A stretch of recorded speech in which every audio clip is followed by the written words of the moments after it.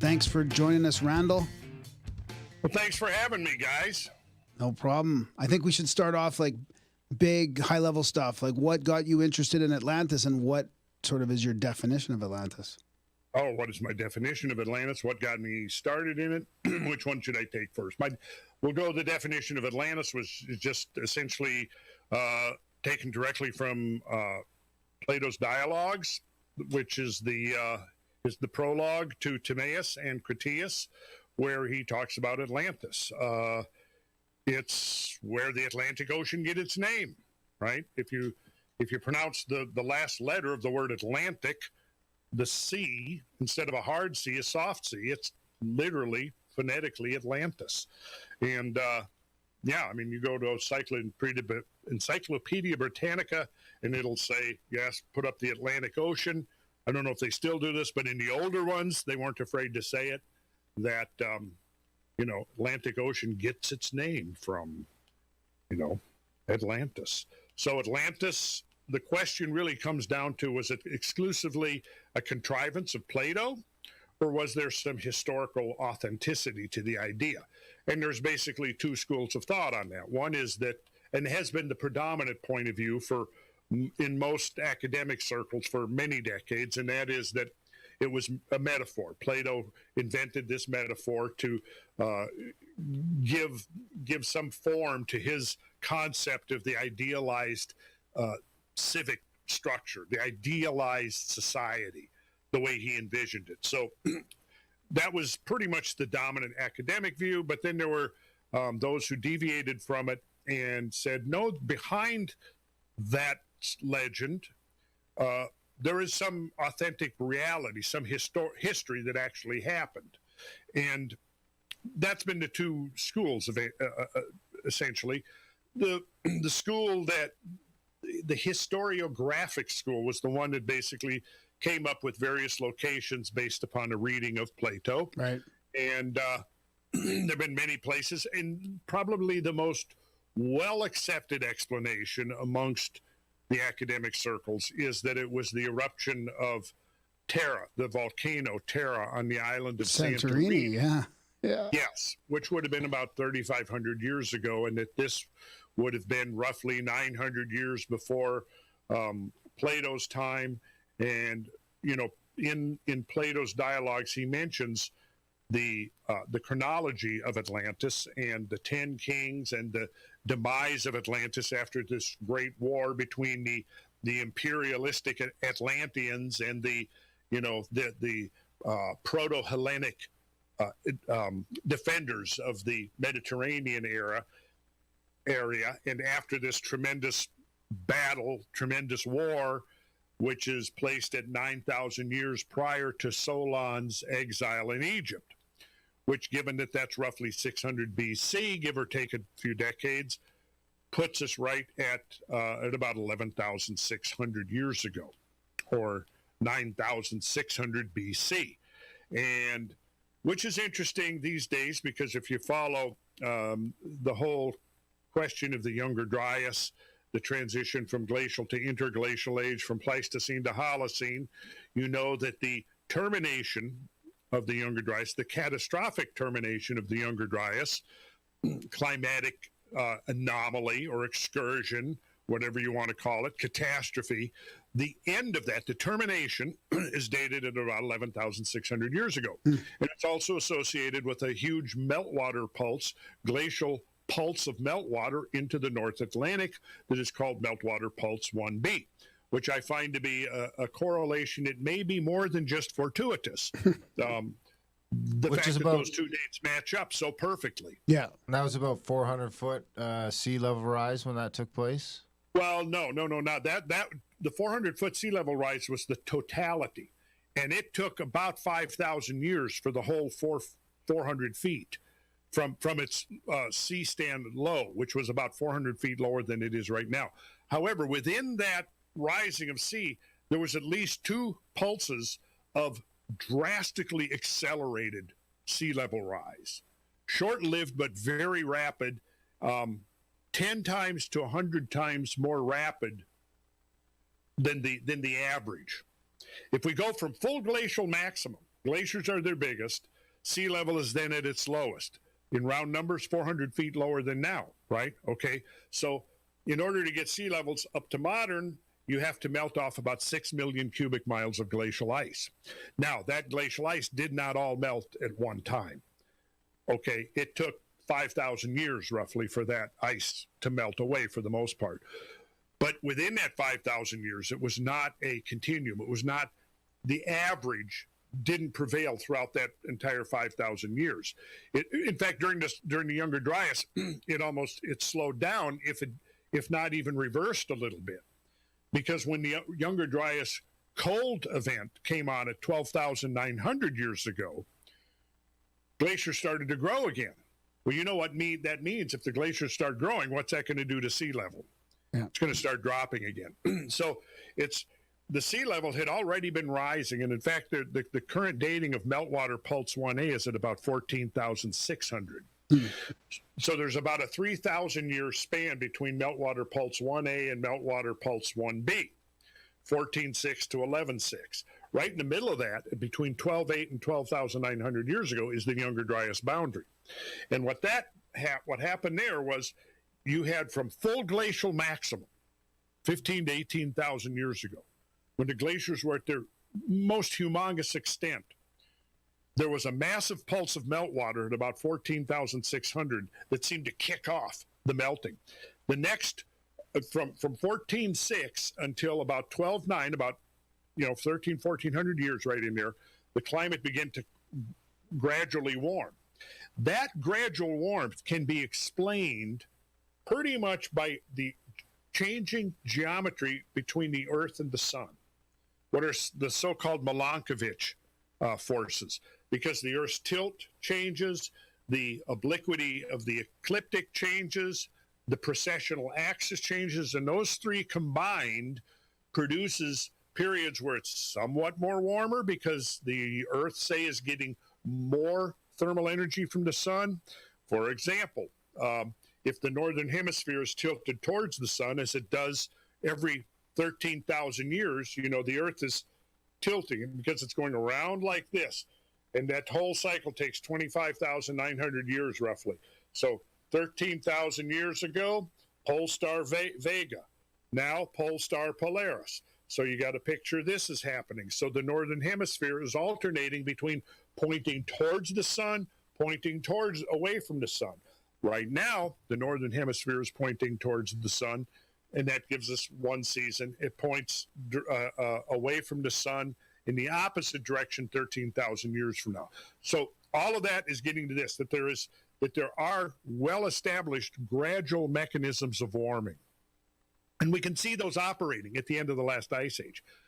However, at 14.6 and at 11.6, that was interrupted because sea level rapidly rose for a short period of time. Do you have a time period there to bring context to the current climate situation? Like, is there a way to narrow it down that 50 feet in 100 years or 100 feet in 500 years, or is there?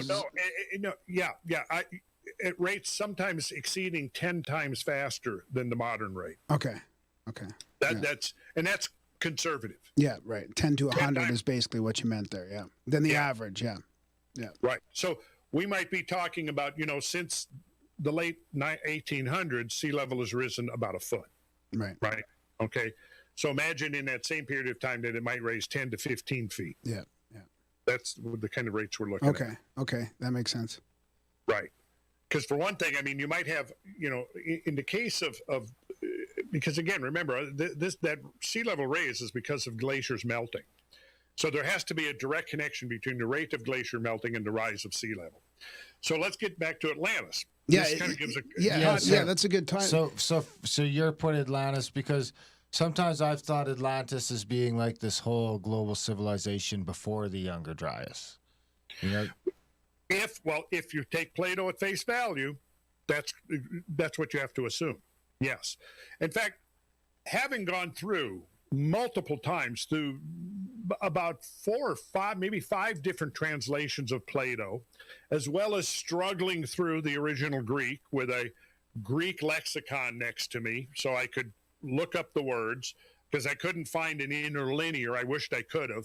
It would have been nice to find an interlinear version of the dialogues, you know, where you got the Greek and then you got the English. So I had to go through keywords and phrases to try to understand. Like, I didn't take the whole every single sentence, but what I did was I went through and pulled out the key sentence where specific information is given. You know, is Atlantis a continent or is it an island? Well, you know, a lot of the critics say, well, we know the geological evidence disproves the idea of there being any continent in the middle of the Atlantic Ocean. But, you know, when you go into the Greek, it was not continent, it was island, the word for island. So, and that's pretty important when you start talking about all the various places that Atlantis could have been. But so if you want to look at it this way, you know, we're only going to be able to scratch the surface here in our conversation tonight. I mean, if you want to get more into this, we can do it again.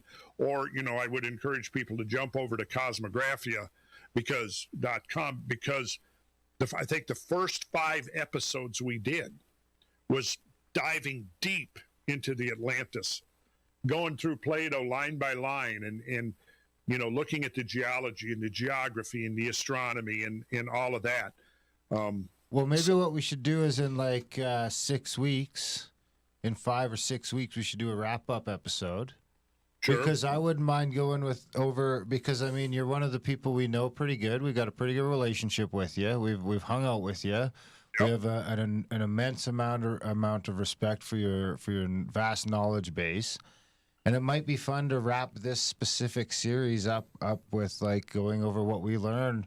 We're going to do some Tartaria episodes. Some Hyperborea. I want to get into that. Some DNA stuff, some giants and bloodlines. I mean, these are some of the different topics we're going to explore in this series. So it might be fun to start it out with you and to wrap it up with you here in you know, 5 weeks out and see what you think about some of that stuff.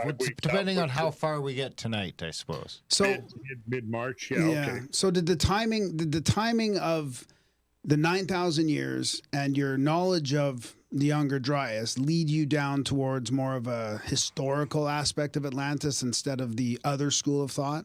No, in fact, it was the other way around. I mean, I heard of Atlantis. I knew of Atlantis even as a kid. I mean, I remember in like 1959 maybe or 58 going to see this really cheesy movie on Atlantis that when I was like 7, even at 7, I thought it was cheesy. That's how cheesy it was. If a 7-year-old thinks it's cheesy, you know it's cheesy. But then there was The Time Machine, which actually came out in 1959, probably, you know, based on Jules Verne's novel, The Time Machine. Not The Time Machine, back up. Journey to the Center of the Earth. Right. Right, okay, so they go down. It was James Mason and Pat Boone. I remember, and I think I was 8 years old then, and it was pretty exciting. I was excited about that whole movie. You know, going to the Saturday picture shows back in the 1950s was a really big deal. And in that movie, they had they go to the center of the earth and they discovered that Atlantis is there. I don't know if you remember that movie. Have you ever seen it? I think I have a long time ago. I don't remember. Long time ago. Yeah, well, you might remember that towards the end they discovered that Atlantis is sunk and now it's in the middle of the earth or something. So that is kind of I think maybe, you know, right in there, one of those 2 movies is where I can probably first remember learning or hearing the word Atlantis, you know, as a kid, because it was, you know, pervaded the popular culture. Heard about it, you know, but wasn't that interested in it because I, you know, we just figured it was a story or something. And, you know, maybe I was prejudiced because that first movie I saw was so damn cheesy. I thought, anyways, so I guess by the time I got to be an adult, you know, I'd been through the whole late 60s thing, and they were, you know, every conceivable weird and fringe idea was being imported into the discussions, right? So Atlantis was quite prominent, and, you know, there was people talking about Atlantis this and Atlantis that. And it was about that time, I think, that, well, maybe it was more like the 70s when the whole eruption of Terra was first proposed. But and where's Terra? That's Santorini in Greece. In Greece, The number 3 sunsets in the world. so that can't be far from Pompeii then. No, that's in the Greek, the Greek islands, really. Yeah. That motherfucker's got a habit for ruining civilizations. Yeah. I can pull up a map here in a minute of the region, but I think what really got me first interested in it was because even as a kid, I was very interested in mythology. So mostly what was accessible to me to read as a kid was things like Greek mythology and Norse mythology mostly. Now in Norse mythology, there was the stories about the wars of the gods and Ragnarok and all of that, Thor and the Midgard serpent and the Fenris wolf and all of those images. And then Greek mythology again is full of imagery of catastrophism and so on. But then probably I must have been early 20s. So I became aware of Ignatius Donnelly. Ignatius Donnelly was a congressman from Minnesota, which was my home state. And so he wrote 2 books on Atlantis back in the 1880s. And he's usually the one who's blamed for the revival of sort of the modern interest in Atlantis. And I remember one of them was called Ragnarok, the Age of Fire and Gravel.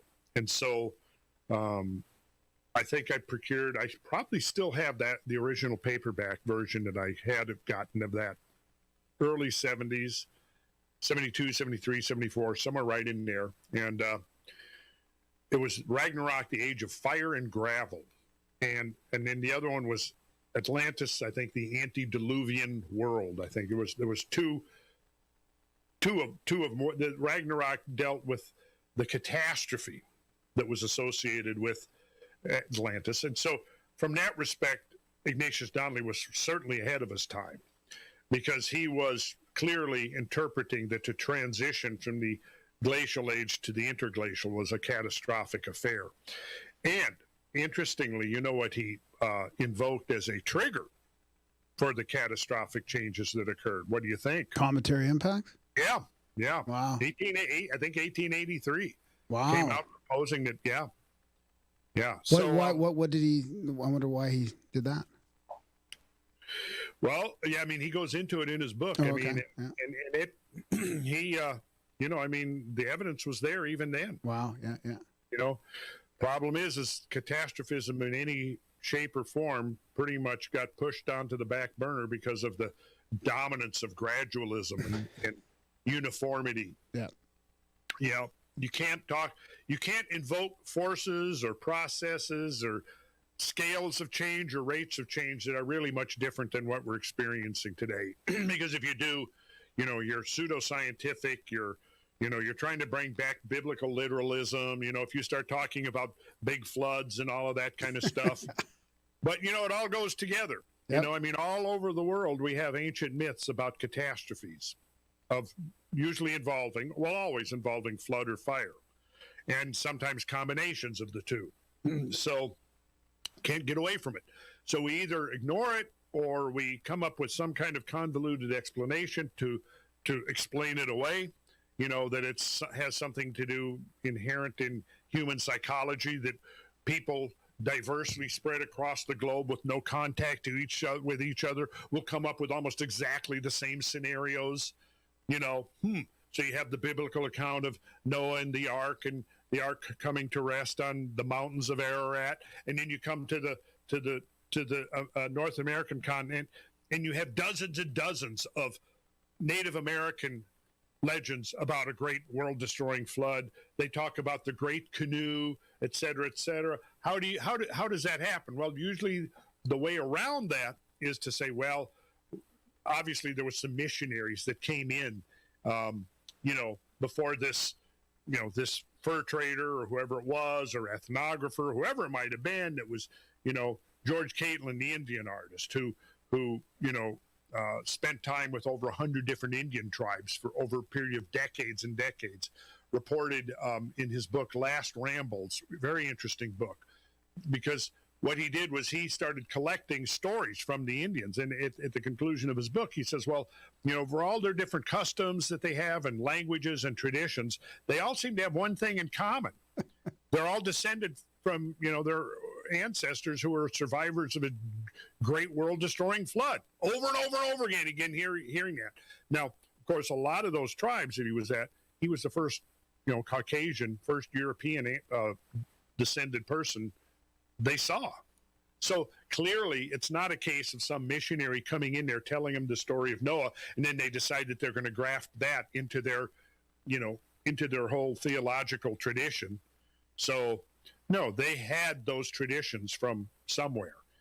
And then, of course, what we now know and what I've been demonstrating over and over again, overwhelmingly in the recent episodes of Cosmographia, is that the entire North American continent was, in fact, subject to a tremendous diluvial event or series of events that were associated with the ending of the Ice Age.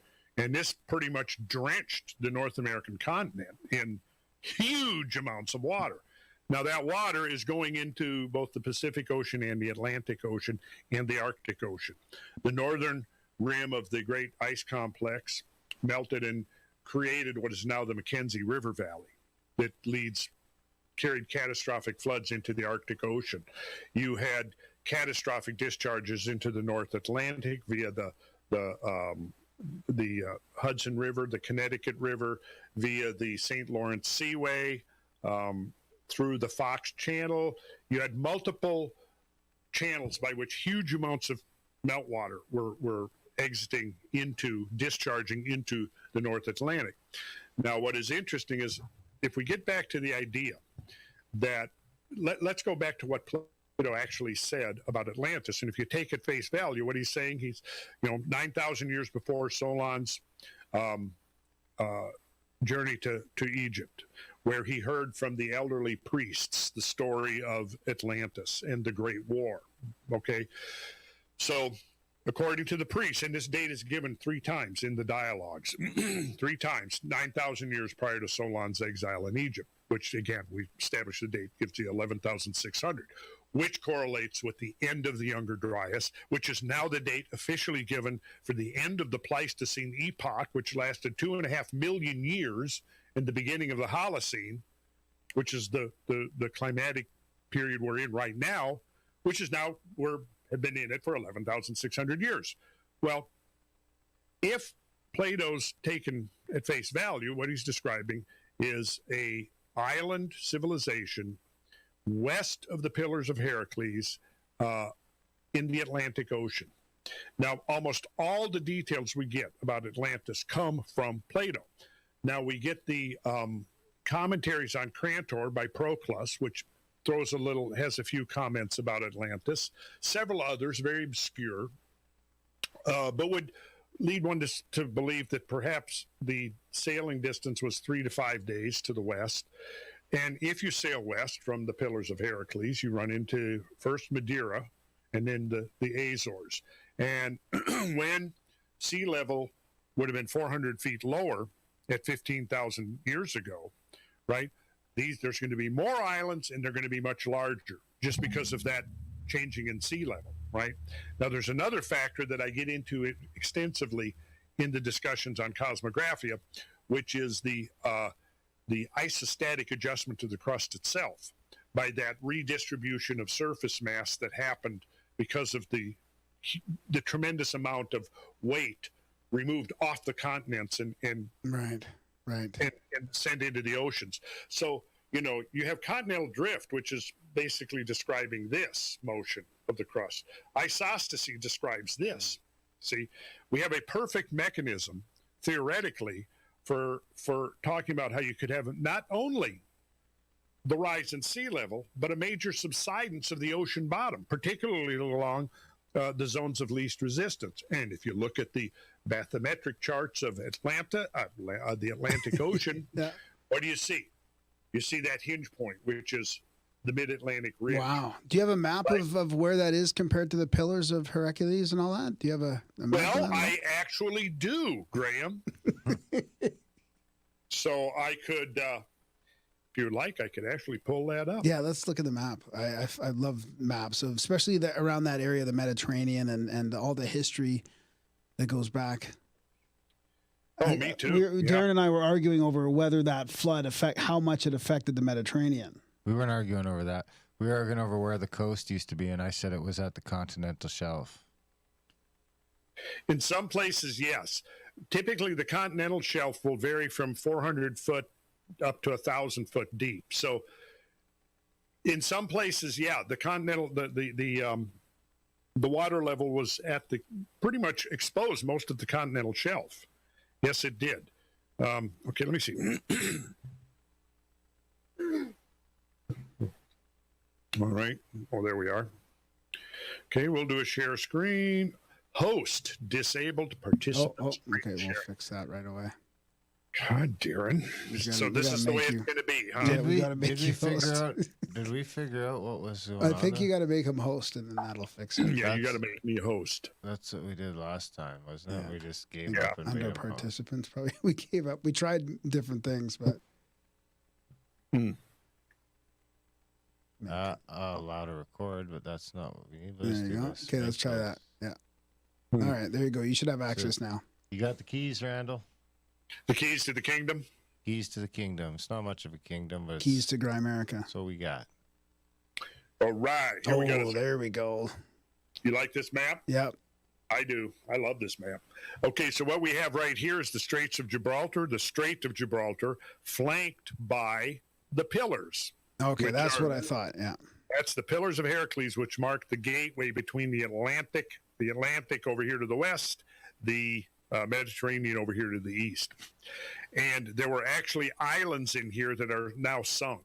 Wow. Yes. So anybody sailing west through here would have come to islands. Now let's go to this next. Let's see. Well, yeah. So right here, here's from Plato himself. And there was an island situated in front of the straits, which are by you called the Pillars of Heracles. The island was larger than Libya and Asia put together and was the way to other islands. And from these you might pass to the whole of the opposite continent, Wow. which surrounds the true ocean. For this sea, which is within the Straits of Heracles, is only a harbor, having a narrow entrance, but that other is the real sea, and the surrounding land may be most truly called a boundless continent. Wow. Yeah, right there. Let's look at this next slide here. Let me back up right here. When we look at this one, Strait of Gibraltar, Madeira is right in here. There's Madeira.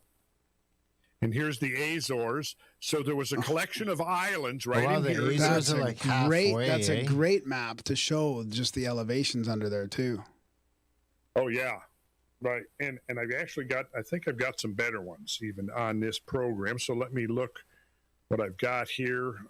Let's see. Yeah, here's a good one. So Doggerland's much later. Well, Doggerland is up by, The It's UK. up by It's the between. UK and stuff, Yeah. right? yeah. But take a look at this one. Oh, yeah. So is that the Azores up in the top there that's actually poking out a little bit? Yes, the Azores is this Wow. cluster of islands that are actually part of a whole microcontinent. So you could picture basically all that sort of light blue being above the water. This light where Kurt, can you see Yeah. my Yeah, cursor? yeah. That's the Azores Plateau. And here's Wow. the Pillars of Heracles, and all in here are a group of sunken islands. So And then they jumped from those to the middle ones, and then they're saying you can get over to the other continent from there. yes, there it is. I mean, right there. That's what I'm talking about. The geography checks out. Now, you know, I mean, that could have been how they all got around before the Ice Age. well, you know, here's the thing.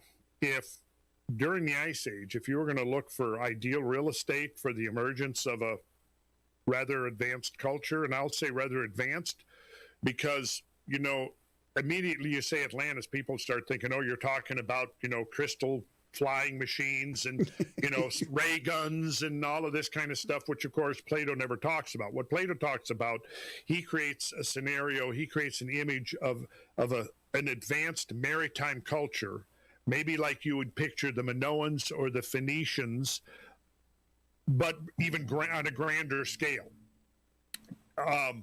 So basically what we're talking about here is a maritime culture have existed during the Ice Age?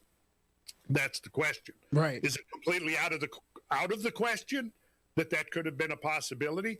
Well, if depending on how much time we have to go through some of this, if you were going to look at prime habitable real estate during the Ice Age, the Azores right here would have been a great place to live, actually. And let's see here. I might be able to actually even. So that would, you could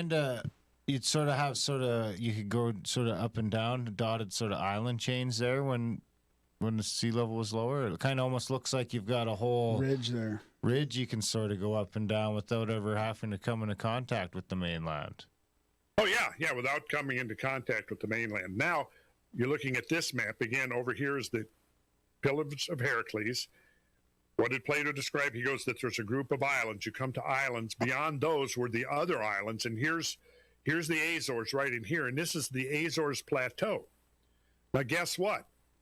Empirical evidence suggests very strongly that the Azores Plateau recently sunk as much as a mile or two. And I can show you some of that. From what you were talking about before, about the isostatic depression? Yes. Wow. That's exactly it. And I go into a detailed analysis of this whole question in the Cosmographia series. So at a mile or two, you're basically talking about everything you can see there being exposed. For the most part, like right here in this, we're looking north along the mid-Atlantic ridge. Here's the Azores Plateau. Oh. You could picture that all of the orange would have been above water. Wow. So how deep is that now then? That's because you think it's sunk. It's like 1,000 feet, 1,500 feet in that area? Or yeah, the peaks of these mountains are sticking above the waves, and that's the islands of the Azores, are the peaks of these sunken mountains. Yeah. And they are sunken mountains, yes. That's not some pseudoscience. That's well established by marine geology and studies. But what about the whole ridge of the green down that whole sea there? Would that all have been exposed, or all of this? Probably not. Probably not. Somewhere this would have been like here. Probably was Florida a peninsula. Keys, yeah, right. Reaching so out. So if we're looking where your cursor is now, say from left to right across that up. Sorry. Like the actual part that would have been exposed, the orange part, what's the scale of that across there, roughly? From east to west? 400 to 500 miles, maybe. Oh, wow, that far, eh? Wow, so that'd be like 800 kilometers. Yeah, maybe not that 600 much. kilometers, 700 kilometers. That Atlantis was bigger than Libya and Asia combined. Oh, right. Where I think that's a little misleading is because it's just like if you look up what is the area of Polynesia. Well, if Polynesia is dozens of islands. So are you talking about just the as the crow flies, or or the whole area that's occupied by the islands? Yeah. And I think that's the way one should probably interpret Plato here. Because Madeira was probably part of an Atlantis kingdom. Is there any evidence of any civilizations in the sunken area there, or the Azores? Or like, what are the Azores like now? Can you go hang out there? Is it like? Yeah, there's some islands there you can tourist islands. Yeah. Yeah. Here's the map of the islands, and you can see yellow's above water. The yellow's above water, but you can see that if you drop, like, there's 1,000 feet right there. So if you drop sea levels 1,000 feet, I could almost see that up there as being an old bay. Yeah.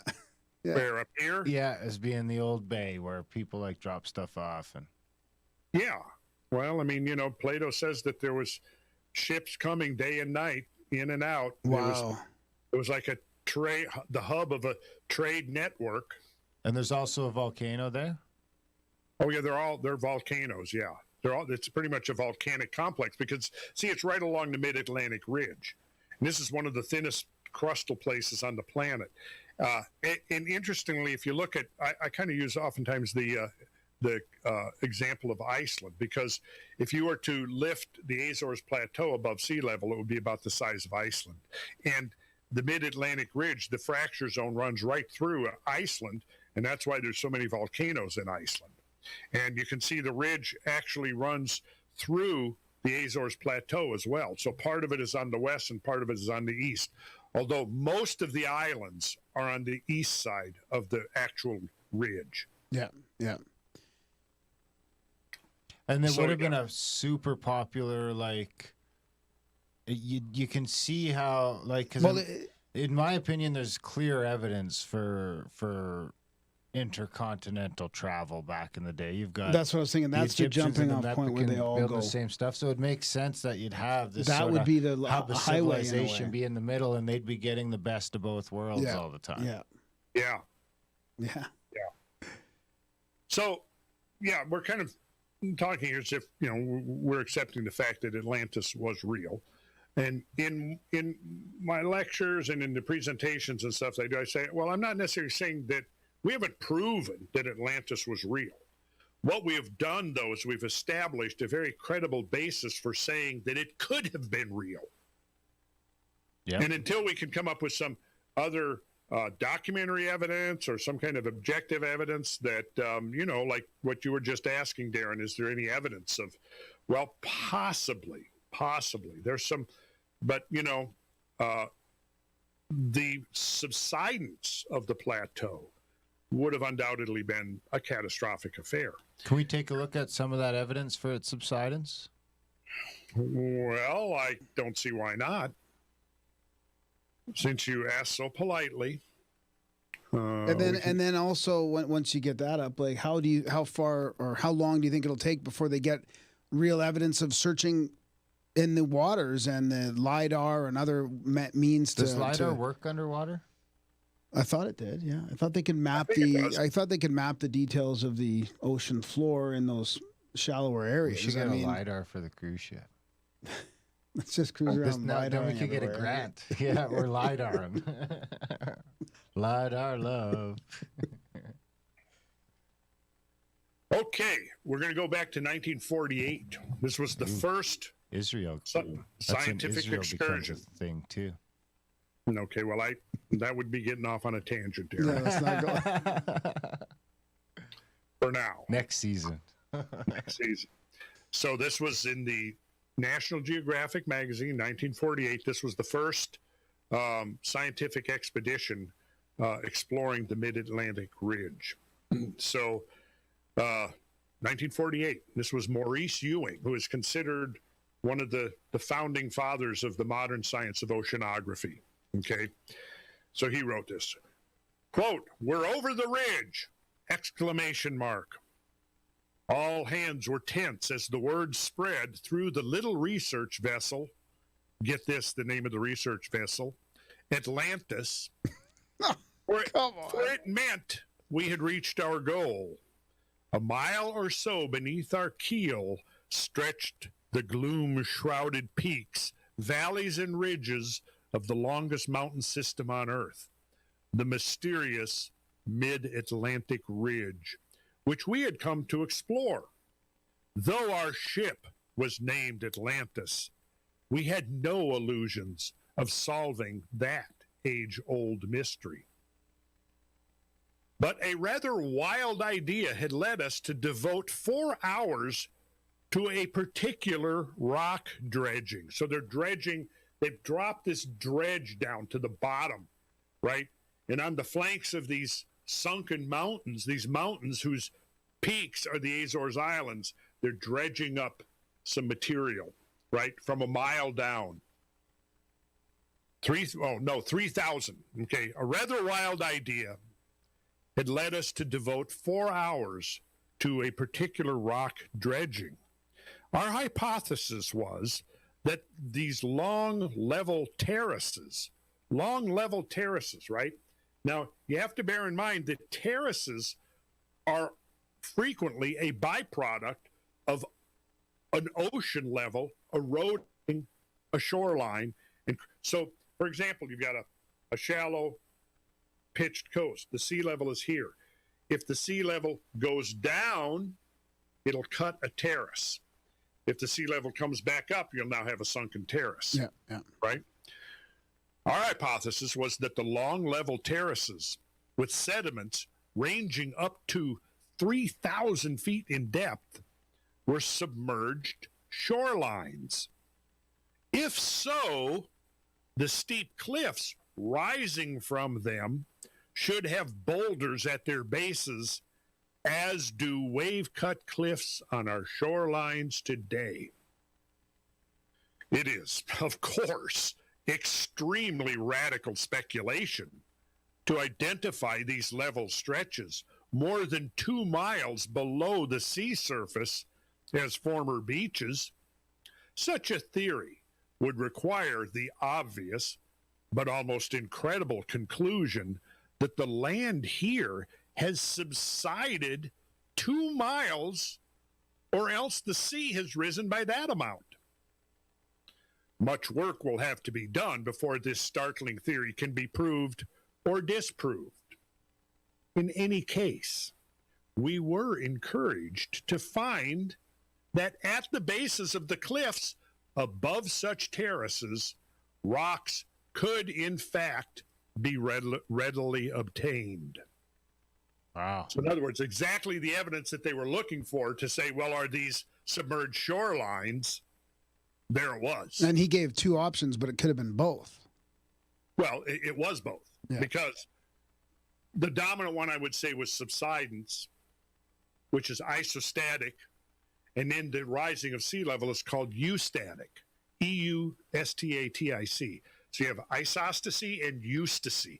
Eustasy is the sea level rising and falling, generally because of the fluctuating glacier masses worldwide. And then isostasy is the vertical movement of the Earth's crust.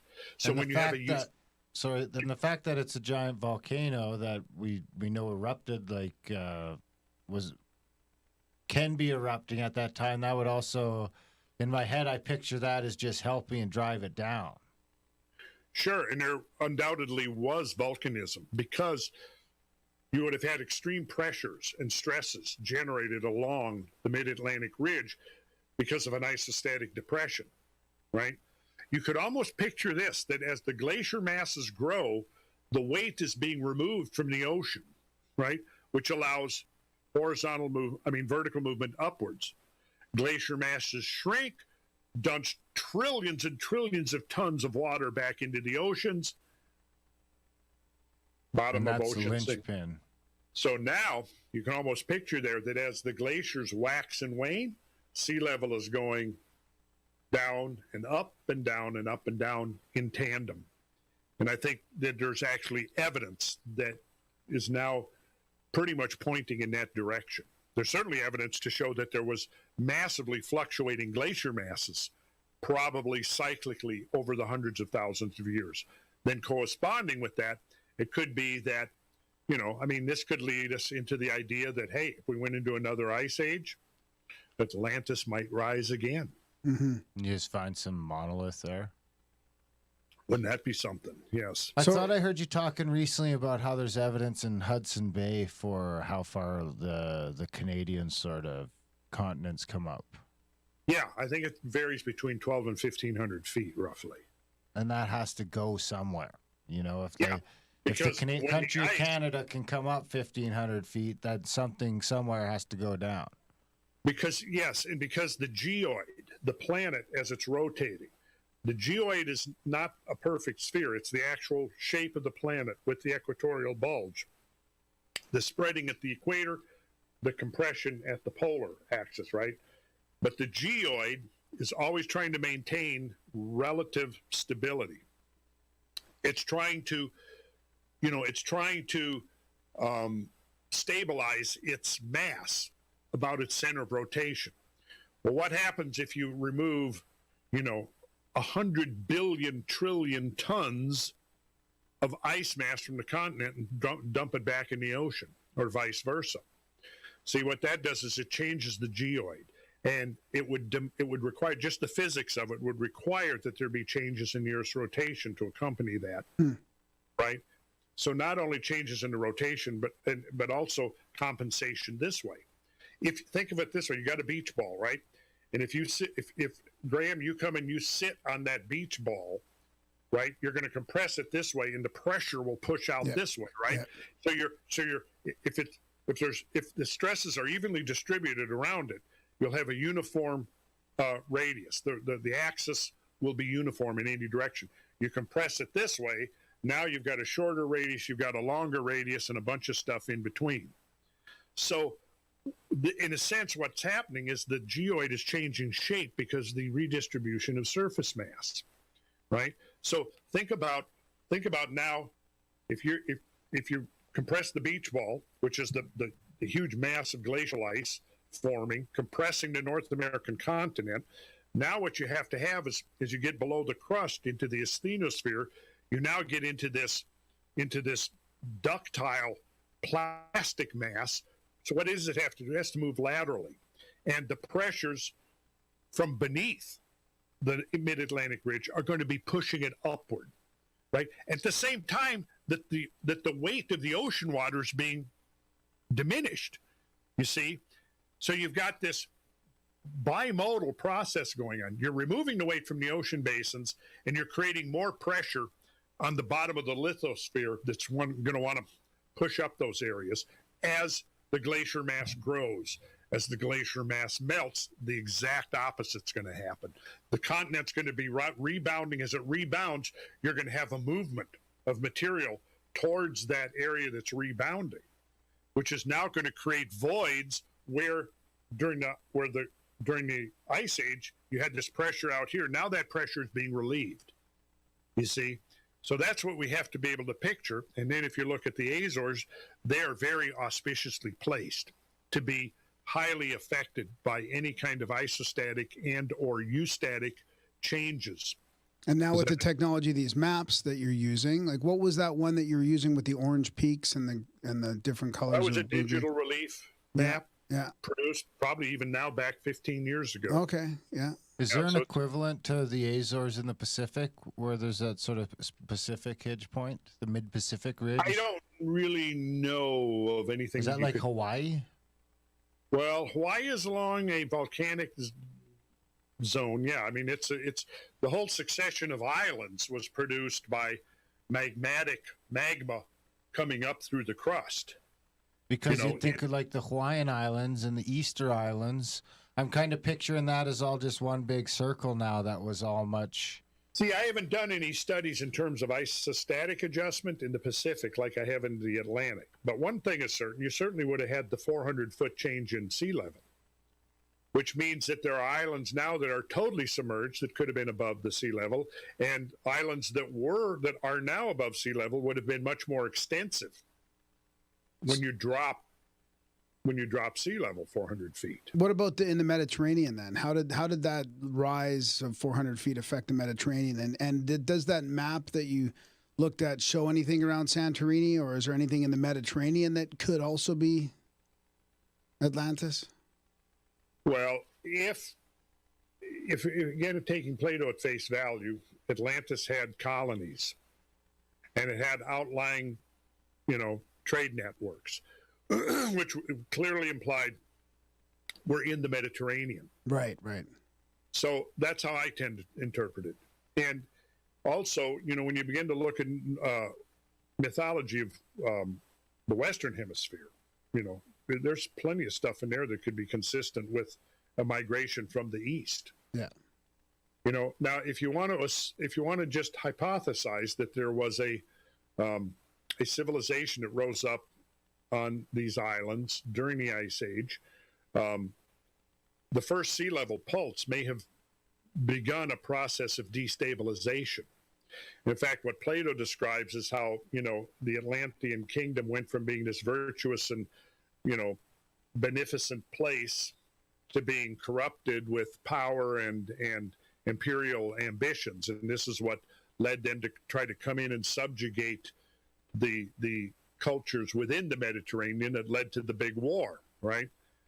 Well, if I was going to try to imagine a scenario, I would picture that, meltwater pulse 1A at 14.6 probably caused a lot of seismic and volcanic response, which would have directly affected anything that was going on in the Azores. And that could have been the beginning of the decline of a culture, a civilization that had established itself there during the previous 4,000 or 5,000 years, right? Or longer. Yeah, it could introduce a lot of struggle too, hardship. Yes. And the motive to become imperialistic, especially if you look at what other cultures have done when faced with rapidly rising sea levels, is to build seawalls. So, nothing explicitly mentioned by Plato about importing slaves for that purpose, but they were being imported for something. That was one of the things that Atlantis was doing, was capturing people and enslaving them, according to Plato, you see. So I could envision, there being a necessity for some means of that. Others, may have seen the handwriting on the wall as sea levels continued to rise. And then at 12,900, there was probably a rapid rise in sea level. I haven't seen the studies from the Atlantic, but there was certainly evidence that there was a gigantic influx of fresh water into the Arctic Ocean at that time, as well as probably into the North Atlantic. One of the major drainages of glacial Lake Agassiz now seems to be falling around the Younger Dryas boundary. Then we have 11,600 year ago event, Meltwater Pulse 1B, and that could have been the coup de grace. That could have been the thing that finally caused enough of a seismic response along the mid-Atlantic ridge that it pretty much wiped out any culture that was living on that island group there. Which lines up with Plato's timeline as well. And what? And that lines up with Plato's timeline. If that's the killing blow. Perfectly. Lines up perfectly, yes. And how much of that would have went into the Mediterranean? Like, was it destroyed the same level? Did the sea level come up that high there, or was that somewhat isolated? Well, it would have been a 400-foot rise in the Mediterranean. Same thing, eh? It was connected with the Atlantic. Yeah, I'd say the Mediterranean wouldn't have been affected by oceanic depression so much because it's connected to the continents and all that, yeah. Yes, that's correct. And there's not the evidence. See, we could go on here. I mean, do you have that type of map of the Mediterranean that shows the what it was like 400 feet below, or? Well, yes, I do. Because is there a Suez Canal then? Like, is the Suez Canal man-made? No, that's the. No, that's no, Darren. No, so that was around. So does that canal still there?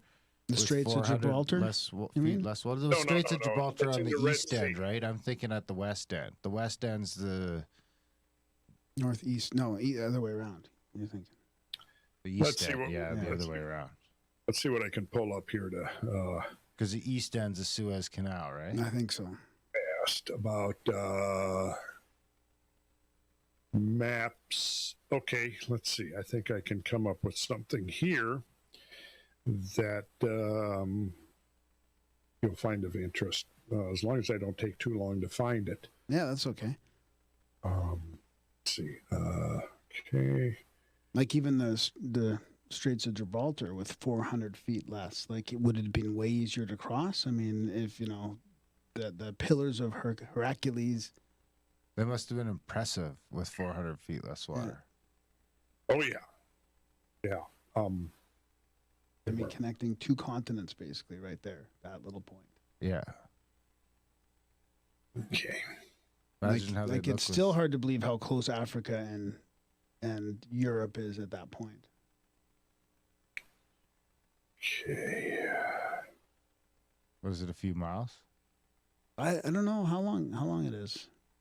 Technically, I feel like it's shorter than that, but.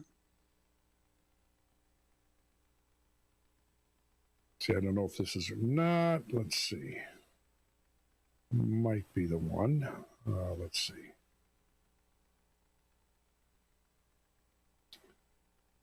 Yeah, I've got some great maps here that I can pull up. If you give me just a second here. Yeah, no problem. Okay. All right. It says 2 continents are separated by 13 kilometers of ocean at the strait's narrowest point between Point Mariquai in Spain and Point Ceres in Morocco. The strait's depth ranges between 300 and 900 meters, 980 and 2950 feet, 160 and 490 fathoms, which possibly interacted with the lower mean sea level of the last major glaciation 20,000 years ago, when the level of the sea is believed to have been lower by 110 to 120 meters. Ferries cross between the 2 continents every day in as little as 35 minutes. Part of the northern coast of the strait lies within Spain's El Estrecho National Park. Huh. That'd be a cool spot to go check out. Yeah. Well, this is why I'm wanting to do an Atlantis tour. We'll need a boat. Yep. So, is that something you can get on, Darren? I'll start working on the boat. I've kind of been working on a boat already, so could work out. Okay, good. Yeah. All right. I think I got the.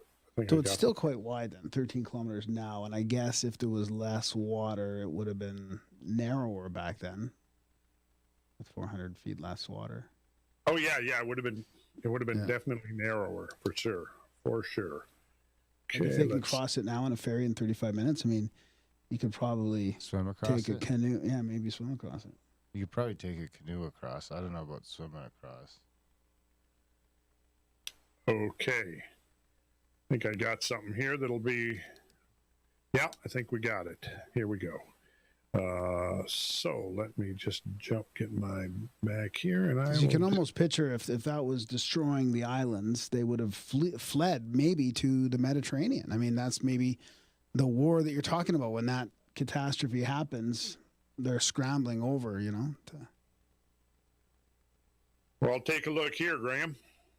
Okay, now this map shows very clearly the continental shelves. Look around the UK, United Kingdom here. Oh, yeah, that's right. There it is. Now, here's the thing. During the Ice Age, these weren't even islands. This was all a unified landmass here. Wow. And, for example, look at the Baltic is pretty much closed off, but you can look at the Mediterranean. Now, oh, I see. So the darker is the deeper area there. Yes. Yeah. So when you look at the Mediterranean, there's that shelf above Libya and Egypt, maybe, or what would that be there? Pull in Morocco. Morocco's on the west. Yeah, Egypt is right here. Yeah. Right here's the Nile coming up, and here's the Nile Delta. The Suez Canal is right here. Now, a lot of this was above ground, but not all of it. I think the depth of the shelf in here is 800 or 1,000 feet. So what it meant was that the Mediterranean was much smaller than it is now, because, again, it would have been 400 feet lower. Mm-hmm. Because even east of Greece and west of Turkey there. Yes, in this area. That looks like it might have been somewhat connected. Yes, it maybe was. I haven't really seen the absolute depths here. Yeah, but it's a great visual. Gives you an idea. Gives you a visual. And let's see. And then and then go to the left to the Azores on this map. It shows all those islands. I mean, now you see all those islands from. Yeah, let's pull back in there then. There's the Azores Plateau right there. Yeah. Wow. Right there. And Medina. Madeira is right here. Yeah. And then the Canaries are here. Oh, yeah. Let's see what this is. Okay, this is basically the same view, a little bit different. Let's see, we can go back here. Let's go back to North America here and take a look. So largely the coastlines of the world roughly coincided with that line. Right. Although not always. because like I said, there was sometimes this drop off was like 1,000 feet deep, so it would have still been under 400 or 500, 600 feet of seawater. Yeah. But yeah, overall, the continental shelves, I mean, the continental shorelines were much further seaward during the Ice Age than they are now. North and South America might have been connected more through the Central America. Well, watch this now. I'm gonna toggle between this map and the next one that shows sea level, I think 350 feet low. So it's a very conservative, but you'll still be able to get a sense of. I particularly look up here. Okay. Yeah. Right up there by Alaska, and look. Yeah, what you got to focus on one area. Wow. Wow. Yeah, you got to focus on one area when you toggle back and forth. So do that again a couple times. And Greenland too. Yeah. Well, what we'll do. Oh, it looks like it's connected right there between South and North America down the Baja. It's pretty darn close. Now watch. We're going to take a closer look at North America. Okay, so here's the present coastlines. Now watch this. Jeez. Yeah. Yeah. Yeah, it connects up north even. I mean. Yeah. Look at this. Yeah. And then all of this area, which was not glaciated. This was a whole. You want to talk about? Oh, that wasn't glaciated over there? No. Is that what they say Hyperborea is up there? I don't know. I'm fascinated by that too. I mean that. Yeah, So that, on looking at it from the other side, would be northeast Russia then? yeah, Siberia. Siberia. This is Beringia. Now, Beringia is a lost world. Which seems to also have evidence for the quickest temperature drop up there too. Yeah. And look at down here in the Caribbean.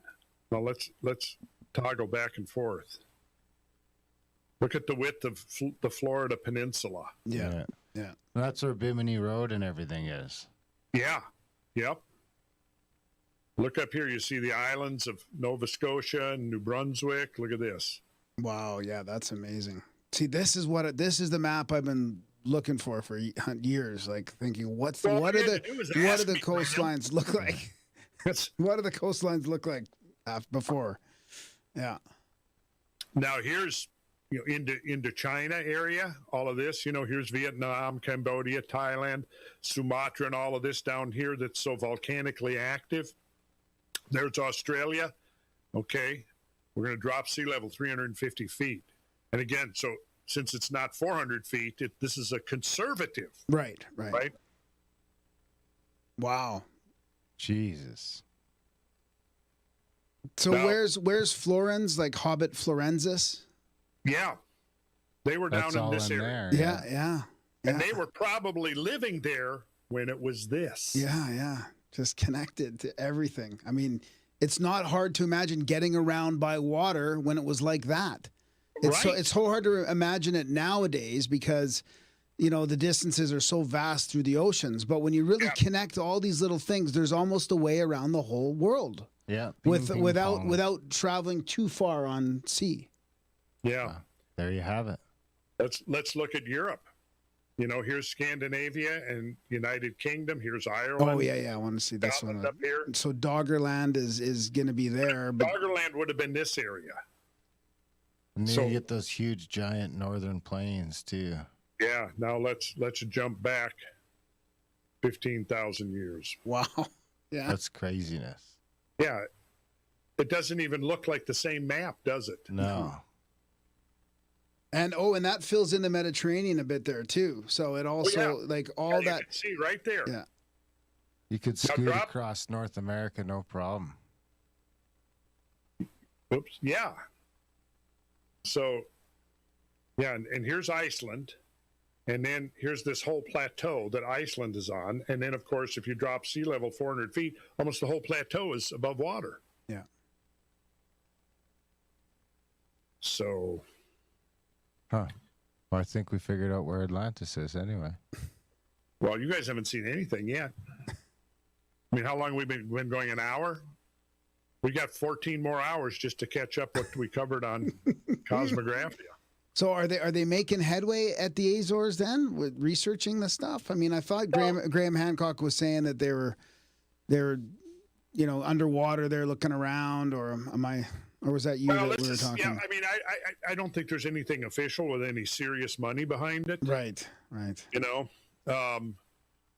Like, what would you do if you had a bit of money? What would the first thing you could do to try and research this a little deeper? Oh, a submersible. Submersible? Just checking out the plateaus, looking for what? Like man-made pillars and shit like that down there? Yeah, look for anything that would suggest that it was man-made. Yeah. And if you remember the quote there was like in one case 3,000 feet of sediment. So you got a picture that in the subsidence of the island, it probably happened in a series of spasms, right? Major earthquakes. And you might have had subsidence of hundreds of feet at one time, which totally could be plausible given, the nature of the crustal movement and the isostatic depression and rebound and all of that. So, one of the things that is going to induce is instabilities, particularly in any mountain slopes. They're going to be hard to and find as the water is moving up, and saturating the ground, you're going to have all kinds of mass wasting events, landslides and material. So a lot of what might have been there down on the lower, near the bases of the mountains, could be buried under hundreds of feet of sediment. Yeah. But, maybe the sediment might have preserved some stuff. Yeah, or maybe you got to go further off the coast, or. Why, are you going to get us some money, Graham? One day. We'll get a boat with a submarine. We'll go check it out. LiDAR that shit up. So where can people go if they want to? You mentioned you did like a full deep dive on Atlantis. If our viewers want to go and decide they want to go enjoy that, where can they find that? At cosmographia.com. Just go to randallcarlson.com. It's the podcast that we do. We're up to about 60 episodes now. The first 5, I'm pretty sure it was 5, are devoted to the whole in-depth discussion of Atlantis. Wow, that's fantastic. So is that also on video or is it mainly audio? No, it's video as well. Yeah. Video as well, yeah. It's a YouTube channel. All going YouTube up channel. on How To. All right. It's all going up on How To, which is going to roll out this coming week, I think. Oh, wow, nice. Yeah, some changes are afoot. I love it. Changes. Yeah, that's great. Yeah, here too. I mean, it's been a great primer for Atlantis, and just it's perfect. And we encourage everyone to head over and do the full deep dive for sure. It's a great team over there. I like those guys a lot. Yeah, they're fantastic. Yeah. Well, speaking of guys we like a lot, we like you a lot too, Randall, and we appreciate you taking some time out of your Saturday to do this with us. Oh, my pleasure. Yeah. What is it? What does this mean? That it's all over now? Well, we can do another one in a few weeks if you want. Yeah, we could. We could. Yeah, we could. Yeah, because I mean, look, we barely touched upon anything here. Yeah, but what we looked at was pretty cool, isn't it? It is cool. Yeah, I really like the maps where you can drop and raise and lower the sea level and stuff like that. Yeah, isn't that great? Yeah, that's something else. There is there's amazing stuff happening. And I think, as this network of us guys and people who are into this grows, and we start sharing more research and resources and stuff, I mean, I think it's going to be game changing. I agree. It puts context as well into what's happening in our contemporary society with all the fear mongering and the climate change and all that other stuff. When you talk about stuff like this and that islands are disappearing and sea levels rising hundreds of feet, it should put some context on what's happening now, I think. I think it's important to learn that.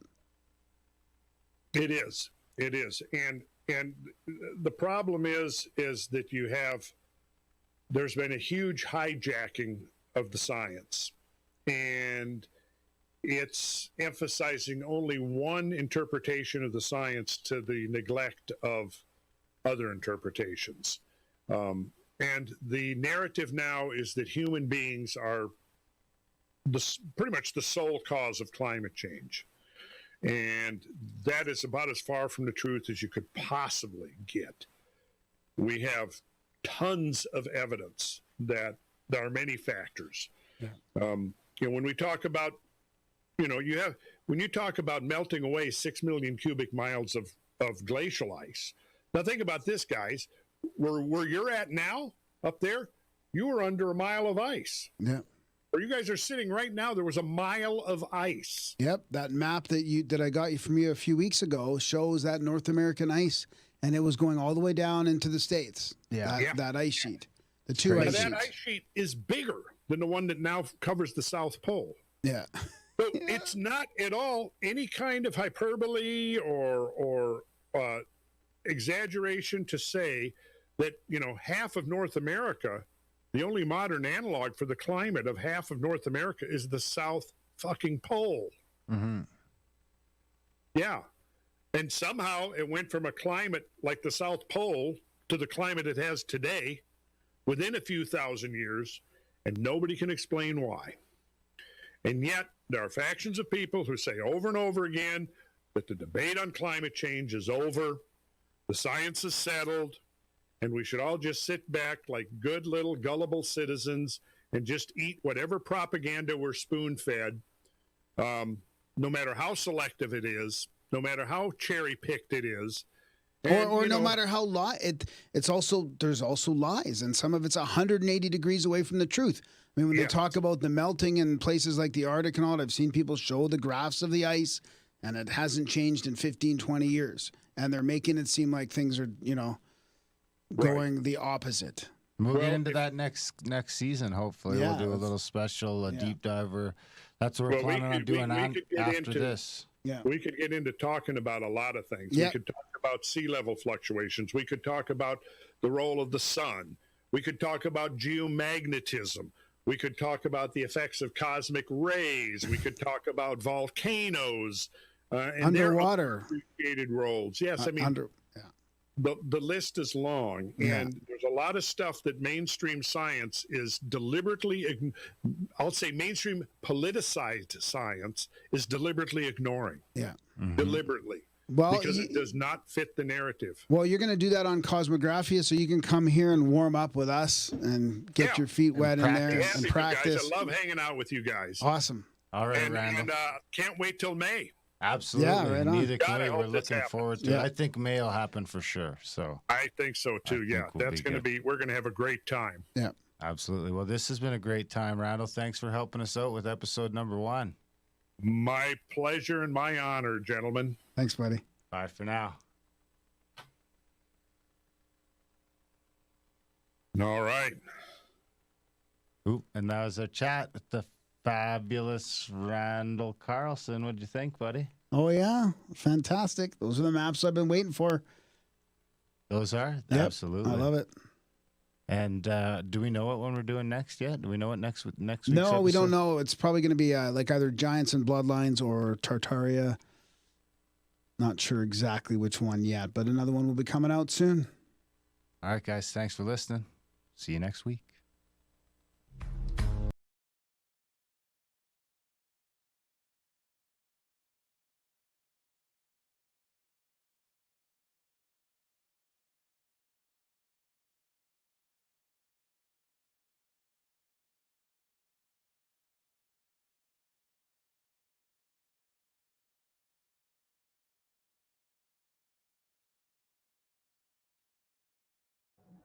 Good.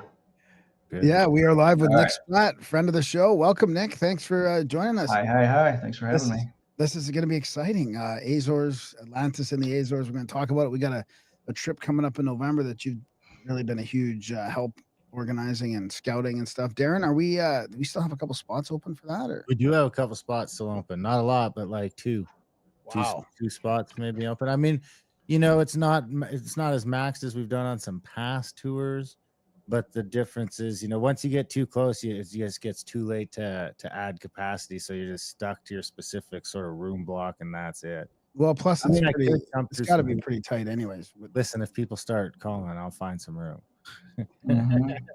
Yep. Golden If tickets we get to abound. that point where we're past the allotted rooms, you can always call the hotels. But as of right now, there's just two easy peasy spots available. Right on. Well, Nick, let's see what you got. I mean, this is exciting. You've kind of jumped into this fairly recently, right? After being inspired by Randall and others, and yeah, let's hear it. Yeah, I guess the way that I got into this was just by being a fan, like pretty much everybody listening to the show right now. So, after the first 2 tours that we did, and then going to Duck Creek with you guys, kind of got getting involved with the names and the people, and I just kind of took it upon myself to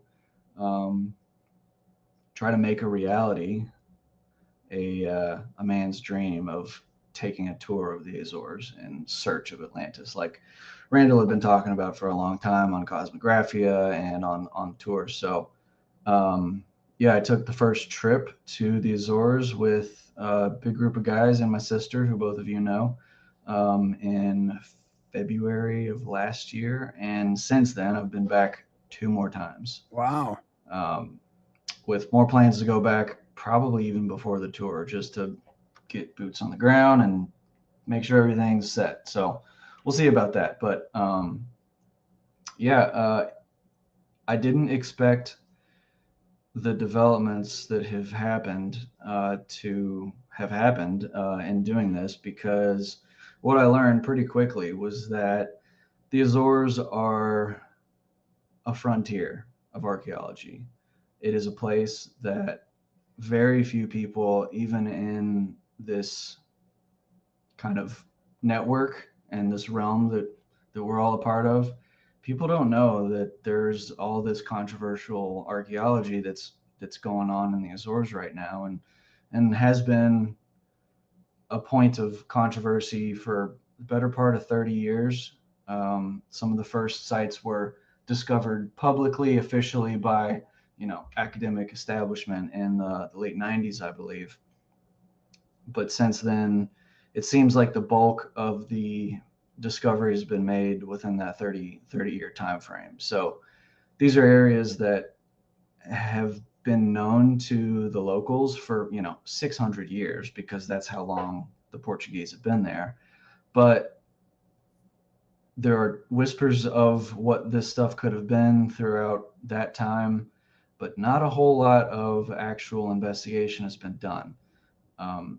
There's been a lot of conceptual anthropology that's been done to try to piece together what may or may not be true based on existing records of, this looks like somebody or something that's found in Europe. We're going to say that it could be this, but because there's been no really hard scientific, anthropological, archaeological study into this whole area, nobody can really say for certain. And that's something that I hope to change with what we're doing here, is to bring awareness to some of these sites and to try to get some actual work done, albeit may have to come from the private sector. That's totally fine, because I think, as the Comet Research Group is showing, that could be pretty effective in kind of crowdfunding some science outside of the academic establishment. So there's 9 islands of the Azores, and as far as the island that has the most of these archaeological sites is going to be Terceira, and that's where we're going to be spending the bulk of our time on the tour in November. But there's dozens. I mean, and since I've been going there, every time I've gone, I've pretty much found something new that either somebody hasn't known about before, or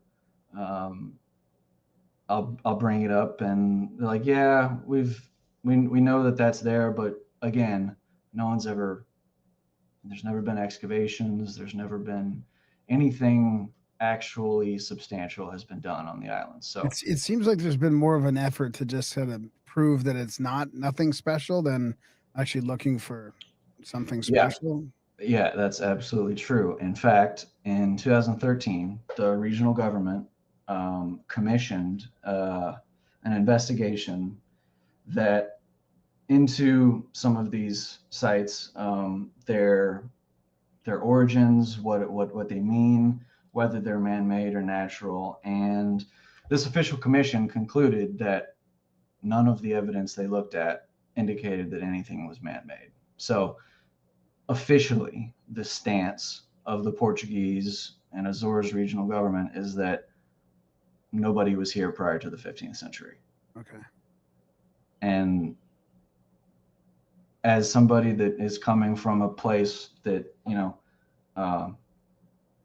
a community that, like just loves this whole subject of prehistory and, hidden history and all this. And then also having been there several times and seen these things firsthand, at first I laugh at it, but then I'm like, okay, you're covering something up, man. Gotta be. Because as we'll see in some of the presentation that I got here, there have been several things that behaviors stretching back to the very beginning, 1427, that are highly questionable, highly suspicious, that seem to indicate some kind of manipulation of history. And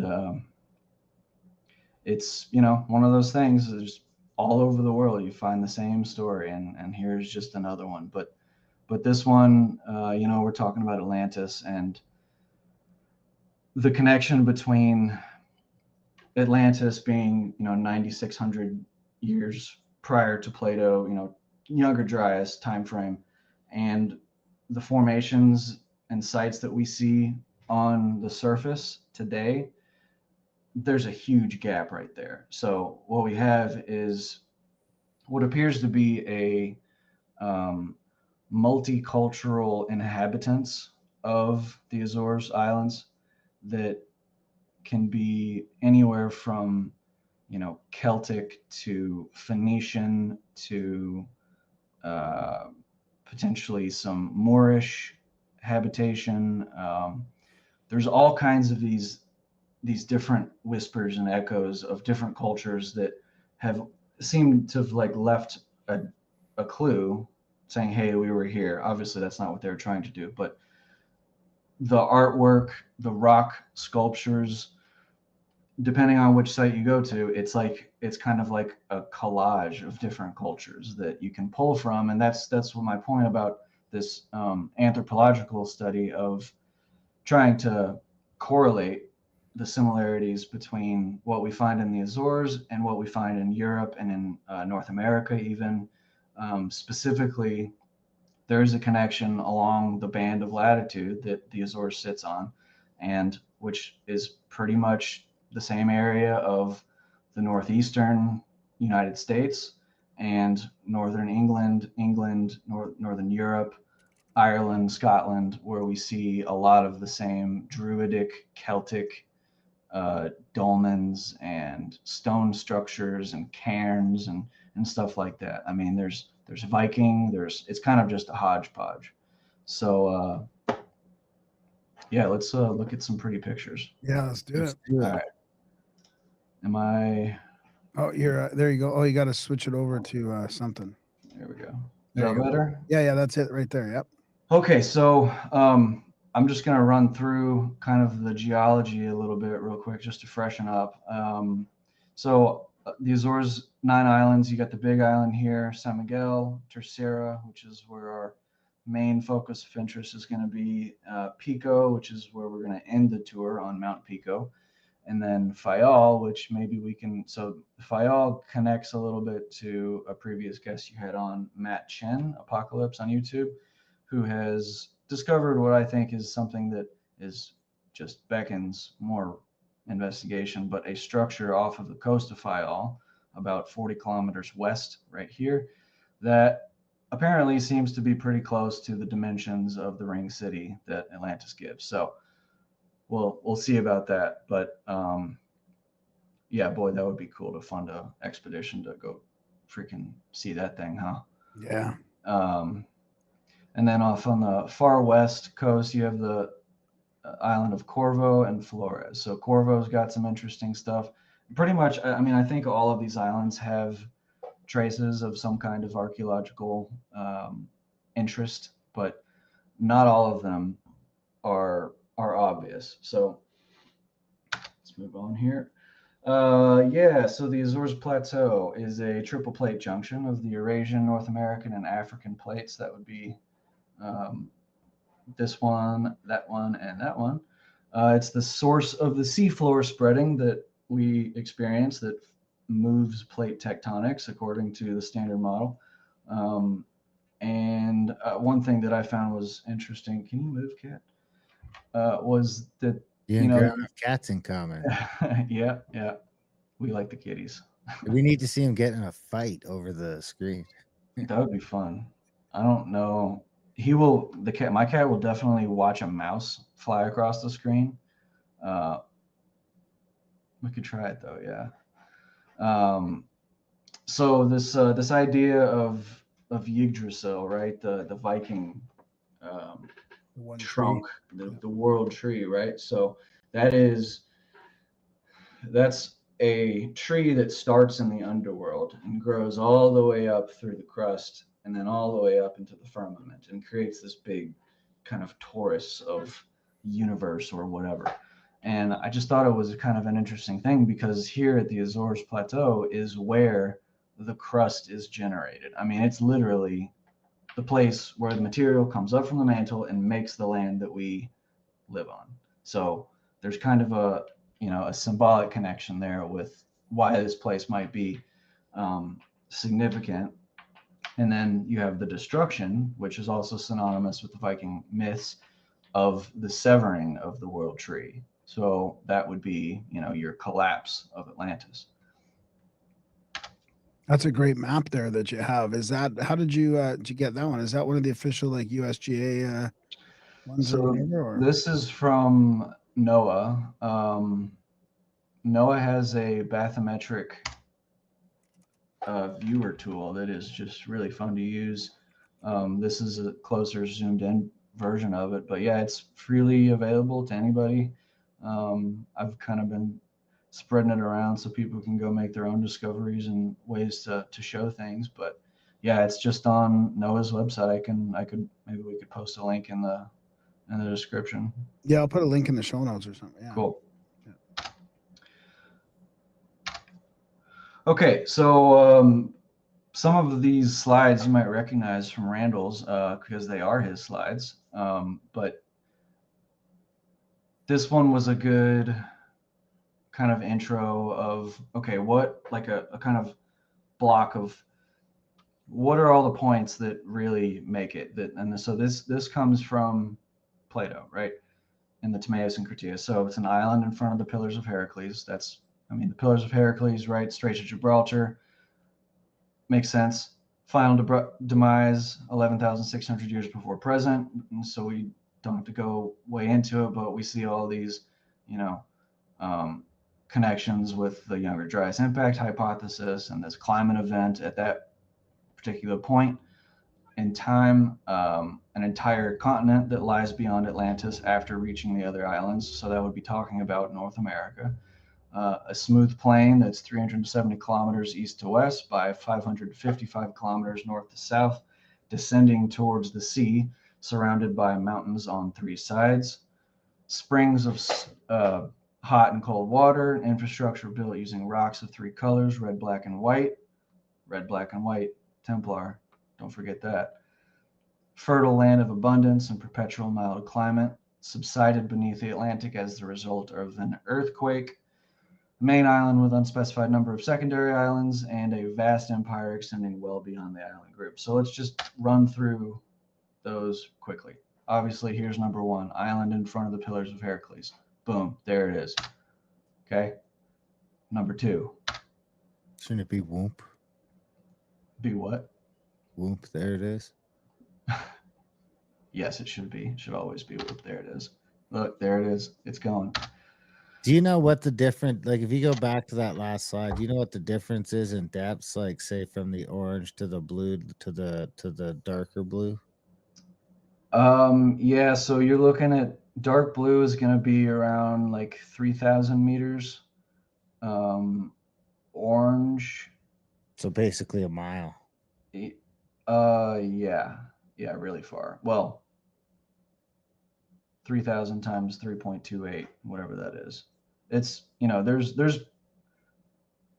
I think the deepest part that's actually in the Azores Plateau. There's a couple of holes, they call them, like these boree holes, boree. I'm not sure how to pronounce it, but they can reach up to like 7,000 meters. But yeah, this is abyssal plain, and then you have your seamounts down here, and so all of these little spotted guys here, these would have been exposed to air. These would have been subaerial, as it is called, during the Ice Age. I mean, for sure, we know this stuff isn't even 400 feet down, not all of it. So without isostatic compensation and just from the sea level rise alone, these would have been exposed. So all the orange basically, or all the sort of the beige and orange colored stuff?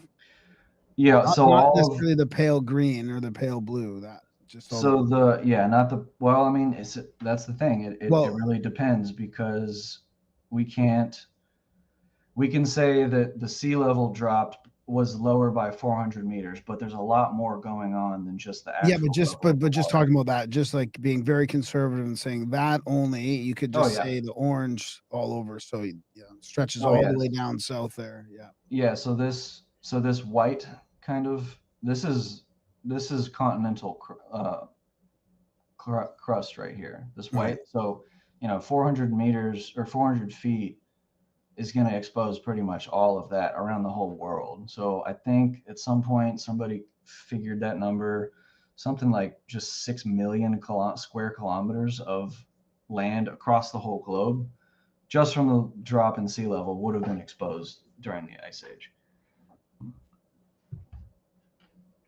All right, so the subsidence. So this is from some cores, I believe, that were taken way back in the 50s. So we've got one of the cobbles gave an apparent radiocarbon age of 12,000 years, plus or minus 900.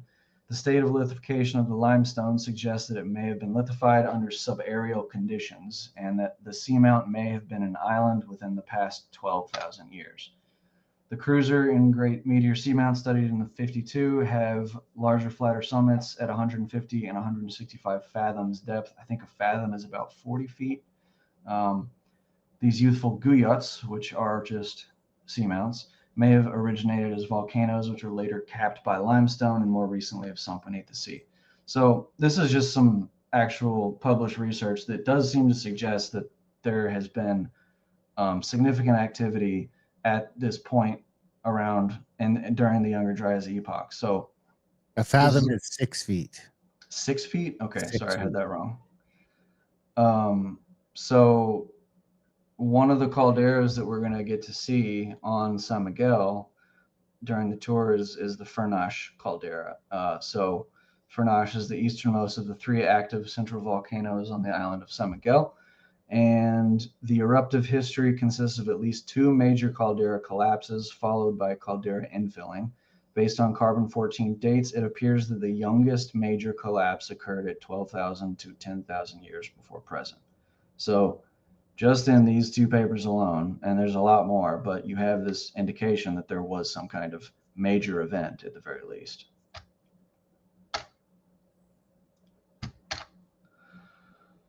Okay, here's an easy one. The continent lies beyond Atlantis after reaching the other islands. That's America, Newfoundland, Canada. Wow, that's pretty close. That green spot there. Yep. Yeah, I mean, just think about how much land would have been exposed here. Like what things are sunken in the oceans here that are just covered in sediment that we have no idea about. It's a huge area.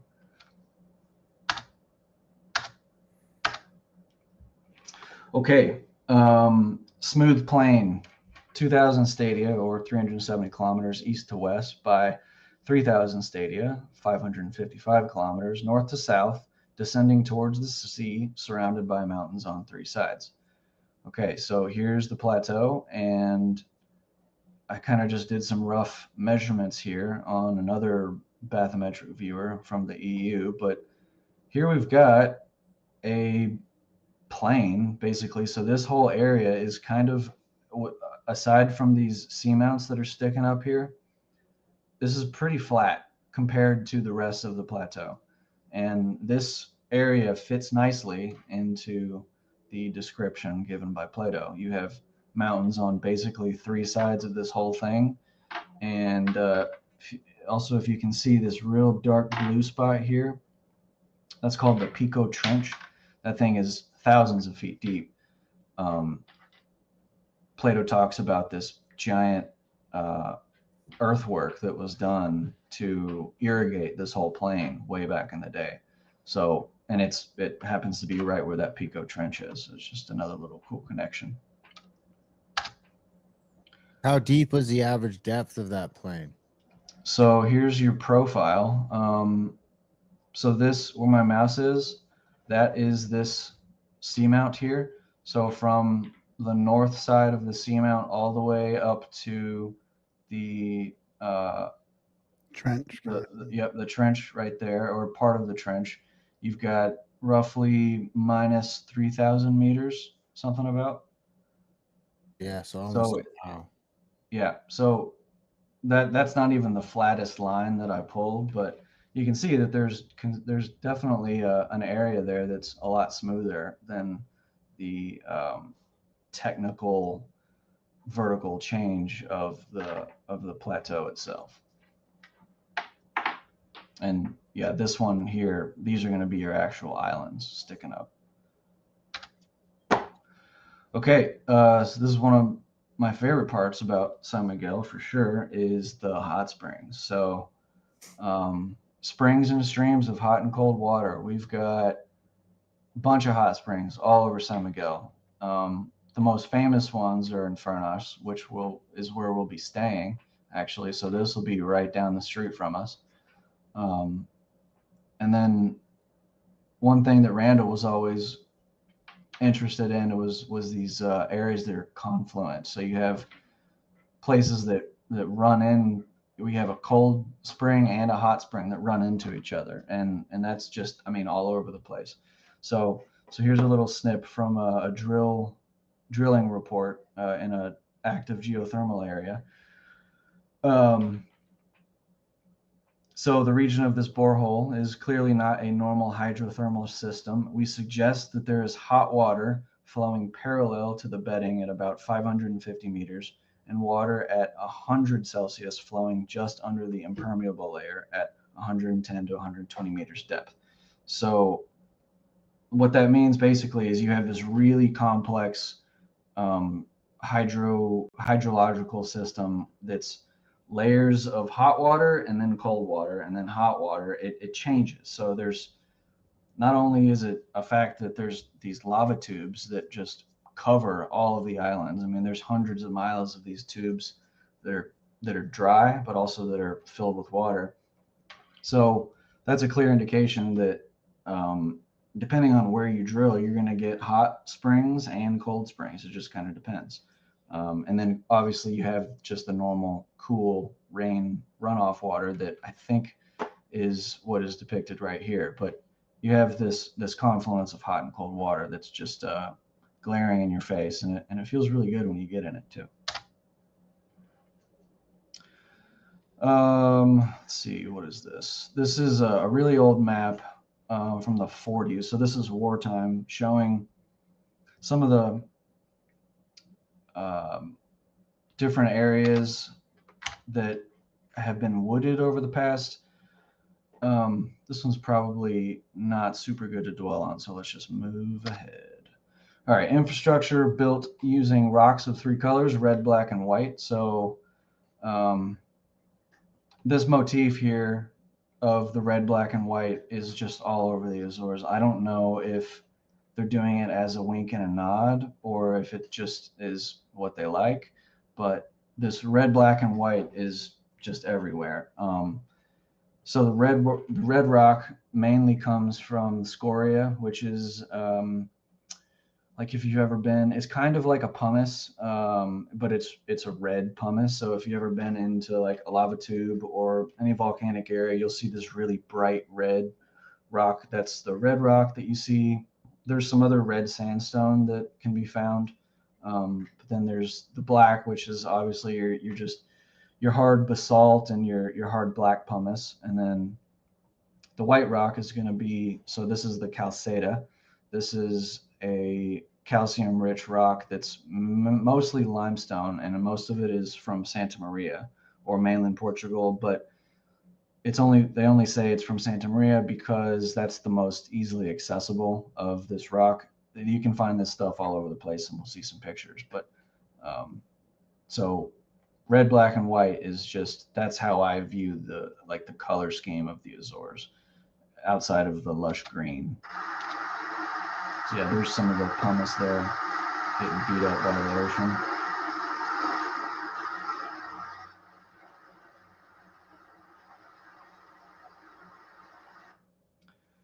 Red, black, and white. You even got red, black, and white down here in a lava tube. This is in Pico. We'll be able to actually go here.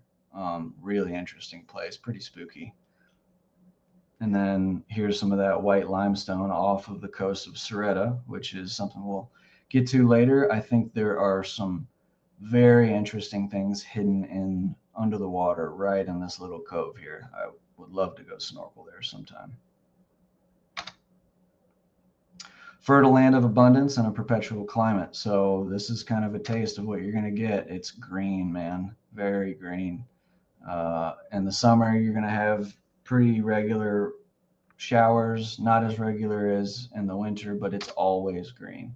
So what this allows for is really great farming, dairy farming. I mean, the cows of the Azores are just like the happiest cows in the world. They're all free range. They don't even have shelter to go under. They just sit out in the fields and experience life to the fullest before we chop them up and eat them, I guess. But it's really a great place for the livestock. And what we have is, what you end up with is a place that kind of looks like Ireland, which is right along the same kind of latitude. I mean, it's a little bit farther south, but you get very much the same climate, except it's not cold. It doesn't ever get below like 50 degrees.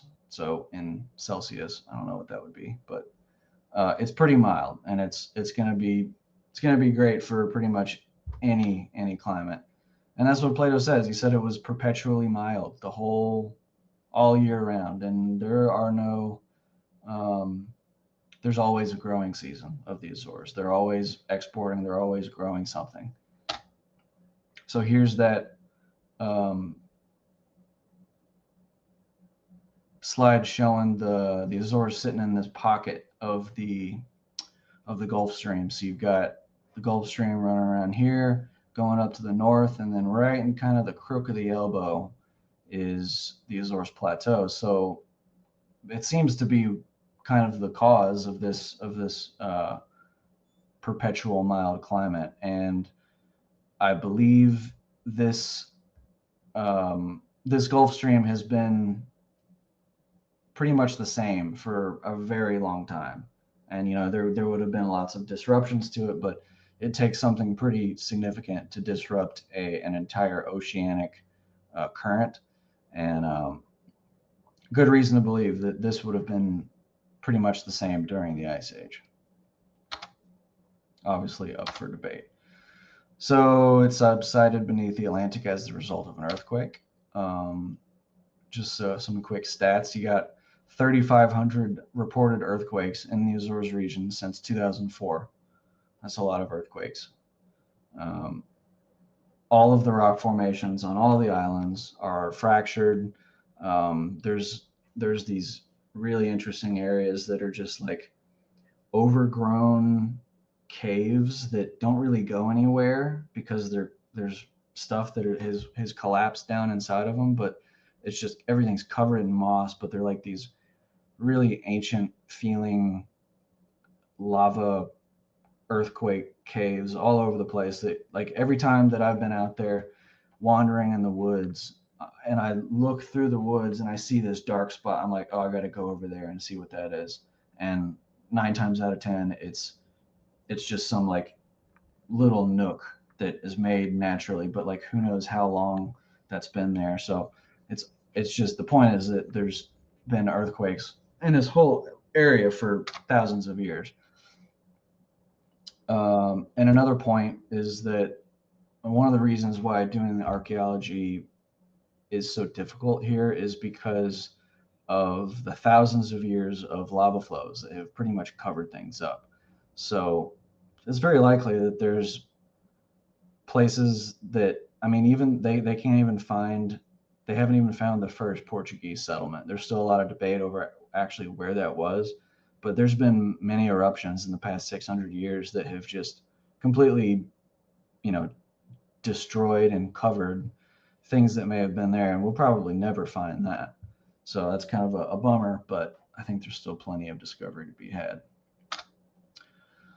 Number 8, main island with an unspecified number of secondary islands. So obviously you've got tons of little islands all scattered through here. And then a vast empire extending well beyond the island group. The myth is that the Atlanteans were colonized all across the Atlantic, and the Caribbeans, even in the United States and Africa, off the coast of Spain, United Kingdom. So there's a lot of places to go. You might recognize this, either one of you. This is from Ignatius Donnelly, the Atlantis, the Antediluvian world. So these were soundings, deep sea soundings from the ship the Challenger and the ship the Dolphin back in the 1800s. So yeah, there you go. See, I knew it. I just misspoke, Darren, but I appreciate you correcting me. 1 fathom equals 6 feet. Here's your profile, though. You got this super deep abyssal plain between North America and the Azores Plateau, and then you have this massive spike in depth, and then it drops way back down, and then you hit Madeira in Europe. So they were looking at this stuff, over 100 years ago in great depth. With a more open mind, it seemed. Oh, for sure. Yeah. For sure. I mean, that was I think Donnelly was around during the time when, Darwin had just written Origin of Species, and, Donnelly was like 30 years or so after that when he started publishing these things. So that was the time when you have this great clash between the, secular scientists coming from Newton and all these guys who were, it's weird that we even think about it like that today, because Newton was like a devout, religious, God-fearing man, but Darwin comes, and even Darwin was, and then they were putting forth these things, and somebody at some point took hold of that and grabbed the torch of secularism and just thrust it into the mainstream, and this kind of conflicted with it, the catastrophist view. And it was very controversial back in the day when it was released. I mean, not much has changed. It's still pretty controversial. I was reading, just narrating a book called Ancient America from Baldwin in 1871. And I mean, they're talking about, the Central America and southern Mexico, and how there's thousands of ruins in the forests, and they knew about all this stuff, and they knew that there was different levels of civilization, and that some of this stuff was built and it's from ancient peoples that were long ago. I mean, it's so weird that they were talking about this in 150 years ago, and it feels to me like it's a modern narrative, like a modern new, esoteric narrative. Yeah. But they were on top of it way back then. Yeah, absolutely. Randall loves to point out those things, and in a lot of his presentations, you'll see, snippets of papers and reports and essays and books written in the 1700s, 1800s. Yeah. And the point is, like, look, these guys were they're true explorers, and they were reporting on what they saw And yeah, it may have been a little bit colored with their belief system. And that's fine, but the physical observations alone are enough to say that, look, we shouldn't just ignore these guys. We shouldn't just say that, oh yeah, you're from 200 years ago, you're an idiot. Like, I'm not as smart as Plato was, most likely. I don't think anybody Oh alive yeah, today probably was, and he yeah, was, this guy said, thousands of years old. yeah, this guy said, they're walking through near Palenque in the jungle, and they're like 100 feet away from a huge pyramid. And they didn't even see it. They don't even know it's there. That's like Yeah, 70 feet tall, and they can't even see it because it's overgrown so right. much. Yeah, and that was 1870. So that's 150 years ago, and the forest didn't stop growing. You know, so it's even more covered up now, and that's what a lot of the stuff that's being thrown into the social media right now, that these like Luke Cameron's going down there, and which is great, like him exposing that, and Graham, that's been Hancock, that has been writing about it. But it's like, look, these people knew about this a long time ago, and I feel like there needs to be a little bit more acknowledgement of that, because right now it seems like, oh my god, this is like groundbreaking news and everyone's kind of freaking out. But it's just PR, I guess. It's just press. It's a kind of a little bit too chaotic. It doesn't need to be chaotic. Anywho, okay, so yeah, I'm sure I know you guys know about isostatic compensation, but just to give a quick little rundown of the idea here, is that you've got the isostatic compensation, which is, I'm reading down here, the adjustment of the lithosphere of the Earth to maintain equilibrium among units of varying mass and density. Excess mass above is balanced by a deficit of density below, and vice versa. So that's kind of just a fancy way of saying that when you have a huge shit pot of mass pressing down on the land surface, i.e. a glacier, and that's typically what isostatic compensation is mentioned in reference to, is glacial mass. That is pressing down on the lithosphere, the crust, which is causing the plastic asthenosphere beneath it to kind of squish out. And when that squish out happens, that mass moves laterally across the Earth between the lithosphere and where the asthenosphere is, and the mantle rather, and that mass is redistributed in other areas. So in the case of the Azores specifically, I might have a diagram that can show this a little better. Yeah, let me pull it up. So, okay, so here, let's imagine this is the Azores right here, yeah?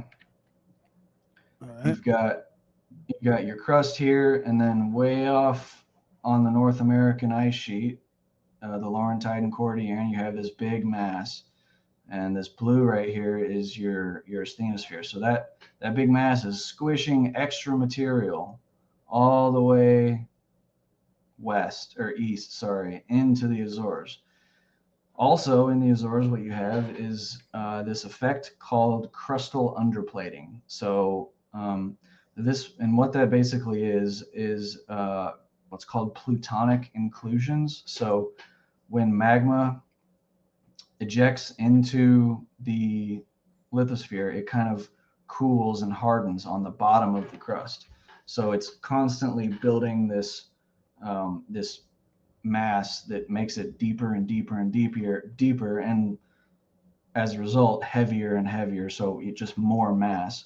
So when you have this big lateral movement of asthenosphere pushing up against this big, heavy, dense crust section of the Azores, it's going to get pushed up, because you have this, it's like squeezing it through a real narrow channel. And when you squeeze it through a narrow channel, something's got to give, right? So what gives is the crust being pushed up. So So we're talking about what would have created the conditions that allowed the Azores Plateau to actually be way higher than it is right now.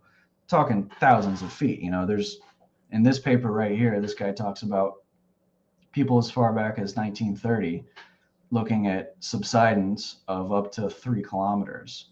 And there's other research that indicates it might have even been more, which it would have had to have been more for the plateau to really be Atlantis. So that's kind of the big argument of how this could have been possible. How is it possible for a whole continent to have sank into the sea? Well, if all that ice is melted, then you got to have a rebound, right? You have a return to normal. So this isostatic change is, you remove the weight of the ice, and that asthenosphere kind of redistributes, and everything goes kind of back flat. So on top of that, you've got these magma chambers beneath the Azores Plateau, and if you recall, even in the Bible, but also Plato talks about these great pillars of water, these huge plumes of mud and water being shot up into the air. So what exists right now underneath the Azores Plateau and all across the Mid-Atlantic Ridge are these big collapsed ocean ridge magma chambers. So they bleed dry over time, but it also appears that they have collapsed in kind of some, violent manner. So when I read this the first time, I was like, oh shit, that's your mud plume. That's your water plume, the massive pillar of water shooting up into the air. What would happen if you have a magma chamber beneath the ocean, a mile beneath the ocean, or beneath the ocean floor, that collapses as a result of some great geophysical change from a melting ice sheet or a pole shift or whatever it is. And then you have this hole that is exposed and allows the full might of the ocean and all of its muddy water and all of that to fall into it. Well, you're going to have a huge eruption. You're going to have a massive reaction of that water and the magma, and it's going to blow it into the air hundreds of miles. So there's your mechanism for the pillars of water. I thought that was a cool one when I read this. I was like, oh shit, that's it right there. Ooh, well. Oh well. Okay. So yeah, these are just some proofs of that Randall put together. But I think, I don't know, you got any comments, questions? No, it makes sense. Yeah. Yeah. It's hard for us to really. Well, the one thing I did want to mention, I should do it because I've got the map open here too. So I just want to quickly share this. So I was just thinking, when you're talking about all that isostatic depression and all that, I mean, it really looks like, you might see it differently on your map, but you see that ridge line that goes all the way over. Yep. And then it seems to be broken by those horizontal cracks there, or valleys, or whatever. Like, it almost seems like if it did, this whole thing might have depressed, separated from that whole side. Yeah, for sure. It does look like a big sort of, something happened that way to disconnect where that used to be there or something. Yeah, you have Like so a that couple would be, different things are meeting there, like a Yeah. almost. Almost like down here too, where that looks like it got shifted over. Like it's super interesting thinking about it from a cataclysm point of view. But anyways, oh yeah, it's so complicated already. Yeah. Like just geophysics.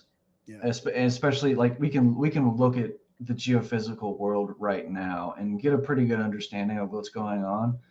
But as you go back in time, it becomes a lot more difficult, especially when you are not following the uniformitarian view, because a huge cataclysmic event is going to just fuck all of your data up. Yeah. You're not going to really be able to make sense because you'll have sediment that is older on top and sediment that's younger on the bottom because of some, big mix up. So it's like, you got to find a real you got to find a place that's really been protected to actually make concrete, assumptions and hypotheses about what Earth used to look like. Yeah, I agree. Well, and it's so like everything grows so quick there. Like you had some pictures from your trip that looks like it's like some sort of weird step pyramid that you'd never know. There's like a whole forest on top of it already. Oh yeah. Yeah. I mean, there's the vegetation, and then there's, volcanic ash that has fallen over millennia that has covered things. I mean, there's hills out there that look like they could have been pyramids actually at some point. They're just covered in, several feet of volcanic soil. So Do you want to go back to your slide there?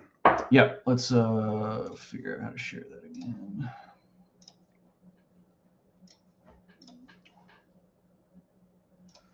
Ba-da-ba. See it? Yeah. Got it. Still see it? Okay. Yep. Whoa, what the hell? See me talking to you? Yeah. I went to move my phone. I must have hit it twice. And my Siri's off, which is weird, but this new one has AI on it, so it does weird stuff all the time, and it like glows around the edge. How does that make you feel, Darren? I don't know. He surrendered to it, I think. Yeah. I have not turned on my phone's Google's AI capabilities yet. I'll stick with manually inputting things into ChatGPT for now. I'm comfy with that. All right. Part 2, megalithism and elemental language. So, is that a word? Did you make that up? Megalithism? Yeah, it's a word. It's the belief in the importance of megaliths. Excellent. I didn't make it up, but somebody made it up, that's for sure. It's kind of just refers to the study of megaliths, All right, so we got dolmens, we got a mausoleum, we got cut marks, we got petroglyphs, we got chambers, we got all kinds. Like I said, it's a hodgepodge. You got a whole bunch of stuff. Now, if you've ever looked at anything in the Northeast or of North America, or even up in Canada, a lot of this is gonna look familiar. Well, there's dolmens all over Ireland too, so that's interesting. Well, at least where the ice sheets were not. I mean, I think there's a big difference between what you find in North America depending on where the glaciers were. Right. Yeah, totally. Yeah. Anything south of the ice sheets, I think you'll find similar stuff. Right. But anyways, the Azores has got all kinds of it. Rock cut temples, paradolic stone. So, stones, big rocks that look like animals or look like people, cairns, walls, circles, There's actually some tombs that have been covered up by, I guess, the church. Not sure. Wow. Who actually ordered this, but yeah, we'll get to that. A huge lost city that I hope to spend a whole lot of time in with a bunch of people to try to find some cool stuff. It's probably my favorite place in the Azores, but let's proceed. Is that on Terceira too? That the lost city? Yeah. So it is pictured in this map. So let's do a little bit more geology here. So running right through Terceira, and there's a little bit of debate about where this rift actually is, but there's a geographical spreading plate boundary here that is sort of linked. It's got to be linked to a little bit of this esoteric geomancy, I guess I would call it. This release of, whatever it is, telluric energy or geomagnetic energy or whatever it is that is associated with ley lines and people having been building mounds and structures and pyramids and churches all across these lines of geomagnetic and geophysical interest over the millennia. Well, one of those exists along Terceira. There's also another that the Dragon Line. I think so. There's the Dragon Line, and then there's St. Michael's Line. They're two different ones, but they both pass through the Azores as well. But this one runs through Terceira. So I'll just read this real quickly. The geographic location of Terceira Island within the Azorean Plateau, intersected by the Terceira Rift, a 550 kilometer long geological fault crossing the Azores Plateau, may play a significant role in determining the unique composition of its rocks. In certain areas, such as Serra de Cum, the island features large quantities of quartzite with a high percentage of silicates, setting it apart from the other islands in the Azorean archipelago.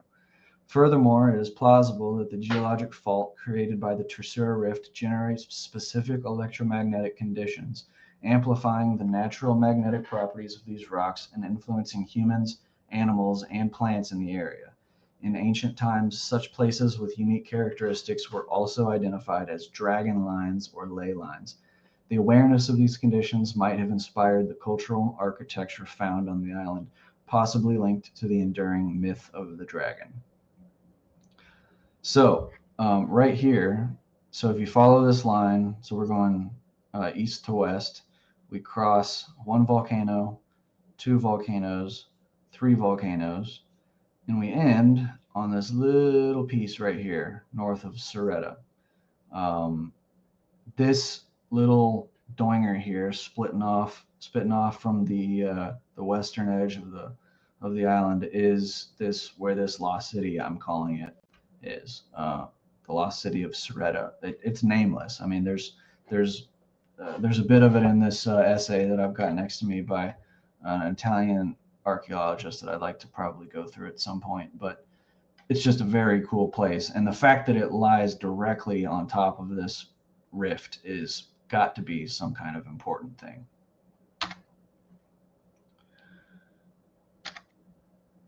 Okay, so let's go past this. Yeah, so just in general, the Azores archipelago is a hotspot for magnetic anomalies and gravitational anomalies. So the gravitational anomalies, from what I can tell, are a result of the crustal underplating. So you have this really thick crust in the Azores that causes an increase in mass, thus an increase in gravity and weight. One thing that I think would be kind of cool to test is like take a 25-pound weight and weigh it in the Azores compared to another place and see if it weighs any different, because the geomagnetism is that, or the gravity is that much stronger here. That probably sounds like some stupid bro science, but it would be fun to do anyways.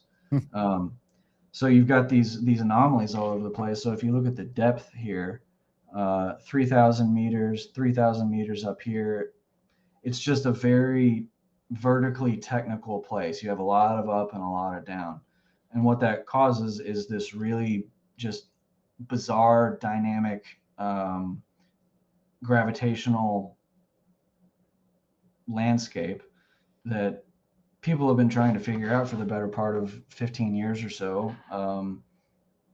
But I think at some point in the distant past, whoever was there already figured out part of that, at least, because specifically with the Terceira Rift running right through Terceira, that's where we see the vast majority of all of these sacred sites is on Terceira.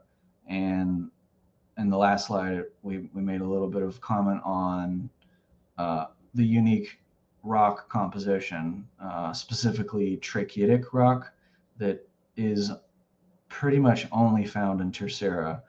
And, you know, I think everybody that listens to this show probably understands the significance in the esoteric world to quartz and to silica and like quartz crystals, right? Crystal hippies and all that. Well, there's some actual legitimate science to that stuff. And it's, you know, piezoelectric and amplification and conductive properties that make it, you know, ripe for performing magic, essentially, which is kind of what it seems to have been happening here with these cultic ritual sites that appear to be popping up all over Tercera at some point in the distant past. So, good segue into what is that elemental language? Well, water and stone, I think, has a lot to do with it. You know, you've got quartz. So this is from a paper written by Teresa Azevedo. And before I go any further, I probably should make quick mention. I haven't found all of this on my own. The vast majority of this material that I'll be presenting in this section of the slide comes from a woman named Antonietta Costa, which if you come on the tour, you're going to meet her. And hopefully you'll love her, and I do, because, man, she's just awesome in pretty much every way and has dedicated the past 30 years of her life to studying all of this in the field. She's a native Terceran. She's approaching 90 years old, and I like to say that she can climb mountains better than most people have her age, and I've seen it. She's a badass, and yeah, most of this is a result of us being together and just talking and saying. And she's like, I have to send you this paper and this paper and this picture. I have scans, I have pictures, I have all this stuff, and I'm like, okay, please do, you know, like send it. I text her on WhatsApp as a little reminder, like send me this, send me this, send me this, and she eventually does. I have like 100 emails from Antonietta that's just got all this information, and it's been a super interesting rabbit hole that, you know, I'm putting a lot of energy into. So Teresa Azevedo is a researcher that she turned me on to. I believe Teresa is associated with Niara. Niara is the, let me look it up to make sure I get it right, the New England Antiquities Research Association. So this is a quasi state funded, I believe, mostly privately funded anthropological and archaeological association based in the Northeast that is more open to kind of alternate theories, but is still pretty rigorous with their reports and their investigations, and they do actual archaeological and anthropological work. So Teresa is part of that. And she wrote this really interesting essay or article, or I don't know what to call it, thing a while ago. So this is from 1996, talking about quartz. So quartz is a diamagnetic material. That is, when it is submitted to a magnetic field, a weak magnetization appears, which has the opposite direction of the applicate field. This induced magnetization disappears when the field is retired. This means that the magnetic susceptibility is weak, negative, and reversible. So basically, if you apply a magnetic field to quartz, it magnetizes the quartz. So, but it disappears as soon as you take it away. So there is some interaction, like when you magnetize a nail, it'll stay magnetic for a little while. Eventually it wears off, but with quartz, it wears off immediately. So there's some interplay there with magnetism and quartz. Interesting. Yeah. So pure quartz is not magnetic, but trace impurities like iron, titanium, or manganese can give it weak magnetic properties. So when I read this, I was like, oh my gosh, because the pictures down here are of cisterns. So I mentioned Serra de Cum. Let's back up and look at that map again. Okay, so Serra de Cum is this ridge right here. The field that we were in those photos is in this big area right there. I think I had a picture of it earlier. So we're pretty close to the rift right there. So these are cisterns that are, there's at least a dozen of them, probably more, scattered across all these fields. These cisterns are not claimed to have been built by any Portuguese settlers, colonizers, anything. Portuguese have never been known to build any cisterns like this, but they're all over the place.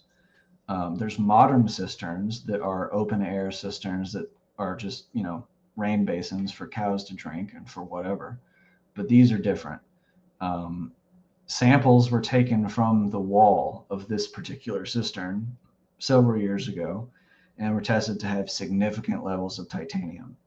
So all of the rock that we're standing on top of here, this is all trachytic volcanic rock, which is high silica content, high quartz content. So there you go. You've got magnetic quartz built into the walls of these cisterns. So you got stone, and then you have water, right? So have you guys heard of Marcel Vogel before? Vogel crystals, yeah, they're those man. super intense, very sharply cut crystals or whatever, right? Yep. Yeah, there it is. Yeah. There it is. Yeah, so Vogel was this guy that worked for IBM way back in the day and invented the technology that LCD screens are based on. He basically invented LCD screens. So his research on the interaction between quartz crystals and water, particularly how quartz can allegedly influence the structure of water molecules, was pretty controversial at the time and still is. I mean, this image is taken from a website called like vogelcrystals.com, and it's these are expensive as shit. Yeah, but restructuring water's gotten a lot of popularity in the last 10 years. I mean, Exactly. 10 years, it is like it almost mainstream now. Yep. There's a lot to it. But Jack Cruz hit the scene several months ago with this whole thing on bioelectrics and the sun and all the JFK connections and stuff. But one of his colleagues, I guess, I forget her last name, Dr. Jasmine, I can't remember. She's great, but her and Nicole Shanahan actually, prior to the election, were about to get to work on a study involving Vogel crystals, interaction with water, in a means to try to help heal people and to improve mitochondrial health. So this is like something that is getting a lot of attention right now for sure. And just like all the other things we're talking about, people knew about this shit thousands of years ago. Yeah. So Yep. we're rediscovering not only the wheel, but all the other fucking technology these guys had. So when I made this connection, I was like, oh my gosh, tetrahedrons, right? So quartz and water share a tetrahedral molecular structure, which might allow quartz to organize water at a molecular level. Okay, can you guess what's coming next? A pyramid? Pyramids are always related somehow. Kind of though, yeah. How about a double pyramid? Oh, nice. Yeah. Boom. Oh, nice. So, structure of quartz tetrahedron is fundamental unit, right? But also the structure of water tetrahedron is the same fundamental unit. So, what do you get when you combine two tetrahedrons? The Merkaba. Nice. Boom. So just going back to look at Miss Azevedo's final thoughts here. After describing some of the numerous extraordinary properties of silica, it seems obvious and understandable that our ancestors choose the enriched silica rocks to build their sacred places. They knew all its potentialities and could use it to fertilize the soils, to cure illnesses, to connect the stars and gods, to orient the soul in its path and direction of eternity. Quartz is no doubt the most fascinating mineral on the planet, as water is the most fabulous liquid. I mean, I don't have strong opinions on many things, but I think I could agree with that. Yeah, that's pretty For amazing. sure. Yeah.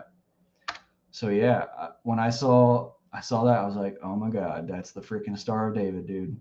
But more so, that's like people look at the Star of David and they're like, oh, pretty two-dimensional thing. Nope, that's a 3D image, you guys. So the Merkaba, however you want to say it, the word Merkaba has its roots in ancient Hebrew, where it means thing to ride in. So one thing this is this image right here. This is Ezekiel's vision, right, of the wheel. wheel and the Wheel within a multi-headed. wheel. Yep. When I was looking at this, I kept seeing translations of Merkaba as chariot. So I think what that led to was, at least in my mind initially, was this idea that Ezekiel saw a chariot in the sky, like a dude in a little cart being pulled by horses. That's what we think of when we think of chariots. But no, actually, chariot is just a translation from basically thing to ride in, which is the only word that they had back in the day for a thing to ride in was a chariot. So that's what they associate it with. But more broadly, thing to ride in means a vehicle, right? It doesn't have to be a chariot with wheels. It could be a UFO. It could be an airplane. It could be A Jew. yeah, a JUFO. There's all kinds of things that it could be. So it's derived from the Hebrew word Merkaba, which refers to a vehicle or a chariot. The term is most famously associated with Ezekiel's vision in the Bible, where it describes a divine chariot or throne. Additionally, the word Merkaba is believed to be composed of three components: Mer, meaning light, Ka, meaning spirit, and Ba, meaning body, symbolizing the union of spirit and body surrounded by light. So another interesting thing is in Egyptian, Merkaba split out into its words means Mer is pyramid, Ka is life force, and Ba is to become. So what is that trying to say? To become the life force, you need to go inside of a pyramid or use a pyramid. I mean, there's clearly some linguistic connections here, right? I love it. Yeah, and then of course you've got the chalice plus the pyramid, which is the union of the light and the dark, the masculine, the feminine, the positive, the negative. You know, this is the alpha, the omega. This is one of its representations. Absolutely. Okay. How we doing? Good? Any Good. thoughts, Yeah. comments, Good. questions, concerns? I'm excited to see some of these things in in real life. I really am excited to get over there. Yeah, man. I'm excited for you guys and for everybody that signed up. It's going to be a fucking blast. I hope that not only we discover some things of our own, but also have some really interesting conversations about all these things with people that, you know, our guides, Antonietta and Maria, who I'm about to recount a story of. They've never. I get the feeling that they have wanted this whole story to be taken more seriously for their whole lives. Wow. And you know, we have the opportunity to really help with that. So yeah, and just the chance at like exploring something that's still fairly fresh and yeah, maybe seeing something that's relevant is pretty amazing. yeah, for sure. And you know, it's a weird thing that just occurred to me today, but so UNESCO is this organization, you know, the UNESCO World Heritage Sites that go and classify an archaeological site and protect it, right? That's great. Every place that deserves it should have that done. However, the fact that none of these sites on the Azores are registered in UNESCO is, one, suspicious, because it's almost like somebody has put up a block against UNESCO to say, nope, this is all modern stuff that people are just confused about and they're stupid and they don't know. But also, it gives an opportunity to actually perform some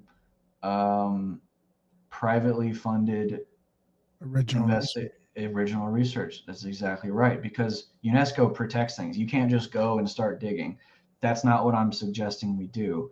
But recently I am kind of inspired to find somebody that has the specific expertise and skills that would be required to do a little bit more of a scientific analysis of some of these stones, non-destructive testing mainly, but taking some samples for spectrographic analysis, for microscopic analysis, for even for OSL, optically stimulated luminescence, to determine like how long have these things been exposed to the sun.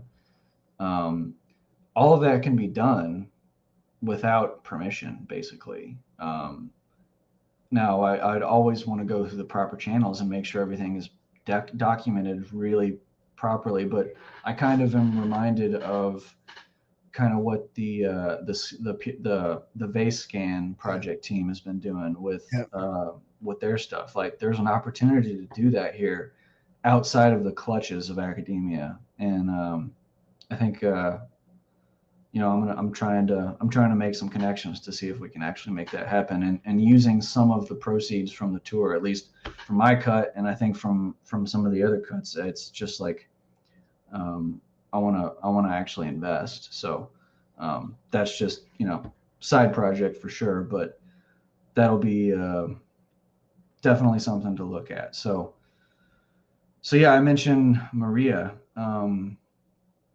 Maria is going to be another one of our guides. She's a very, very smart, interesting woman that has a deep sense of the forces at play, both, modern and ancient. She understands she's a local Terceran as well. She understands the dynamic, the political dynamic, and the cultural dynamic. A lot of people in the Azores, they don't even know about this shit. And that's kind of sad, because it's like, it's almost like they take it for granted. They're like, oh yeah, there's some spooky stuff up in the hills and on the volcano or in the mountains, but I don't really care. We all fall into that, I guess, with struggling to survive and work and make a paycheck. But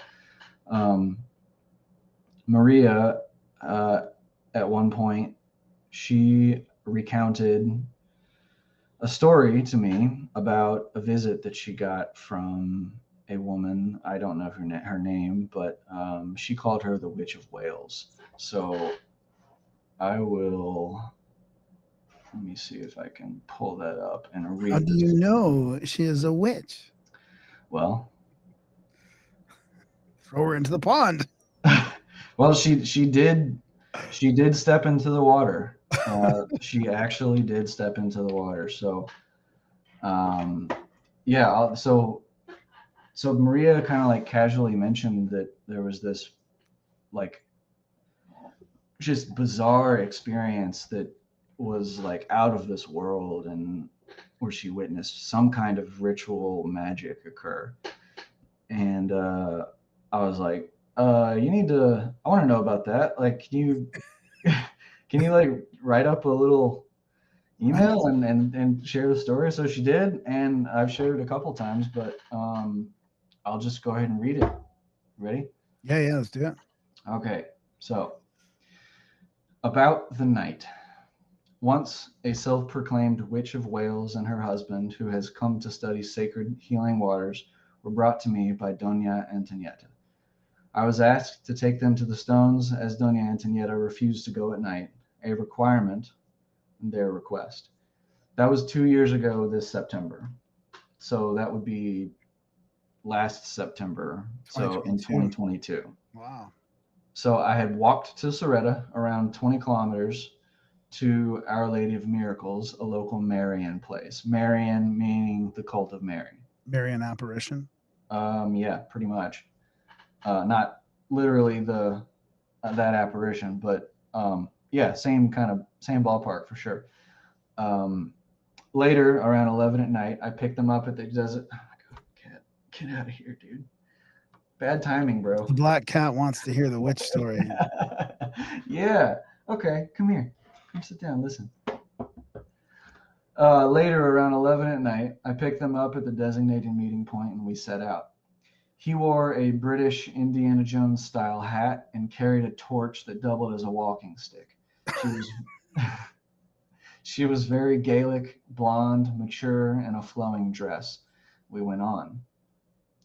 The island seemed to be all alone in Soretta. So Soretta is the island at the end of the Tertiary Rift that we were talking about earlier, or Or the peninsula. The peninsula, yeah, that's right. I was just there on the map with the little Google looking at the little tiny road that goes out there. It looks awesome. Mm-hmm.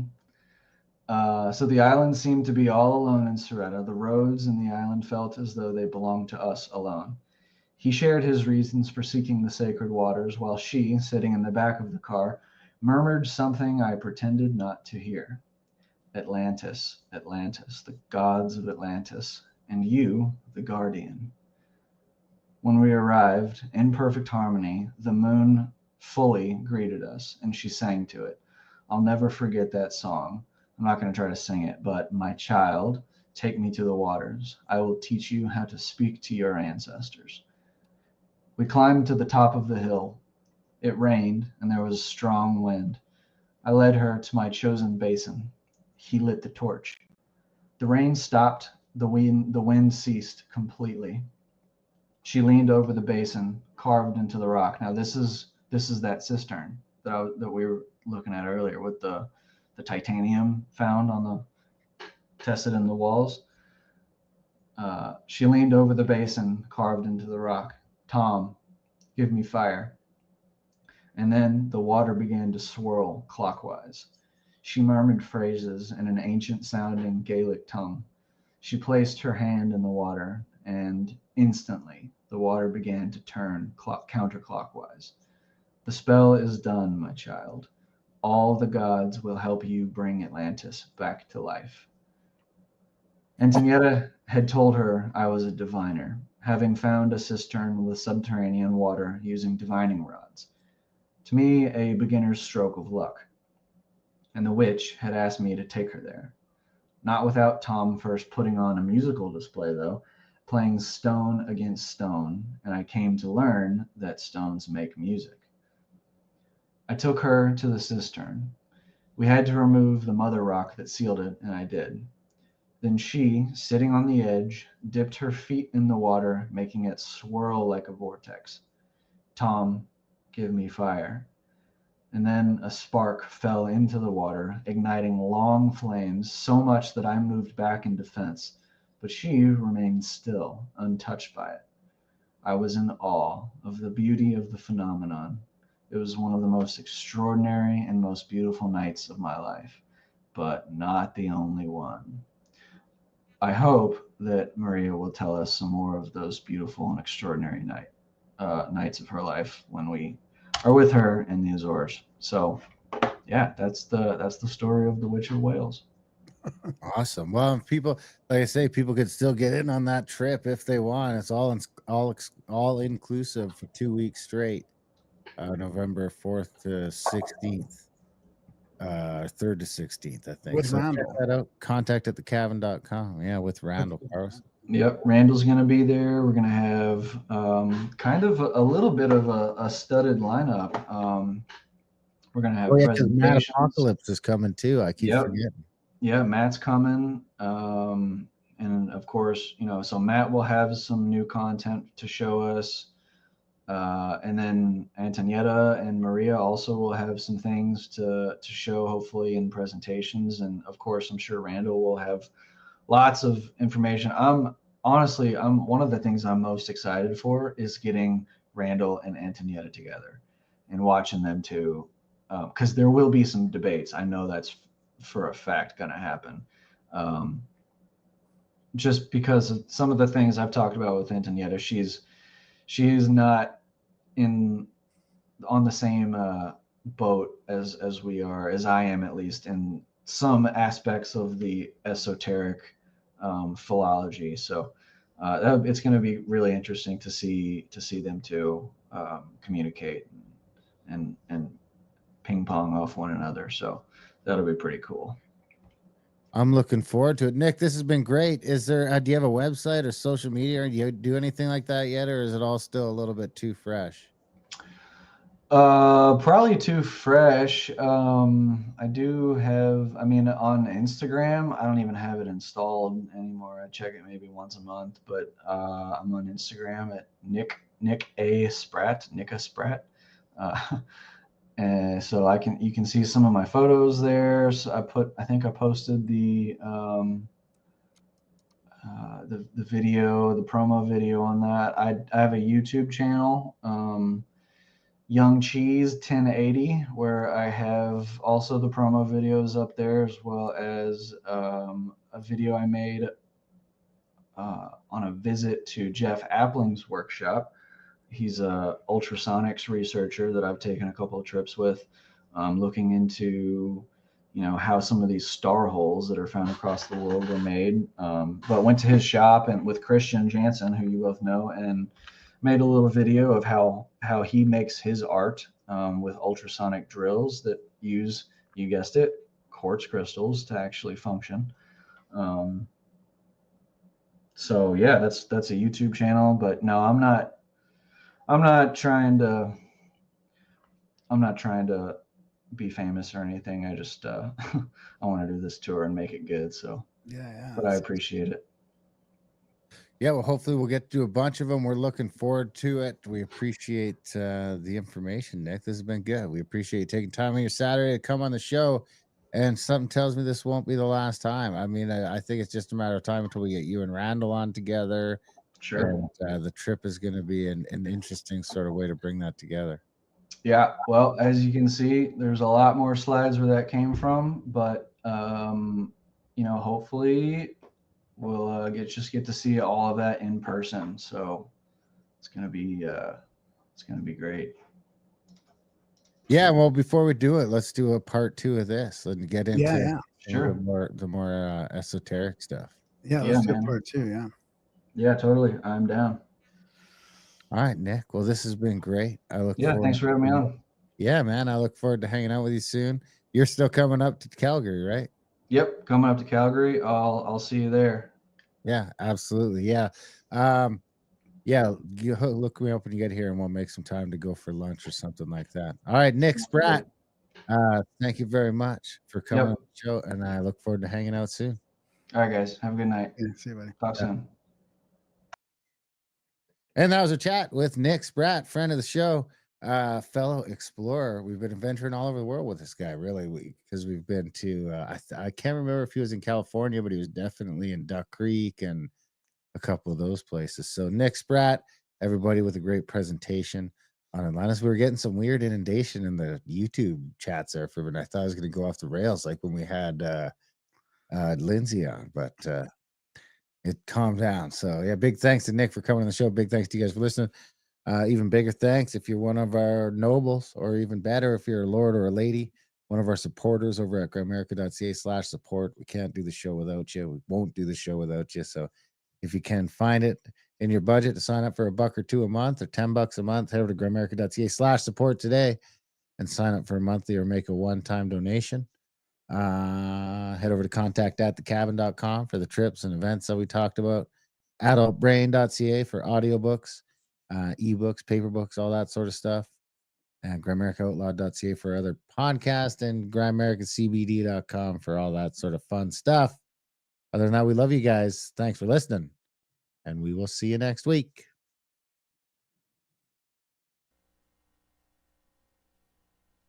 All right, welcome to Grimerica Goes Deep, Season 3, Episode 9. This is Atlantis in the Azores with Matt Apocalypse. Thanks for joining us, Matt. Hi, thanks. We're looking forward to digging a little deeper into Atlantis. I was, watching some of your videos, and we went over all this stuff with Randall, and we had some mapping that we looked at with the elevations and stuff, and yours seems to be a great complement with those prior episodes on this ancient mystery. So I'm looking forward to digging into it. Yeah, I mean, that was it was Randall's videos really is why I sort of delved into this research really. So that was the starting point for me a couple of years back, watching his Cosmographia podcast. Yeah, exactly. Well, we were with Randall at the genesis of that podcast, so awesome. Yeah, it was awesome to see it all come to fruition. So what like where did you start? Basically, I think it was episodes 3 to 10 of the Cosmographia podcast that Randall and the other guys go over the Azores as a candidate for the location of Atlantis. And I found it very interesting because I'd never considered that the whole of the Azores plateau could have been above water at one point at the end of the Pleistocene. So the Pleistocene was sort of, when that ended, that was the end of the Ice Age for anyone who doesn't know what that word means. And so I thought to myself, well, there's a European agency that's put together a load of bathymetric data, and they sort of released that in 2017, 2018. It was like a Google Earth style format. And I thought, I'll have a look on there. I'll go through Plato's dialogues and I'll see if I can find anything. And I found something. Excellent. So explain what bathymetric data is, because I love how you've taken sort of a public access thing and really dig deep into it and used it. Okay, so there's various reasons why people will take a bathymetric scan, but basically what happens is you tow like a sonar array behind a ship of some sort, and then you use it to map the sea floor. And you could be doing that just to look for hazards, for mineral exploration. There could be military reasons behind it, but these are all starting to get put together now in sort of open access forums for the public. So this entity called EMODnet, they've put together all the European data. And now there's a bigger entity called GEBCO who are putting the same sort of data together on a global scale. So by 2030, you should be able to look at most of the sea floor on a Google Earth style system in quite high resolution.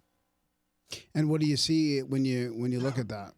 Like, how do you tell the difference from, there's just elevation changes show up in there? So basically, what they're looking for in bathymetric data is elevation changes. That's the only sort of thing they're looking at. And there are now other forums to get that are publishing gravity maps as well using satellite data. How high a resolution? I'm not sure what the resolution is. It's not as good as the bathymetry resolution. The resolution I've looked at on the Azores, it's about 100 meters by 100 meters resolution. So you're not picking up structures? No, it won't be able to pick up structures. You'll just be able to pick up major geological features. So would that be looking for evidence of isostatic depression, things like that? I think that you could look for isostatic depression by trying to look for evidence of wave cutting around shorelines. And you'd expect to see wave cutting between about 120 meters and 140 meters depth, based on the conventional model, a conventional model of sea level rise after the end of the Ice Age. You'll also see wave cutting from earlier dates. You'll see wave cutting from hundreds of thousands of years ago, millions of years ago. So it's trying to differentiate the age between those things. That's where it becomes difficult. And you need to almost take core samples then to try and define the age of these wave cut platforms. How does the gravity mapping work compared to the bathymetric? So I think they use something, it's basically done with a satellite. So I think it's called gravity altimetry or something like that. So there's some sensitive gravimetric sensors on these satellites, and what they're doing is they're just it's almost like taking a photograph, but they're looking at gravity data, but they're looking for very, very, very small changes. You wouldn't be able to feel these differences with the human body, but you could measure them with sensitive enough instruments. I don't know enough about how the technical side of it works. Yeah.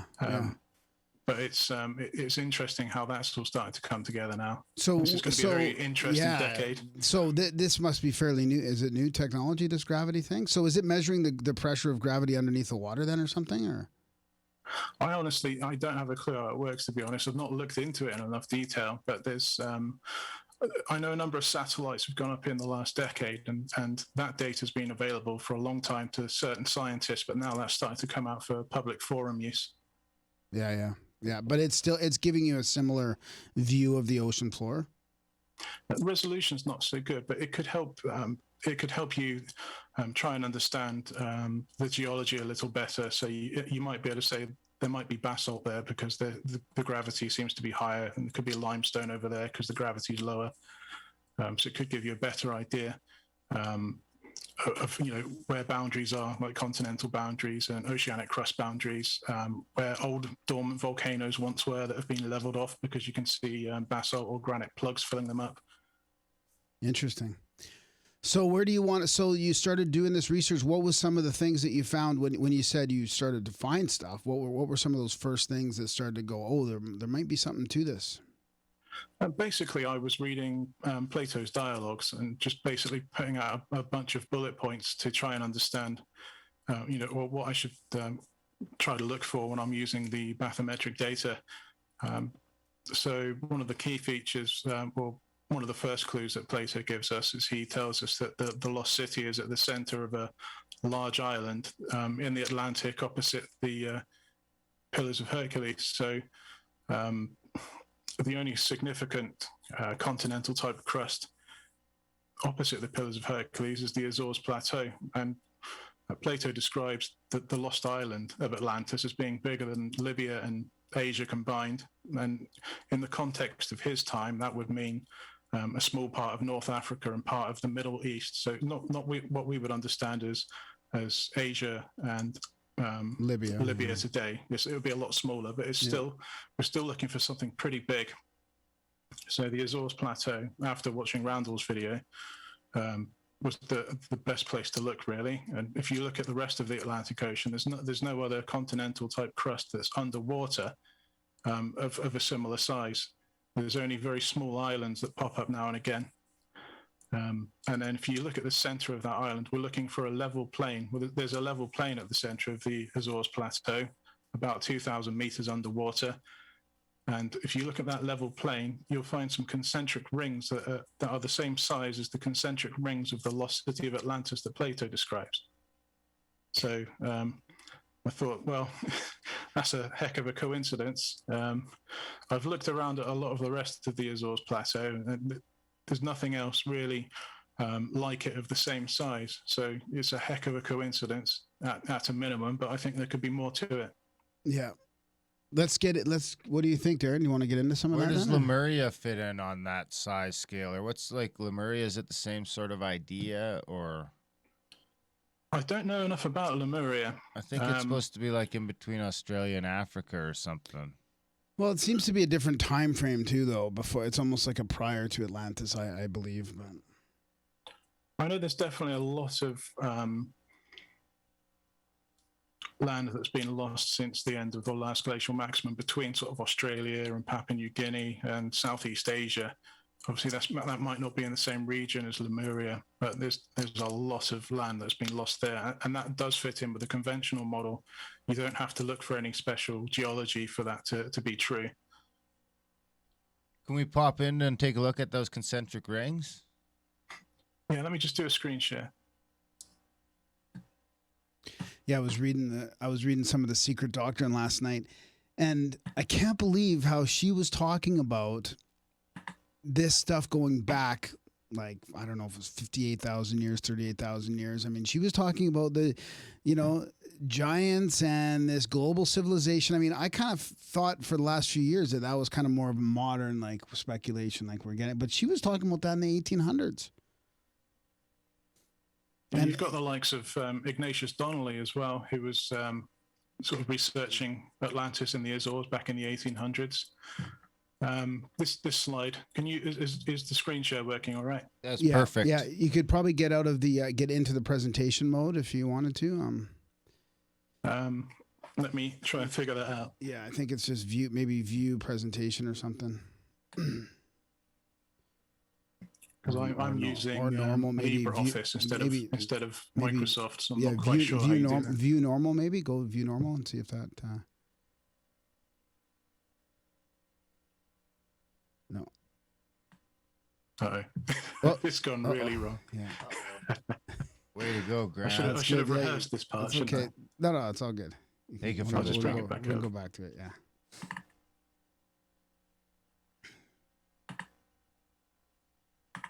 I meant to ask you about that part before we started. Sorry about that. That's all right. So 5 kilometer radius, was that, did you say, or was that a circumference? So the diameter is 5 kilometers of these concentric rings. The diameter, yeah. Okay.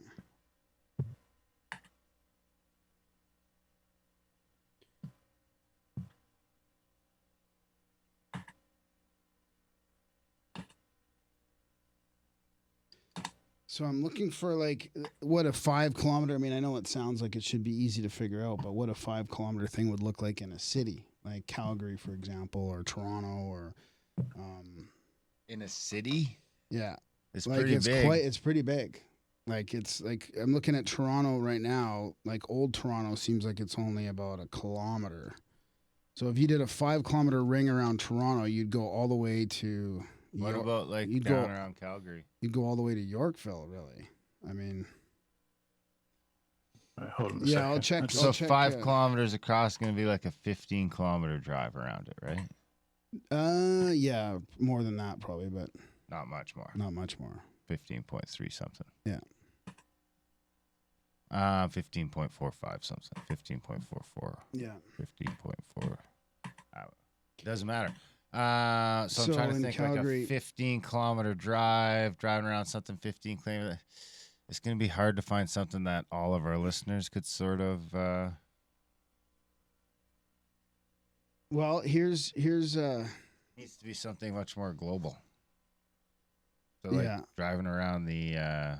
but like if you look How at long's let's the say Las Vegas Strip? let's say Calgary, for example. Yeah, Las Vegas Strip would be good, but Calgary, for example, like 1.5 kilometers basically encompasses the whole of downtown. So 1.5 radius would be 1.5 diameter would encompass almost the whole thing.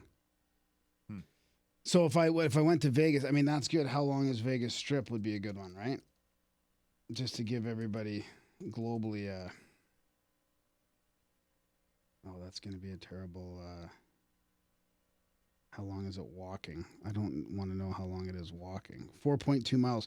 From end to end, it's 4.2 miles. So that's it's like, almost, that's just so walking the Vegas Strip would be pretty similar to walking from one end of the circle to the other. yeah. Yeah. I've got full screen on. I've managed to work it out. Perfect. Yeah. What's the stadia again? Stadia is 185 meters. Yeah, that's right. So it ranges between about 157 and 210 meters, depending on your source for it. The best result I could find was 185 meters. That's considered the Ptolemaic stadia. There are some people who are suggesting that the stadia is 1 second of the Earth's circumference, but that would be using a 60-degree circle, like an ancient 60-degree circle, instead of a modern 360-degree circle. And meters were actually used back then, not just yards? So the stadia itself, it wouldn't matter because the stadia is its own unit. But I believe that Right. There's evidence for the meter existing in ancient Egypt. There are things out there that seem to correspond to the meter. And quite interestingly, the royal cubit is 1 pi divided by 6 meters. Oh, okay. And yeah, like it was really a kilometer was supposed to be 1,000 paces or whatever, right? Which would be 1,000 meters, something like that. Yeah. All right. Yeah, I think the mile's like 1,000 paces, isn't it, or something like that? I'm not sure the exact origin. All of a sudden, I think a priest at some point in during the Enlightenment era in Europe suddenly came up with a meter, and it's been around at least since then. But I think there's evidence that it comes from an earlier. Wow, yeah, earlier the source. priests were totally just stealing shit. Yeah.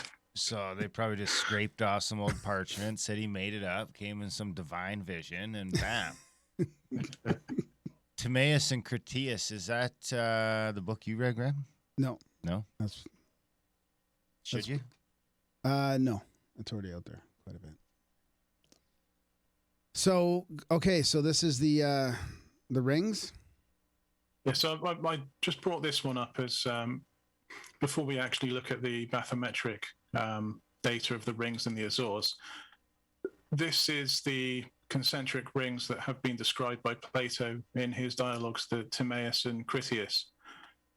So you have a central island in the middle that's 5 stadia wide, surrounded by a ring of water, then another ring of land, which is 2 stadia, another ring of water, 2 stadia, and the last ring of land is 3 stadia, and it's surrounded by the final canal on the outside, which is 3 stadia wide. So it gives you a total of 27 stadia, which using the 185 meter stadia, that works out to be 4,995 meters.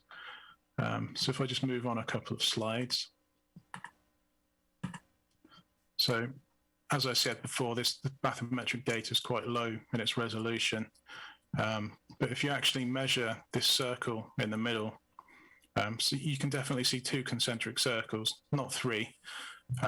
But the outermost one is 4,996 meters wide, and it's about 3 stadia in the actual width of the canal itself. So I thought, well, that was a bit surprising. And then go ahead.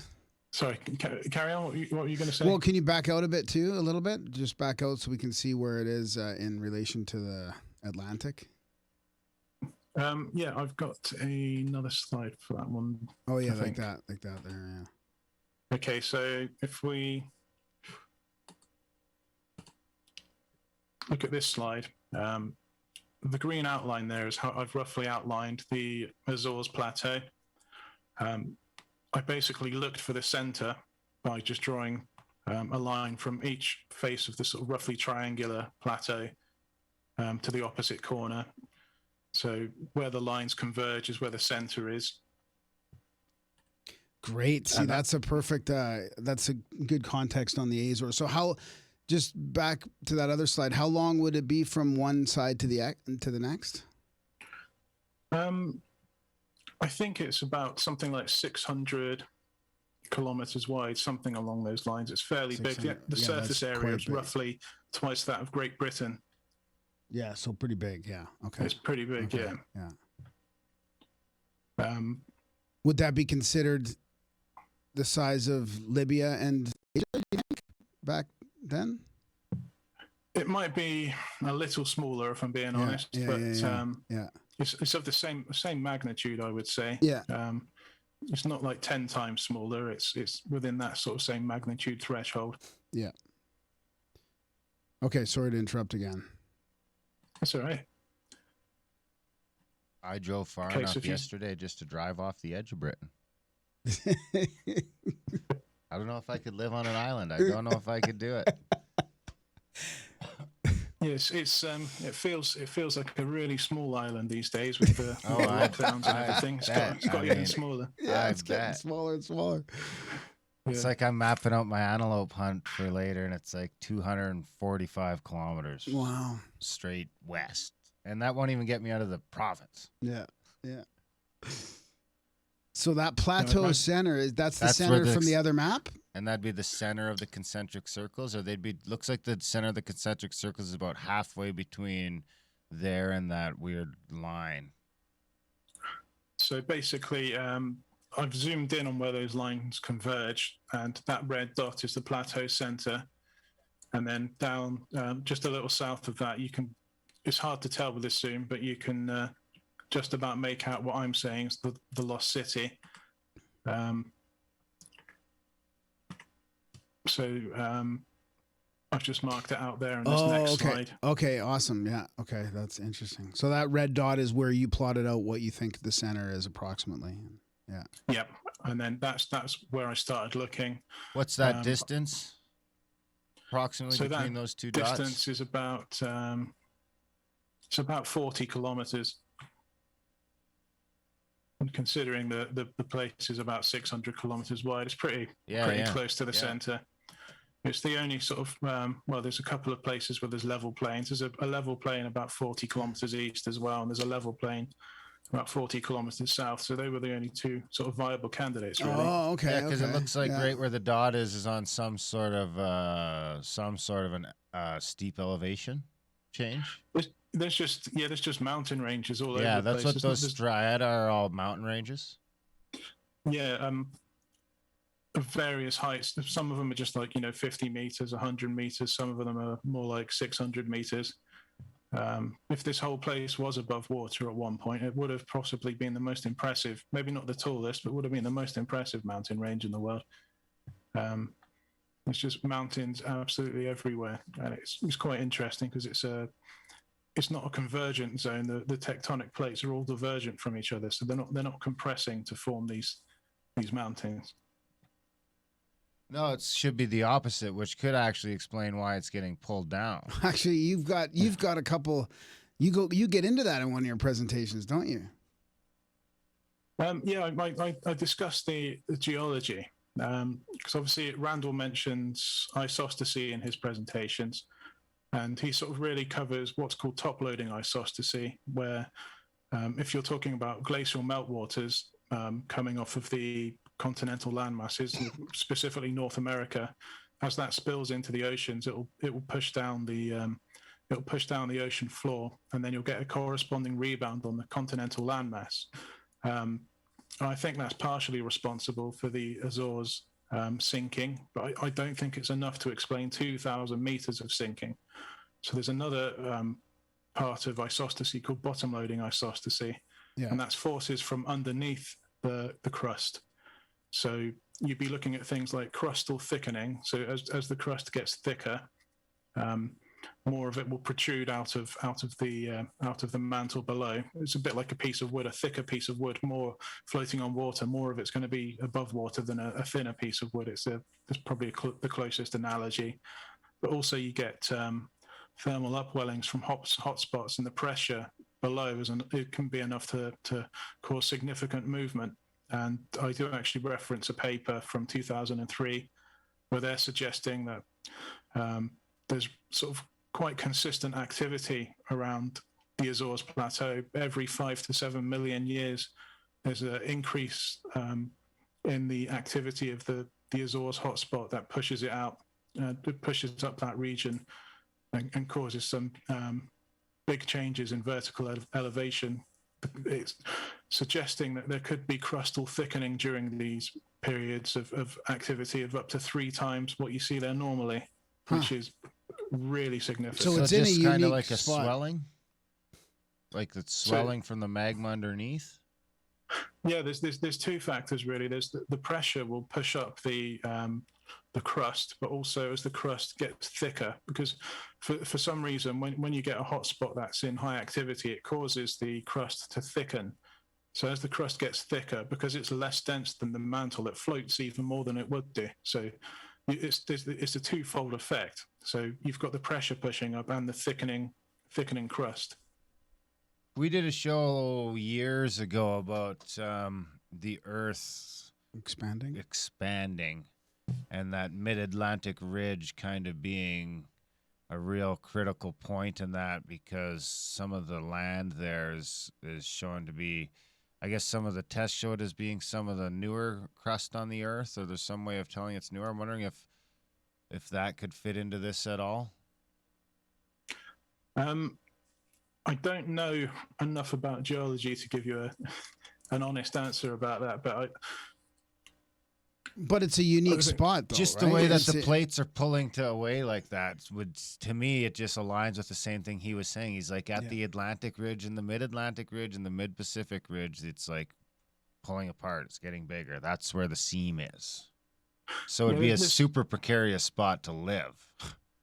Yeah, after researching for these videos I've been making, I probably wouldn't want to live there, to be honest with you. Even in fairly recent times, I think in the 1400s, there's been some activity serious enough to kill a lot of people. So I think it's one of those places, if you live there, it's just a matter of time before something bad happens. Hopefully a long time. Hopefully after I visit anyway. We'll have a boat. We'll be okay. Yeah, we'll just ride the waves that get produced. We'll podcast through it all. But the geology is fairly unique. It's a divergent zone, so that it's a triple junction for a start. So it's a meeting point of 3 tectonic plates, but they're divergent, which means they're all moving away from each other. Yet we're seeing lots of mountains being formed. There we go. Yeah, that's what I. Yeah. So does that lend? Maybe it goes back and forth. Do those mountains came at a different time when they were pushing together, and that makes it come up, and then when it pulls apart, it goes down? I think if you get vertical changes that are big enough, you could see sort of a creasing effect in the actual crust as it goes down, because you're bending the crust. It's not a completely rigid thing. You're sort of bending the crust one way, and it bends back the other way as the movement up and down. As it changes its vertical location, it will bend forward and bend back. So if you're bending a piece of metal, Aluminium's a good example. If you ever tried bending a piece of aluminium by hand, it creases. So the bright spots there on the right, those are all above water. Yeah, so the white spots are the present day islands. So you're talking about like a 2 kilometer change in sea level over 80 kilometers there? Not even? Yeah, it's pretty rapid. So those are basically just the present day islands are just the tops of mountains, basically. Is there any place else? That's a great view right there, because it really does show that it's just the top, just what's barely left. Is there any place else in the world that has that same sort of geographical alignment? Bermuda Triangle or Devil's Triangle, any of those sorts of weird places where they say crazy shit happens? It's not something I've looked into enough.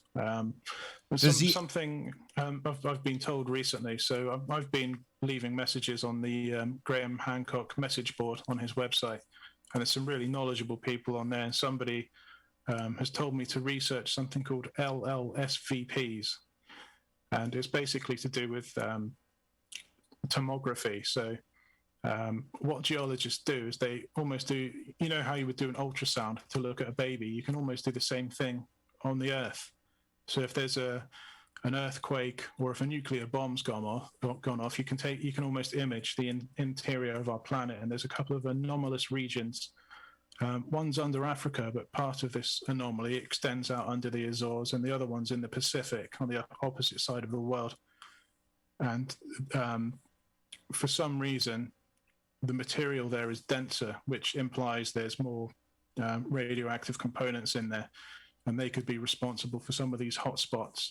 And there's 2 explanations for what these LLSVPs are, and one of them is that it could just be a slab graveyard. So earlier in the Earth's history, the crust of the planet was denser and had more radioactive material, and most of that would have sunk by now, and that's possibly created these hotspots. And there's another theory, which I think could be more likely, just due to the distribution of where these LLSVPs are, and they could be the remains of the planet that hit Earth that formed the moon. So there could have been a denser planet, like a Mars-sized planet that hit Earth, and part of the Earth came off and formed the moon, and the remains of that within the mantle, but they never fully sort of got incorporated into the Earth. They're sort of it's this sort of blobs of the planet remaining, rather than being fully mixed into our own mantle. Huh. Do you have a slide that shows this, like almost like that one with all the Azores, but it also shows the Atlantic around it as well? That kind of gives you more of a higher up view of this area. I've got this one here. Yeah, sort of like that, but you can go further out, like maybe 2 or 3 times further back than that. Anything I can like probably, if I just bring up the, I can bring up the bathymetry portal, and I can probably just share that screen with you in a minute. Yeah, sure. And then I don't want to, before we, I don't want to run out of time, but I want you to get to the part about, the Sphinx, and Göbekli Tepe, and the some of the dimensions that you found when you went, straight across from those areas. Yeah, that's fine. Yeah, I can bring up some pictures for that one. I can just share this bathymetry portal now. Share. Okay, has that one come up? Yep. Okay, so this is the EMOD net. This is the bathymetry portal I told you about earlier in the show. So you're like right in there right now. This is it just works like Google Earth or Google Maps, basically. Yeah. You can even go in on 3D. You can see to the west, they haven't really incorporated a lot of bathymetric data, just because it's a European project, basically. They're only really concerned with European waters. So it kind of ends there at Newfoundland there in Canada. It just kind of stops. Yeah, you guys don't exist. But I mean, this is a great example. So what's the difference between the blues then? The blue, like the dark blue where the Azores is, and then that other light blue on the left. That's just hasn't got the same resolution or something like that, or? So on the left, if you look over towards the Americas, it's just showing a conventional map. It hasn't put any of the elevation data into there. That's why there's no color. So it doesn't tell you how high anything is. So what's the purple? That's like a really deep trench there? Yeah, the purple is where it's really deep. The white is all above water. And if we go off the coast of Africa, look at how it sticks out. The Azores just sticks out like a sore thumb with this, right? I mean, it really does. You go out past that big depth there, the big trench, and then you get to this mid-Atlantic thing. I mean, it's almost just so obvious. Yeah, there's nothing else out there. And in the days when that would have been a couple thousand feet above sea level or whatever, and you could see it from way over there, and that would be like a stepping point to getting over to the Pacific. I mean, you could sail to that center spot and then keep going. Plato says that in the days of Atlantis, the Atlantic Ocean was navigable. So maybe having a giant sort of stepping stone halfway across the ocean really makes it a lot easier. You could take weeks or months to recuperate, couldn't you? And stock up your ship with more supplies before heading over to the Americas from Europe. Yeah.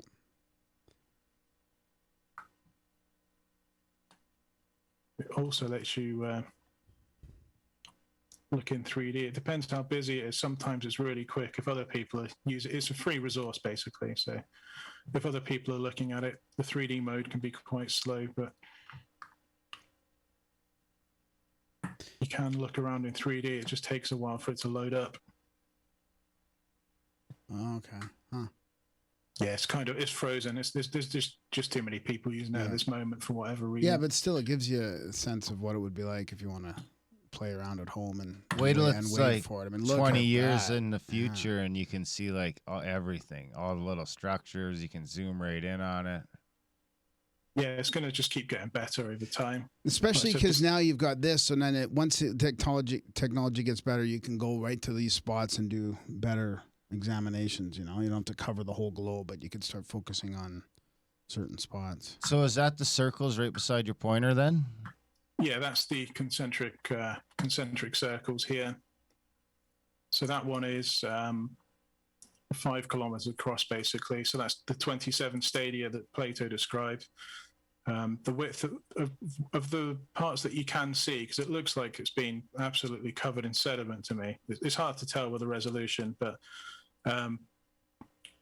around this side, you can really make out the defined features of the canal, and that's basically 3 stadia wide, as Plato described. And you've got another circle here. That one's 15 stadia in diameter. The only thing we're really missing is the innermost circle. But there's going to be a couple of issues. We've got resolution issues, and it looks like to me the whole place has been covered in sediment, and that could have come down from that mountain ridge to the north, because it looks like there's a river. I've got some more bathymetry from another survey that shows basically the remains of what looks like a river that flows down from this ridge up here. What's that line right below it? Is that like an old wave line or something? The one that This line crosses here? it all the way along? Yeah. So that's just where the survey vessel gets cut off. Basically, a ship basically went across this section of the Azores Plateau, and then that's the edge of the image. So the sonar can only scan so far, and then they've stitched it together with another image from another scan. So that's just where 2 different bathymetric scans have been stitched together in this 3D portal. Is there any place where we can see some ancient wave lines? You can see wave cutting at the edges of the plateau quite clearly. So I think there's evidence for wave cutting down here. If we go back to 2D mode, it's a bit quicker and we can take some measurements. Depth profile. So it looks like there's been wave cutting at 2 different intervals. what happens after a while, if once sea level rises, sediment comes in and it fills up the last wave cut that happened in the previous epoch. So that was probably that probably came almost straight down at one point, and that's now filled with sediment. So it looks like the edge could have at one point been over 1,500 meters below sea level in this region, and then wave cutting has occurred again at some other period of time at about 500 meters, 700 meters depth, basically. I don't think the whole of the plateau has sunk evenly. I think you'll see more of a vertical change directly where the hotspot is, and as you get closer to the edges of the plateau, there would have been a smaller effect, and that might explain why you don't see the creasing at the edges of the plateau that you see here, because there's a 200-kilometer wide hotspot, and I think the sort of the center of it is around here where my mouse pointer is, and then so you've got a big hotspot here, and that seems to be where there's probably more vertical change, I would suggest. There's another place here where it looks like there's been wave cutting at some point.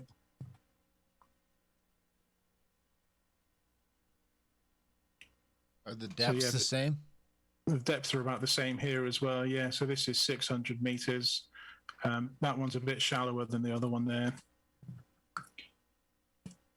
What's interesting is you're not seeing these wave cut features in this region here.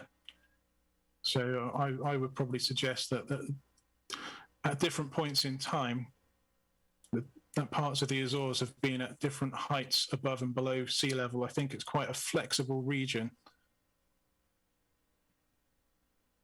I wonder how fast it happened. It'd be cool if that shit just came bubbling up next week. It would be nice to see something happen quickly that not to put anybody in danger, but just to give context to the past a little bit, right? Because we seem to be in a very relatively smooth climate. Like if the Azores just period bubbled right back up above the surface, how long would it be before anyone moved there? Yeah. It's like, I don't know, man. And then but in 2 generations, they're like, fuck it. This is a great piece of land. Well, unclaimed. there was that book called about the volcano from Simon Winchester, I think. Is that the right name? I don't know if you know about this book, Matt, but it was about I think it was either the Bora. What was the volcano that it was talking about? But anyways, it blew off, like disappeared. The island disappeared, and it started to come back up. And as soon as it started coming above the water and creating a new island, like it was already inhabited by birds and insects, and like life just happened like that. Over the years, you could see it just build this island building up. It's amazing how quickly nature takes over, isn't it? Yeah. So yeah, let's I mean, if we could, let's try and get to that some of your measurements and your diagrams from the Mediterranean and Egypt. Okay, yeah, no problem. It might be easier if I just go straight into Google Earth rather than do any slides. Oh, sure, if you want. Yeah, whatever you want to do. If you can operate Google Earth like that, there's no way I could do that.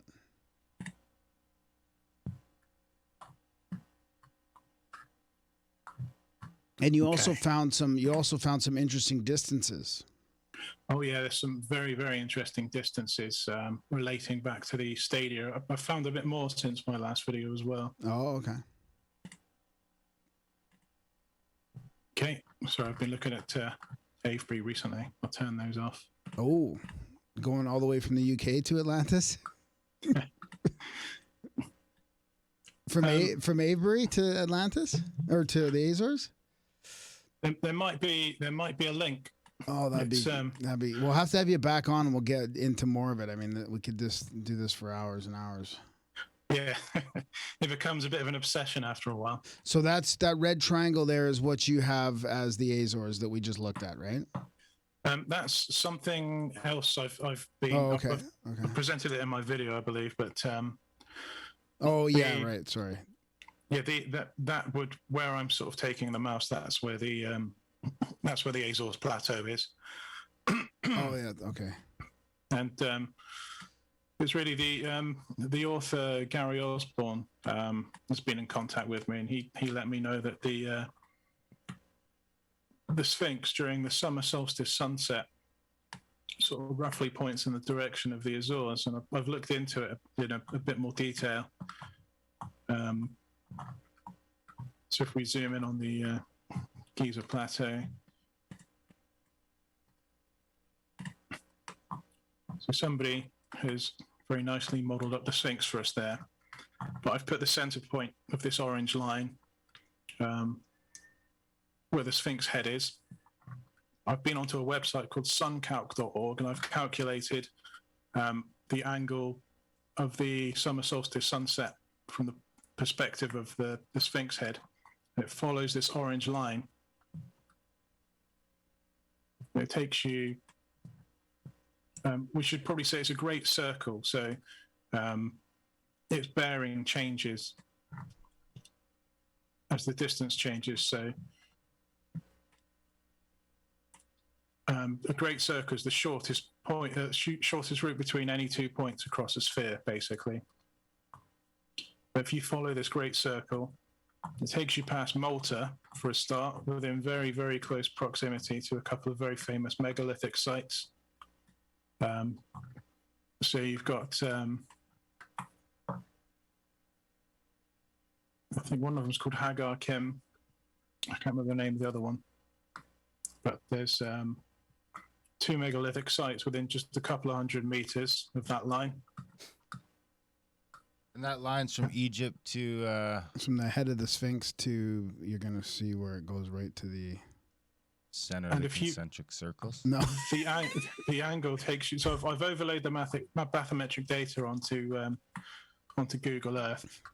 So this is what it looks like without my overlay. You can see part of the, I think, Woods Hole scans on there, but not the iFrema scan. But I've overlaid the imagery on there, and that is absolutely nuts, isn't it?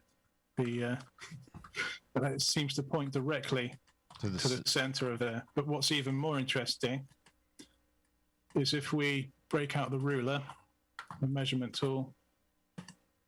And you're not just dragging that line till it lines up. I mean, it's coming from the sun, right? And the Sphinx. Yeah, so that's I've based that on the summer solstice of this year. It should be the same every. You get very small changes in the obliquity angle over time. But I would make the assumption that if they were an advanced peoples, they would be using the midpoint of the obliquity angle, which we're very close to the midpoint now in our current epoch, just by coincidence.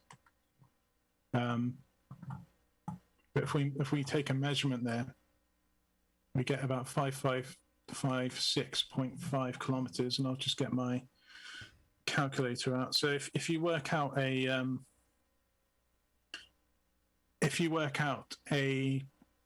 stadia based on the polar circumference of the Earth, it works out to be 185.22 meters.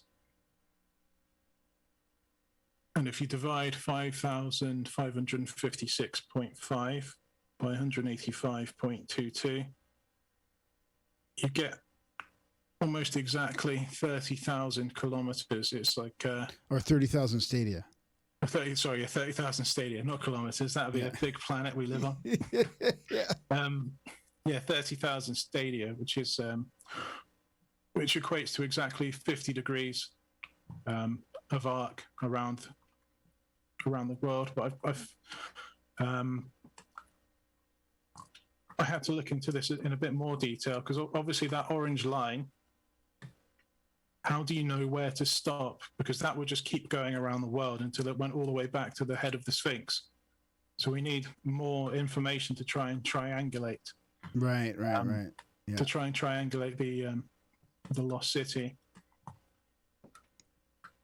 And there's the remains of an island here. So this is called the Dolabarata Reef. And at the beginning of the Holocene, so after the Ice Age ended, even though sea levels rose, this region here would have been a 5 to 8 kilometer long island, and it would have been the very easternmost island of the Azores, and it's on the exact latitude of Göbekli Tepe.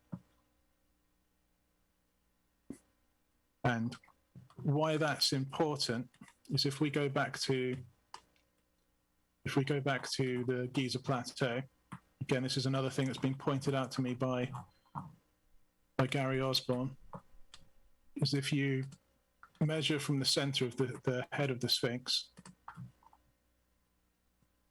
to the furthest pyramid away, we'll change that to meters now, you get 1,080 meters. And obviously, if you're into your sacred geometry, you'll understand that's quite an important number.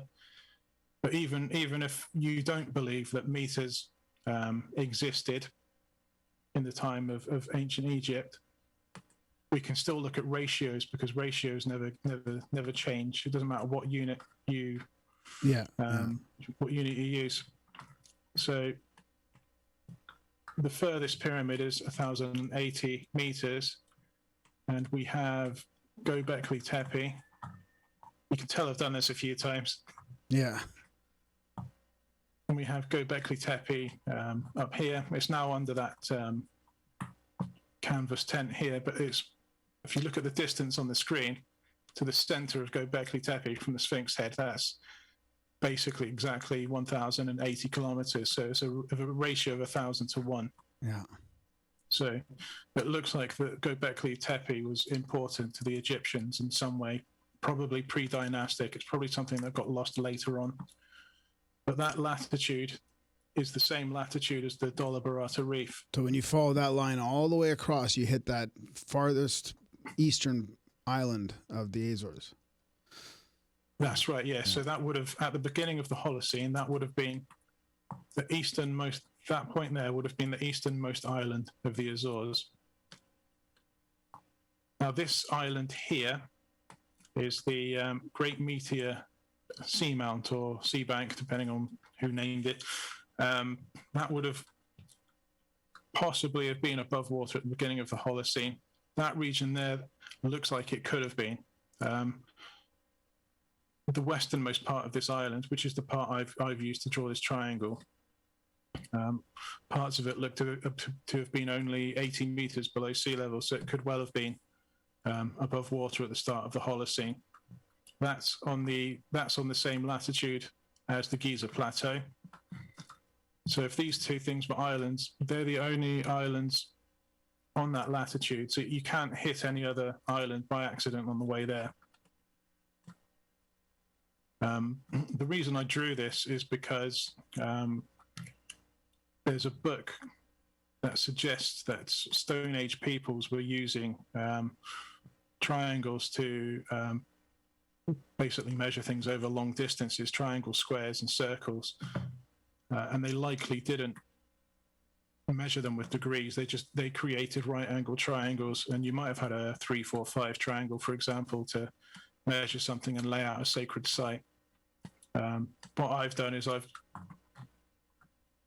created a right angle here, because it seems to be the rule with these Stone Age people that when they're using triangles to lay out a site, it's always a right angle triangle. So I went 90 degrees west because there's nowhere to go east other than back to the Mediterranean or back to Africa.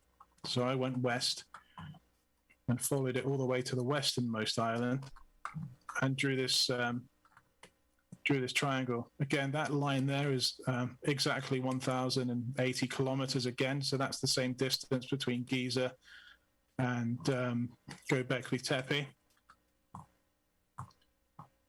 And it takes you, where these two lines meet, it takes you to a ridge that overlooks a valley back out into the ocean. And over here I have I've put in the winter solstice sunrise. So you've got the summer solstice sunset from Giza, which points directly to the city, exactly 30,000 stadia. And that's if that island is there right today, right? That's there today, yeah. So this yellow line, from that point where these two lines meet, that is the winter solstice sunrise. And again, it takes you here. So it triangulates the city, but that distance from there to there is exactly 1,000 stadia. So we've got 30,000 stadia and exactly 1,000 stadia. So using nice round numbers to keep us on track, basically. So there's no doubt in our mind that this could have been their plan. Something else I found that's very, very interesting. I've been reading the Edfu texts recently. I don't know if you guys are familiar with those. Not specifically. Okay, so the Edfu texts are derived from an older source, but they basically tell a story similar to Plato's. And one of the key features of this island in the middle of the ocean is that the people, the creator gods that live there, they build all their structures out of reeds, which sounds a bit strange. But they build jed pillars out of reeds, which is spelled D-J-E-D. And jed pillars are a sacred thing in ancient Egypt. And jed connotes things like longevity and firmness and sturdiness, which that doesn't imply reeds to me. Reeds are quite weak, really. They're not something you want to build a temple out of. I thought, what looks like reeds? And if you've ever looked at the Giant's Causeway in Ireland, you've got what are called basalt columns. And basalt columns are hexagonal, naturally formed pillars made out of basalt. And there's a very famous monument just here where my mouse is over, where there's a load of basalt pillars. So I wonder if these basalt pillars were what they actually meant by the reeds or the jed pillars. They'd be a very, very convenient building tool. They're just natural basalt pillars that you could use to construct something with, basically. Yeah.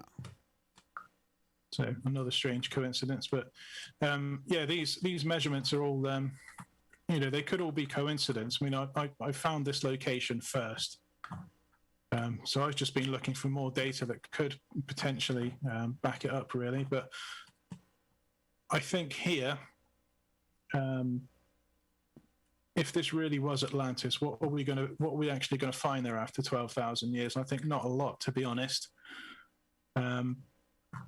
But I think if we could try and look for basalt columns, that would be a good start. Because if you look at the Edfu text, which I think the source of the Edfu text is, I think that's where Solon or even Plato got the story for Atlantis and adapted it for a Greek audience. That's a good point. That might be one of the only things left down there is basalt columns. That might be something that you could identify. So yeah, that's what that would be one of the first things I'd be looking for down there, because the region that was inhabited by the first people, or the primeval ones, was supposed to be a level plain that they described as a field of reeds. So I'm just wondering if there was an abundance of basalt columns. Yeah. And the reason I think that could be the case as well is that if you look at a gravity map of this region, these circles, they're basically they're at the same elevation as the surrounding plane, but the gravity there seems to be far higher. Obviously not something you could notice if you walk there, but enough to measure with satellites. So that could indicate that there's a harder, denser rock in that region, and that could correspond to basalt. Oh, that's really interesting too. I mean, it fits in with the global, the global narrative of the ancients were all over the globe back then, and they were building all these things in some, planned. So in this sacred way. I mean, go ahead. In this instance, then Göbekli Tepe and the Sphinx and the pyramids were built to point to. Well, Atlantis. no, I mean, it could be who knows, right? I mean.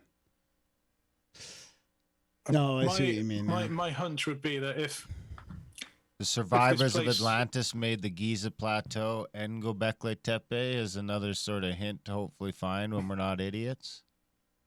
I think that could be the case. I think a lot of the things on Giza. I mean, I think the origins of the Sphinx. If you listen to Robert Schoch, he's now pushed his date back for the oldest parts of the Sphinx to be 10,000 BC, and Göbekli Tepe certainly looks to be like it was built at 11,600 from the carbon dating of the mortar corresponds to the same age. It's about the same age as the Sphinx, which is about the same time the Ice Age ended and the same time that Atlantis supposedly sunk.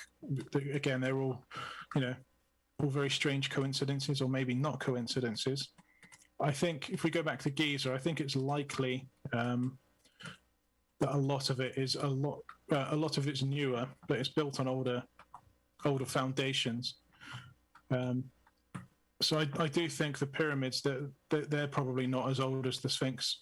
But this one in particular, the Great Pyramid, it's built on an ancient hillock which was raised to the ground. So there seems to have been a natural mound where that pyramid is, and then they sort of almost like filed it back, but it's still acting as a kind of a socket for the pyramid to sit on. And they've built over an ancient mound, so maybe that there was a natural mound there. What's that line spaced between the two peaks of the pyramids? Is it centered or no? We can find out. If it is, I get a credit in the book. I don't like writing books. That's 0.23. Let's put it back to meters. I mean, the other thing is it could be connected to not just Atlantis, but other globes. I mean, you did a great video on the 4 pillars, which connected, Easter Island and a bunch of these four sites in 4 quarters of the world on the same kind of line. So, I mean, maybe there's a whole bunch of stuff you could connect. I don't know, it looks centered to me. It's roughly in the center. Yeah, it's pretty close to being in the center. Oh, that line to those two. Oh, I see. Yeah. That's interesting. Oh, I see. Right to the 2 big pyramids too. Yeah, that would be interesting. But if you draw a line to the Great Pyramid from the head of the Sphinx, that almost acts as a mirror for the angle. So, you know how I said that distance there to there was 1,080 meters.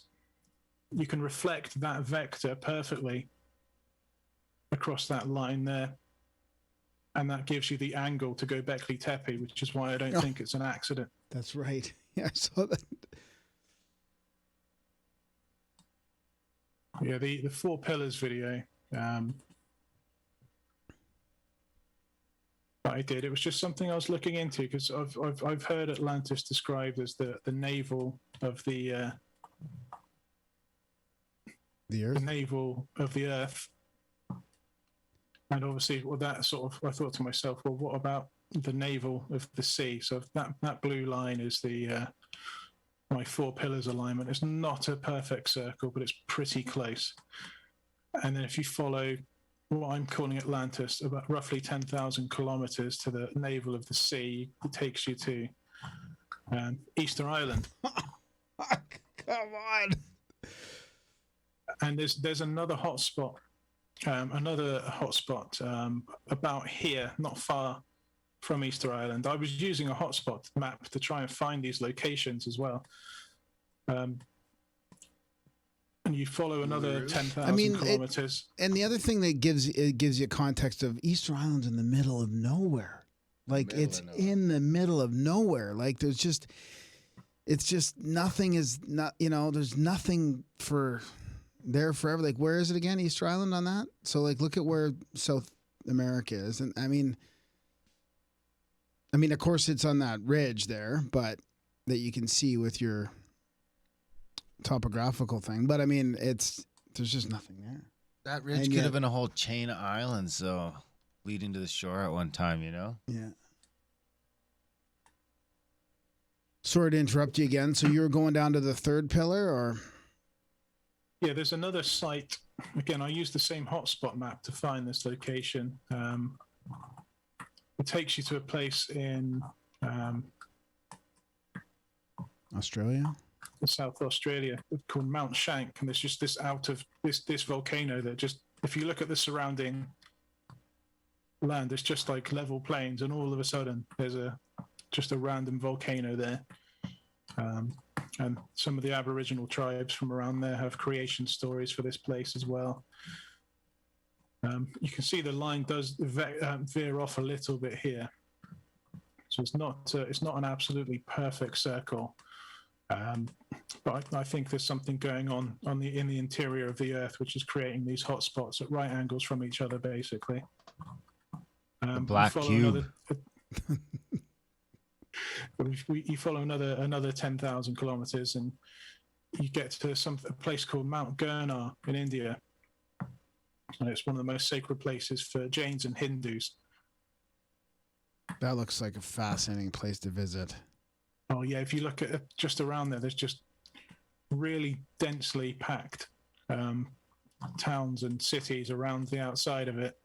And then it's almost like you're not allowed to build around there because it's sacred. It's all ancient and sacred, yeah. Yeah. And then you just follow that now straight back to... so they're roughly at right angles around the globe from each other. And then that just goes all the way then back to what I'm calling And Atlantis. do you think that's what you just drew there is a ley line? I mean, is that, where they're lining some of these things up? I mean, if you continue to do this, you'd probably end up with a ley line map. Yeah, you'd well, I think there's a chap called Jim Allison who's got a website who's drawn a lot of these great circles, and he's found out there's lots and lots of alignments that seems to be more than a coincidence. What were the purpose of these things? It could have just been for navigation, I guess, is the most simple explanation, but who knows? We're going so far back that it's just speculation at this point. Yeah. But it's still fun to do, and it's interesting. I mean, you never know what can be found. So what are you working on nowadays?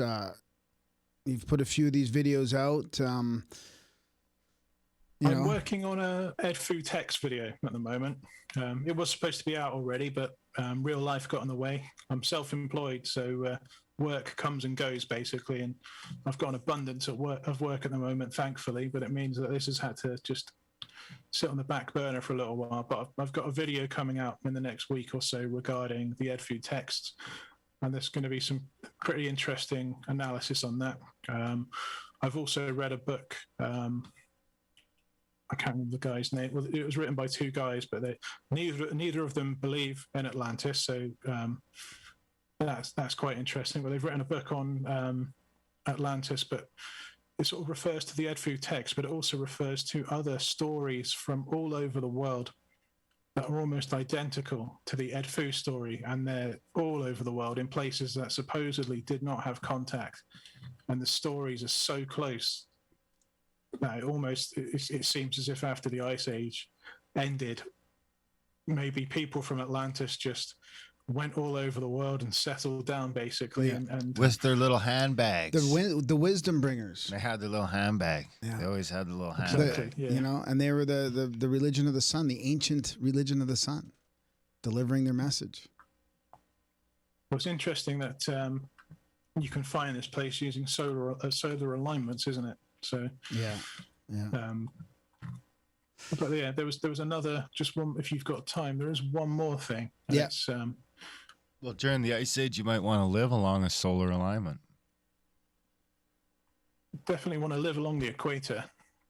From what I understand, the weather probably wasn't that much different on equatorial regions than it is today.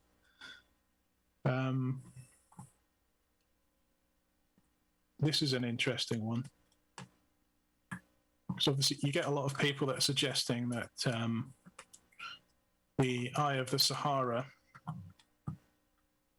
is Atlantis. Oh yeah, okay, yeah. And this was just started out as something just for a bit of fun, but it could be something that could be a bit more important.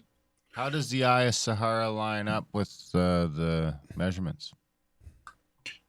It's got some very, very interesting measurements that could be quite significant, because I've drawn a line from the Eye of the Sahara all the way to Avebury. Avesbury. So we've got can we call that Salisbury Hill or something like that, and Avebury. So Avebury is another place that it sort of resembles Atlantis. So much of it is wrong size-wise, but it could be something that was built in tribute to Atlantis. We've got a circle with effectively what looks like a moat. It's the world's largest megalithic stone circle site. And what we've got just south of that is Europe's largest prehistoric mound. So they're both significant sites. And occasionally, when it floods around here, this has been dug out into like a moat and a trench. So it looks like an island emerging from the sea, which sort of corresponds a lot to the Edfu texts. Now that distance from that mound all the way to the Eye of the Sahara, that's just 8 kilometers short of the diameter of the moon. It's really, really close. And if we're drawing a triangle with this, that line there, that corresponds to 23.3 degrees of arc, which is the obliquity angle of the Earth. That's the same distance. That's 23.3 degrees of arc as well. And that distance from there, so the midpoint, which is around about where the pillars of Heracles are, that distance from there to there, so that's a 90-degree line from there. That distance from there to there is about the same distance to, let's just measure it.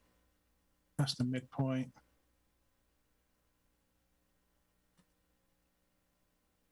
So we've got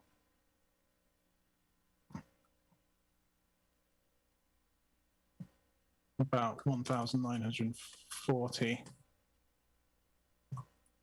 That takes us to about the western edge of Malta. So it's not perfect, but it's pretty close. And what's interesting about Malta is on the exact same latitude as the opening of the Pillars of Hercules. But again, that 90-degree angle, it takes you. I think in reality it was down to about there. I've just moved it up, if I'm being honest, but it was about down there when I drew it originally. Pretty close. So could it have been that could be another? I'm not saying that the Eye of the Sahara was built by anyone, but it could have been that could have been a natural formation, and then somebody's decided at a later point in time to build something up here. And then you could use those 2 points to then find the midpoint that points you out to these places. So it's interesting that that's the diameter of the moon. Well, the moon's homemade, so. It's also made out of cheese as well. Well, that's just the viscosity is closer to cheese than rock. If we, it's interesting that that's the obliquity angle. Yeah. Of the, Yeah, it's been great. This has been fantastic. I mean, we should do this again when in a month or two, and just sort of hit all the spots that we missed and maybe catch up on some new stuff. I mean, it's been great. Have you started digging into the moon anomalies yet? I've not started digging into any moon anomalies. I've dug a big enough rabbit hole for myself as it is, and my girlfriend's been very patient with me. So. I'll tell you, the moon's one at a time. The moon's an even bigger rabbit hole, because some of those crazy alignments with the moon are lining up with the moon's 27.3% the size of the Earth. It also takes 27.3 days to do a full rotation. The Earth is 366% the size of the moon. It takes 366 days to revolve around the sun.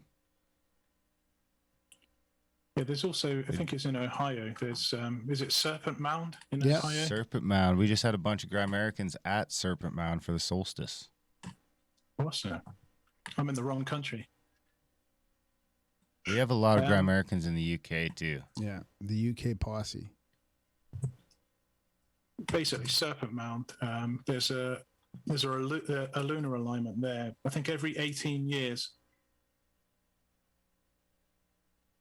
That's the. I'm looking for the one in the golf course. I'm looking for the one.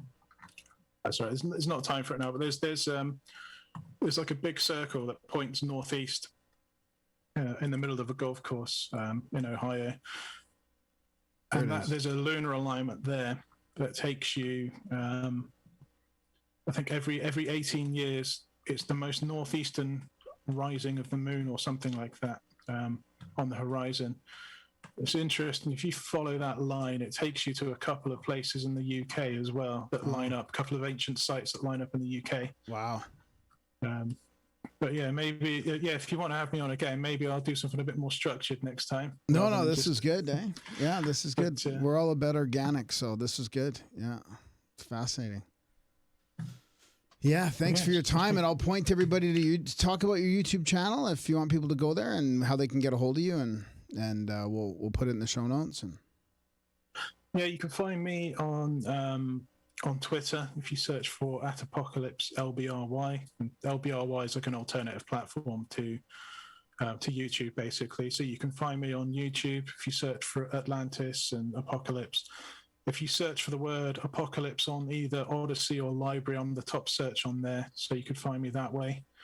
So at the moment, I've got, I think I've got 6 videos out now. I'm working on number 7, which is the Ed Fu texts.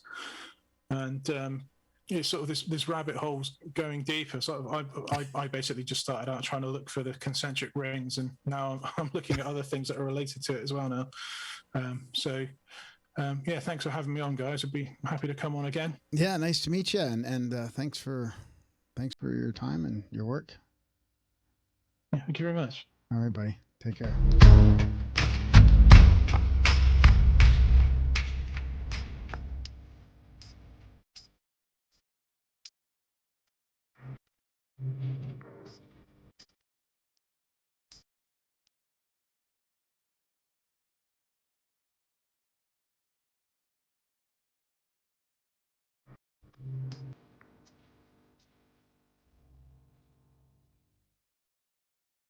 You've done a YouTube video on that, right? Which we'll link to all your stuff in the notes here. I Yeah, think that's you did right. a video, Yeah. right? Yeah. That Yeah, sounds good. Yeah, I'm trying to make a few more non-Atlantis videos, just some shorter ones, just to fill the gaps. Non-Atlantis, but Atlantis is the fun stuff. It is. It's all fun though, isn't it?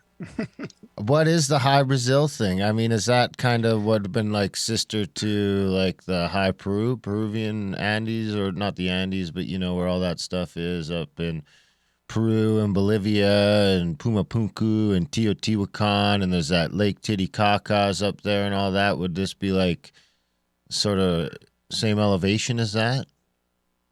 Well, High Brazil is a bit of a sort of, it's a bit misleading, the name, because it's an island that was off the west, or supposedly off the west coast of Ireland, which is no longer there. So it's a bit of a mouthful, isn't it? Is it accepted? Ireland. Is it accepted by mainstream that it was there, or? It's not accepted by mainstream. It's been on maps quite regularly since the sort of mid 1300s up until the 14 and 1500s. Wow. But it's not. It's not something that's accepted. Is that off the midwestern point of Ireland, like where that whole area juts out there, sort of? Yeah. It's around Galway, or? So I'll just bring up my map, so I've got a better reference. I am not really familiar with the geography of Ireland, unfortunately. But yeah, it's kind of off the middle of the west of there. So. I'm trying to see that bit, but yeah, right off the middle to the left. That would be super misleading. Yeah, it's nowhere near real Brazil. Yeah, High Brazil. Yeah, it's HY actually, not HI. And is Brazil spelled different too? Because did they just think they were in Brazil? With an S, I think. They're like, wow, I thought Brazil was way farther than this. This is great. Only took us fucking 45 minutes. Hi, Brazil. Exactly. Yeah. If we want to do, if we could go over that very briefly now. Yeah, let's do that. Yeah, let's do that now. Yeah. It's only going to take a few minutes. But from what I've researched recently is that part of the ocean just off the coast of Ireland is famous for a type of cold water coral. And these cold water coral, over periods of thousands of years, they form what are called carbonate mounds. So that the dead skeletons of the coral build up over time, and the gaps are filled with sediment, so various sand and mud, etc. And you can get these huge underwater islands that can get up to a height of up to 600 meters, which is pretty big. And there's basically almost like a war going on between the rate at which these islands can build themselves and at which they get eroded. And because they're cold water corals, if the ocean temperature heats up, as it did sort of 12,000 years ago, that can begin a process where the island itself erodes faster than it can build. And if it gets breached, it can erode very, very quickly. So I think if it was real, the mechanism for its formation and disappearance would be these carbonate mounds formed by coral. So we've got a viable mechanism. It's just north of the Porcupine Sea Bight, which is basically a basin just to the south of there. And one of the reasons you get such a quick erosion is if you get one of these carbonate mounds next to a basin, because all the sediment falls into that basin. So we've got all of the characteristics there necessary for all the mechanisms there necessary for building this thing up in the first place. So during the Ice Age, it might have been cold enough at shallow depths to build carbonate seamounds with this type of coral. And then after the Ice Age ended, it couldn't survive in shallow water anymore. It had to migrate to deeper water. But there's loads of carbonate mounds there, but they're now all in the Porcupine Sea Bight. There's none in the shallow waters anymore. Oh, so just basically the water dumping in and raising the sea level by 400 or 500 feet or whatever it was just caused that stuff to be too far away from the sun? It prefers to be too far because it's a cold water coral. It doesn't like the sun all that much, but because it was very cold at that latitude during the Ice Age, it could have actually thrived there even with sunlight just because it was cold enough for it to survive. But the rising sea level could have helped breach this carbonate mound and increase the rate of erosion. So perhaps some of it was still there 500 or 600 years ago, and the last of it got washed away over the last few hundred years is what I'm implying. Is there something that tells you that might have happened, like something geological or? So geologically, there's zero evidence for any purely geological mechanism for the existence of high Brazil. So the only possible mechanism I can find is the carbonate mounds, basically. Or I guess I shouldn't have said geologically. Maybe like weather related or climate related or. So obviously the ocean has been getting warmer at those latitudes. It sort of started at the end of the Ice Age. So really at that latitude, we're saying that's probably about where the continental ice shelf stopped. That's the boundary for the continental ice shelf. So the water there would have been very, very cold at the end of the Ice Age. And then as everything warmed up, we get a lot of warm water from the Gulf Stream that would make it difficult for cold water corals to survive in shallow seas, basically. But so maybe like the end of the medieval warm period kind of thing? That would probably be about the right sort of time frame if you look at the dates on the maps. So yeah, that would probably be quite a sensible. Before that little Ice Age happened, or not the little, I can't remember what that's called, when it went into the cold period before where we are now. But I think it probably, I'm saying it probably thrived during the sort of end of the Pleistocene. How far off the coast is it supposed to be? So off the coast, I'll take a quick measurement. It's about 200 kilometers. So I've looked at a number of maps. I said, unfortunately, my slides have been corrupted, but I've looked at a number of maps and they roughly all place it in the same place, which is about 200 kilometers off the west coast of Ireland. Yeah, that's quite a ways off the coast. Yeah. Isn't there some I- like little mini islands out there with some monasteries on them and stuff too, and like fuck all else going on? Yeah, totally. But those are only like Those are closer. a couple kilometers off the mainland. Yeah. Man, that shit has got to be so boring. Like I get bored driving across the prairies. The ocean must be just like next level boring. Maybe not. I mean, at night it'd be cool because you'd see all the stars and stuff, right? But during the day, it must just be like, holy fuck, I'm so sick of looking at all this water. Yeah, there's a thing about island life, dude, where it gets a bit claustrophobic for people. Even on like Vancouver Island, people get like that. Oh, I couldn't live in the UK. No, I couldn't do it. Nah, that'd be like, I feel trapped. At least I can run through the channel, right? I can get out of there one way or another. Or maybe I can swim the channel. Can you like, are you in the UK? No, you're not in the UK though, right? I'm in the UK. Oh, so can you like see the mainland from the shore? Can you see Europe?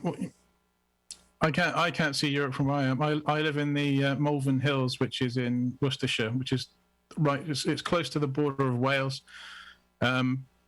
You can see France from some places on from the southeast, right? Yeah, on an exceptionally clear day. Yeah. If I can see it, I can make a go for it. Not swimming, but maybe on a little boat or.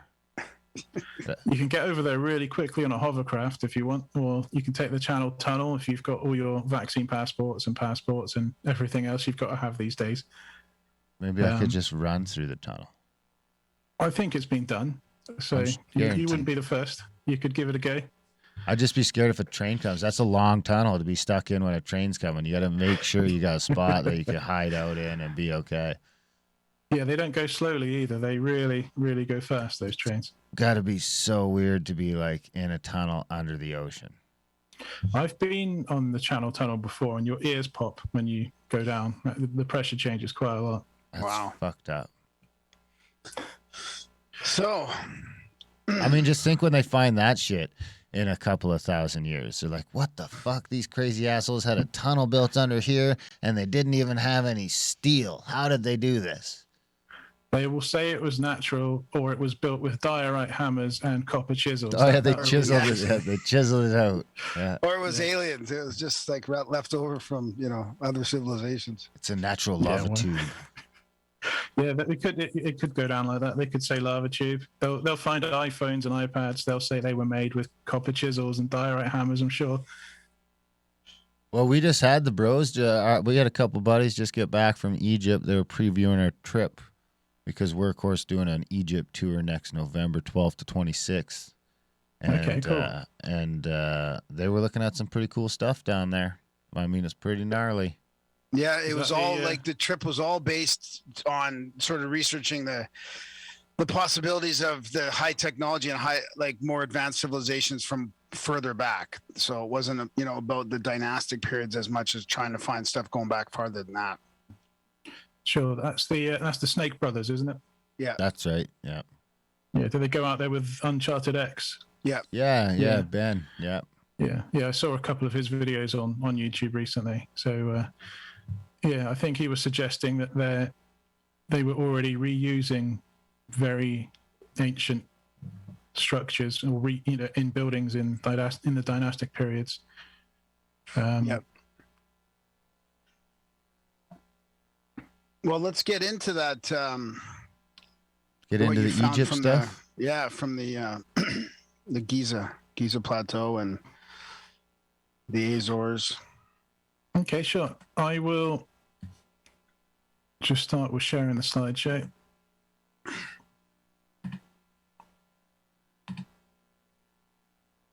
Man, I want to go back to the UK. You do? I want to leave the UK. We can swap. Yeah, let's do it. Can you do the show for a while you're over here? I could try. You might lose a few viewers. It's a risk that you'll have to take. Okay. This is the first slide, and I've included this one because I think it really helps hit home what happened sort of 12,800 years ago and 11,600 years ago. So what I have here is a graph of average global temperatures going back 420,000 years, and these all had come from a place called Vostok, where ice core samples have been taken, and they've looked at various isotopes. Is it darker on the right side because there's just more ups and downs? Is that why the lines look a little thicker over there? Over here, yeah. They're just more sporadic? So it could be that climate has been more variable over a narrow range in this period. So it's not going up massively here like it has done previously in previous interglacials. Yeah, it's just going up and down so quick it makes it look like a thicker line. But the other reason could be is that the ice isn't so compressed at these shallower depths, because this is all fresh ice, so it's not so compressed. So it could be that we're getting more accurate readings over. It could be closer to like decade by decade or year by year readings. And if you look at the scale at the top here, you can already see that the ice is starting to. Oh, that's what it is there. Yeah. So you're going. There's 1,000 years between the first two points there, and then it still has it's still 1,000 at the end there. It looks about the same. Yeah. Okay. I don't know. I'm wrong about that. So 1,000. We've got 1,000 meters covering about 70,000 years there, and then we've got 1,000 years covering about 100,000 years.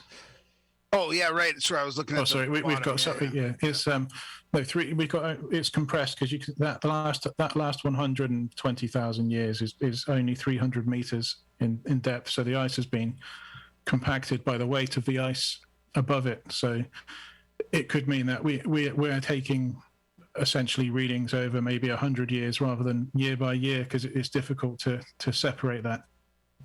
Totally. That's what it is. Yeah, I have a question about the end. There's that little tiny spike, or there's that one spike there towards right there. Is that like, what is that? Do you know, the medieval warming period maybe, or? No, that the medieval warming period came later than that. That's the Holocene. Oh, wow. That's the Holocene. Oh, that period actually is the Holocene. Okay. So that's what we have there. Sense, yeah. Is for some reason or another, I think it was between about 8,000 and 5,000 years ago, something like that, where it might have been a different. I can't remember, but during the early part of the Holocene, there was a brief period of time where it was a couple of degrees warmer than it is today, and then it went back down to the average again. So that dotted blue line is the present day average. And we can see some quite regular and consistent patterns here, where we have interglacials. And if you look at this region here, as we were leaving the last ice age, that rising edge here suddenly stops, and the date that stops is 12,800 years ago, which is exactly when the Younger Dryas starts. So something stopped the natural warming cycle, and it started to cool down. It's difficult to see on this scale, but it started to cool down quite dramatically again. So we started to go back into an ice age.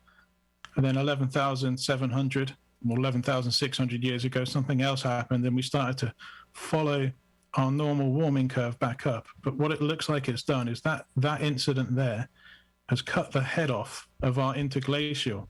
So we're now in the coldest interglacial as far back as these records go. So for the last 420,000 years, this is by far the coldest interglacial we've had. That's interesting. Yeah, I don't think we've ever seen that or talked about that, eh, Darren? Yeah, that is interesting, and that actually would give me a little bit of hope, I think, that it would give the ability to maybe fucking hold it a little bit longer, because when I look at that chart, I think what's happening is at the peaks of those, you're getting full glacier melt. And once you have full glacial melt, your rivers stop flowing, which means your ocean currents stop moving, and everything, and your poles fucking freeze solid again. So hopefully with us kind of hanging out there, we can ride this motherfucker out for another 10,000 years.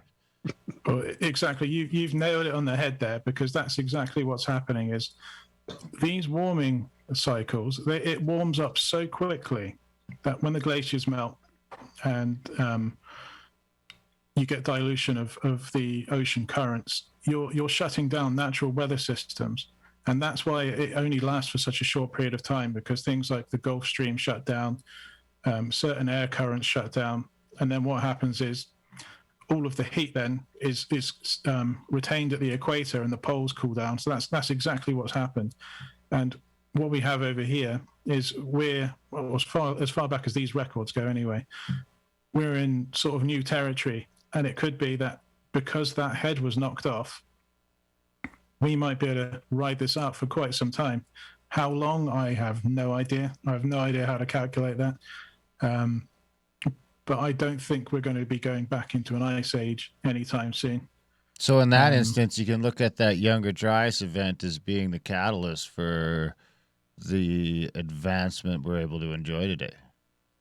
Well, yeah, it's been a very long period of time of stability, and because I mean, when you're at the top of that motherfucker, it's got to be wild too. Like, you know, like can't be good up there either. No, I mean, if you look at this this period here, that's called the Eemian interglacial. Sea levels were 6 to 9 meters higher than they are today, as you would expect. So I think we can probably look forward to similar sea rises, but it's going to take a longer period of time to get there. But the sea level rises quickly, and it forces migration of both not only humans but other animals, which will be competing in the food chain. So it's not going to be easy. You know, it's funny when you look at this, you can really see when you hear about all these predictions of ancient advanced civilizations knowing that this was coming, right? I mean, look at this pattern. And if there was a way for them to see it, maybe not through obviously ice core samples, but I mean, this is the pattern they were talking about, right? These are the cycles that the ancients are talking about. And they probably knew that huge spike is coming back around this time. So let's prepare.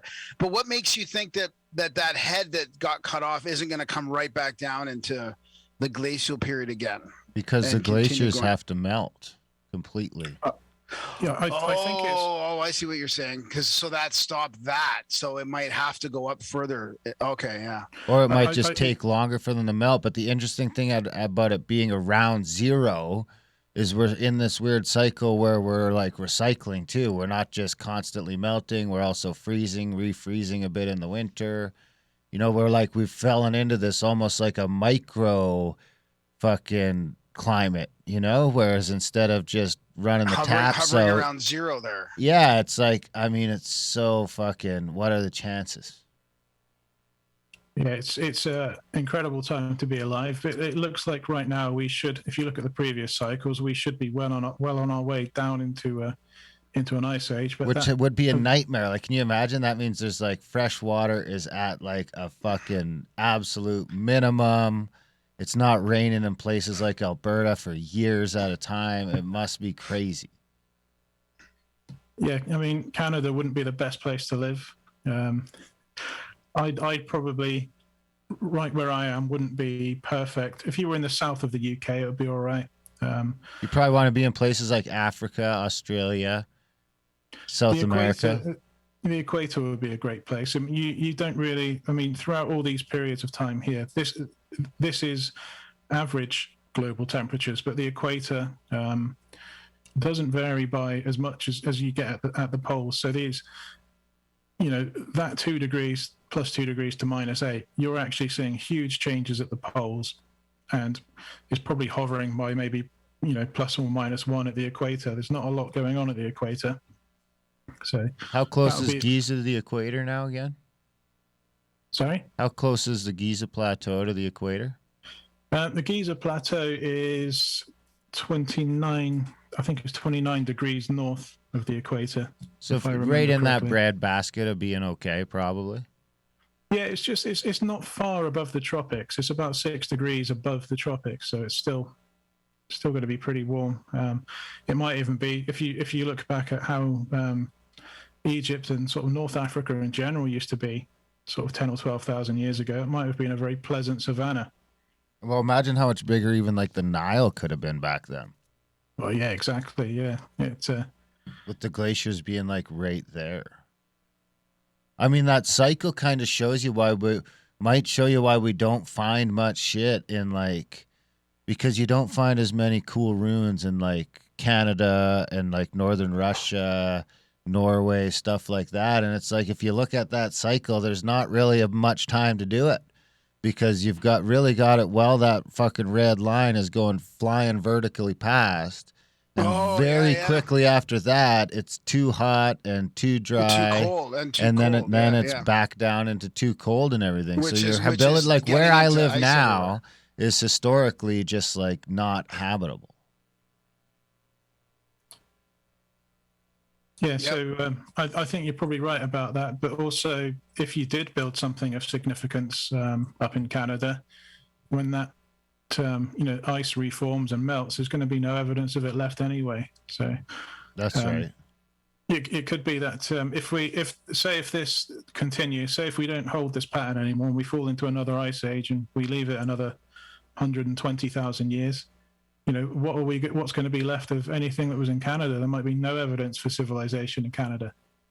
What do you think triggers the initial warming? Because it makes sense to me for that spike to plummet back down into cold because the glaciers have melted and all that. But now this motherfucker turns into a block of ice. What triggers that? I mean, because the warming is happening much faster than the cooling, which is interesting. I'm not completely sure. I've not done enough research on this, but the intervals between interglacials, they seem to sit at around 3 obliquity cycles. So at present day, the Earth is tilted relative to the plane of the solar system. It's tilted at 23.44 degrees. And that ranges anywhere from, I think, 22 to 24 and a half, something like that. I do have So wait, so are you saying then that the impact at that Younger Dryas actually incurred that tilt? That is another factor that might help us maintain this thing longer? I think that tilt cycle hasn't changed. I think that's still the same. So the Earth's tilt changes by about 2 degrees over 41,000 years, which might be why ancient cultures have been able to calculate this, because they've managed to observe this over a long period of time. But there's various relationships and patterns here. So you see that double spike there and that double spike there. I'm not sure of all of these relationships. I need to look into this further. I think they're called Milankovitch cycles due to the person that originally found these. But it looks like the peaks of all of these are separated by 3 obliquity cycles. So from that point there to that point there, you've got like 41,000 years where the Earth's going through that 2 degree cycle. But there's other cycles on top of that. I don't know why it takes 3 obliquity cycles to get there. There's other tilt relationships as well. There might even be long-term solar cycles that we aren't aware of yet that could have an effect on this as well. So, because it looks like in the last one before this one, you're warming up like 10 degrees over the course of maybe 1,000 years, maybe 5,000.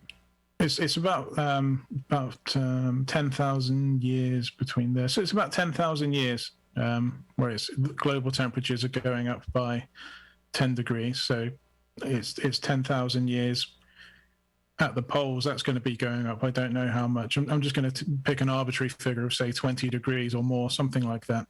It could be a lot more because that's just the average temperature. But it's a very, 10,000 years is actually quite a short period of time for these huge changes in temperature. Well, yeah, that's like our recorded history. So can you imagine like how different our history would look if it was like on one of those instead of what it's on right now?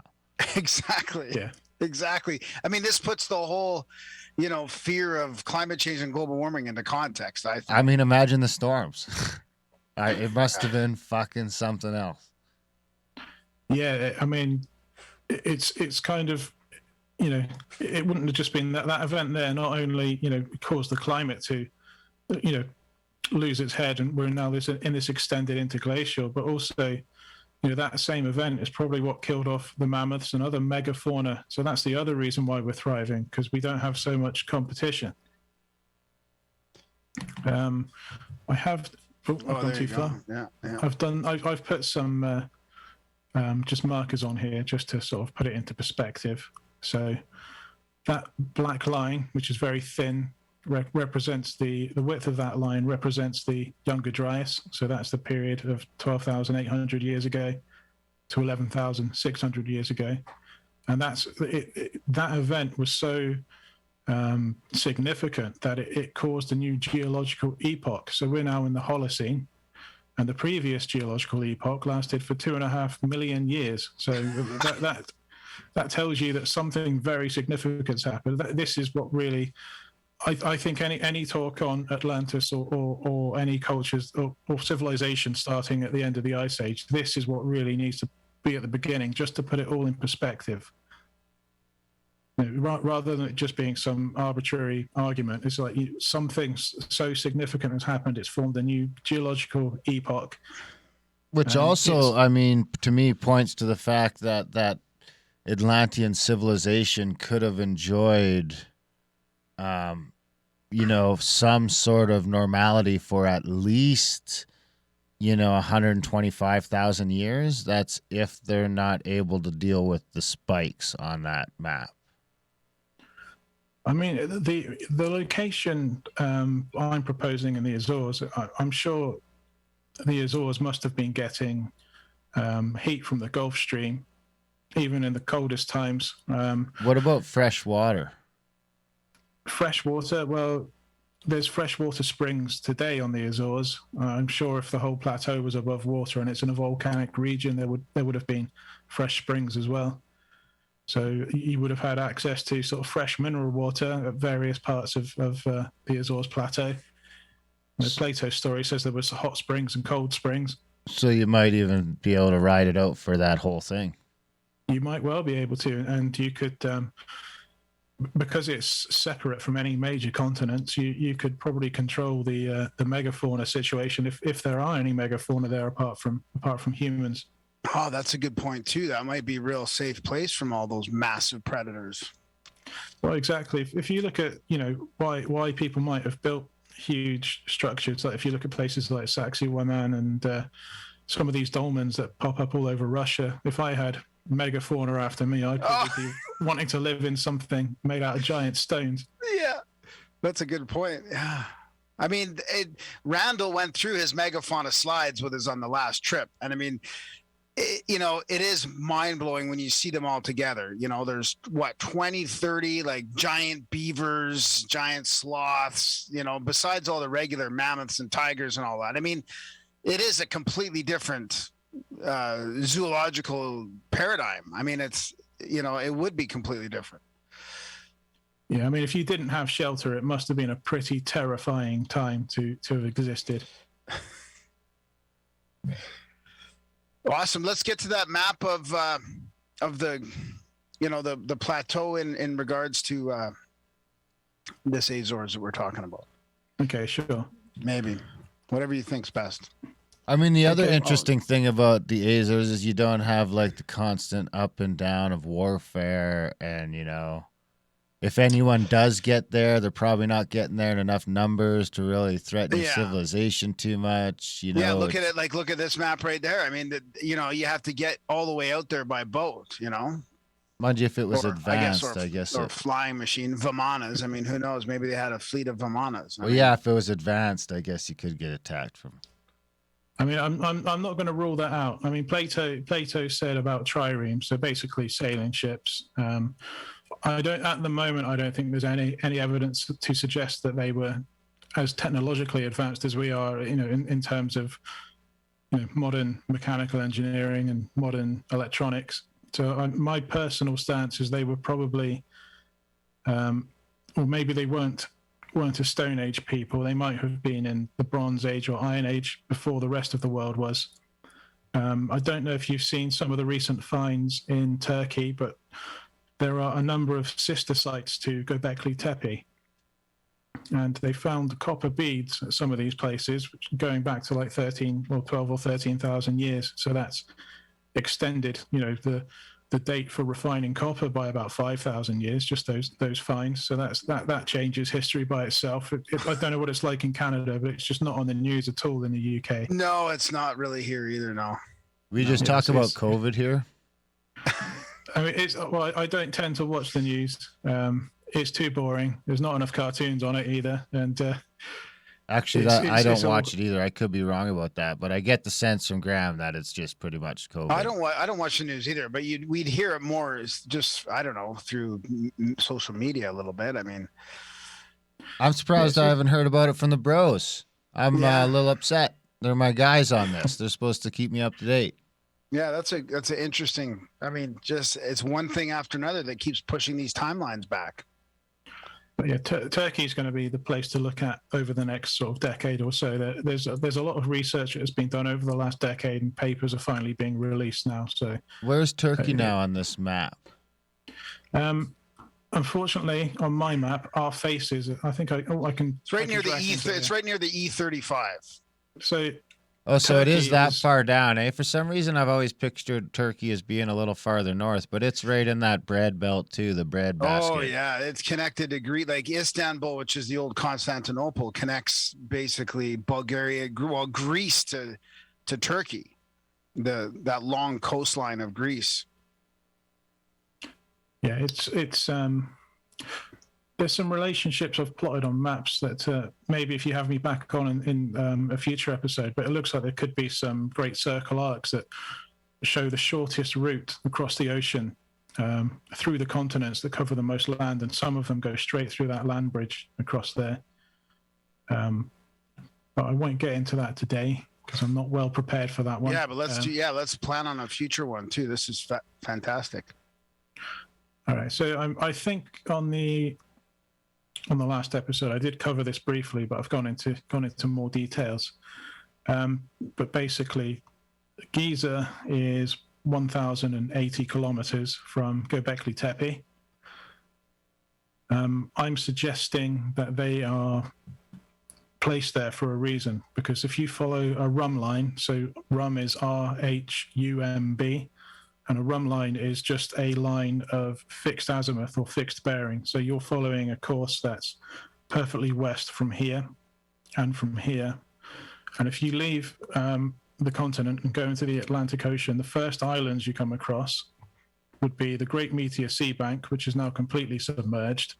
But the highest part of that would have been exposed right at the end of the Ice Age, at the start of the Holocene. So if Atlantis was destroyed, and they wanted to mark out their civilization, that island there, the Great Meteor Sea Bank, some of it would have just been about above water.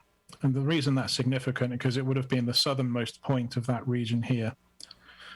Göbekli Tepe, it's a similar story. The latitude, you follow the rum line west, and you get, you hit the easternmost island, which is the very tip of that is still just above water today.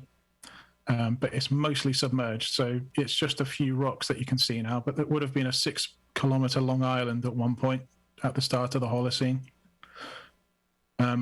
So that 1,080 kilometer line,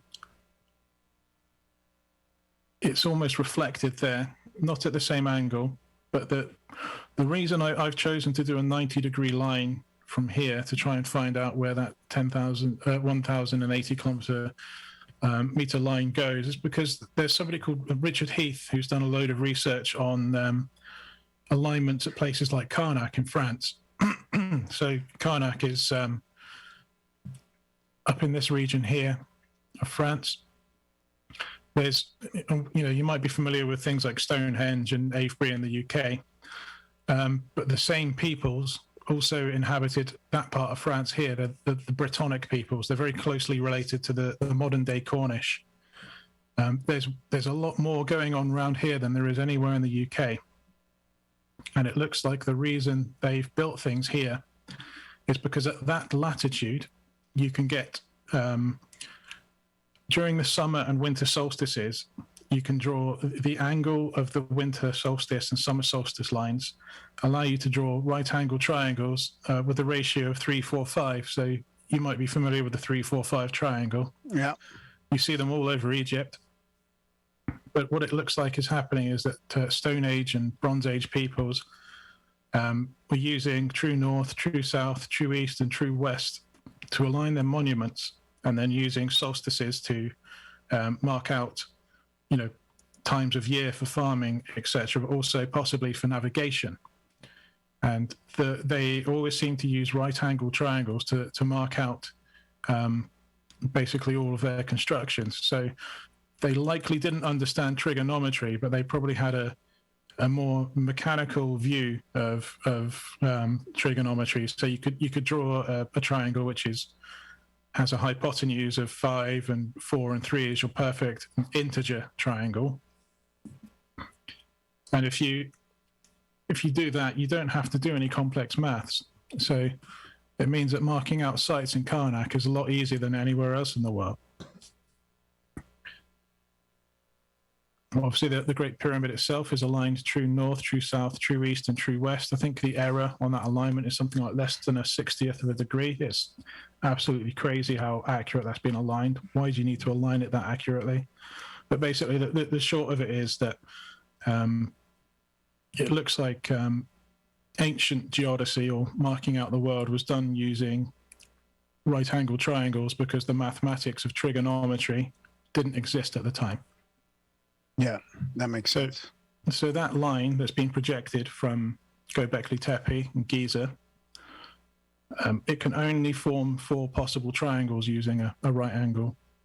And you could have had a line come out there, but there's no island here. You could have had a line come out here, but there's no island here. And a line come out here, and again, there's no island here. But at exactly 1,080 kilometers, you have the island of Flores. And that, I think, is significant because if you follow the winter solstice sunrise, it actually goes straight through the middle of what I'm calling Atlantis. I'll go into that in a bit more detail in a minute, but I'll just pop over to the next slide now. Actually, before I do that, I should note that distance there. Obviously, you'll probably be aware that the Great Pyramid has a slope angle of 51.84 degrees.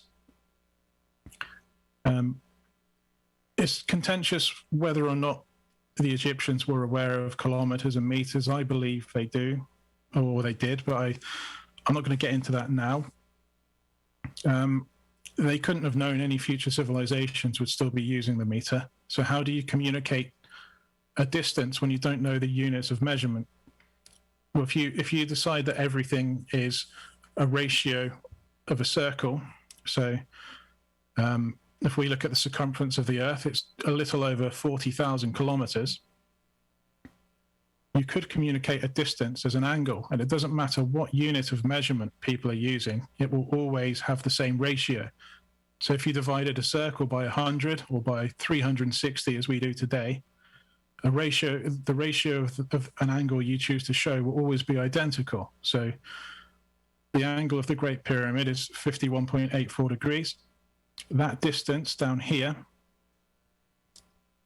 if we divide 51.84 by 360, you get exactly 0.144.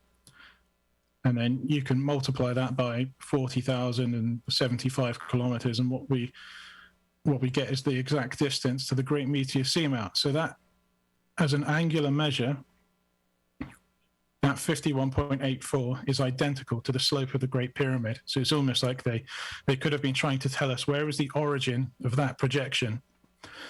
And I'm wondering if there might be some other similar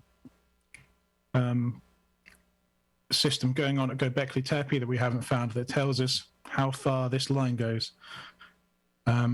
You wouldn't technically need that, because if you had that 51.84 and you realize this is the first island that you hit, well, you could just apply the same logic to Göbekli Tepe. You might not necessarily need to know the angle. You just apply the same process. You just go to the first island, which is would have been the Dollar Barata Reef at the time. So that's the logic behind it. Go to the next slide. So that's the first significant number anyway, 51.84. So we're going over that triangle now. You can see the Great Meteor Seamount in more detail. That's the point there where the 1,080 kilometers intersects with a right angle, and it's a very significant point on Flores Island. There's I won't go into that just now. We'll talk about Edfu first because it'll make more sense. Yeah, for sure.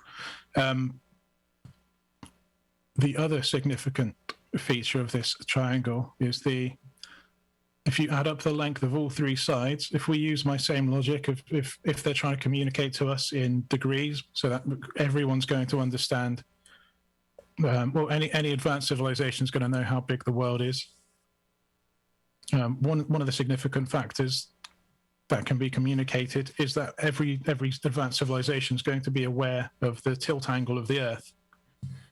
So we're at present day 23.44. Earth's axial tilt, it ranges between 22.1, 24.5. That's over the 41,000 year cycle, the average of which is 23.3 degrees. Well, that length here is 23.27 degrees, which rounds up to 23.3. So this sort of goes into the realms of sacred geometry. How do you communicate things to people in the future with significant numbers that any advanced civilization would understand? That's fascinating. So how do you add the length of that to get? So you got 2586 divided by.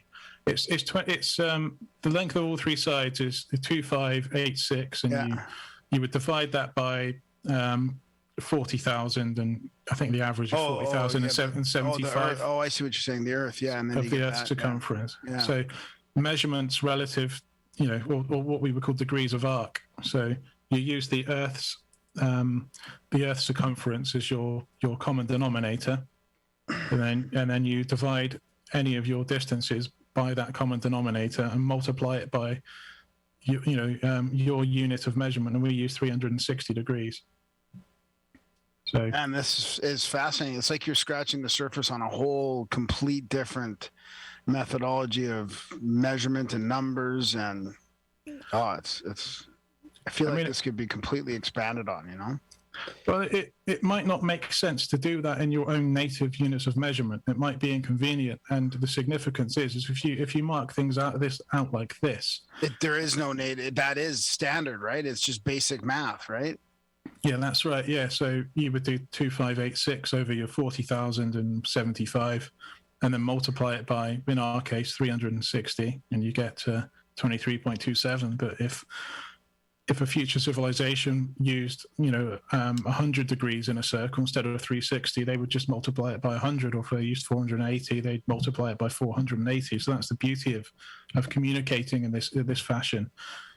So I got the idea from Chuck Appleton. So he sadly passed away last month. I don't know if you're aware, but on his channel, he had a video suggesting that Atlantis was 51.84 degrees away from the Giza Plateau, and that was the reason why the slope angle of the pyramid was like that. So I'd never thought about it like that before, and then I looked at it myself, and it made a lot of sense. Where does that put the third dot over on the Giza side? Where's the third? There. I don't know if there is a third one on the Giza side, right? You just went up to go, but you went 1080 up to Göbekli Tepe. Oh, so that's where would it be? There's no third dot. I've not tried to work out where it is, because the idea behind it is if you're going by the system that they used during the Neolithic, where you basically mark out your cartographers of the time would mark things out with right angle triangles. You don't need to build a third site. It's a lot of effort. So all you need to know is that there's only 4 possible triangular configurations here from that line. So it's only one of 4. So if you built a third site, it would make it a lot easier. But you don't need the third site. You can just get away with 2 sites and then infer that it can only be one of 4 triangles, and because there's no islands anywhere else in the other configurations, it can only possibly be this configuration. Why build another site if you don't have to? Because it takes a lot of resources, especially if they've been in a position where their civilization's collapsed. Do you really want to be putting all your time and energy into building more than you have to? Maybe you just want to do enough. Probably going to end up in modern day Saudi Arabia or Jordan, if there was one. Well, there's some big shit in Lebanon too, right? No, Lebanon's too tight. It's up near the coast, right? So Lebanon is around about here somewhere. So yeah, Baalbek is kind of in the middle there, but it would probably be here somewhere, still in Turkey, I would guess. If you went that way. If you went the other way, the third dot wouldn't line up on that latitude, so it would still have to maintain that latitude. Oh, I see. We're following that other one, right? Yeah. So that would be that would be closer to Istanbul, But there might be something there. I mean, who knows? There's still a lot to find in Turkey, so maybe there is a third site, but I don't think it's been found. So maybe you could possibly use this and reverse engineer it, and you could find something in Turkey. We'll just go start digging. Yeah, just do a little Google Earth search for now and see what's there, and then just go over there and start looking around. It could be interesting, yeah. Could be near Ankara or Bursa. I don't know. I think Ankara is too close to Göbekli Tepe.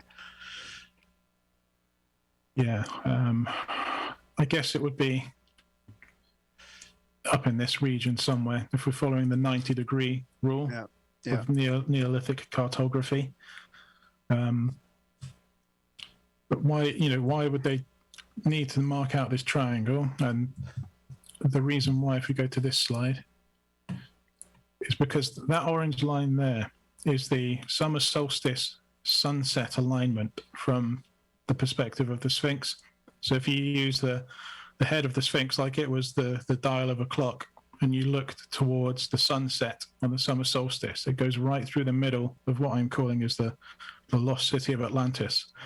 And I don't think that's a coincidence that the landscape there would naturally take it, I think, up here somewhere, but the Sphinx is dug down into the ground. It's almost like they engineered it in such a way so that you'd actually get the correct angle from the sun to get this azimuth. So this is a great circle, not a rhumb line. So as I said before, rhumb line is constant bearing, and a great circle is just a straight line on the surface of the Earth. So if you walked in a straight line, if you could walk on water and follow the sunset from the Giza Plateau from the perspective of where the Sphinx's head is, and you followed it, you'd go straight through the middle of Atlantis. Wow.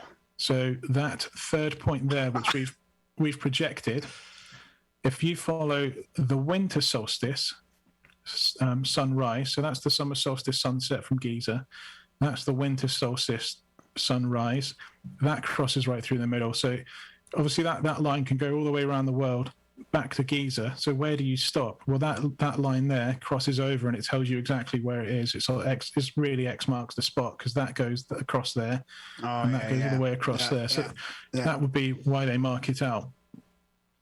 We'll go into this a bit more later, because I think there's some clues from Ed Fu and some other similar stories found elsewhere in the world that could explain why these sites have been chosen. But we'll talk about that a bit later. This was the other triangle now. So that was the projection from Giza and Göbekli Tepe to Atlantis. And this is the reverse. This is a projection from Atlantis to Giza. So that up there is Avebury Stone Circle. That goes right to the middle of Avebury Stone Circle. That goes to the middle of the Richat Structure. What's the Richat Structure again? So the Richat Structure is, well, no one knows what it is, but it's a massive set of rings. People often claim it to be the lost city of Atlantis, and I do think it's related in some way. But it's a massive natural feature. It's the whole Richat Structure itself is 40 kilometers across, and the actual rings of the Richat Structure are a little over 20 kilometers. Oh yeah, I'm looking at it now. Wow. So there's some concentric rings. They're absolutely huge. No one knows the reason why they're there. They're about 500 million years old, so they're not anything new. But that would be a natural landmark that would be significant. Why would it be significant? Well, we've got rings here. It would mark, if you're looking for a significant landmark and you're familiar with the right angle system, you could mark out a true east line. So it doesn't look true east. This is because it's a great circle. So a great circle has an initial bearing, and your bearing changes constantly at any point along this line. So your bearing's always changing. But the advantage of that is the shortest route between point A and point B. So at the initial point here, that line that goes straight through the middle is exactly pointing true east. And if you draw a right angle down, you just push it across. And so you just, if you had a right angle following here and you move it across on your map, you'd just move it until you get to a point where it crosses over with something significant. Well, the Richat structure is a big set of concentric rings that are significant. Yeah. And it just so happens at exactly the same opposing angle. I'm working to 2 decimal places here, so I'm saying the precision on this is insane. But exactly the opposite angle to this one up here, we go to the middle of Avebury stone circle, which again is another circular feature, except for this one is man-made. And I know that there are stone circles all over the world. There's thousands of them. So why is Avebury so significant? Well, out of all of the stone circles in the world, it's the biggest on the planet. So that's why it's a significant feature. I don't think it's a coincidence that these things are opposed by 180 degrees exactly. So that's the significance of this line. It's the true east line using the Neolithic form of navigation. That distance here, again, that's 23.2, so that's within the range of Earth's axial tilt. We're communicating a significant number here. That's very close to being the same length. It's basically 23.3 degrees, so that's communicating Earth's axial tilt. And something, again, that's very significant is something Stone Age people that had an awareness of mathematics would have been able to calculate the diameter of the moon. Well, that distance between Avebury and Richat is the diameter of the moon. It's only out by 0.23%. That could just be a coincidence, but I think if you were trying to mark out these sites, I mean, that you'd kind of want to be using numbers that anybody from a future civilization would have a grasp of. So it doesn't matter what cataclysms happen, the moon's always going to be the size of the moon. The tilt of the Earth is always going to be the tilt of the Earth. Anything that's going to affect the tilt of the Earth significantly to change it's probably going to wipe us out, so it's not going to matter. Exactly. What did the Edfu text talk about this? The Edfu texts don't talk about this, no. The Edfu texts, they tell a story that's similar to the Atlantean story. I'll go through that in a minute if you need me to speed up. But no, you don't have to. I might have to take off a little early. That's all. Okay. If I go to the next slide, what's the point of communicating this? How does this link to Giza? Well, as I said before, the Neolithic people seem to be using an alignment system of following true east, true north, true south, and true west. Or the other alternatives, they use right angle triangles. Well, this one's got both. It's got right angle triangles, and the initial bearing here is 90 degrees. So it tells us to stop here, follow that until you meet the line that crosses here. And in the next slide, if we draw, and again, working to 2 decimal places, this is where that line crosses here. So we start, obviously the bearing here is no longer 90 degrees. So we need to then start again, and we take another 90 degree trajectory or bearing to start the arc of a new great circle. And it looks like it ends up in Giza. And if I zoom in on that, that's where it ends up. It's only 380 meters north of the Great Pyramid. So I don't think that's a coincidence. I think that's why it's been built there. Obviously, you could potentially have built anywhere along this line. I think this site's been chosen because it also allows you to project that 1,080 kilometer line up this way to Göbekli Tepe. So that's why it stops here. So I think this is the reason why this site has been chosen. I do think that the Giza complex, I think its age is probably what the standard academics think it is, circa 2600 BC. But what we do know is that underneath the Great Pyramid, there's a natural hillock. So they built that on top of a significant feature. Parts of the Great Sphinx, if you believe Robert Schoch, and I don't know why anyone would disagree with him, but certainly as you get to the lower parts of the Sphinx that have been dug out, they look like they could be 10,000 or 12,000 years old, possibly older. So I think before any of this was built, whoever came here started, they marked out something significant on the natural hillock that was under there. And they dug, it might not have been a sphinx, it might have been something else, it might have just been a mound at that point. So the Sphinx today marks out one of the significant locations, and the Great Pyramid marks out the other significant location.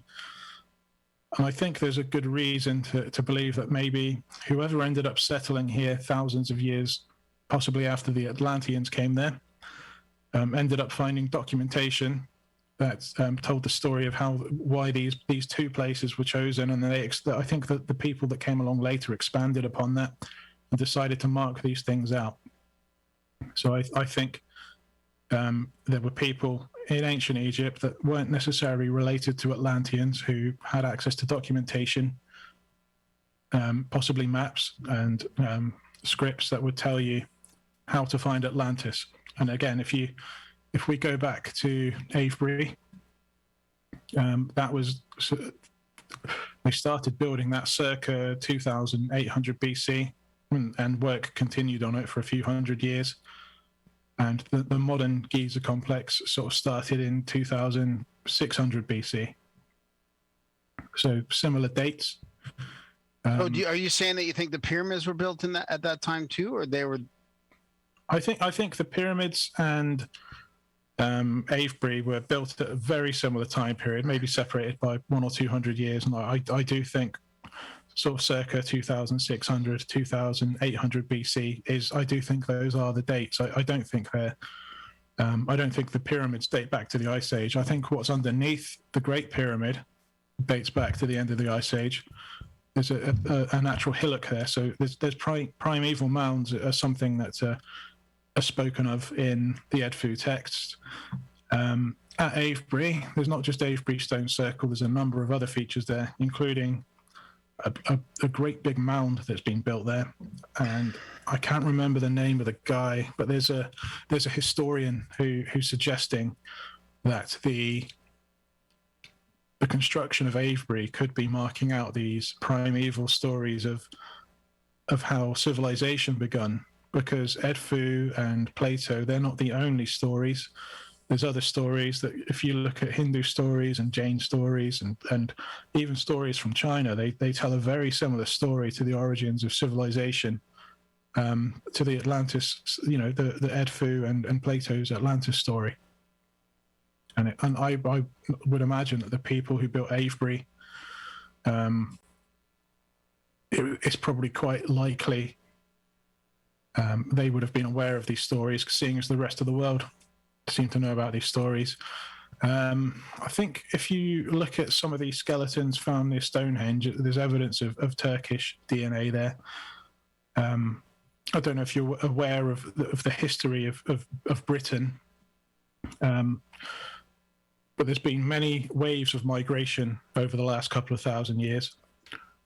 And you can almost, if you look at Göbekli Tepe, where you get these megalithic T-shaped pillars, you can see as these peoples migrated from Turkey across Europe and across the islands of the Mediterranean into the Iberian Peninsula, up north through France and into the UK, you see people building pillars, and they start off as T-shaped pillars, and you see the technology degrade over time until you get up to like around here and up in the UK, where they're not making single piece T-shaped pillars anymore. They're just stacking stones on top. So that'd be Stonehenge too, being like an example of that.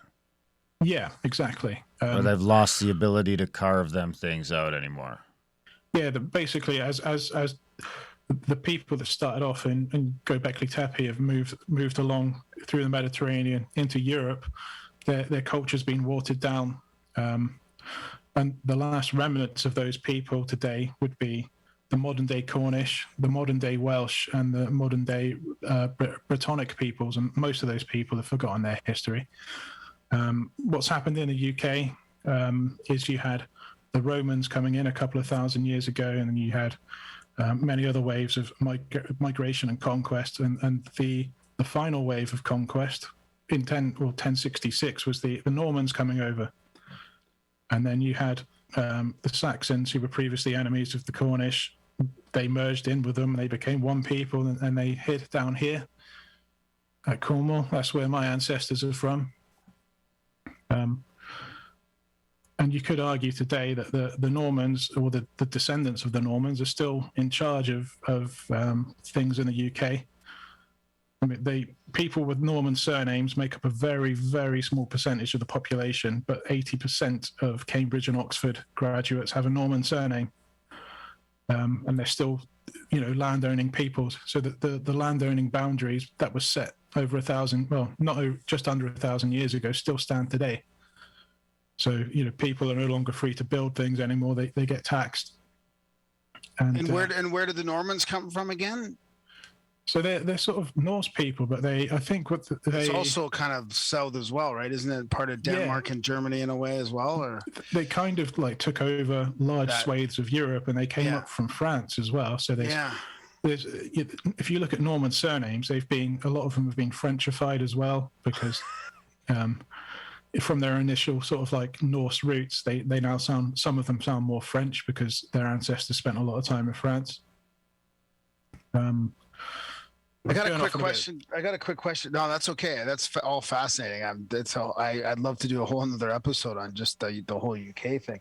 But the EdFood text, and you mentioned in your email about the sacred book of the early primeval age of gods.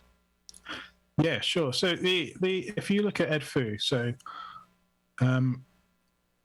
if you actually go to EdFu, there's a temple there called the Temple of Horus. So it's dedicated to the god Horus, who's the god of the sky.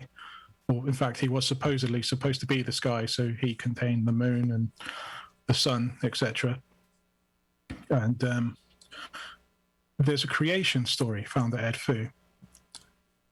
And people think it could be one of the earliest examples of the creation story, because the story, it seems to blatantly imply, it's Horus and Seth, but none of the gods are named at this point. So the more modern Egyptian traditions haven't been sort of really developed at this point. So they're nameless gods, but it's the falcon god instead of Horus, who's the falcon god.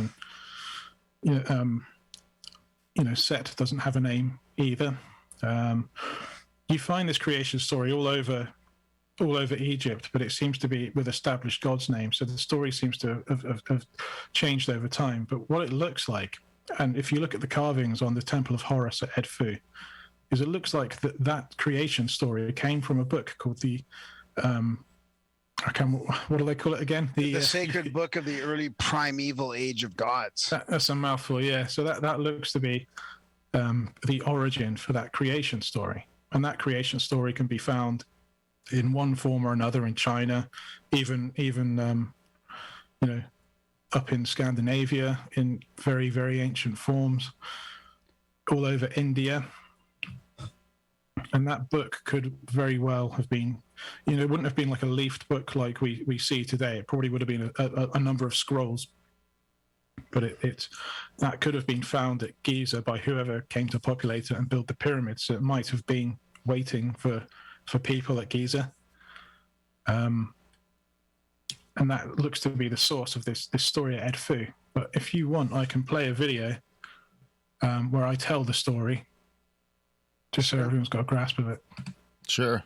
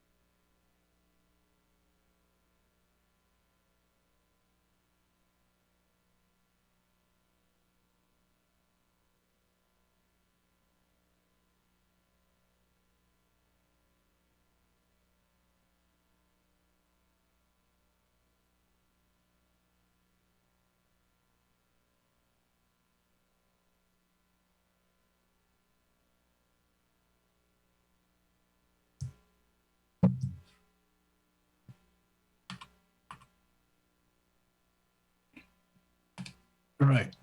So So that was like, what's it called at the beginning? I guess like, what do they call it? Pangea or so I showed Pangea. Pangea? Yeah, that's what it is.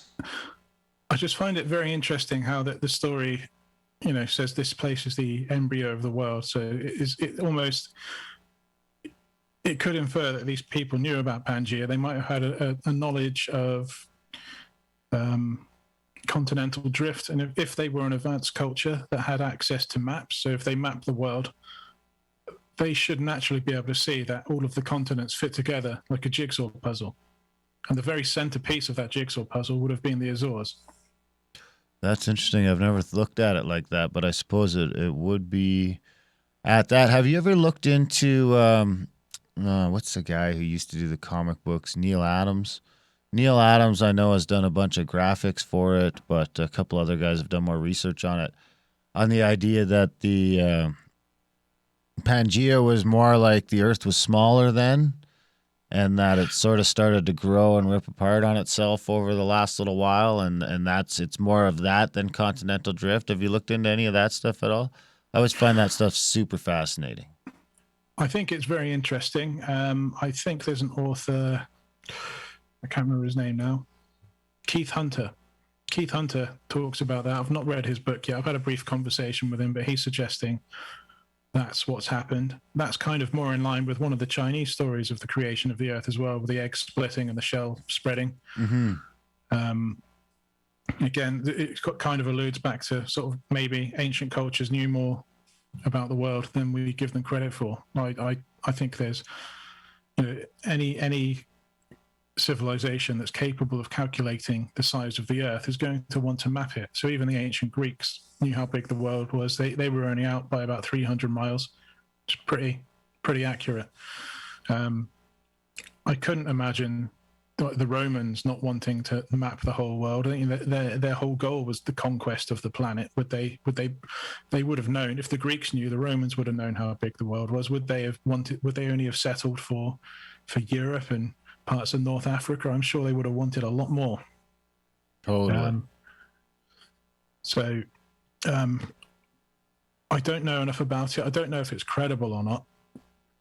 But I wouldn't rule out the expanding Earth theory. It's just I wouldn't have a mechanism for it. I'm still on the conventional model of plate tectonics. But there are some things that can't be explained by plate tectonics. So some of it doesn't add up, especially around the Azores in particular. There's parts of the Azores which are much older than they should be geologically, right towards the edges of the plateau, not in the middle. And the other thing is the way the continents have spread without much distortion. Some people are a bit skeptical about how they do still fit together so well after they've spread so far apart. It's implying that the fault lines are maintaining their shape. Why would a brand new fault line not constantly change its shape? What's the mechanisms behind that? So there must be, for the plate tectonics to be consistent, there must be something going on deep underneath the Earth that's very, very consistent over a long period of time. So plate tectonics doesn't answer everything, but I'm sticking with it for now. That makes sense. I mean, it's definitely, really, what's the difference for what we're talking about? Well, yes, it doesn't make any difference. Either's fine if the world's expanded or if plate tectonics. Either way, it looks like the Azores was right at the epicenter of this supercontinent. Totally. Is that is there anything else? Any more slides you want to get to, or is that about wrap up this one? Or just a couple. If we just go, I'll share those in a minute. Just looking at the Richat. So obviously the Richat's quite controversial. Let's just expand this and share it. That Richat thing is gnarly looking. Yeah, I mean, I could totally see why people think that could have been Atlantis.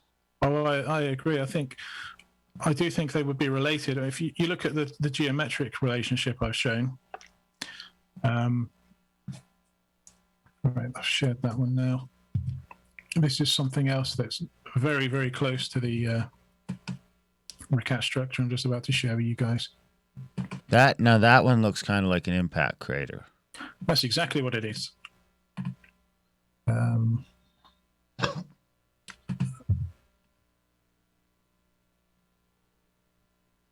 trying to make it full screen again. Oh, oops. It should just be F5, but it's not working. Right. Okay. I'll show it small. This is the Richat structure in comparison to what I believe to be the lost city of Atlantis here. These dimensions tally exactly to Plato's descriptions. What the problem with the Richat structure is it seems to be about 4 times too big. So that wouldn't be 27 stadia in diameter. It's more like 108. So it's way too big. So it makes me wonder if Plato or Solon or even the Egyptians have tried to piece together a story based on fragments of texts, and some of the details have been mixed up.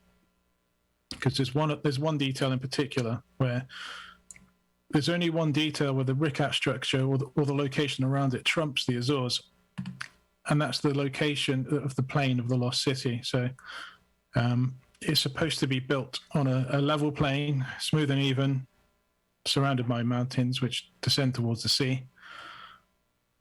And the plain extended 3,000 stadia in one direction and 2,000 stadia in the other direction. Well, that 2,000 stadia by 3,000 stadia is basically the size of the entire Azores plateau in surface area. So that's where the Azores falls apart. But if you look at the Richat structure, it's built on the Richat structure is also built on a plateau. It's called the Adrar plateau. There's so much sand there, it's hard to gauge how wide it is. But the north-south distance is exactly 2,000 stadia, and it's on a smooth and level plain. It'd be interesting to see where the ocean comes in at its highest as well. Yeah, I mean, I personally don't believe, certainly in the last 120,000 years, I don't think that ocean's come up to around here. I may be wrong. But I mean more like when it hits those spikes on the thing, like when the ocean is at its maximum, would that area there still be a safe spot? It looks like it could be, right? It would be, yeah. I think that's like something like 400 to 600 meters above sea level. The very worst case sea rise we're looking at would be if we had a giant meteor or comet hit Antarctica and everything melted. There's no ice left anywhere in the world. We're looking at another 60 meters, I believe. So we've had 140 meters since the end of the Ice Age, and there's only another 60 meters is the worst case scenario. So I'm safe where I live. I don't care if the sea level rises, I'm fine. Everyone else can look after themselves. But yeah, this would be a safe place to go as well. I'll be all right too, but I feel like I'll be one of the first places to run out of water. Once the Bow River stops flowing, I'm in trouble. Yeah, I don't know how easy it is to get groundwater where you are. There might be some groundwater. Oh, there is a bunch of wells and stuff, but I kind of just like view those as being like other underground rivers and stuff. You know what I mean? That'll eventually run out as well. Yeah, maybe a few hundred years after the surface rivers have dried out. Yeah, exactly. You know, eventually she just dries a motherfucker. It just turns into like Dune World. Yeah, that'd be fun. You'd be fighting over cans of dog food, driving around in your V8 Interceptor. Yeah, hiding from giant sandworms. Well, it sounds quite exciting. It might not be as bad as you make out. It might not be as bad, you know? I go back and forth. Where it might just be like, I mean, sometimes I can't wait for whatever comes next. Yes, it's hard to see us carrying on as we are for much longer. So doesn't seem super sustainable, right? That's right. Yeah. I think we're on borrowed time as far as certainly the financial system's concerned. Totally. All right. I'll just do a couple more slides. This impact crater, as you correctly identified, I think it was only in the last sort of decade or so that NASA have confirmed this as being an impact crater. It's called the Tenema crater, and it's only a little over 200 kilometers away from the Richat structure. And the reason it's so fascinating is the date. So it's dated at 21,400 BC. Oh, sorry, 21,400 before present. And but there's a margin of error of 9,700 years. So it could have been 9,700 years before that. 21,400 is interesting because that's pretty much when the last glacial maximum came to an end. And if you go down the other end, at the youngest end of the spectrum, that takes it to 11,700 years old, which is right when the Younger Dryas is happening. came to an end. So it's a very significant impact. It's 1.9 kilometers in diameter. So I believe up until recently, there were people suggesting that the Barringer crater in Arizona, which is only 1.2 kilometers wide, that hit 50,000 years ago. And I seem to remember back in the 90s, people saying that it might have been the biggest thing to hit us for 50,000 years. We know that's not true now. Mm-hmm. So this impact, very close to the Richat structure. You know, the central date is right at the end of the last glacial maximum, and the youngest age takes it to the end of the Younger Dryas, to when the Holocene starts. So very interesting timing. Don't know what the significance of that is. I couldn't find any significant data on this. I don't know what the blast radius of that was. If you lived in the Richat structure, would you have been safe or would you have been killed? It's 200 kilometers away. I don't know. I don't think you're doing okay. No, you wouldn't. Yeah. It seems like a heck of an impact. So anything that's going to make a 2 kilometer wide crater has got a lot of energy. I don't want to be anywhere near it. Yeah. So if we go back to the story at Edfu, one of the details in there is they talk about the pillars of reeds, and it looks like the people who were building their sacred structures in this island location, they were building everything from pillars of reeds, and you know, they even built the throne of their god out of pillars of reeds. So that for Horus, basically, you know, is a pillar of reeds a sustainable material? The Jed pillar itself is supposed, so a Jed pillar, no one knows the true origins of the Jed pillar, but the Jed pillar is mentioned all over ancient Egypt, and it's supposed to represent the backbone of Osiris, and Osiris was the father of Horus. So a pillar of reeds, is that a suitable building material for making megalithic structures? Well, I don't think so. What might look like a tightly packed bundle of reeds? I think basalt columns. So if you look at the Giant's Causeway, they're made out of basalt columns. And if you remember the map here, where I'm talking about that third point there that we've projected to earlier, well, right at that third point, we have the Roca dos Borões landmark, which is basalt columns. Oh, wow. So that's such a famous landmark in the Azores that the local tourist board makes sure they're clean, so they get rid of moss and detritus because they want people to go and look at it. So if you look at the top of some basalt columns, it might be, you know, with the symbology of the time, if you didn't have a word for basalt columns, you might describe them as a tightly packed bundle of reeds. It's much easier to quarry a basalt column than it is to dig out basalt or granite from the ground, from bedrock. You can just put a wooden wedge in there and heat it up, or you could just prise a piece off.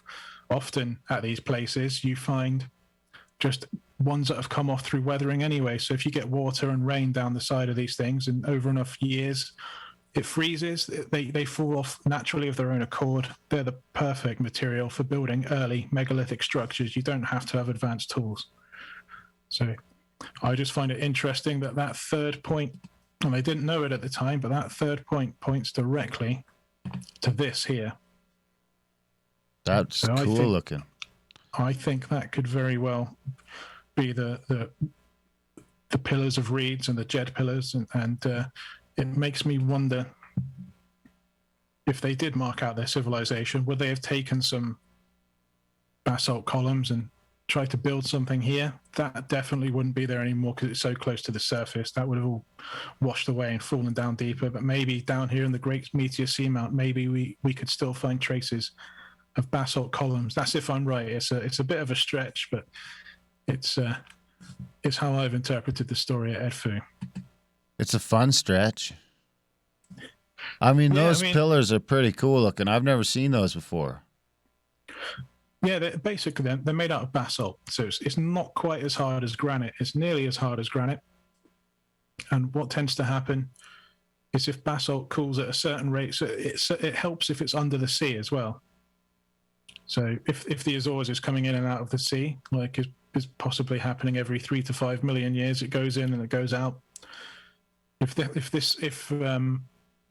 this was underwater, when there was some lava cooling, it forms these hexagonal crystals, and you find them in Iceland. You find them off the coast of Ireland, Giant's Causeway.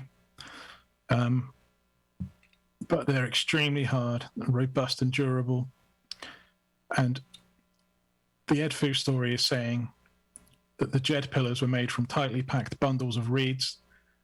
Well, if you look at what the jed pillar connotes, is it connotes stability and longevity and toughness. The pillar of reeds isn't going to last forever. It's only going to last a season unless it's properly treated. It'd be tough to treat too. I mean, yeah, it'd be tricky. If you're building something and out of reeds and it's exposed to the weather, it's going to rot fairly quickly. So I think if people were building early, they were supposedly building their temples out of pillars of reeds. So I think this could be, they just didn't have the wording at the time for basalt columns, and pillar of reeds is what they called it. But like we call the fruit an orange, we just call it after the color. We haven't given it a real name in the West. Like cows, we haven't really given them a name either. Just like boy and girl. But yeah, I think that's about it for now. I want to go to the Azores and bust off one of those. Well, yeah, take it back as a souvenir. I believe there is, and I need to look it up because I might be wrong, but I believe there's an old ancient Egyptian story where apparently Thoth or Thoth or whatever you want to call him supposedly went back to the island of creation and he went to find one of the jed pillars and took it back to Egypt as a commemorative thing of where they came from. So would you go back for a bundle of reeds? Probably not going to be there, would have floated off. But you could totally go get one of those. I might go get one of those yet. We will see when we're there. People build water features out of basalt columns now if you want one. So people drill through the middle, put a pump in it, put a hose in it, and you have a basalt column in your garden as a water fountain. But mine came from Atlantis. That'll be the exactly. difference. Yeah, you want to carve some symbols in it. That's right. I'll get them to carve the Göbekli Tepe style symbols in it. That'd be pretty cool. And away we go. Right on, Matt. Well, big thanks for coming back on the show. Appreciate you. Graham had to ditch out early because he's got some cat drama going on this week. He's having a tough one with that cat. We shoot him the good vibes. Hopefully that resolves itself sooner. But yeah, we'll have to do this again down the road and go deeper down the rabbit hole. Awesome. Thanks for having me on. Okay, Matt. You have a wonderful day. You too. Peter from Enigma Seeker, welcome to Grimerica. Thanks for joining us. Thanks for having me again. Yeah, this will be fun. Yeah, we're going to get into some visuals this time.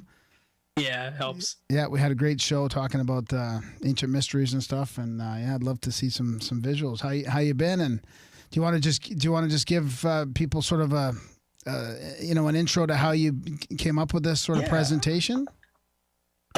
Well, I just wanted to kind of get the hypothesis out there to certain key people like you guys and maybe Jimmy from Bright Insight and a few others that are big in the mysteries and some of the new age stuff. I'm not really a new ager, to be honest. I am Catholic, but I do want to make kind of like an alliance with you guys and help you find these mysteries. That's great, dude. Well, hey, we both, you know, hey, our Genesis story, both have to do with a UFO sighting. So there's something about UFOs waking people up on all sides of the spiritual spectrum. So yeah. And I'm not definitely like something- an atheist or anything. So, I mean, it seems to be only the atheists that have a real problem with the Catholics or the Christians or any of it. I mean, here's my thing is I think all of that shit that I just mentioned, all of those three that came from that original book can get a little testy at times over their shit, but I think we all can. You know, I just my faith is in a different direction, and my faith is probably complicated. You know what I mean, and fluid, and yeah. No, that's a good point. I mean, I feel I resonate more with people of whatever religious faith compared to the atheists or materialists. Like there's at least there's a spiritual belief system in there. And there is you know, the New Age is interesting because it's kind of been co-opted in a lot of ways too. But yet we also see a movement from the New Age back to, I think there's a movement from New Age people going back towards Christ. Maybe more of a Christ consciousness. I don't know if I could say it would be Catholicism, but there seems to be a flood. Yeah, there seems to be a flood back there. Yeah, I agree. Yeah. And I think I didn't really like some of Ancient Aliens because some things like they got some stone wrong. Some basic stuff versus a red limestone versus a granite. They thought it was granite. It was an honest mistake, I'm sure, or maybe. You know, there's some episodes like, I think you got that wrong. But at the same time, at least Ancient Aliens really, you know, just ignore maybe the over-exaggerated alien stuff and focus on the mysteries of the ancient cultures and see what they're actually telling us in a little more in the archaeological and anthropological perspective and how that connects spiritually. Because, you know, the ancients really did believe in the supernatural. It wasn't a joke to them. They actually, you know, they did human sacrifice, some very evil stuff, because there's some crazy, freaky things out there, and they were very aware of it. Not all of them are evil, but the Egyptians were definitely aware the idea of order and chaos. And chaos was magic. And they wanted to figure out how can you control magic to get what you want, to gain power. And the Egyptians went to the extreme with that, okay, compared to any other cultures. Well, the Mayans a little bit too. You know, they chopped a few babies down the pyramids, I'm sure. But, you know, and even in ancient China, there's mass graves of human sacrifice. But it's sort of understandable. In the Catholic perspective, is like, you know, Jesus kind of came to end all that sort of, because he was the ultimate sacrifice to get rid of the sort of the pagan, or not the pagan, but the demonic versions of the spiritual aspect, where they want humans to just kill each other basically, and the supernatural say, oh, okay, yeah, you sacrifice that many people, we'll give you a little bit of rain maybe. You know, like the shamans really believed they could somehow control the supernatural. And I wanted to test that theory out, and this is where I'm like, okay, I'm hearing this one Jewish rabbi, or this African-American Jewish guy who went on some local media, and he tried to show that he could summon a UFO, and he actually did it on the local news. I'm not sure if you guys remember that case. I forgot the name of it, but it was like Rabbi, man, I forgot his name. It was a black guy that was in a park. Was he in a park? Was he in a park, like doing it from a park? Yeah. He was in a park, wearing a white robe, and he did something that basically the local media was pretty shocked to see that. And like, yeah, you can summon these things. So it's not like it's a spacecraft and, you know, they're coming to you to give you technology. No, they are attracted to certain people. Some are evil and some are good and some are just kind of in the middle probably. And that's kind of what, you know, Catholics, Muslims, and even Buddhists, okay, I mean, I should say more Hindus specifically, they really emphasize there is a supernatural realm and there's some freaky things out there messing with society, and we have to be careful. And the Pentagon is being very careful. They're like, okay, there's definitely something out there, but we really want, you know, universities to start gathering some more data for us, and we're going to give them a big wink wink, yeah, there's something out there, get to researching this shit, because we got other things to deal with, you know, like China and Russia. Why do you think I mean, do you really think they don't have the resources to do it themselves, or that they can't just tap into all the government organizations that have already done all this research? I mean, why do they need universities to get on board? They already have the research. They already know what it is, I think. As Alessandro pointed out, his general said, he said that a general came to him and basically said, you know, Alexander, we already know what this is. And he, you know, he's like, what is it our technology? He's like, no, these things are some of them could be supernatural and evil or demonic or angelic, but he was winking that there's something supernatural out there. And the Pentagon probably knows that, but what are they going to say? Oh yeah, there's supernatural morphing metallic substance out there with agency playing around with our planes, hocus pocus, hide and seek, Marco Polo kind of games with us. Okay, so how do they release that? Well, they're saying, well, how about we try to give some evidence and some data to these universities through public means and say, hey, you know, how about you write the papers and come to the conclusions so you can compete with your theories and hypotheses. So we don't have to do it. Government rather not say, yeah, we've been studying this shit for 100 years and we basically know what it is, but we can't really prove it. Well, and people aren't going to believe the government either anymore. So, that was my whole wish for disclosure was just to allow the scientific community to be open about it and to start treating it as a mystery instead of as not even there. They just throw it into a bucket and ignore it. Like they're starting to take it more seriously now because you know the reality is people do listen to authority. When the Pentagon starts presenting evidence, there's some professors like on YouTube looking at these videos like. That's unusual. I honestly don't know how to explain that. Like they're a little like, okay, can we get some more video? Like, 30 seconds isn't enough. And we know most likely the Pentagon has a lot more footage, but they're just slowly leaking it out. Yeah, and I'm glad you talk about the experiences the ancients have had with these supernatural things, because this is part of the reality is that they've had these things, whether it's out of body experiences or demonic attacks in the middle of the night or crazy dreams or whatever it is, prophetic stuff, oracles. Like, it does sort of enable them to bring a more supernatural view of the world. It's not just cut and dry, right? There is. Yeah. Why wouldn't you try to start to control that? If you didn't know any better back then. And there's still a debate. Catholic Church is not exactly totally open to the hypothesis that do angels start from planets and evolve into something so interdimensional that they're like type 3, type 5 civilization, as Dr. Michio Kaku might point out. They don't follow that because the ancient Egyptians and Sumerians and the Hindus and the Buddhists, they're all basically saying, no, angels or jinns, kamis, yokais, or vimanas in some aspects, they are supernatural in nature. When you look at the context of the historical texts from the Vedas and even Buddhist texts, it always emphasizes, even Egyptian texts, it always emphasizes these things are gods. Okay, but what they called gods today are simply jinns or angels of different levels and hierarchies. The question is, did they start from planets and then after billions of years became angels? So this is where I bring up the movie. I love this movie. It's called Alita Battle Angel. I highly recommend everybody to watch this movie because there's some esoteric stuff in there. And James Cameron, the director, he was very fascinated with Atlantis. And he wanted to put some of that, well, not him, but the original author, Yukito Kishio, he put a lot of esoteric symbolism into the movie, into the manga, and then it became a live action movie, which is the best live action anime adaptation compared to the other shit out there. But yeah, it's a great movie. It has a lot of symbology, and I recommend people watch it and look for those symbolic, biblical, sublime messages within that film because you'll see it very clearly. But of course, I think I saw that in the theater. You saw that, didn't you? That one, Alita the Battle Angel. It's a cyberpunk, yeah.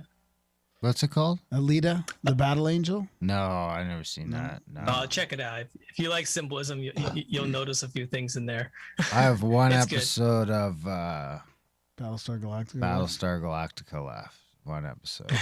Yeah. I'm sure there's inspirations from that. Yeah. The original author probably got a lot of inspirations from like Terminator and Mad Max, movies like that, and then made this show. But yeah, there's some Hollywood, I've noticed that Hollywood is definitely piecing together some ideas, but of course they're over exaggerating and they want to make, okay, let's call the Sky City Jerusalem, sort of, but they call it Zalam. And then above that, it's called Jeru, and they connect the two and they call it Jerusalem. And so, but then when you go to the original origins of the word Salam, this is where we connect it with Atlantis again. So I'll have to show that in my slides, though. Yeah, let's go. Let's get into that. Yeah. Did you want me to start on that? Sure. Yeah. Let's do it. Let me get my mouse. And we can always go on the tangents and ask questions as we go along. So. Yeah. Okay. I'm humming and hawing put this- about maybe watching some Game of Thrones. The books are phenomenal. Yeah, the books are Game of good. Thrones? You're Oh, yeah, doing the I love Game of audiobooks Thrones. too? Yeah. Yeah, I think I'm I on book 4. Yeah, I think I stopped halfway through book 4 actually for some reason. Yeah. Because he forgets what he was fucking saying.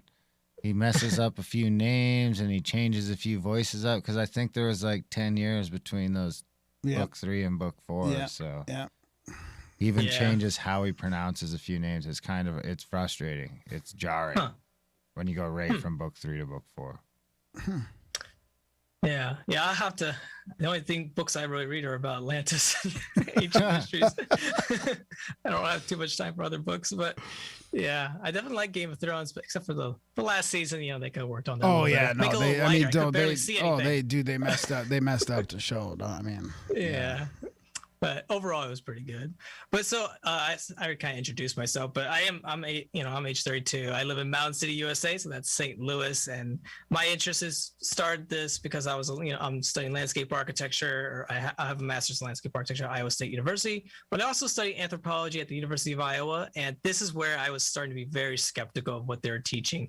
Even as Randall Carlson was saying, the idea that humans killed all the woolly mammoths. I'm like, bullshit. Okay, that was mainly just climate change that killed them off slowly over time. And I'm sure humans, ate a few or used their bones to bake shelters, things like that. Yeah, but our population just wasn't massive enough. And when they were promoting that theory at the University of Iowa, I'm like, yeah, I don't know about that. So that's what got me a little more skeptical. that's interesting. Yeah, it's Yeah. great. It's great to hear people that just automatically kind of just don't resonate with what they're teaching like that. It's just the logic didn't make any sense because you're saying, okay, well, the population back then, over 10,000 years ago was barely in the hundreds of thousands. Yeah. Scattered over the whole planet. So I'm like, yeah. And the majority of the population of the world was actually near Egypt, Mesopotamia, China, and India. So And then what about all the that was- other megafauna too? I mean, when I was watching Yeah. Randall's presentation on all the megafauna, I mean, fucking giant beavers and dire wolves, like massive Yeah. stuff, like a whole bunch of it, and none of that is around. And that was only 10,000 years, Thank 20, God, I 12,000 years ago. Oh yeah. Yeah. I think was it in Game of Thrones they used a direwolf, didn't they? They called it a direwolf. In Game of Yeah, Thrones. yeah, yeah. Yeah. Yeah. Yeah, so I have a YouTube channel named Enigma Seeker. It's kind of slowly dying, but I'm thinking about writing a book in the future, probably in my 40s once I get settled into my job. But again, it was a UFO that basically sparked my curiosity into the supernatural, and that's MUFON case 68859. I'm a witness of the second kind. That's what the MUFON investigator basically would categorize it as. But I had no proof, so oh well. Dude, that's crazy. I was just talking to my friend today about my MUFON case from the early 90s that I submitted way back then in the 90s. And when I looked at it, like looked for it about 10 years ago or something, and I couldn't find it. Huh. They had, it was gone from their database. Yeah, I don't think I ran across one of your videos talking about your case. I'll have to. Yeah, You have to no. send me a link. And Yeah, I'll listen to it. yeah. I'll talk about Yeah. it too much. Anyways, go ahead. It's just weird. I was So, just today. I was so mentioning that. So Yeah. So again, I'm not really a New Ager. I would call myself like a Neo-Jew, aka a Catholic, or I am centrist kind of. But I would call myself an Old Ager because I want to listen to the ancients and what is their perspective and how does that relate to today, and maybe not go too New Agey, too in the sense of like, oh, there was definitely a Type 2 civilization before us. I'm like, I really want to see all that granite evidence out there, and we're just seeing pockets scattered throughout a few ancient civilizations. So I am definitely skeptical of some New Age ideas, but at the same time, I think there's a medium, like there's a middle ground that we can find between what the anthropologists, the mainstream anthropologists are saying, and what maybe some New Age ideas are hypothesizing on. I think there is definitely a middle ground. So yeah, right now I'm currently a landscape designer, but this is my hobby. So I want to start out basically saying this quote here. I think this is so important, and people always diverge away, especially for the New Agers. I would say. So I would say, if do you seek the mythical lands that dwells beneath the restless waves of your original sin? If you do, you must first find Eden. And Plato definitely emphasizes this idea of this fall that happens. And again, in the movie Alita Battle Angel, they emphasize that too. So there's definitely some kind of fall. There's this original sin that happened, and it's something freaky. Some weird event happened in history. It's not just some kind of metaphysical or, you know, broad idea of basic sin, but there's something real that happened. I think it had something to do with magic, and Egypt is definitely was obsessed with magic far more than many other cultures. So this is an important thumbnail. I'll give you guys this thumbnail. I think it really resonates. And the books I've read, I would say to piece together my hypothesis is Eden in Egypt by Ralph Ellis. Also, I actually have contacted this guy, and he's possibly interested in going on your show. Yeah, he maybe... contacted us. So yeah, he did. He's the guy who was okay. just talking to Jared about 2 seconds ago. I mentioned him to you guys. So so he said that, yeah, I'll look into them. And I said, I'll give a shout out for his book. And he definitely inspired me to come up with the idea of that. Yeah, the Garden of Eden is a real historical place, not just some mythical idea or broad sense of heaven as some Muslim sects and Christian sects want to believe. But no, it's a very historical place that Plato is sort of not Plato, but Herodotus emphasizes. So Ralph Ellis inspired me. Also, of course, Graham Hancock. You know, a lot of his documentaries in the 90s and the 80s really inspired me. And his book, you know, emphasizes this idea: was there a lost civilization? I think there is definitely some truth. Okay, Troy is a perfect example of a potential lost civilization, and Atlantis is also inspired by something. Okay, maybe it wasn't called Atlantis, but there's something out there that gave birth to this name and evolved over time to the Greeks' perspective and later on other cultures. And then another good author to emphasize is Michael S. Heiser. He's a professor, and he really emphasizes, he's a biblical professor on the supernatural, and really emphasizes that people tend to want to ignore these weird, freaky things in history.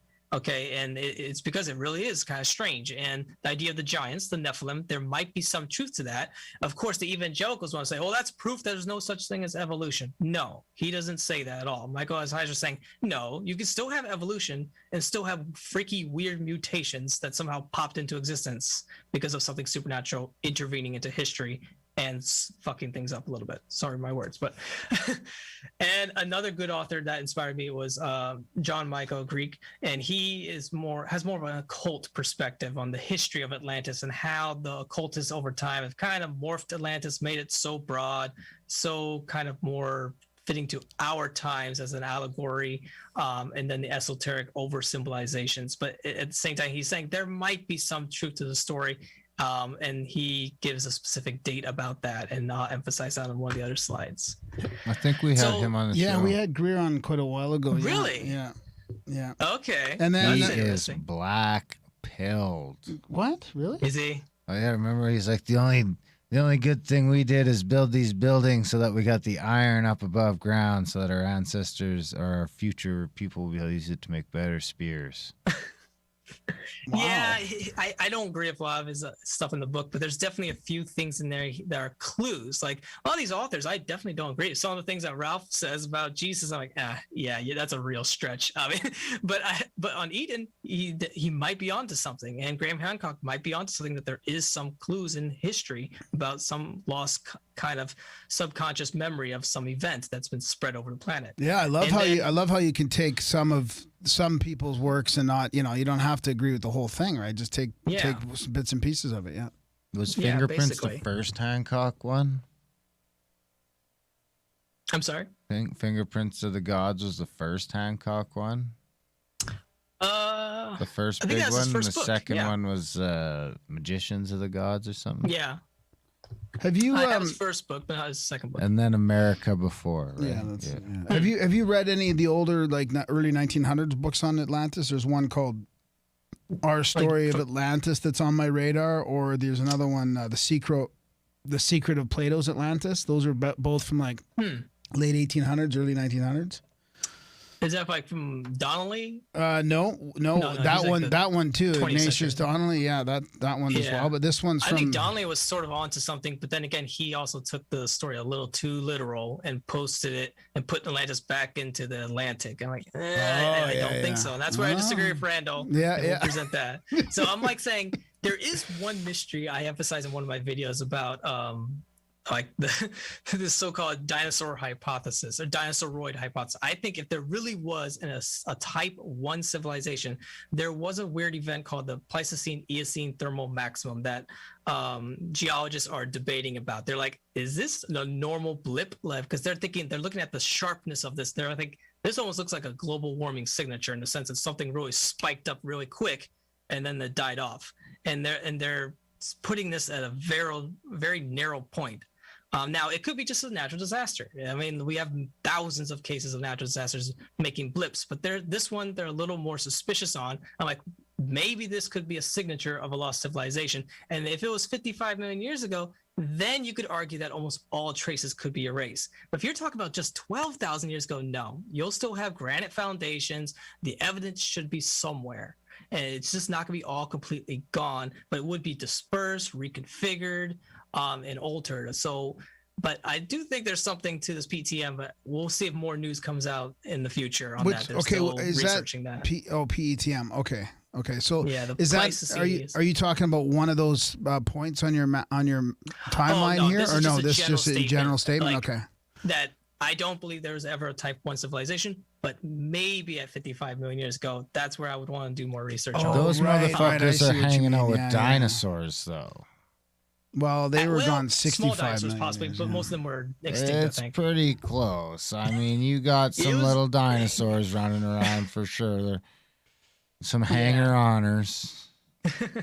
So basically, this is kind of like my current scenario on the timeline is so I do believe in the basic kind of out of Africa hypothesis, but then again, it doesn't really matter. It's like you're talking about over 300,000 years ago, and that's not when modern Homo sapiens really came out. Some say it's only 200,000 years ago that modern Homo sapiens. No, they weren't modern. They weren't completely like Cro-Magnon.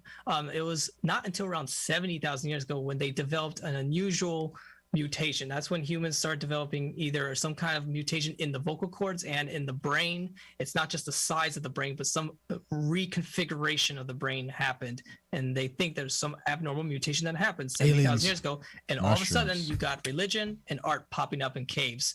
And it was very unusual. And you don't see that with Denisovans or Neanderthals or many other hominids are before them. So that's where we need to start looking. Is the first Adam and Eve, you could say the hunter-gatherer Adam and Eve, they just ate of mushrooms, the planet were 70,000. They accidentally ate a bunch of mushrooms, and they were like, "Oh my god, It's possible. Draw some pictures of this shit." Because plants can cause mutations. I mean, if you're eating certain types of plants and maybe over time, generation after generation, all of a sudden some mutation pops up that alters the brain or alters the vocal cords and reconfigures the design.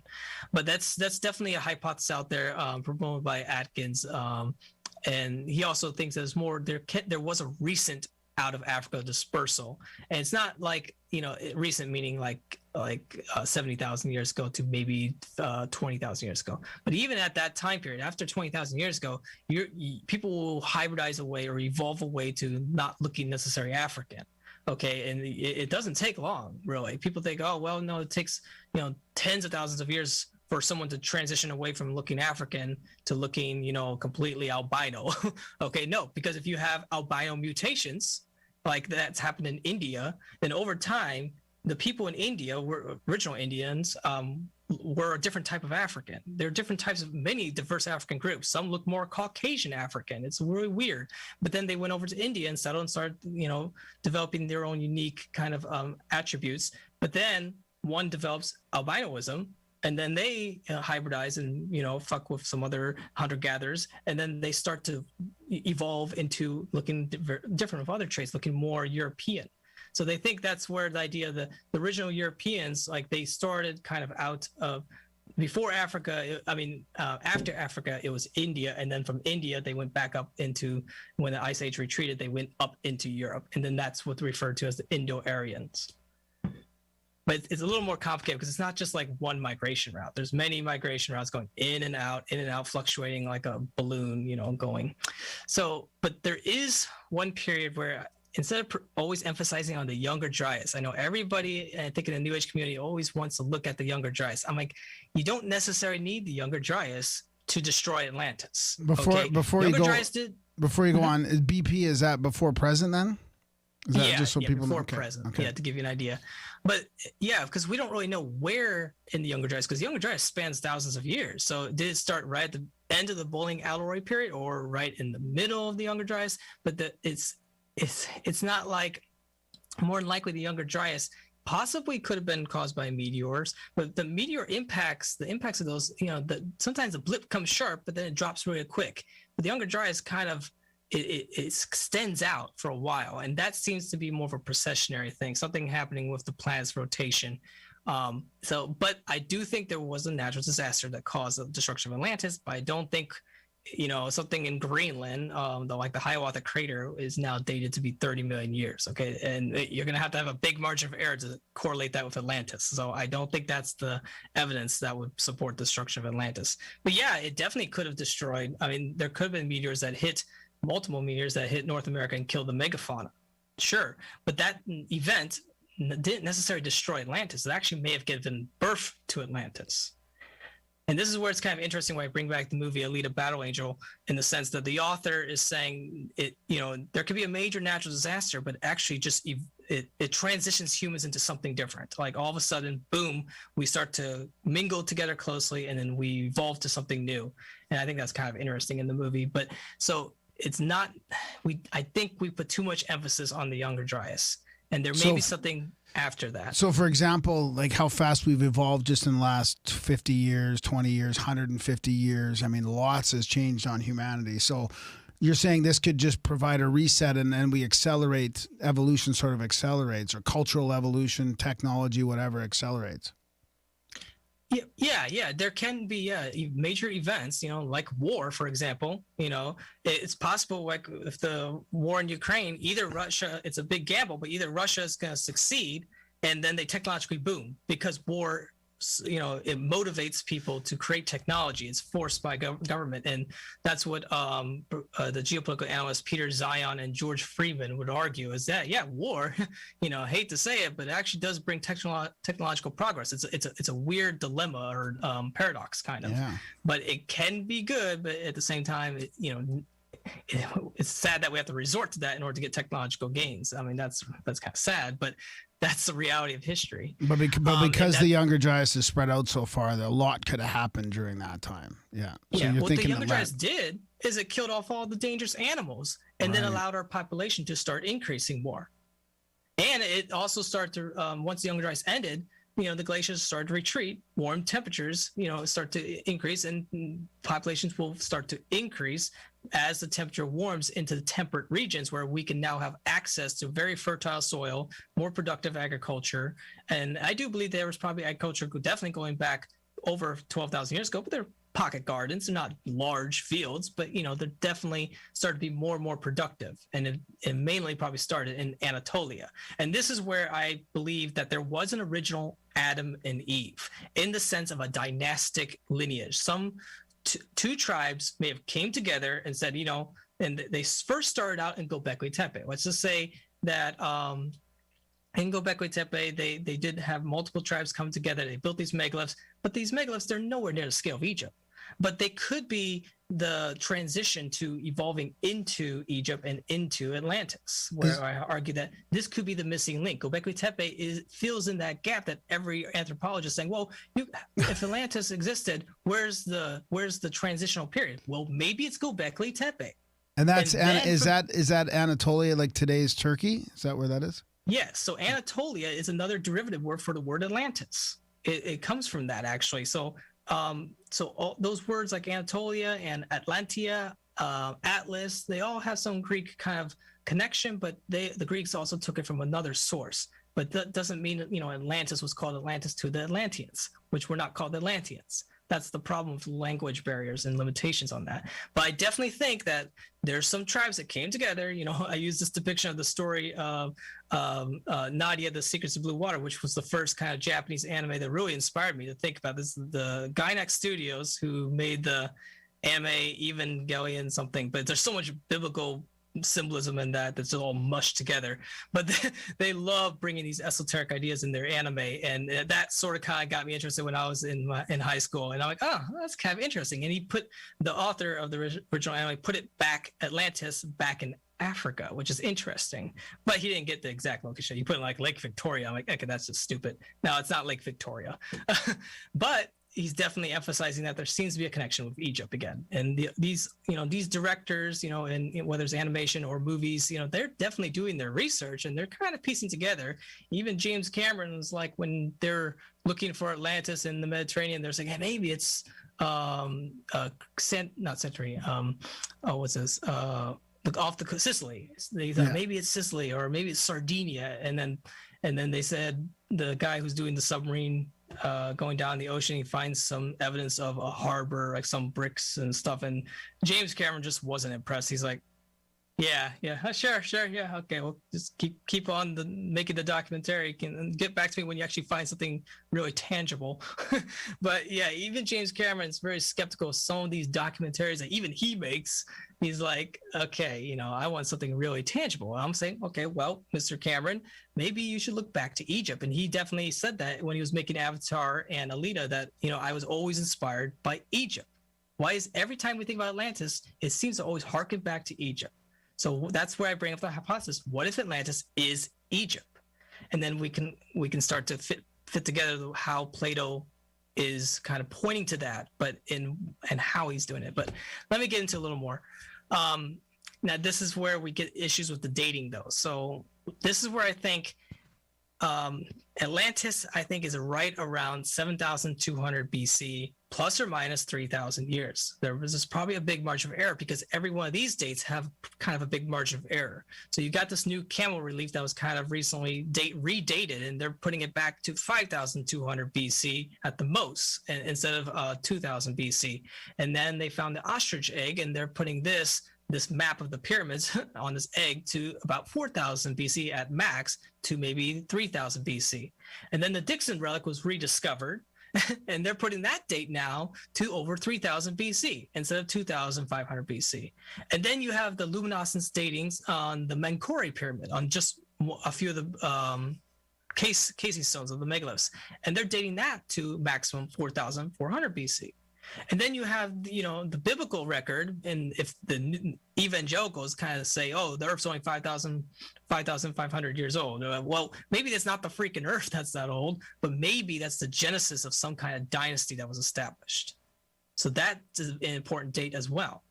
And then we have, when we go on forward time, a lot of people want to put Atlantis, oh, it's just Santorini, it's the Thera eruption. Well, that was a major event, sure, but that could have been maybe the inspiration for Sodom and Gomorrah and the Exodus specifically, because the dates are very close, off by maybe a few hundred years. But then again, we got to put some kind of margin of error. But when you start to put these margin of errors on, you start to push, the dates start to be pushed back to this 7,200 BC. And then that's when, we transition into a completely new age when, Jesus, which I refer to as like the avatar of God. So this is where I think we don't necessarily need the Younger Dryas to find Atlantis. I think we have to start to diverge away from that, because now that the Hiawatha crater has been dated to like over 30 million, everyone was waiting for that date, and it's like, oh, 30 million? Well, I'm gonna have to have a big margin of error on that, and I don't think that's gonna be logical. So, and I do want to emphasize also, like, on the Azores hypothesis. I know Randall Carlson really pushing this, but I just see so many issues with it. It doesn't seem to fit to what Plato is describing and what Herodotus is also describing, because Plato was influenced by Herodotus, and Herodotus is what's really giving us the information. So the problem with the Azores, it's too isolated. Okay, it has high winds, not very conducive for certain types of plants that are needed for certain agriculture, like wheat.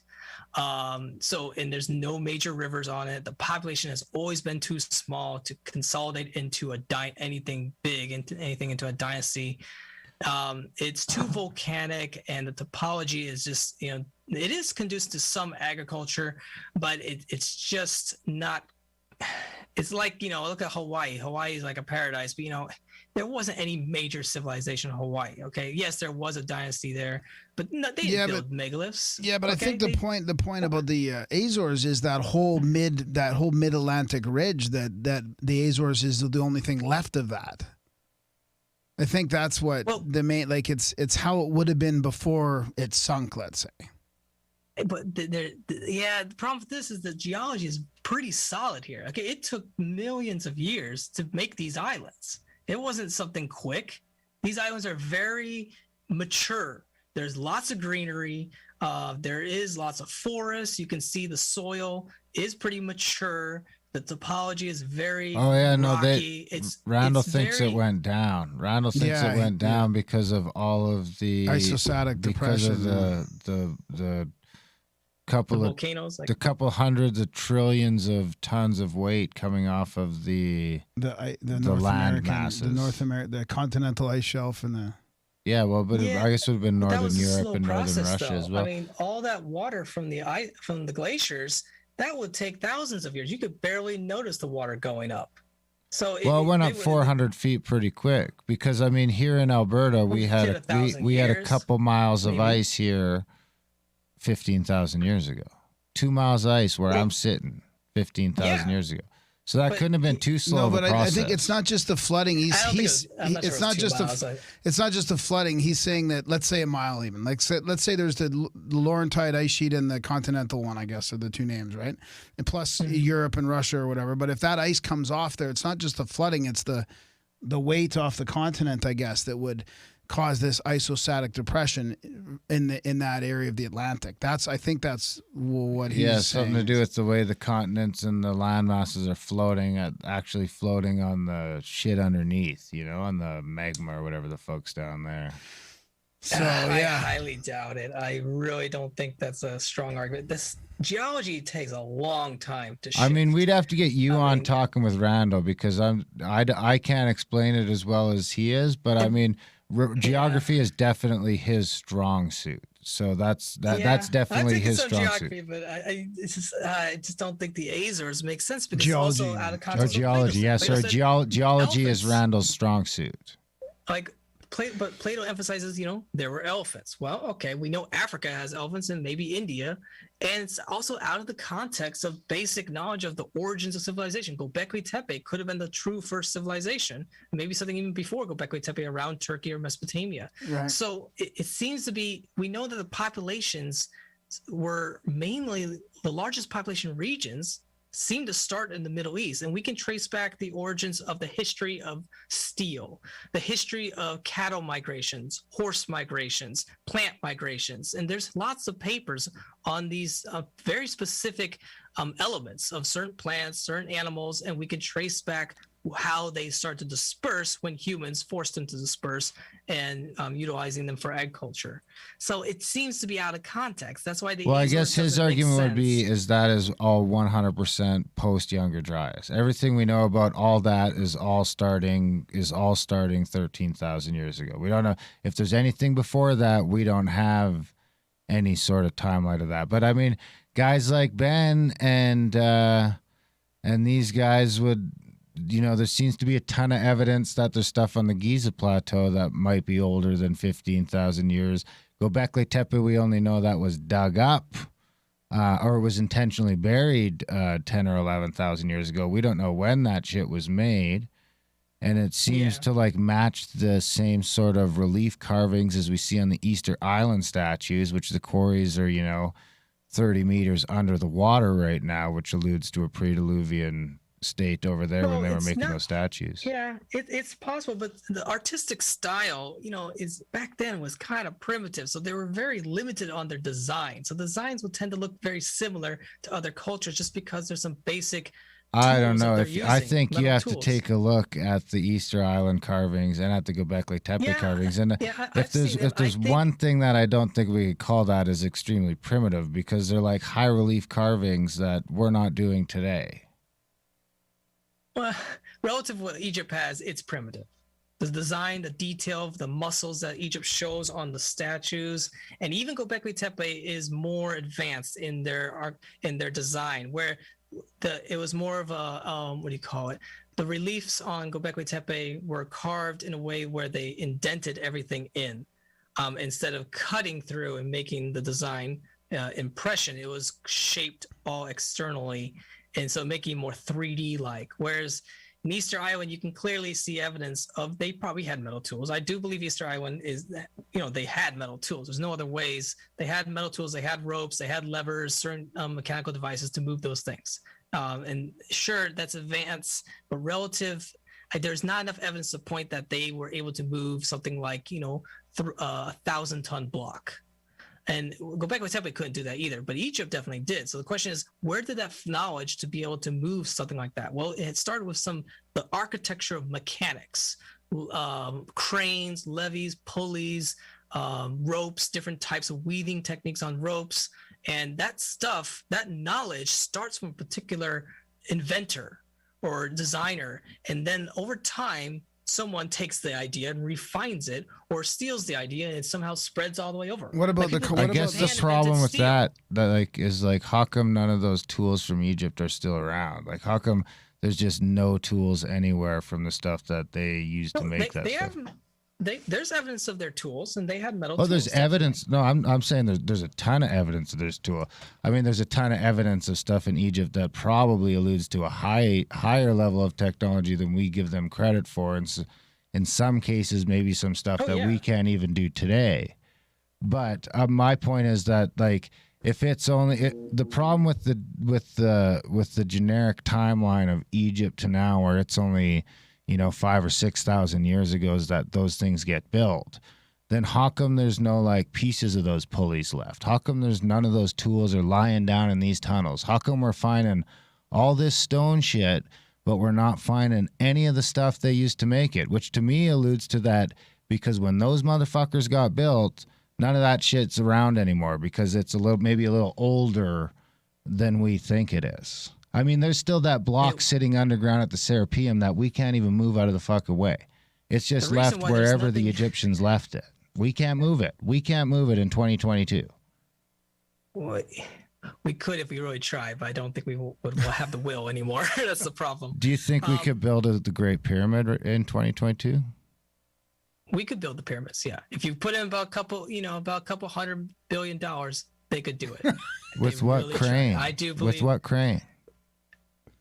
Because there's not a mobile crane. There's not a mobile crane in the world today that will move those chunks of granite around that are making the King's Chamber. Have you ever seen the needle called the Cleopatra's Needle in Central Park? There are actually photos of how the Freemasons moved that, and they actually have the whole obelisk suspended in a lever device where they could actually just rotate it with ropes. They use all these wooden interlocking systems to make the crane and make the counterpoint and all the ropes that can tie it together. And so the tools that they use, I think, would have been very similar techniques to how the Egyptians did it. The Freemasons, I think, know exactly how the Egyptians did it. So I think the way that they moved the obelisk in Central Park using boats, they carried it all the way over, and it's basically the same knowledge that came out of Rome, and Rome's knowledge came out of Greece, Persia, and Egypt. So that knowledge has been dispersed up. We just have a little more complicated techniques of doing it, maybe a little more efficiency actually. But the Egyptians, they mainly relied on the river. Lots of boats. We know there's documentations of barges. The problem is when you've got the Romans, the Greeks, the Persians, the freaking Mongols, they all steal stuff and burn stuff in wars, and they pillage and take the resources they want. And the Egyptians had all this stuff is found scattered throughout all, like Constantinople. Some of the columns or the obelisk were reconfigured into columns for the building of the Parthenon. Not the Parthenon. In Rome, I think I forgot what it's called, the Pantheon. So those were Egyptian blocks, and they would retake it. Even in the building of parts of Vatican, stone was taken from Egypt. Almost all the cities in Europe, all that stone, about maybe 3 to 5% of those granite pieces all come from Egypt, and that's in the thousands of tons. All went up to Europe, and then the Persians took stuff. And I get into that a little more deeply. That's the problem why we do. And all those, like the metals, the tools, they just take the tools. So people just either smelt them back down, reform them, or they're just, over time, they just simply decay. If it's just rope and some copper tools or even iron would rust away very quickly in a few thousand years or less. But I would emphasize again when getting back to like Atlantis. Like there's this researcher named Ulf Richter of Schwabenheim, Germany, and he has a great paper or article on the delta hypothesis. He's saying when you really look at Plato's story, he's emphasizing that there's a big rectangular kind of oblong plane, and that there is juxtaposed by what the English translation calls mountains. Well, it depends if you refer to mountains as sand dunes or cliff sides. Okay, because it could depend on the mistranslations of that over from Greek to English to German. And then that's where you get that mistranslation to being too literal, like giant mountains. Or is it simply Plato is just using the Greek's topography to emphasize the Greek? It was like Greece. Greece is wonderful because Plato has a bias. Plato has a geopolitical reason on what he's presenting, but he's kind of emphasizing a point. And this is where I get into another researcher. This researcher, George Sarantiti, he's part of this what we call the Plato Project, and he definitely emphasizes the idea of the Pillars of Hercules is something that's been changed over time. As the Greeks started to discover that there was water beyond Spain, then they just moved their idea. Let's call this now the Pillars of Hercules. Just like when England came to America, we'll call this the New England. I mean, that's the problem. You have this cross-pollination and dispersal of place names to new lands as they discovered them. So Plato is emphasizing the discovery that during Herodotus' time of the Strait of Gibraltar. So before Herodotus, they really didn't know about that. It was only the pre-Vikings that know about that, and the Celtics. And they were telling, around Spain, telling the Greeks about that area. So, but that's where the Greeks keep pushing it farther and farther away. And this is the problem. When Columbus comes, he takes the word Antilia, and he says, I'm going to name the first island the Antilles, because he was looking for Atlantis in some sense. Some historians say, yes, he definitely was interested in that. And he's like, well, let's name it Atlantis. Doesn't mean the Antilles is Atlantis or Cuba is Atlantis. And same thing for the city of Atlanta, Georgia. That's inspired by the name too. Doesn't mean that's Atlantis, or Memphis, Tennessee. So that's the problem, is these place names just keep shifting as people discover new things. And we keep pushing it farther away from its original source, which goes back to the priests in Egypt who went to Herodotus and told about this lost civilization. But even to the Egyptians, this could have been kind of lost knowledge of their own history. And this is what these two researchers, I definitely recommend checking out their articles. But this guy right here, I think, is probably the best one. Okay, so Jay Griffiths, he noticed that there definitely is a political agenda by Plato and Herodotus, and that's because of the Persians. There's a lot of emphasis of in Plato's not allegory, but Plato believed there's some historical truth. And this researcher, he's a real Egyptologist. He's saying, yes, Plato seems to be saying, yes, there really was this lost civilization. And now Persia, you're acting like this lost civilization. You're going to fall just like this. Persia is going to the sins of Atlantis because the Persians are like the Neo-Atlanteans. They inherited the architectural style. They inherited many things from Mesopotamia, which came out of Egypt as well. Their technology of using megaliths to building a Persepolis and their other ancient cities. So Persia really was inspired by Egypt. They conquered Egypt, and but they honored it so much that they saw themselves as like the new Egypt, the Neo-Atlanteans. When was that? This is in like 600 to 500 BC. So this is where I get into. Sorry, I interrupted you. You were saying that to the point where they reverence them to the point. Well, I'll show you. Okay, so let's I'll emphasize a little bit more later, but let's emphasize this map a little bit. So this is Herodotus' map. Again, this map is not that old relative to Atlantis. So this map only goes back to Herodotus, so around 600 BC. But so that's where he places Hyperborea way up in the north. Okay, but that doesn't mean that's where the original name inspiration came from. More than likely, it was inspired by, again, Atlantis, the idea of lost civilization. There's similar correlations in the story of Hyperborea, but he wants to connect it because they start learning about the Vikings and the people from Ukraine, basically, and they came down into the Black Sea region, and they were aware of them, so they said, well, let's call them the Hyperboreans kind of region. So that's the problem is, Herodotus is limited in his knowledge. He just doesn't know. Okay, so but he understood that there was a central origins of history, and they put Egypt pretty much right in the center, or Israel. Okay, remember Israel and was actually part of the Egyptian world order. Even Cyprus was conquered by Egypt. So Egypt hadn't made them very autonomous in the sense. They were more like they were tributary states, kind of like Japan was to China or Korea.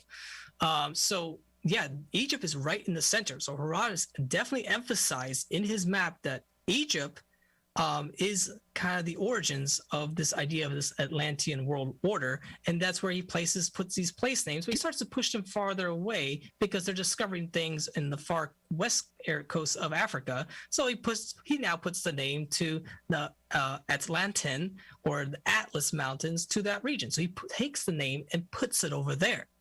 But we know that the Romans also named the regions of southern Egypt towards Ethiopia as Atlantia. There is documentations that the Romans would refer to that.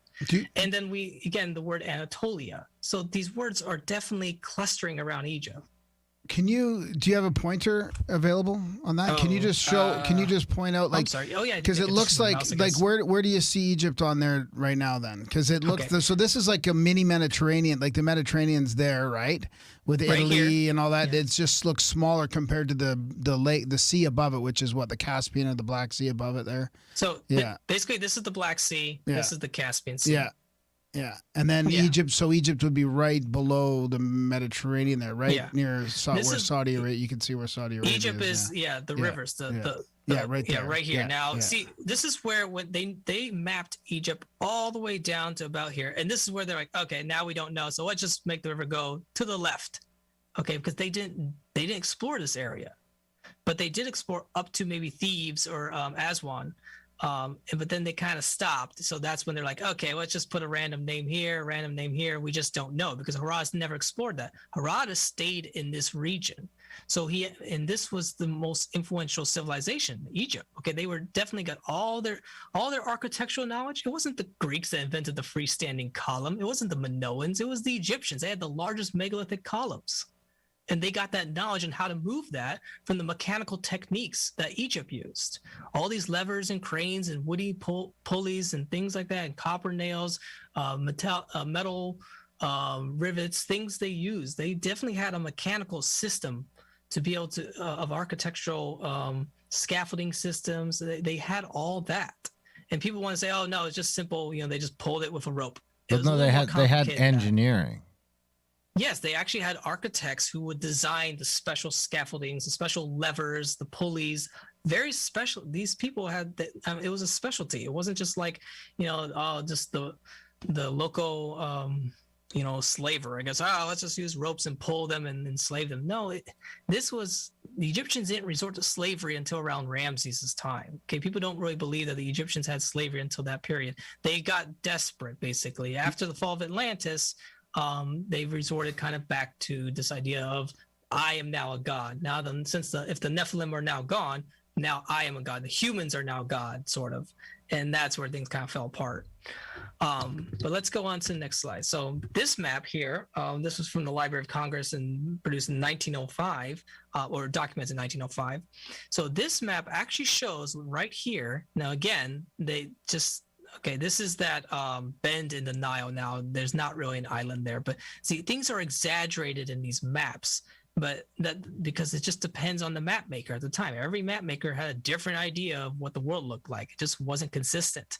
But they did somehow place the name Atlanta. That's one of the original names, Nilus ex Atlanta profluousness, I think it says, as a reference to the river of the Nile. And they thought maybe the Nile went to the west. Okay, it never went to the west. They just didn't know. Whoever built this map, he got knowledge from people probably who stopped right about here. And they're like, well, we don't really know anything out here. Let's just say the Nile diverts that way. Okay. It's not a coincidence. You think it's just a coincidence that both those maps show the Nile going in that same sort of exact direction? No. Or are they copies of each other somehow? Map inspired this map. I see. Okay.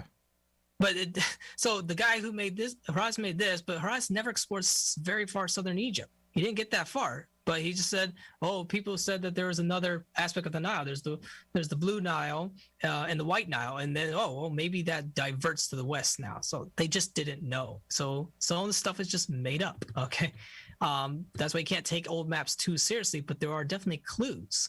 And so one example is, again, we got a place name here, Atlanta. That's where we get the city name, Atlanta. And then we get the Atlas. So again, they're pushing these place names in Africa. Okay, the Greeks are, now these are the Greeks' pronunciations, but we don't know the original name. Okay, that's what the Egyptians said, but the Greeks retranslated that. And it's probably kind of has more, the original names were probably more Berber in sense. So, but we can also use other clues. So we can say, well, there's also the idea of the Minoans and their bull cult. Well, where did they get this religious idea? Well, we know that they were trading a lot with the Egyptians. Basically, the Minoans were a tributary state to Egypt. They were pretty much possibly Egypt conquered Crete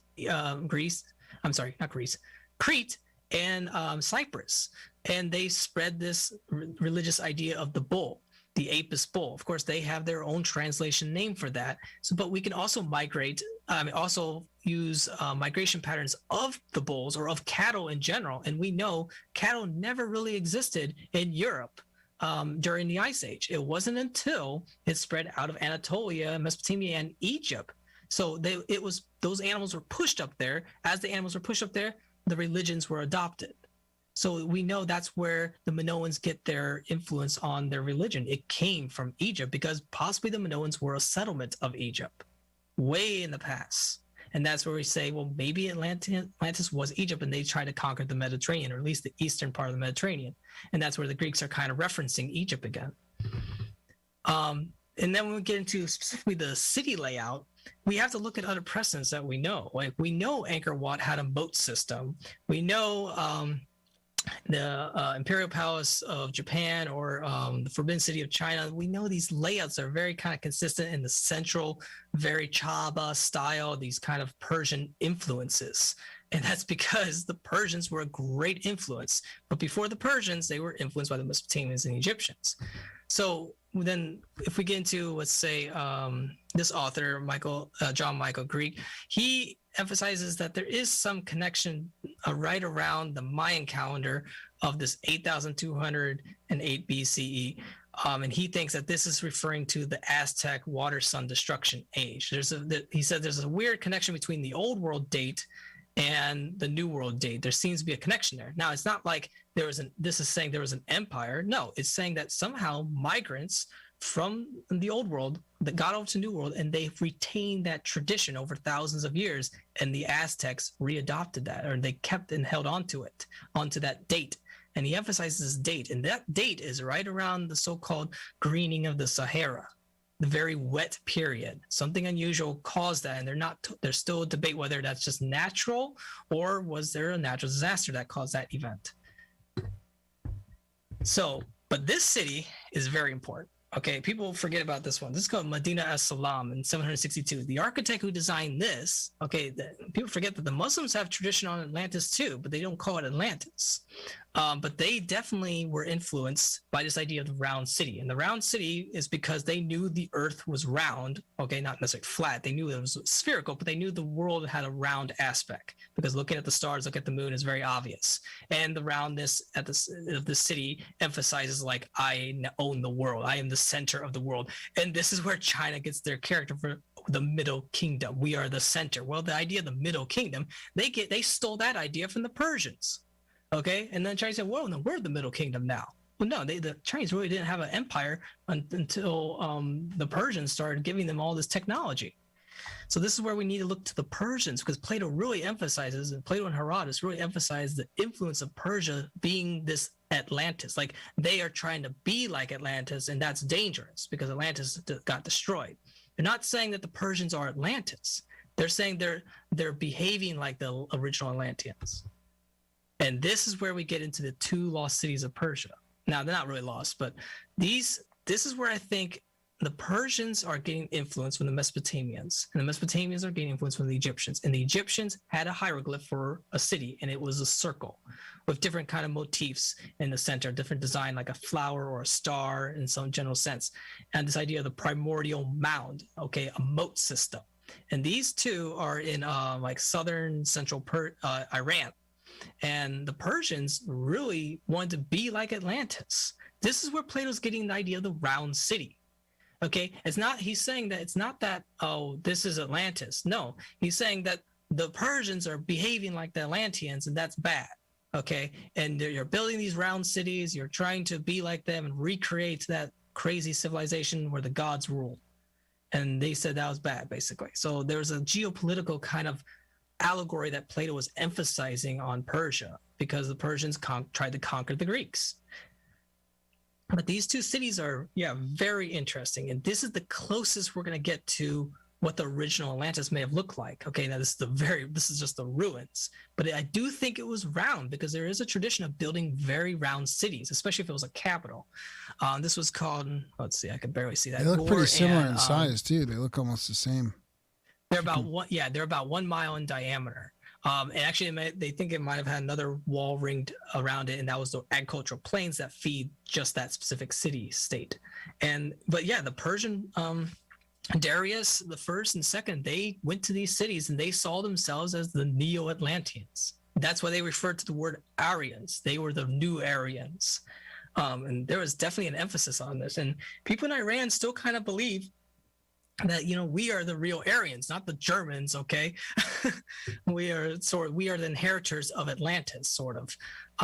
They can get kind of extreme too, to where, maybe they're going a little too far to wanting to kind of, look like Nazi Germany a little bit. But no, the Persians definitely had influence of the idea of a round city, and they knew they were inspired by Egypt. So the Persians are probably the last culture to retain this tradition, to keep Atlantis alive. Atlantis never really died. It just morphed and evolved. And it was mainly the Persians that really held on to that knowledge, that architectural knowledge and that tradition. And the Greeks kind of inherited some of the technology as well, but they never really wanted to identify themselves as Egyptians. So the Persians sure did. The Persians kind of have a more globalistic ideology. And this is what it looks like. So this is a pretty interesting site, I think. And that even in the center, this idea of the Tower of Babel. Okay, this idea was inspired by the Persian towers. Now, the question is, were the Persian round cities inspired by something even older?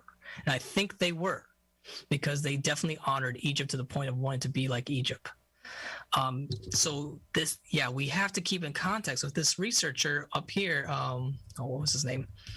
This guy is basically saying there's so many parallels with Egypt and Persia. And we know that's because Plato is getting so much inspiration from Herodotus and even Solon, who went to Egypt. And even Plato went to Egypt. So it was such a major impact. The question is, was there some kind of mistranslation? Was there really a lost civilization in Egypt that had a round city that the Persians wanted to recreate and bring back to life? And I think there was, but if it's in Egypt, such a dense populated region, it's completely gone, where this region is not very dense. So it still remains. But this is what the city looks like after, only 550 BC. That's how much erosion. Now imagine 7,000 BC. Would there be any evidence of a circle on a plain, especially if it's near the Nile? Completely gone. But not the megaliths. They would still remain. But the problem is, people, they're very resourceful. They're not just going to leave the megaliths there. The next pharaoh or the next priest or whatever was going to say, I'll build me a temple. Take those stones, shrink them down a little bit, rebuild that temple over here. So, they're not going to waste those resources. And this is kind of a rendering of what they think that city would look like. So this is very important that we keep it in the context of Persia. And I would definitely recommend Randall Carlson to do some research into these researchers that I provide links to, and read their articles, because it's very persuasive when you read this, that, Persia was a major influence on the Greeks. And the problem is Plato wanted to shift it to something a little larger, a little more magnificent. They still honored Egypt, but they wanted to put it out to the new area of Gibraltar, because they started to know about that area. So I would say, let's put Atlantis way out there, because it's possible that the priests of Solon of Sais may have been hinting that there was a lost continent that's simply North and South America, but that wasn't Atlantis, but just the rumor of a lost land. But then, so the correlating that story with another story, and that's where we connect the Bible, where the biblical sense of the lost Garden of Eden with a lost city-state. And that is probably Egypt, because there's no other oasis that's as large as Egypt. And this is another city that was inspired. This goes back to 2900 BC. So now we're going even farther back. So the Persians were influenced by this. And this culture in Syria, the Mari city-state, it's not that big, but they're definitely inspired by the idea of the round city. And it goes back to the Egyptian hieroglyph for city. So the question is, did Egypt have a round city? It probably did. It's just completely gone. Whereas this area, this site's almost completely gone too. But this is probably a smaller city-state than this one in Persia. It was about maybe half the size. But that building a round moat system connected to the river, is because they had raiders and people. It wasn't a world where they controlled those lands. Okay, Eden was the desert regions, and the garden is the river regions basically. And they had to have secured moat system. And this is basically the origins of castle building and fortifications, and that's what not Atlantis probably was. So this is a kind of another rendering of that, what that would look like. And even to this day, in Erbil, Iraq, they have this idea of this kind of round, walled little village, and that's because they had raiders and they had to protect them. But that inspiration of the round city still exists even to this day. What about you mentioned you thought that it was on that delta in the Nile. There was something on that near Cairo. Oh, you're coming to that? Okay. Yeah. Now, so this is where I think we need to look for some other clues. The origin of the Triton, I think, is very interesting. Okay, we know that the Hindus, they got their civilization from Mohenjo-Daro, basically in the fertile regions of in Pakistan. So that culture was trading a lot with Mesopotamia and Persia. So they're inheriting these motifs, but over time they're putting a new design twist to it, maybe. But there's definitely a connection between the trident and the snake, and that goes back to an original inspiration of that design. And it could go back to this idea of the lake of Tritonus, which is another name possibly derived from the city of Tanis in Egypt.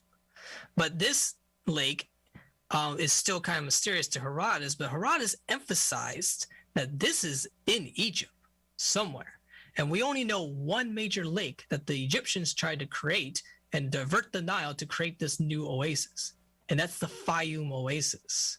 And this idea of Lake Moeris, I think it's pronounced, Herodotus, he puts a kind of big square footage of 900 square miles. But this lake is now today about 490. But many Egyptologists believe that this was a lot larger, this lake at the pass, until we start building all these dams on the Nile. So yeah, it's possible that this lake was the original inspiration of the Triton, which somehow derives from the word Titan. Triton, Titan, I don't know if there's some kind of linguistic connection there, but there's a connection to this idea of the gods. It's definitely a reference to the supernatural again. And again, it also is idea of the scepter. And the Egyptians had these scepters, and it represents, like a staff. And this is where we get the idea of Moses' staff, not just a shepherd's staff. Well, actually, the idea of the shepherd's staff is an Egyptian idea too. Okay, the Egyptians were shepherding their people. The ruler was shepherding them, so that there is a connection there, but it symbolizes the idea of authority and power and leadership, basically. And there's that connection to the style of the staff. But the staffs in Egypt varied a lot, just depending which ruler, which god. Okay, they had different kinds of staffs. But the Triton seems to have a connection with the idea of the snake. And the Egyptians definitely correlated their land to the land of the snake, because the Nile looks like a cobra. They emphasize that the symbology of the Nile is either a cobra or the lotus. And they kind of correlate that between the idea of chaos and order. the snake symbolizing chaos sometimes, and the lotus order because of the design. And the snake is sometimes symbolizes evil, but can also symbolize as kind of eternity and power or supernatural creatures in general. So this is the Garden of Eden, basically. This is the largest green oasis in the whole Middle East for tens of thousands of years. And during the Ice Age, this was even drier. All the lands were drier. But what stayed fertile is because they got volcanic silt from Lake Victoria and that regions of Mount Kilimanjaro. So it would keep this very fertile, whereas the Tigris and Euphrates did not have that type of soil. So people always want to put, oh, that's the Garden of Eden between the two rivers. No, that was harder to maintain as a garden. People flocked to Egypt whenever there was some kind of famine. And that was, even today, Egypt, the Garden of Eden is completely maxed out. There's 100 million people living here. And it's just completely overwhelmed because this is the only oasis in the whole Middle East that really is sustainable. But in that lake actually is right here. That's where Herodotus believes the name the Triton Lake comes from. And over time, they adopted that original name and they took it up to Greece. And then Greece said, okay, let's call that god Triton, after Neptune. And so they started to they adopted the Egyptian gods, but renamed them. And we have to realize that there was major inspiration in religion from the Greeks to the Egyptians. So yeah, this is literally the garden in the desert. The Garden of Eden. Eden means desert, wildlands, uncontrolled. The garden means controlled, confined in a particular space. And this is in the shape generally either of a lotus, even the fallopian tubes kind of show out there, or a cobra. And the Egyptians were very well aware of the shape of their civilizations. And the snake idea of the Triton refers to a snake, the forked tongue, the pitchfork, and there's some correlation to that design. And over time, the Hindus adopted that. So the question is Atlantis in Egypt, but where in Eden? And I would say there's probably not that many locations, actually. We could really probably narrow it down. It's either somewhere in Cairo. We know Cairo had a round city, but it was oval shaped. It wasn't necessarily circular. The problem is this map, only in the 1600s, that can have been completely rebuilt, redesigned over the past 2,000 years. So if Atlantis really was Cairo, we got a problem because now it's completely reused over and over and over for thousands of years. Atlantis never truly died. It just morphed and morphed. If you're talking about a civilization that was so powerful and had such an influence on the Greeks and the Persians and the Sumerians, that doesn't just die. The evidence just doesn't go away. There is evidence, and they found megaliths under Cairo. Megalithic statues buried 30 or 40 feet down as they're digging up for new foundations of buildings. Can you go back one slide and tell us where Cairo is on that map and the pyramids, just to give some context? This is also important. Yeah, Cairo is strategically at the head. Wow. Yeah. Strategically, and this is where the idea of the fork. Now, the three. Now, I think Ralph believes there may have been 4 rivers. I don't think there are 4, but I definitely think there were 3 main tributary rivers that disperse into the delta. The main part of the Garden of Eden is definitely the delta. But the Egyptians, sometimes, depending on which dynasty, but sometimes they refer to this as south and down here as north. And that's where we get confusions with Hyperborea.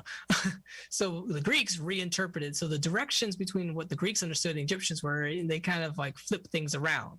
So even the cardinal points weren't always clear. But the Egyptians definitely realized that this was in the shape of a snake. And snake motifs are so important. That's where the Bible emphasizes the idea of the snake, the serpent, the demonic angel. But at the same time, the Egyptians also saw this maybe as a lotus. So, and lotus flowers are very symbolic in Hindu traditions. So, and they definitely were lotus flowers growing in this region. So this was the most fertile region. And the Egyptians, they would trade wheat going all the way up to Europe. And beer was not invented in Europe or Germany. It was invented in Egypt. We can actually trace the origins of beer, and it goes back down to Mesopotamia and Egypt. So this is definitely a site. You look at the juxtaposition between that greenery and the desert. Even the movie, I just started watching the movie Death on the Nile, which is, it's kind of good. It has Gal Gadot in it. It has some, it's a little CGI'd, but it's pretty good actually. But yeah, this is so important. Something this geopolitically important had a major impact over all of Europe and Persia, because it forces people to confine in such a small space. And this is where it's their garden, but it's also, you know, their coffin, literally almost. Okay, if there's a giant tsunami coming into here, and there's evidence of that right around 7,000 BC to 8,000 BC, and that tsunami, this is pretty much flat, so it would just run right up to the capital city and get funneled and trapped around this neck. So yeah, Cairo, also if you flip this, it's in the shape of a triangle. So the Egyptians were aware that there are multiple symbolic ideas of the Garden of Eden. It was in the shape of the eye of Horus in the center. I don't think that's where Atlantis would be. It's just too wet. Tanis had better foundation, so they moved it over there in Alexandria. But in the center, it's just too wet. But Egypt potentially, Cairo potentially could be a great location for Atlantis. But I don't even think Cairo could be the origin. I do think that there's something even more inspirational than Cairo.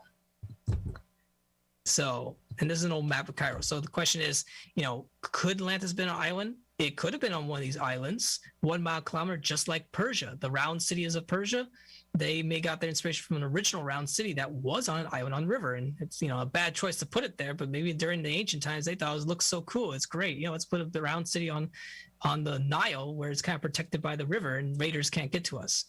But, you know, it's also a bad location because of flooding. So now Memphis, I think, is Atlantis in some sense. I think the Sphinx is looking right at Atlantis. If the Sphinx really is older and there's evidence of erosion by the river, flooding of the river, massive flooding, not just your normal summer or springtime floodings of the Nile, but a natural disaster that the Islamic traditions emphasize, that there was a massive, this civilization of Ad or Iram had these dams, it ruptured, it rained for days on end, and they were happy that it was raining because they were in a drought, but all of a sudden it was just too much and it destroyed their city. And if you're putting a city-state on a plain like this, it could be completely wiped out. And all those grand foundations, they would start to sink, and people would, you know, take those stones and reconfigure them to new dynasties. So Memphis was not necessarily round. At least the current archaeological evidence is it was more oblong, but they do believe it was larger at one time. But almost 90% of Memphis is completely gone, and they think mainly it's gone not because it was just necessarily destroyed by the river. Partially, it was because of bad foundations of the water being like on the islands of the Nile, but it's also because just the Egyptians themselves completely destroyed it. They said, I want to build this temple over here. It's possible that some of the blocks of the wall, the round city of Atlantis, if it was round and had a moat system with walls, those blocks are probably in the pyramids. Some of them, not all of them, but those limestone blocks could be rebuilt and put them back to the building of the Pyramid Age. So the Pyramid Age was later, around 3,000 to 4,000 BC, but Atlantis was before that. Don't forget Saqqara. Isn't that where all the underground? Isn't Saqqara like an underground city or an underground? It's right there beside Memphis, right? Well, yeah. Well, they know that their boat. I think Jimmy from Bright Insight just made a video recently, but they know that boats came all the way up here and were delivering blocks, and there were underground chambers and things. I'm sure all along the bluffs here. And this emphasizes where Plato was saying, you know, there's a rectangular plane. Well, if you're looking in the perspective of someone standing here, the Nile looks rectangular, almost square-like or elongated, oblong and rectangular. So, and there was cliffs, not mountains, but they were definitely cliffs and bluffs and sand dunes on both ends. And this was the entrance of the garden. And I think some argue that there might have been another Sphinx on the other side of the Nile. And these were the cherubims guarding the entrance of the garden. That's what the Sphinx symbolized. Cherubims were symbolized through animal depictions because animals have a certain characteristic attributes that emphasizes power or humbleness. The idea of a lion. Sometimes people in the movie Narnia, sometimes they say the author was symbolizing Aslan, what his name was, the lion as Jesus. So the idea of the archetypal kind of character. So animals are used as these depictions to symbolize the idea of power or the attributes or characteristics of the behavior of a certain pharaoh, ruler, or god. That's where the Serapeum is, Sakara. The Serapeum to me is one of the most amazing mysteries in the world. And what if that's Atlantis? I think those could be some of the original stones, possibly. I definitely think that the Serapeum, like the knowledge to build that, does take some advanced ideas to be able to carve all that. I don't think they just had copper. I definitely believe they had iron tools. They must have possibly even steel, most likely not. But I do think that they definitely had bronze tools and iron tools to be able to carve that stuff. They had to. Copper carve things. They made what, like a dozen ultra precise 70-ton boxes with lids so fucking perfect they hermetically seal. Yeah, I think they would definitely use certain techniques. For example, you can use sand and you can use water with certain kinds of chemicals to really smooth out that granite. And yeah, they can do that. But they start out simple. When you carve something, it's very crude, and then it gets more and more and more detail. And you start with big tools, big metal tools, and then you get little smaller tools, just like when you're carving wood.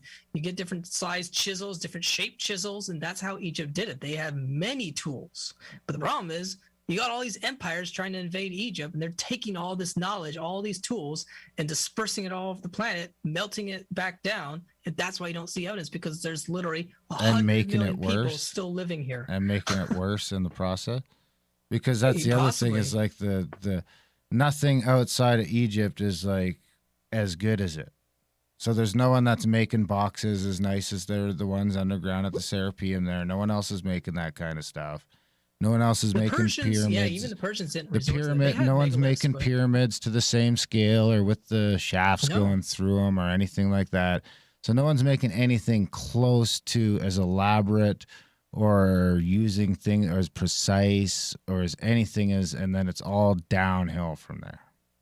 Yeah, like the Mayans and Aztecs, they built some megaliths, but it's shit. Mostly out of it's limestone. all shit. It's all shit and compared it's a to cruder the stuff design. the Egypts are Yes, it's a simplistic pictographic design. It's not as detailed or realistic. So I'm with you on Egypt being Atlantis. I'm with you. The thing that I don't think I'm with you on is I think that you're like, I think you're 10,000 years too later than that. I think we're looking at the Sphinx and the pyramids and the labyrinth that's still underneath the desert that we can't even get to yet because it's completely underwater and sand. Like, I think this stuff is all pre the New Egypt, pre 7,000 BC. I think these people stumbled upon this stuff and they started trying to make their own stuff there. They've built a civilization around it. But I think that you're 100% right about it being Atlantis. I just think that that's the remnants of it, and we discovered it We discovered it 7,000 years ago, and our current rendition of humanity has never been able to build that kind of stuff. Not in 7, not in 8, not since the Younger Dryas, because I think that the Egypt that was Atlantis was probably pre-Younger Dryas. I don't think he's.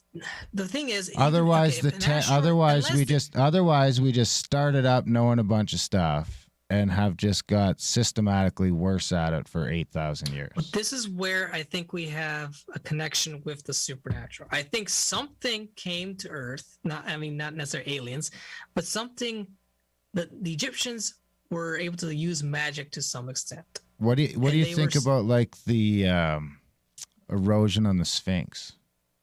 I think that's evidence of major river flooding to the point of the water going almost all the way up to the base of the pyramids. But it's like rain, though. It's 100.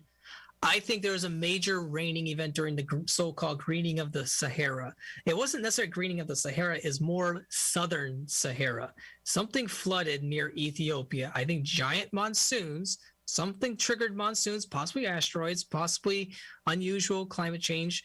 And then all of a sudden they got massive amounts of rain and water, and it started flooding and it started sinking their city into the mud. And Plato emphasizes the idea that it was in a muddy region. He actually says that it was impassable because of mud, the original Atlantis, and not in Egypt. It was definitely a very fertile, muddy region. And the region where a hurricane or a cyclone could hit Africa is right near the Gulf of Aden. There is evidence that typhoons, I guess they call them, or cyclones, they can hit that region. And during the rainier periods of the Green of Sahara, around 6,000 to 7,000 BC, there's possible that there was a natural disaster that caused a major flooding. If the Egyptians did build dams, we know the Egyptians tried to build dams. It's possible the Atlanteans did that in southern Egypt, towards Ethiopia, that region. And it ruptured, and a massive flood of water came that way. But maybe there was another event. Maybe there was even a tsunami that also hit maybe a few months later, or a year later, or maybe 1,000 years later, and destroyed it again. It seems like there's multiple destructions, and that's what Plato emphasizes when the priest was saying there were multiple destructions. It wasn't just like a one-time event. It was there was one main catalyst, and then other events started to happen. It takes a while to destroy a civilization like Egypt. Okay, if you're talking about Atlantis being so advanced, like, if they really are Egypt, it's not gonna take one natural disaster. Even the Santorini supermassive volcano couldn't completely destroy Egypt. It was the last straw for the beginning of the end of the Atlantean world order of Egypt, I would call it. That caused the Bronze Age collapse, the beginning of the Exodus, the beginning of Akhenaten, beginning of Zoroastrianism. All this idea of the monotheism started popping up right around that major natural disaster of Santorini. But Santorini is the last major destruction of Atlantis. But there are multiple destructions, I think. But there's definitely an unusual reference to major flooding, that happened, I think, on the Nile. And I think there was a great flood, and it went all the way up to the base of the pyramid, and that's 100 feet, or I'm sorry, not 100, I think 70 feet. Still, that's massive, and that would completely flood this region, and it would be underwater. But the water would subside, and it would be all covered with mud, and then the megaliths would start to collapse. You got earthquakes over time, cracking them up, and then the pharaohs are like saying, should we build on this plain, or should we do something different? Well, they say, let's build a bunch of pyramids now. Let's take those blocks and put all the blocks of Atlantis that are still being able to be reused, and put them in the pyramids. And I think but that's not even that. You gotta in the pyramids. think of the fucking pre-work that you need to do to level the plain and compact all that mud now, so that pyramid doesn't sink for fucking 8,000 years. Doesn't go out of level. It's still perfectly flat. So that ground was prepared perfectly in that mud. I mean, there doesn't seem to be any piles underneath it. Well, the ground, I don't think That's a lot the of original weight. Atlantis had pyramids. I may have had a giant tower in the center, or some kind of temple complex, as Plato references. Oh, no, I'm just talking about the pyramid we have now. Because you said they took the blocks of Atlantis and just threw up these pyramids. But the amount of premeditation that they put into preparing that land to build those pyramids is a lot, because they don't sink. I mean, my house has sunk 1/4 inch since I moved in. And they're on solid foundation. But the city of Atlantis, I think, was on right the river, next to a riverbed. Right next to a river, but the pyramids aren't that far from the river. But they're definitely on solid limestone foundations. The quarries are right there next to the pyramid. But I think that's where people say, well, we know the quarries those were the quarries used for the pyramids. Well, yes, but maybe the stones used for Atlantis came from the same quarries. And then when they realized that the pharaohs or the pre-dynastic Egyptians, the Atlanteans, say, okay, maybe it's not smart to build a large city-state here. Our civilization is kind of broken. Let's resort to kind of honoring Atlantis and building pyramids instead. And so then those other rocks back to that region. The other rocks in the pyramids come from like 400 miles away or something like that, 500 miles away. They definitely, they would go upstream, to that. They'll Does come that- down from the southern Egypt. Does the multiple disasters then fit in with the burying? Well, I up think it of- just keeps of, happening. I mean, you've no, but got does it- evidence of does an it fit in with impact into the Göbekli Indian Tepe, though? Ocean 5,000 years ago. Something wiped out the fucking Romans. No, but I mean, I meant Göbekli Tepe. Like, if they've survived the first one, would they have then said, okay, Well, we gotta bury this because more are coming? My or- thought of it is that the pyramids and the Göbekli, that's all sort of at the same time. Yeah, Göbekli Tepe was I sort of think- buried on purpose. I think Göbekli Tepe is very close to the period of Atlantis, yes, but I think they are even older than Atlantis by a few thousand years. And then they I said, hey, picture let's go down to Göbekli that Garden of Tepe Eden. as being like some ruins that the Atlanteans, like it was like a national park of theirs.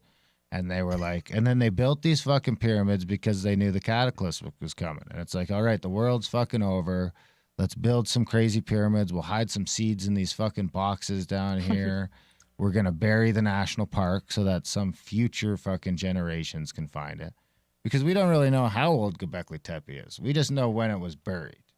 And it was buried with a bunch It's of probably no garbage more and than trash and dirt. 15,000. Probably, but that's what I mean, we'd be guessing. That's still very old. Yeah. We just know it think was it's- intentionally What'd you buried say, at 10,000 15,000? BC. 15,000. I would say it could be 15,000 BC, but probably no older because they found dates of carbon materials from fire, things being burnt like wood, and they're dating that to around 8,000 BC. But I think it's definitely older than that. It's just that maybe that just happens to be the little fire pit that they found for that particular building. Well, Because they used Göbekli Tepe was a the building. It old was a fire hut pits system. and all that to bury this thing. That's the other thing is they buried it. They buried it with crap and garbage and stuff, and they're finding like as they're excavating it, they're finding trash mixed in with all the stuff that's burying it. They're finding I'm old not fire sure if pits. it's necessarily buried. I think they're more like earthen buildings, and it collapsed, and then they just start to kind of bury a little bit and say, let's build another one on top of that. I don't think necessarily it was And like, they just, oh, like, let's just completely slowly bury the- all. I think it's like they're building on top of But layers. then and I don't layers think there's as they enough collapse. time. Well, that site's been used for like over 3,000 years, so That's a they've lot been of like recycling earthen it. buildings, and you just build some on top and forget about the fact that you're slowly burying all these pillars around you as you do it. Like, wouldn't you like use the pillars to put some? Yeah. Well, they might. I'm not sure. They'll have to do some more research on that. But I definitely think there's a connection between Göbekli Tepe and Egypt. And Göbekli Tepe fills in that gap, that missing technological gap that the scientists say, oh, well, you can't have some advanced civilization without some kind of progression. Well, maybe Göbekli Tepe is that progression. Yeah. And maybe people from Ethiopia and Göbekli Tepe, they started to collide, they warred, then they had sex, and they made a civilization. Have you been to Egypt yet? I've never been to Egypt. No, I wish think could, I yeah. think you got to go to Egypt and check out some of those blocks and get into the pyramid and get underneath the Serapeum and maybe Yeah. get down to Peru and check out some of that stuff too, because Yeah. there definitely seems to be we've lost a bunch of tech someplace on how to move these rocks and shit around. And Yeah, well, I would definitely look at for example, in Russia, there's the Column of Alexandria in St. Petersburg, I think it is. I'll double check that, but it's like 500 tons. And they said that the way the architects wanted to move that was they wanted to keep to the traditions of ancient Rome and ancient Persia, and the knowledge that the Romans had. I think it's the exact same thing that the Egyptians had. I think Atlantis might have been close to the level of Rome, but the Romans are like, we're expanding so much. Let's start using concrete because it's just easier because they want to mass produce stuff. Whereas the Egyptians, they were confined to the garden. They didn't want to leave the garden. It was so sacred to them. But that was also kind of their downfall. But Egypt, this idea that Atlantis is completely gone, you'll never find it. Oh, Atlantis is everywhere. No. Atlantis affects us today because it's transcended, it's evolved, it's morphed, it's changed into other empires. Basically, the Romans became the new Atlantis, the Persians became it, and now America is becoming it, sort of. So it was the seed. It literally was the tree or the seed that sparked civilization. But before that, yes, I do believe Göbekli Tepe was probably the first, but Göbekli Tepe is not. They're sort of megalithic, but they're not moving 500-ton blocks. Their block the most was I think 250 tons. It's still well, big, I guess but nothing compared to I what guess Egypt we'll did. see after we finish excavating it. We've only excavated like 4 or 5% of it, so. Yeah, but the architecture looks crude. I mean, I'm gonna be honest. As a designer, it looks like a standard hut, underground kind of hut shelter system where you have the family, one family lives in this one, another family lives in this one. They had a little dynastic kind of Isn't there like connection, sort of. 400 pillars? But they're not columns. They're cheap. Okay. But they're you all could easily carved carve- with that cool. They're all carved.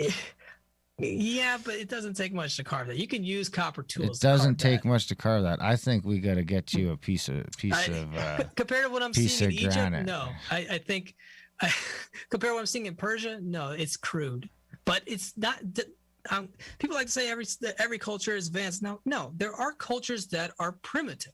Okay, but they start primitive and humble, and they evolve to become more and more complex as they interact with new people and as their population grows, and they discover new things, new animals, new techniques, and then they make it more and more advanced. And it reached its peak in Atlantis, and that is, I think, Egypt. Huh.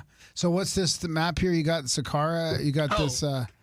So yeah, okay. So basically, this is the remnants. If this is Atlantis, this is basically the remnants layout of Atlantis. But Atlantis itself could have been as large as that Persian city, which is 1 mile in kilometer, and that could fit exactly in here.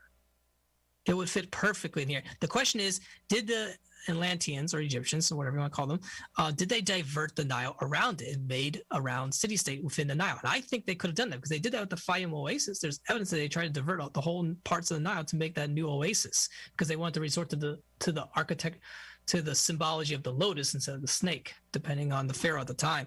But I think, yeah, they could have easily made the river, carved it over time, or at least with canals, and made it go around, just like Babylon. Babylon tried to do that. They tried to carve the Tigris and Euphrates around the city, except theirs was more rectangular. So Egypt seemed to resort back to the rectangular form, and I think there's some economic reasons of doing that. It's more simplistic. It's easier than doing a round city. It's a little more complex to keep things perfectly circle. So it's easier just to build things in rectangular form. So after the collapse of Atlantis, they resorted back to building rectangular, but other cultures wanted to hold on to that. So when the dispersal out of the Garden of Eden happened, when the idea of the mixing of the languages dispersed, this idea of Babylon, the fall of Atlantis, and then the languages were dispersed, and new cultures born out of Egypt started to want to retain some of that original culture. So they built round city-states, and that tradition lasted almost all the way up to Persia. So yeah, those Persian cities could fit exactly in here. So I think the Persian architects who designed those cities for Darius possibly had scrolls from Egypt that emphasized the idea of an original city-state. And we know at the Library of Baghdad, Medina as-Salam, that round city, that was not ancient library, but it was a library that they said they got many ancient scrolls from Library of Alexandria in Egypt. But I think possibly the original Atlantis may have had a library of scrolls, and that got spread all over. And eventually, the Persians got a few remnants of it, and they became the Neo-Atlanteans. I mean, I wonder if that's where those blocks in the Serapeum would hold, like documents, like scrolls, to try and protect them for longer. You know. And possibly, I do think there are bowls in those, but I think there's nothing in them. I do think there's something freaky. Well, there's going one on that's with those. still closed, and they opened it and it something was empty. Supernatural they're doing, I think. There was one that was still closed, and they opened it and it was empty. Yeah. Yeah, there's some weird stuff that Egypt was really messing around with. And that's the idea of dude. dark I mean, magic, they were bringing things back from the dead, experimenting. Yeah, exactly. They were obsessed with out of body and astral realms and the dead. You know, resurrection. They definitely. I mean, they were tampering with something. Okay, I mean, every occultist, Madame Blavatsky, Aleister Crowley, Rasputin, all those crazy people, they were definitely emphasizing that Egypt was definitely screwing around with things. And even to this day in pop culture, we emphasize that Egypt is this magical land. And in the Vedas, they talk about the magical land, Shambhala, Agartha, and that's where I get to this idea that the clues are also in other mythologies. We don't have to just rely on Atlantis. Yeah. There are clues in the idea of Tartessos.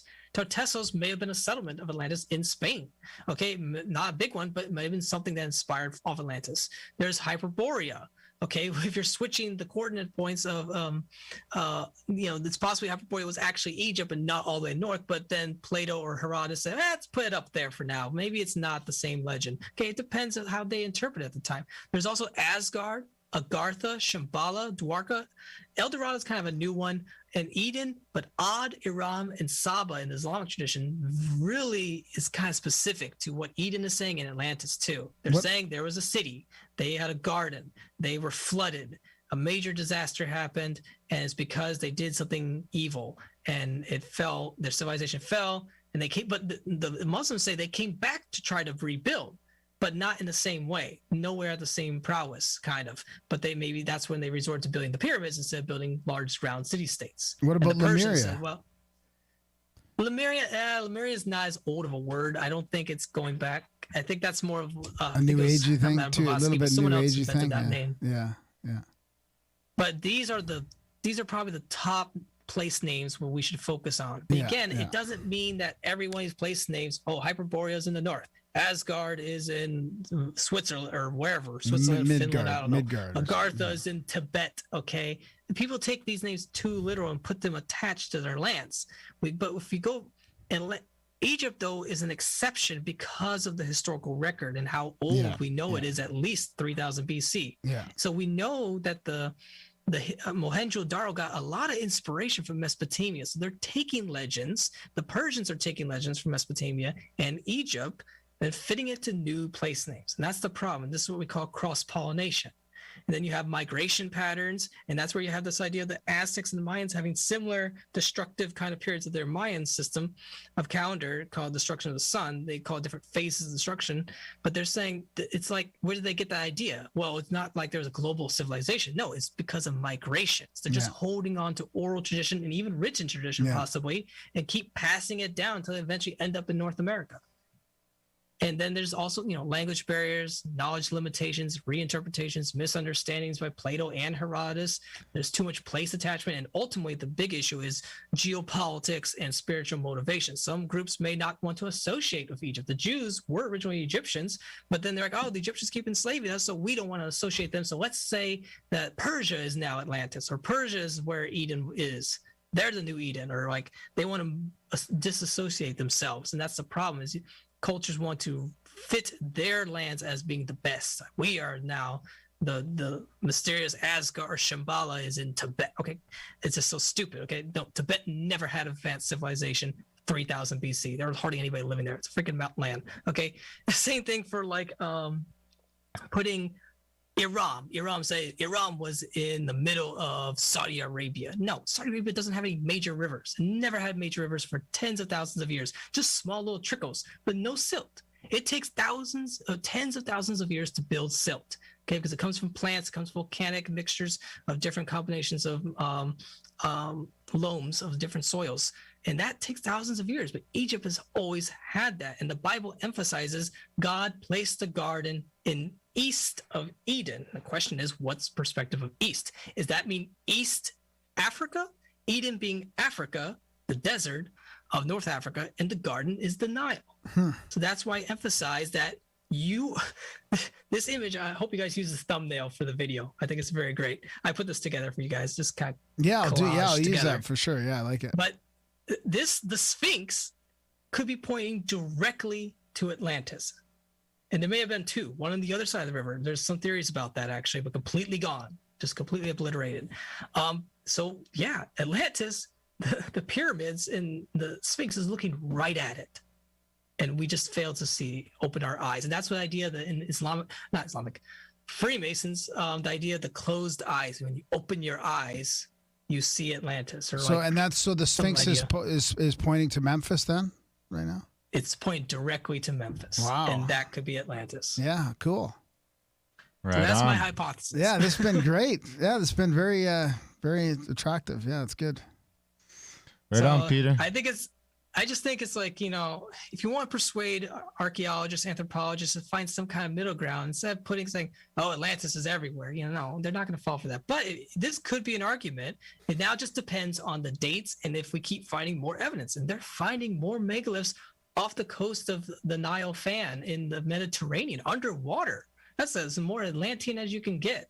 But now I'm sure definitely pre-Younger Dryas. There's stones I'm not sure about the Younger Dryas. I feel like we're focused way too much on the Younger Dryas. Well, I mean, I'm just saying that's when the Mediterranean came up. 400 feet was at Yeah, the but over Younger Dryas thousands of impact. years. I don't think it's Well- like a 1 year it went up 400 feet. No, I don't. No, think but there's that's the evidence of last time it would have been that low. But anyway, we don't have time to get into that this Yeah. week.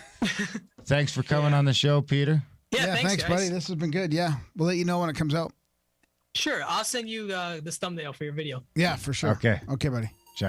All right, thanks again. Okay, see ya. All right, hope to see more interesting guests on your show. Oh yeah, for sure. Yeah, we'll keep in touch for sure. Yeah. Blah blah Sending out good vibes. blah blah Good vibes. Good vibes. blah Good vibes.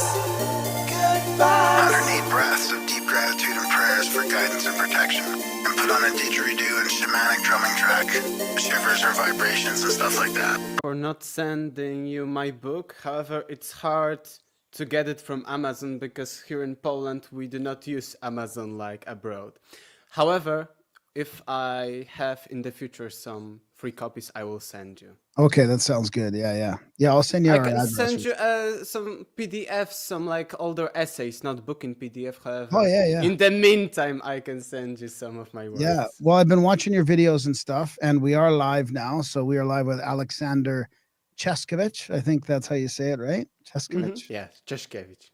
Czeszkiewicz. And yeah, I've been watching because you were sort of teamed up with Michael Le Flem, one of our past guests, because he had a really cool book on Atlantis. So you guys have your Atlantis Bros thing going on, and I was watching some of your other videos. So I don't know, it's just good timing. You know, we're going to this Cosmic Summit conference, and of course, ancient civilizations and catastrophism is a popular topic there. So I thought I wanted to have you on prior to that, so I can, you know, get some new insights to lost civilizations, because I seem to be ready for that to approach that like more than ever. You know what I mean? So Yeah, it's actually a synchronicity. Many people right now are into this topic. I think it's being popular again, like trendy again. yeah. Why is that, do you think? I think because maybe of the news with the SARS scan under the premise, recent Zahi Hawass interview, which was bad for the Zahi Hawass in the opinion of plenty of people. And I think that people are starting to dig deeper and deeper, not only to the sources, to the like textbooks and all the academic things that we can find, but they want to know the truth, and then they start digging deeper and deeper. I think it's because of that. It's sort of our natural inclination, right? To just dig deeper and know more, right? I'm really realizing that we have this, or at least I have this appetite for learning more things, you know, more stuff. Yeah, So what is it about the ancient civilization, right? Like, do you think that we're going to get to the point where it's just accepted that we've had sort of an advanced ancient civilization in the past, let's say pre collapse of the ice age, Younger Dryas? Yes, actually, it's a fun coincidence that Plato wrote the fictitious story in the apostrophes about Atlantis, and the date that he is giving us is coinciding with the end of the last ice age.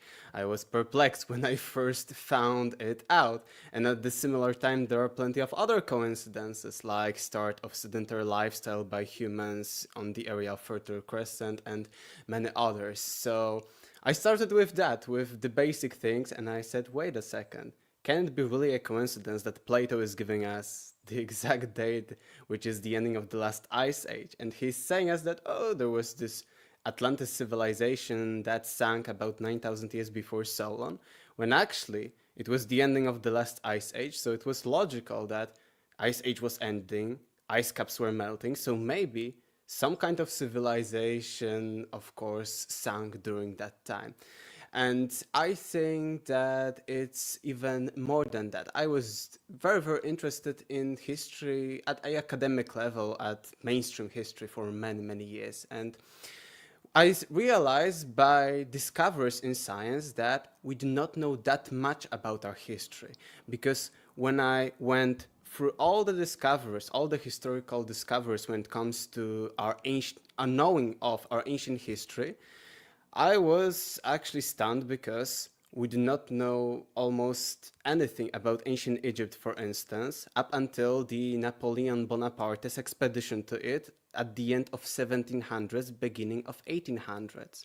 So a little bit more than 200 years ago, we knew almost nothing. We knew that there is something in ancient Egypt, but we knew almost nothing about it. And before that, we thought that the first civilizations were Greece and Rome, ancient Greece and ancient Rome.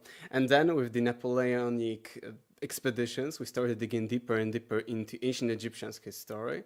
And we said, wait a minute, ancient Egypt seems to be older than Greece and Rome. So we took a step and we took the roots of civilization back by many thousand years. The same was with the famous, nowadays everyone knows that Sumer was the first mainstream accepted civilization. But we haven't discovered any kind of civilization in the area of Middle East up until 1840s, which is about 180 years ago. So less than 200 years ago, we knew almost nothing about ancient Sumer. And goes on and on and on. In the 70s, 80s, famous alternative history views were being popularized. And the first thing skeptics were saying, we have no evidence that anyone was capable, for instance, of building Sphinx before the first pharaohs, because we had no evidence at that time of humans being capable of creating such megalithic marvels. But then at the end of 90s of the previous century, of course, we discovered Göbekli Tepe, which was dated around the end of the last ice age. And we again took the roots of not civilization, maybe because Göbekli Tepe isn't accepted as a whole civilization. However, we actually had evidence that humans were capable at the end of the last ice age of building megalithic stuff. So maybe there was Atlantis somewhere, and maybe there were plenty of other cultures, civilizations, cities, and so on and so on. What do you think it's going to take to accept this, like to have the mainstream accept it? Because to me, this was all accepted, not all of it, but you know, a lot of the researchers acknowledge this in the 1800s, like you're talking about the 1800s, right? And they even wrote in some of their books that it was obvious that there was another civilization prior, like for example on Easter Island or some of these Cyclopean and architectures. They thought that was another civilization or another race of people. But then in the 70s, 1970s, it seems like there was a concerted effort, at least as far as Atlantis is concerned, to sort of say, no, the geology doesn't match, even though they were wrong about that. But they said, oh, the geology doesn't match. So there was no other advanced ancient civilizations. But now I feel like we're crawling our way out of that suppression to a new area of opening. Do you think would you agree with that? Yes, I would say that I agree with that, especially that nowadays, because actually of the globalization, because we have internet access, we can talk. I'm in Poland, you're in Canada, I think, right? Yeah. So we can talk from miles and miles apart, and people can travel into many places. Still, some of the places, like in Egypt, in Peru, and many others, are hidden and are not accepted to be open to tourists. However, there are plenty of places people can go, people can take pictures, people can even live stream from these places, so you can't hide that much. And I think that, you know, the truth will always come out. Here in Poland, we have a saying that the oil will always come up if it is mixed with water. The same with truth, it is there, and you can hide it, you can try to hide it, but with enough evidence, there is too much of it. It is like the paradigm shifts in science. First, you have one anomaly, and it doesn't fit with your paradigm, your view of the world, of an area of knowledge, science. And then there are more anomalies. And at some point, there are too many of the anomalies, and these anomalies start shredding the current paradigm, the previous paradigm worldview.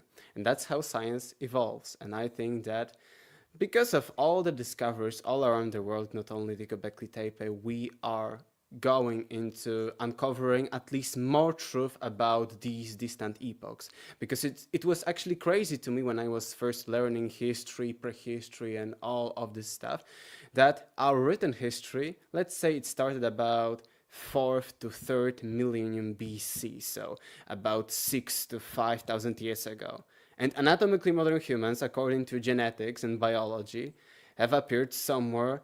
It was a few years ago when I was writing my book, it was 200,000 years ago, but now it is even conservatively accepted that anatomically modern human appeared about 315,000 years ago.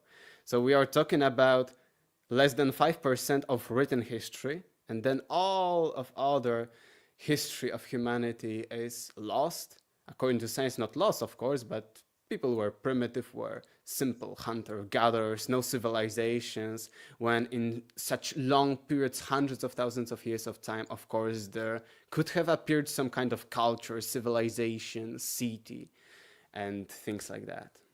So what's some of the best evidence you would think, right, or do you think of right now that shows of an advanced pre Younger Dryas civilization? I think Graham Hancock was right with titling his book Fingerprints of the Gods, because I do not say that we have ultimate evidence, 100%, because it is all matter of debate, of interpretation. We have some facts, some like monuments that exist, we cannot deny that, but it all is about interpretation if we interpret them to be older, younger, and so on. And Graham Hancock was right to call his book Fingerprints of the Gods, because I think that we have such fingerprints of the previous people before us, let's say Atlanteans or some kind of people from the previous civilization, previous lost civilization. And these fingerprints can be found in many actually areas of knowledge, because not only mention the Cyclopean walls, which may be some kind of fingerprint of these people who were traveling the world, and when they traveled they left behind such megalithic architecture, which is very, very similar, I found also in my research. As you mentioned, on Easter Island, it is almost the same as to the Cyclopean walls in Peru, in Cusco, the famous Sacsayhuaman, and in many other places in South America. However, the same kind of architecture, megalithic architecture, can be found in the Mediterranean, in Greece, in Italy, and also in Egypt. The base of the pyramid, and I think it's best seen in the pyramid of Menkaure, the base of it is made of the same Cyclopean walls. It looks very, very similar, and similar things can be found, for instance, in Asia and Oceania. And because we may think, okay, all the people who are primitive and wanted to build something built out of stone. Okay, it is a primitive thinking. I agree that it is logical that it could be independent. However, all of them have similar features, like being polygonal, not only like in squares, but also many, many angles, and they fit very, very well together, not like there are plenty of holes in them. The same with other things, like for instance knobs that are outside of the stones, probably to pull them with some kinds of, let's say, with some kinds of, I don't know, tools. So these are knobs that are seen on these blocks, and similar knobs can be found again in all of these regions all over the world. The same with, in some regions, we can also find the famous metal, probably metal, we do not know well, clamps that connected some of these megaliths. So these are one kind of fingerprints of these pre-Diluvian people, but the other fingerprints can be found, for instance, in anomalous maps from all over the world. And again, tribute to Graham Hancock, because Graham Hancock found at least a dozen or more maps that fit with the pre-Diluvian, pre-Ice Age view of the world. He actually talked with plenty of geologists. They were mapping entire world for him. I think it was Glenn Milne who helped him map the entire world, how it looked like before the end of the last ice age. And actually some facts, the sea level rose from the end of the last ice age up until nowadays 120 meters. I imagined, when I heard about it, I imagined standing on the beach. I'm living near the coast, near the Baltic Sea here in Poland, and I imagine standing on the beach and seeing 120 meters sea rise. I think plenty of different cities, civilizations could have sunk during such a rise of sea levels. The same with the total area that sank during that time. It was about the same as entire North America, including Alaska, Canada, USA, Mexico, entire continent. So it was a huge area that sank during that time, and I thought, well, this could be the case that actually plenty of cultures, plenty of, let's say, cities, maybe not even civilizations, if we're skeptical, sank during that time.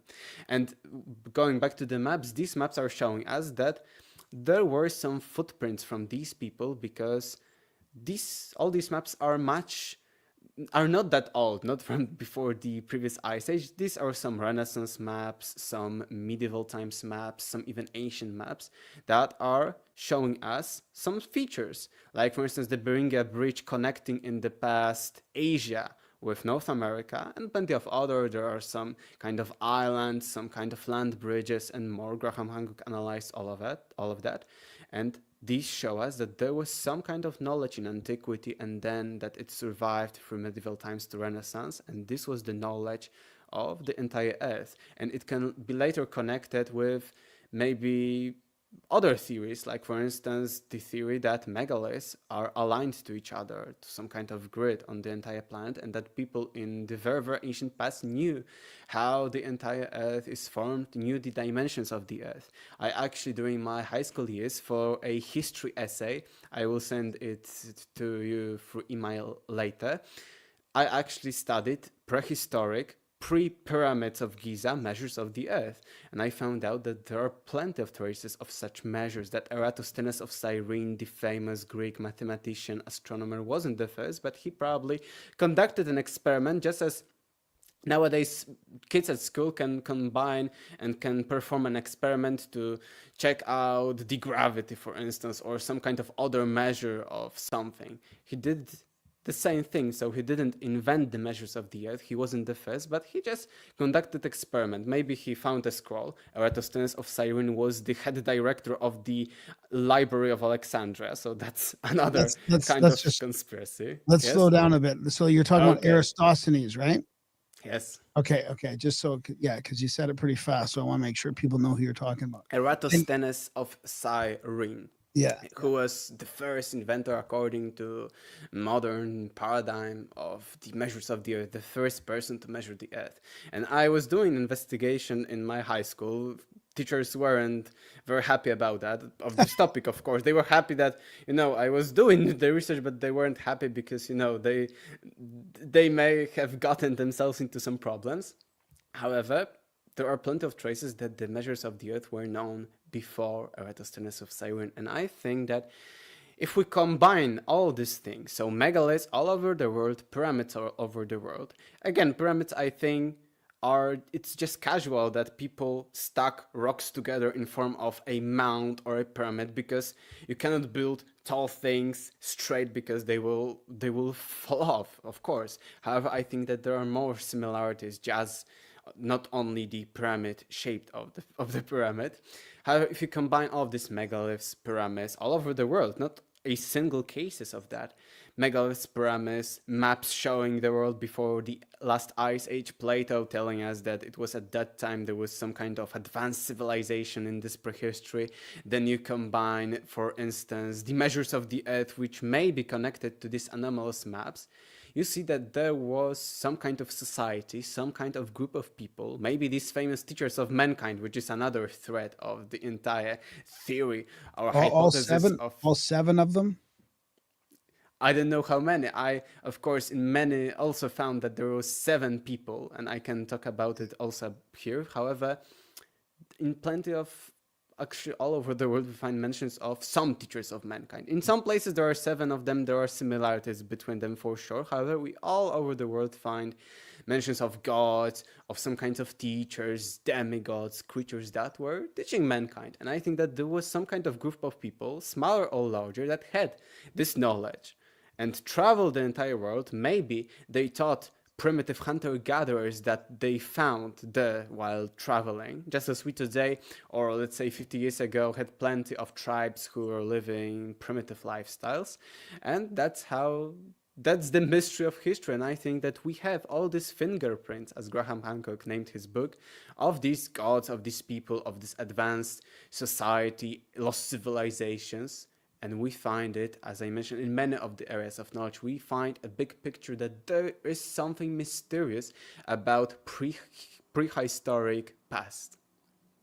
what do you think? How long do you think it'll take before we sort of reach a saturation point where it becomes like the paradigm shifts, like you were explaining? Like, is that happening pretty quick? Do you think? Because there does seem to be some interest from higher levels.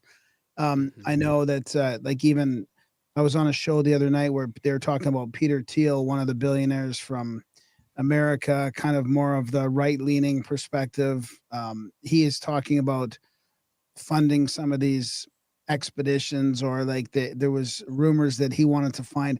It seemed like he was more interested in to find some sort of ancient alien artifact as opposed to like just open up the mysteries of Cyclopean architecture. But I mean, there is some powerful interests, I would say, that now are getting like openly interested in it. There's even like US politicians talking about ancient history. So I feel like we're on the cusp of it becoming sort of hard to hide anymore.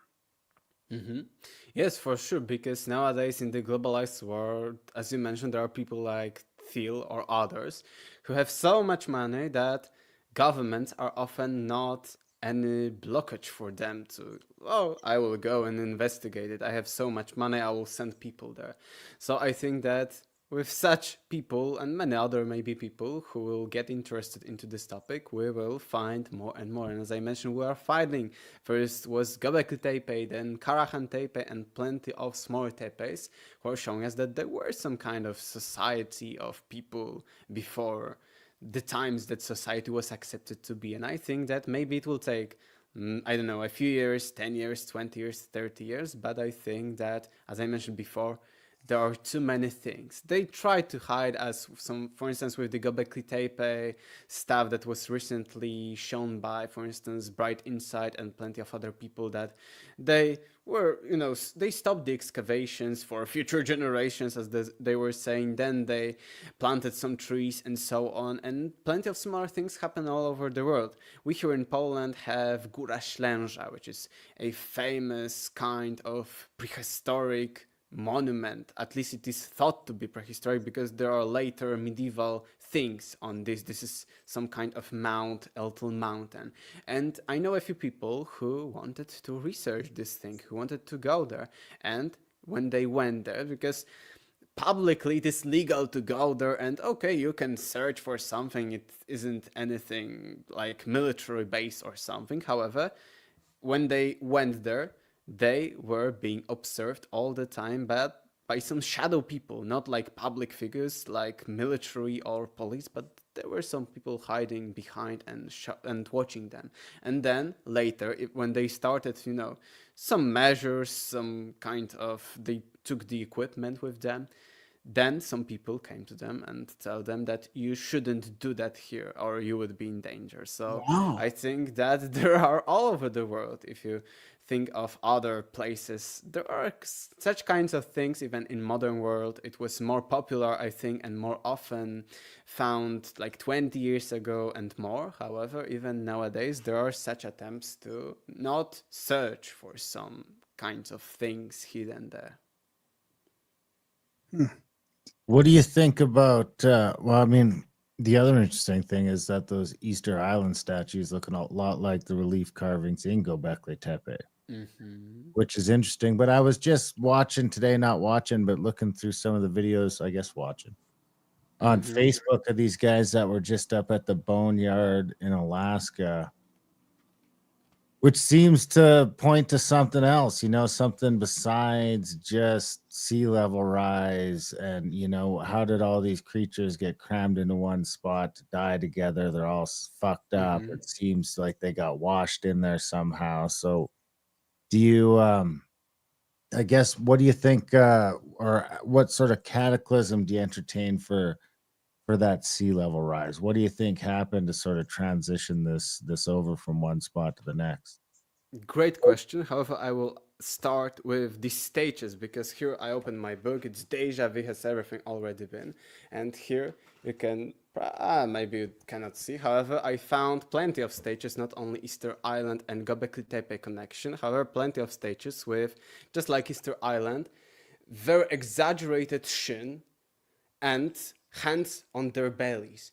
These are kind of the stature, and I would say from where? From Chachapoya in South America, there are similar statues. Of course, on Easter Island, there are similar statues.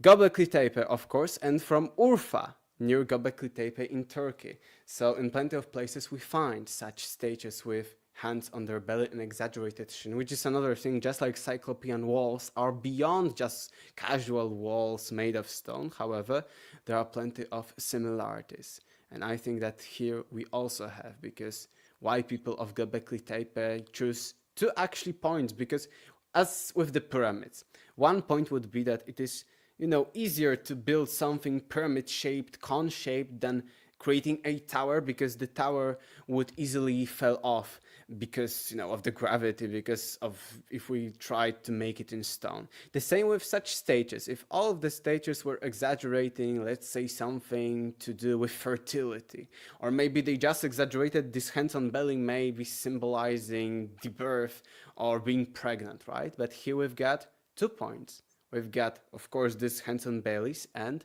these exaggerated shins, which are, in my opinion, beyond coincidence. The same as I mentioned with pyramids, the shape is the one thing. However, if we take a deeper look at the pyramids, we will find similar structures, similar alignment of them, similar dimensions even in some cases, and then we will see that maybe they are a little bit different architecturally, because here we've got pyramids made of granite, sandstone, and such materials, and then in Mesoamerica we have different pyramids, a little bit different.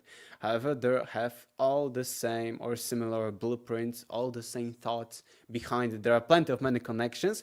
However, I will come back to the catastrophe, because it is also one of the main areas of interest when it comes to lost civilizations, because how they were lost.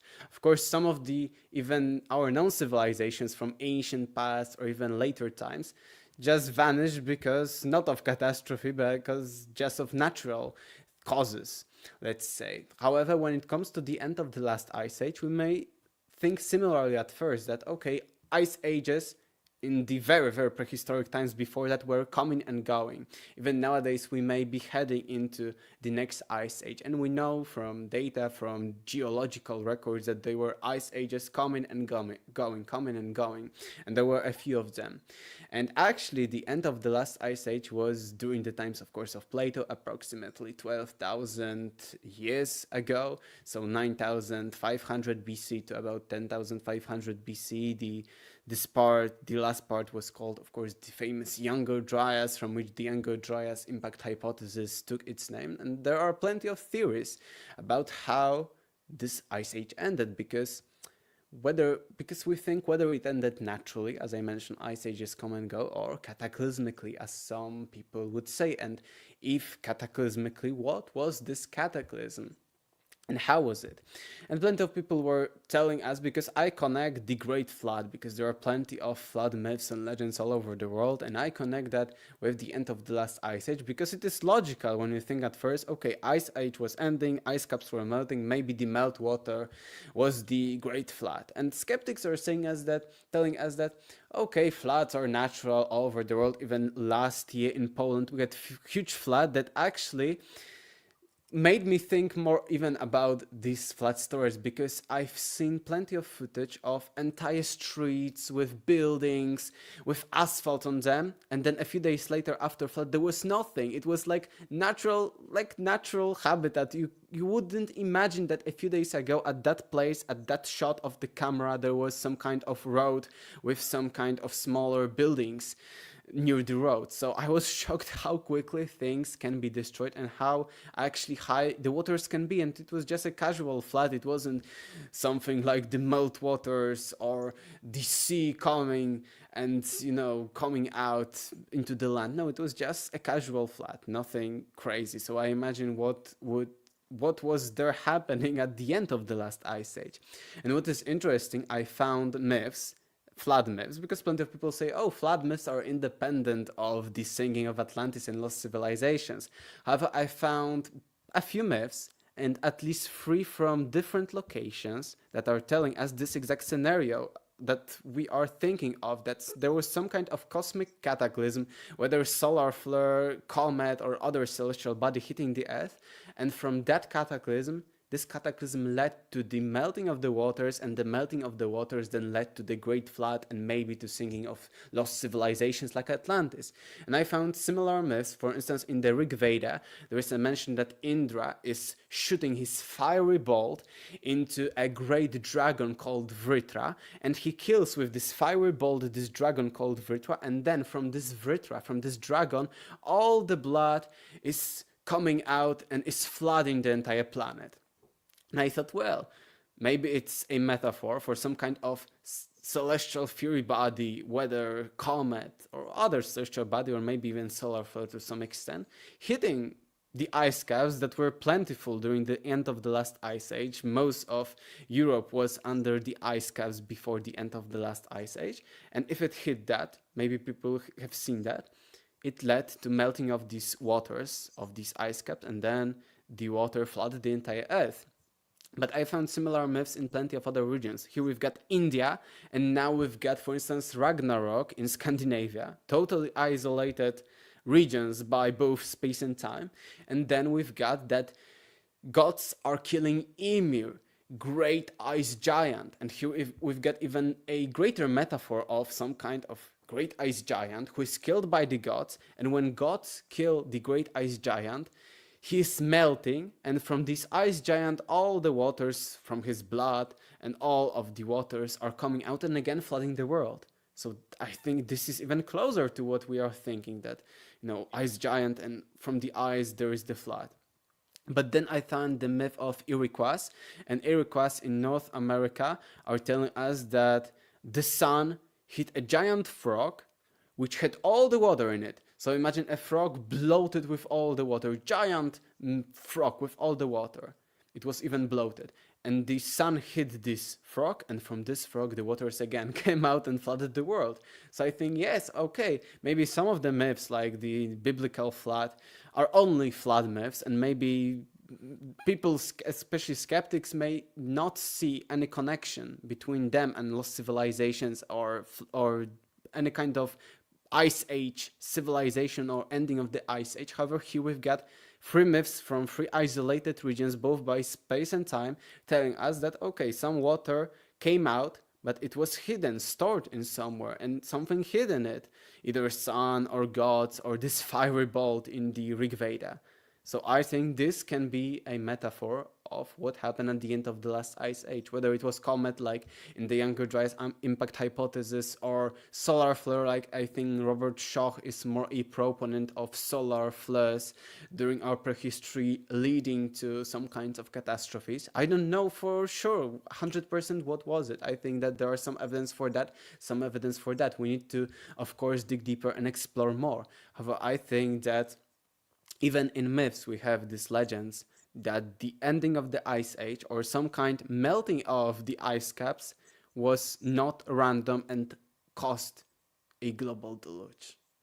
What about some of the alternative theories about the time frame? Like, are you pretty stuck with the time frame of the mainstream Younger Dryas explanation? Because I know there's some researchers about, you know, this ancient wisdom and these books, and they think that this only goes back to like 3359 BC or something like that, that there was a massive shift or cataclysm, that it's happened more frequently closer to us in time than these ancient ones. Have you ever heard of that, or what do you think of those? Yes, actually my book is Deja Vu Has Everything Already Been, which the title is all about the cyclical time, because one of the chapters is solely dedicated to the idea of cyclical time. And I think that for sure there were probably multiple of catastrophes of plenty of kinds of catastrophes. And I think that yes, something either 3100s BC or 3300s BC, something happened back then, because at that time, most of the first civilizations maybe not appeared exactly, but flourished. We start seeing civilization at this point in time. Maybe Sumer was a bit older than that, but Egypt, Narmer-Menes, the famous first pharaoh, united Upper and Lower Egypt about 3100 BC. 3100 years BC. The same in India, Harappa and Mohenjo-daro about 3500 BC. Sumer also about that time was a bigger civilization. And even when it comes to the ancient texts, as you mentioned, for instance, in the Mahabharata, which is both one of the oldest known texts, but also one of the biggest and longest known texts we have today, ancient one, of course.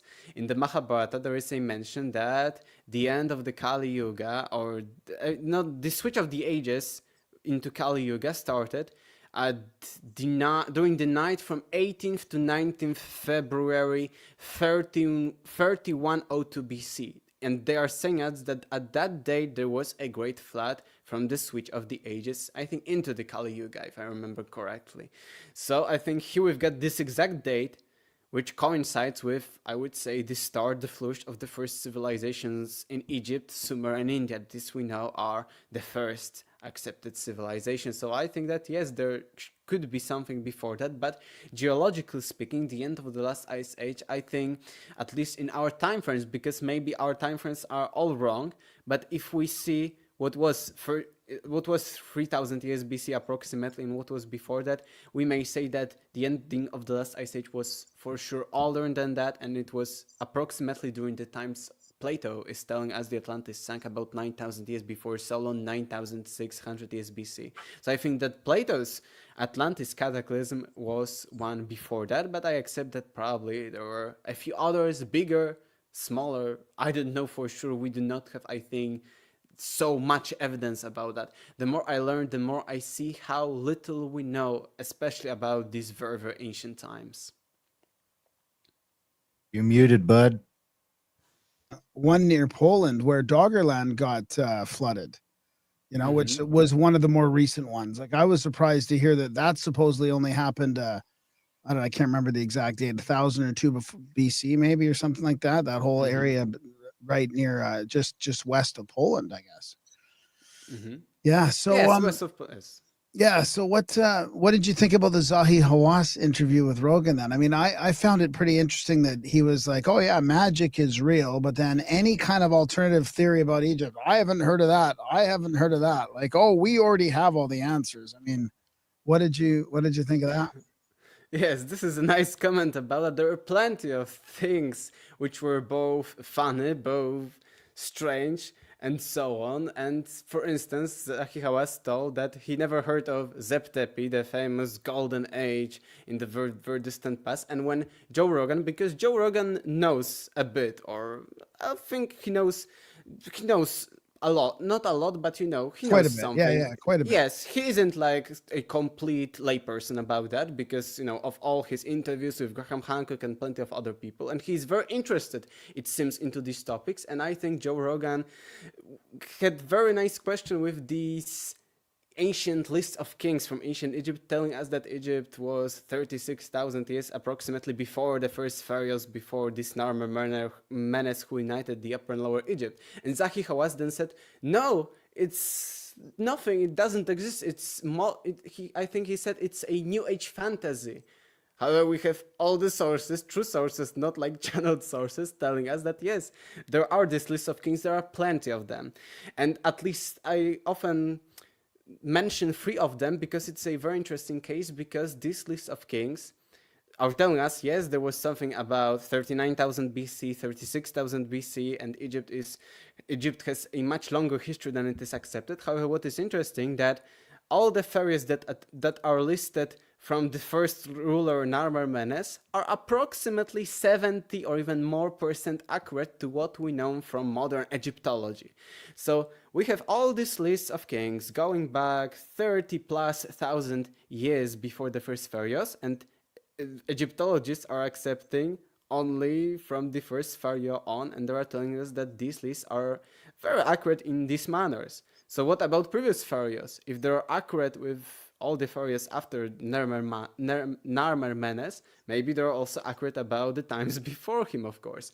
However, and I think it showed that Zahi Hawass is, I don't know, closed for, as you mentioned, he believes that maybe there was some kind of magic, but he doesn't believe that there were mythological god-like rulers. And it showed his ignorance, because he mentioned, no, there are no such lists of kings when there are plenty of them. These are true sources. Some are very, very old, like Palermo stone, which is, I think, approximately plus minus 100 or 200 years from the times of the pyramids, the Giza pyramids.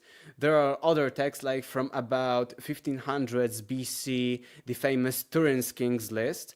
And then there are much more recent ones, like the Manetho's Kings list from approximately 3rd, 2nd century BC. So we have from plenty of times, because the ancient Egyptian history lasted, according to mainstream, for about 3,000 years. So we have plenty of lists of kings from different times during its history, telling us the same, almost approximately the same lists of kings, and showing us that, well, something was 36,000 years before those first pharaohs. And what is interesting, it can be connected to Atlantis, because Plato is telling us that it was Solon who went to Egypt. He was traveling through Egypt, and we have other historians who are telling us that yes, Solon went to Egypt, like Plutarch or Herodotus. And during his visit into Egypt at the city of Sais, he heard from the Egyptian priest that there was something 9,000 years, that Atlantis was 9,000 years before their interaction at Sais with Solon. So I think, well, it is all connected.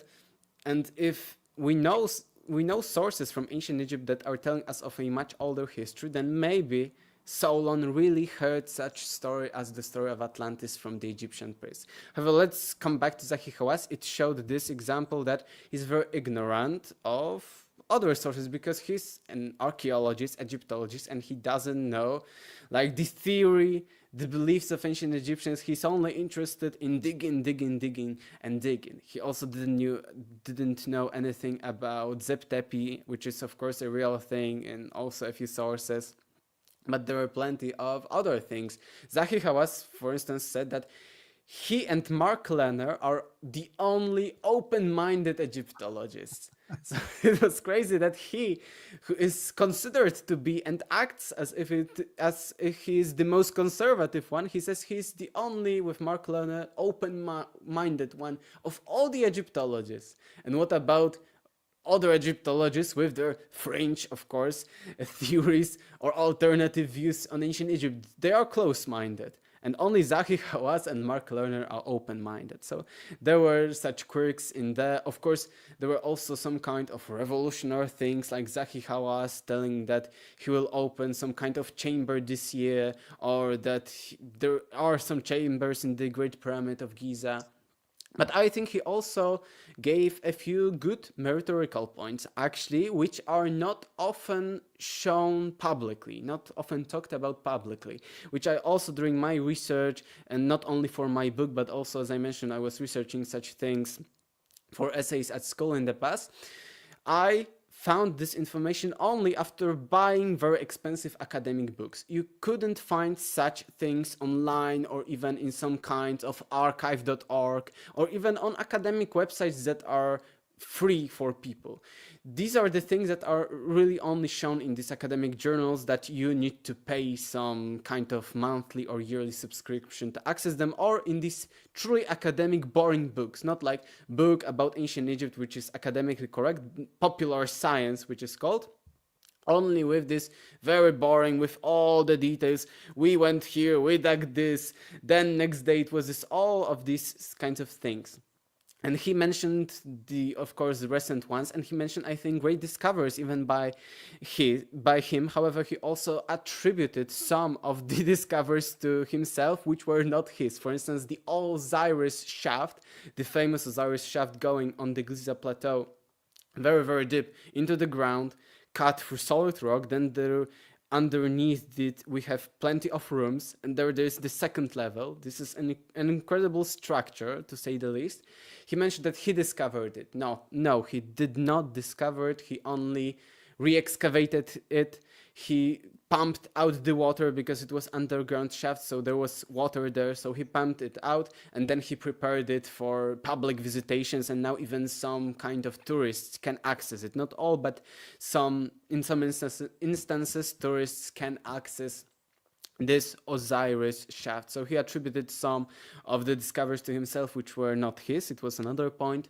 However, the point was that he mentioned a few good things which are hard to find, like for instance, not nowadays it is much more accessible. However, even during the show it was very often said that, Jimmy, pull out this tool or this image, and they weren't able to find it anywhere on the internet. And he said, it was in my book, it is in my book. And I know what he's talking about, that these things are only in these academic journals, in these academic books, and are not very often shown publicly, which is a real issue for other people to know about ancient Egypt. And then, for instance, we sometimes are in problem because we think, oh, we do not have enough about this, we do not know enough about this or this. However, then it turns out, and I myself in my, let's say, alternative researcher career had some moments like that, yeah, it wasn't publicly available, but there were some details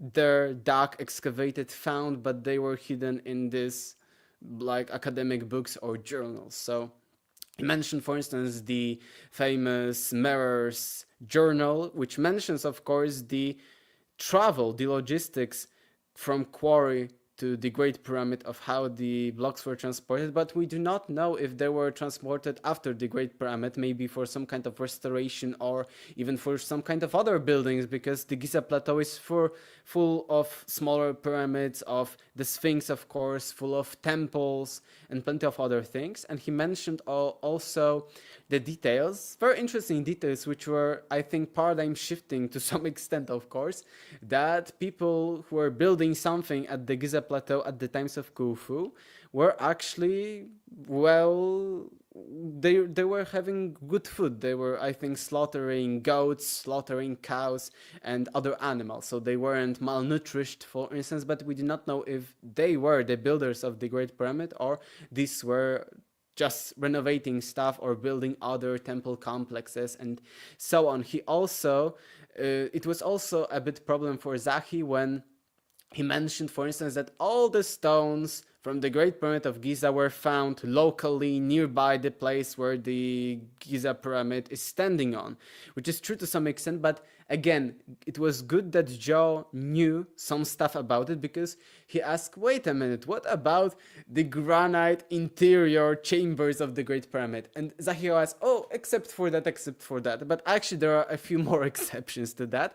But yes, some of the blocks were found locally and they were cut through the plateau, because even the name plateau, so it is kind of a hill to some extent. So the pyramid, the Great Pyramid, most probably was cut through the rock, so some kind of base of the pyramid was used. If for building, it was used just rocks which were found there, and then other stones were put into the Great Pyramid. And I knew, because I read some Zahi Hawass books before that. Zahi Hawass was saying, no, there aren't that many blocks in the Great Pyramid, because up until now it was mentioned that about 2.3 million blocks were used in the Great Pyramid alone. And he mentions, no, it was 1 million and something, I think 1.2 million, so about half of the original estimation of blocks. And in my book, again, Deja Vu has everything already been, I calculated it for just curiosity, because I found out initially that 2.3 million blocks for about 20 years of building of the Great Pyramid would mean that each block was cut, then transported to the place, then put on the exact place in the Great Pyramid, some of which are very, very high in the air, every about 2 to 4 minutes. And I was, it's impossible even nowadays if we had all the blocks laid together on the construction site. We have all the blocks and okay, guys, let's put them and let's build from them, like from Legos, the Great Pyramid. It would be impossible for us to get and put each block each 2 or 4 minutes. It would be impossible, of course. But then, okay, I thought Zahi Hawass is telling us that there were less blocks in it. However, I calculated it already a few years ago in my book, because he was talking about it in older books also. And it would be then, in his calculations, 1 block cut from the quarry, transported to the place and put in the exact place that it was needed to be put, even 9 minutes. each one 9 minutes, which is still very, very improbable, very, very impossible. And Zahi Hawass in this interview told us that the pyramid was built in 25 years, so not 2025, but still, even each block put each 10 minutes. I think it's beyond possible. Maybe the Great Pyramid was built, okay, in 100 years, 300 years. Maybe, okay, I would accept that with primitive tools. Okay, maybe like that.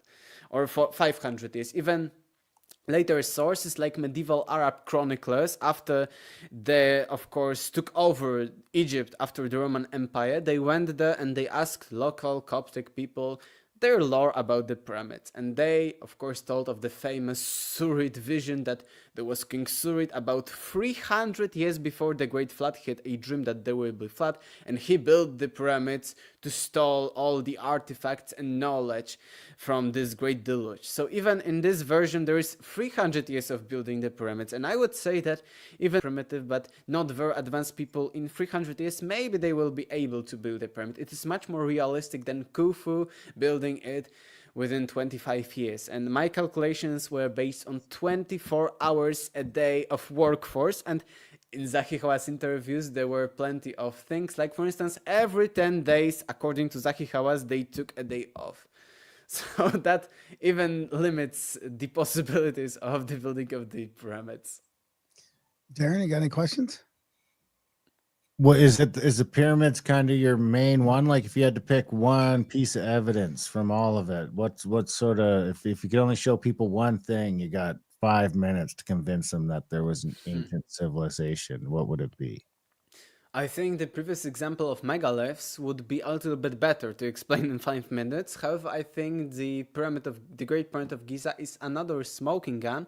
However, from a different perspective, because as I mentioned, I was researching the prehistoric measures of the Earth, and I think that in the Great Pyramid of Giza, even let's accept the mainstream vision that the Great Pyramid was built by Khufu about 2500 years before current era. Let's accept that for a moment. I think that even if we accept that, we see in the Great Pyramid of Giza knowledge that was beyond the knowledge of ancient Egyptians at these times or even at later times.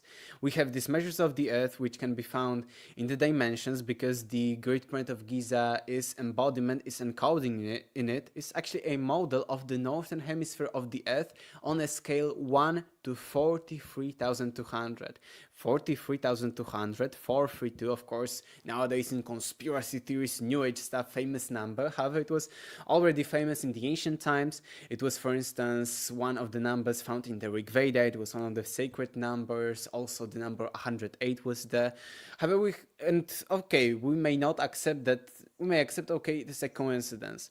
However, what it means that if we have the base of the pyramid, and if we, let's say, multiply the base of the pyramid by this magic number 43220, and then we again multiply the height of the pyramid by the same number, we see the dimensions of the northern hemisphere, of the half of Earth. However, we have, I think, bigger, less controversial ones, because some skeptics may say, no, this is a coincidence, blah, blah, blah. However, for instance, we know that both numbers pi and phi, so the golden ratio, are encoded in the Great Pyramid of Giza. And we know from, for instance, I found some sources telling us that ancient Egyptians approximated pi to 3. So it is 3.14 and so on, and they approximated it only to 3. So they are very primitive at maths. And we see in the Great Pyramid very, very precision when it comes to number pi and also to number phi, which is also, the golden ratio is also encoded in the Great Pyramid, which was beyond the knowledge of the ancient Egyptians at that time. And why the measures of the Earth? I think these are connected, because why I said that the Great Pyramid of Giza is less of an example than the megaliths, because in order to say that the Great Pyramid of Giza is some kind connected to the previous civilization, I think you should go either in a way it is impossible for primitive people to cut the stones, move the stones, etc. However, I think maybe it took them 300 or more years. Maybe it would be possible. I would say there are some attempts showing us that with primitive tools you can cut some stones to some extent. However, what I am saying is that these measures of the Earth only make sense with the lost civilization if you already have all the other points I talked about. So the global megalithic architecture all over the world, fingerprints of these people in kinds of measures of the earth, traveling of the earth. We see similar teachers of mankind in all the sources traveling through the entire planet. We see megaliths all over the world. We see these anomalous maps, which are from plenty of regions of the world, both Americas, Europe, Asia, or even the famous Antarctica ones, showing us some details of that. And I think that the Great Pyramid is the key if you know the other stuff. And then you can say, I would say a bit primitively maybe, that maybe ancient Egyptians were not able to construct the Great Pyramid. It is an argument, but I think a much lower one than showing all the similarities between architecture all over the world, from isolated places, from places miles and miles apart of each other, hundreds of miles, thousands of miles apart. So I think that the Great Pyramid of Giza is the second best example of some kind of lost civilization. I think even that the first, to some extent, evidence for that, maybe not evidence is a bad word, but I think first threat would be, of course, Plato's Timaeus and Critias. And going from open mind, we do not know, let's say, anything about Atlantis. Going what is said there and analyzing each point. Let's say the day of Atlantis, 9,000 years, the date, 9,000 years before Solon.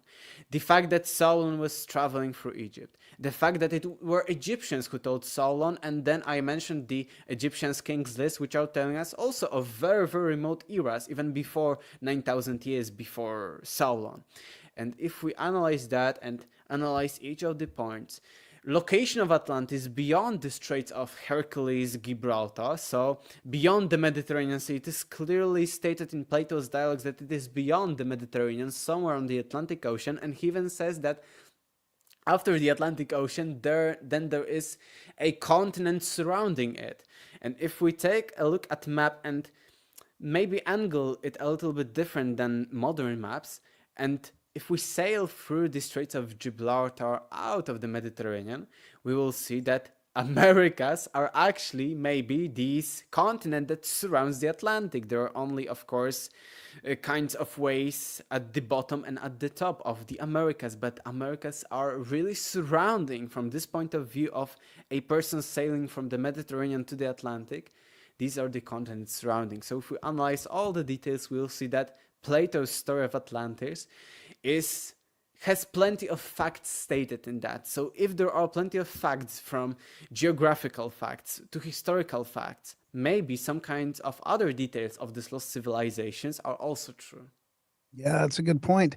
So I was going to ask you about that Atlantis and the location. So do you have any thoughts about Atlantis? Was it more than one location? Was it just a name for the global civilization, or was it the Azores or the Richat Structure or Egypt? Because Colby also mentions here in the chats, if the Richat Structure was a potential location for Atlantis, why isn't the Tin Bider crater considered as well? It has concentric rings, dried up rivers in North Africa plateau that has water erosion. So Yes, that's a great question. I would say that I'm rather a proponent of Atlantis somewhere near the Azores or near the Mid-Atlantic Ridge, because through the Atlantic Ocean there is a Mid-Atlantic Ridge, and if there were movements of tectonic plates, some kind of civilization could have just gotten beneath one plate, so it would vanish completely, and actually nowadays we couldn't even find it because it is deep beneath other tectonic plate, completely crashed by this plate. I think it is probable, maybe not 100% what was the fate of Atlantis. I think that the Richat Structure is a nice coincidence that it coincides with these concentric rings. Similar, there is also a debate if the measures are correct 100%, but I would say I have no problem with there being a little bit different measures, let's say by 20-30% than what is Plato saying in his two dialogues. And I've seen some skeptics saying that, oh, we have evidence that it is natural formation. And I think that the Sahara, of course, we know was lush. There were plenty of rivers in Sahara during the times after, let's say, and before the times of Atlantis. And I'd say that, yes, probably Richat Structure could be the place when Atlantis was located. However, even thinking about it, how it was destroyed, that nowadays we have all of these concentric rings, but nothing there. I think there were some people who came to the Richat structure, not many, and maybe we haven't dug very deeply into the Richat structure, but I think some kind of stones, I don't know, bricks or bigger stones would be still found.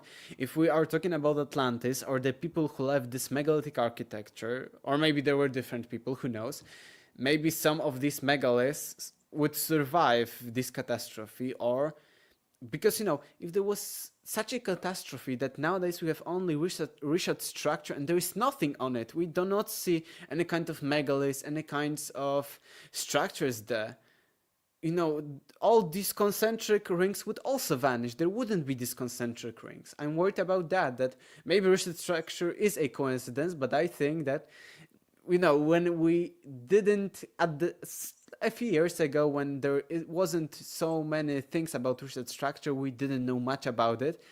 It was the place, it was the exact thing that Atlantis was described as. And maybe there is something beneath the Richat structure, but I imagine if all the things were wiped out, these concentric rings would also be wiped out, would also be there. So I'm more inclined into somewhere on the Atlantic Ocean actual sinking, because Atlantis sunk, but then it dried up. I'm open to the Richat structure hypothesis. However, I see some negative points about that. Some points that are more likely when we accept Atlantis somewhere underneath the waters on the Atlantic Ocean. Yeah. Okay. Yeah, I mean, Randall's done a lot of work that seems to point to some geological evidence of that too. So, Darren, what were you going to say there? Well, we'll find out, I guess, when we go there later this year. We'll let you know what we find. Yeah. You're going there? We're going there in November with Randall Carlson. Yeah. Ooh, that would be nice. Yeah, you need to message me what you find there. Well, there's still one ticket left, so maybe I think I won't manage to do that, but where it would be great, of course. It should be good. We'll let you know how it goes. I'm sure we'll do more. Aleksander, this has been great. Where can people get the book? Where can they follow your work? Do you have any websites, social media? Yes, I have most of the social media like YouTube, Facebook, Instagram. I have website. You can just put my name and surname into Google or any kind of social media. You will find me for sure.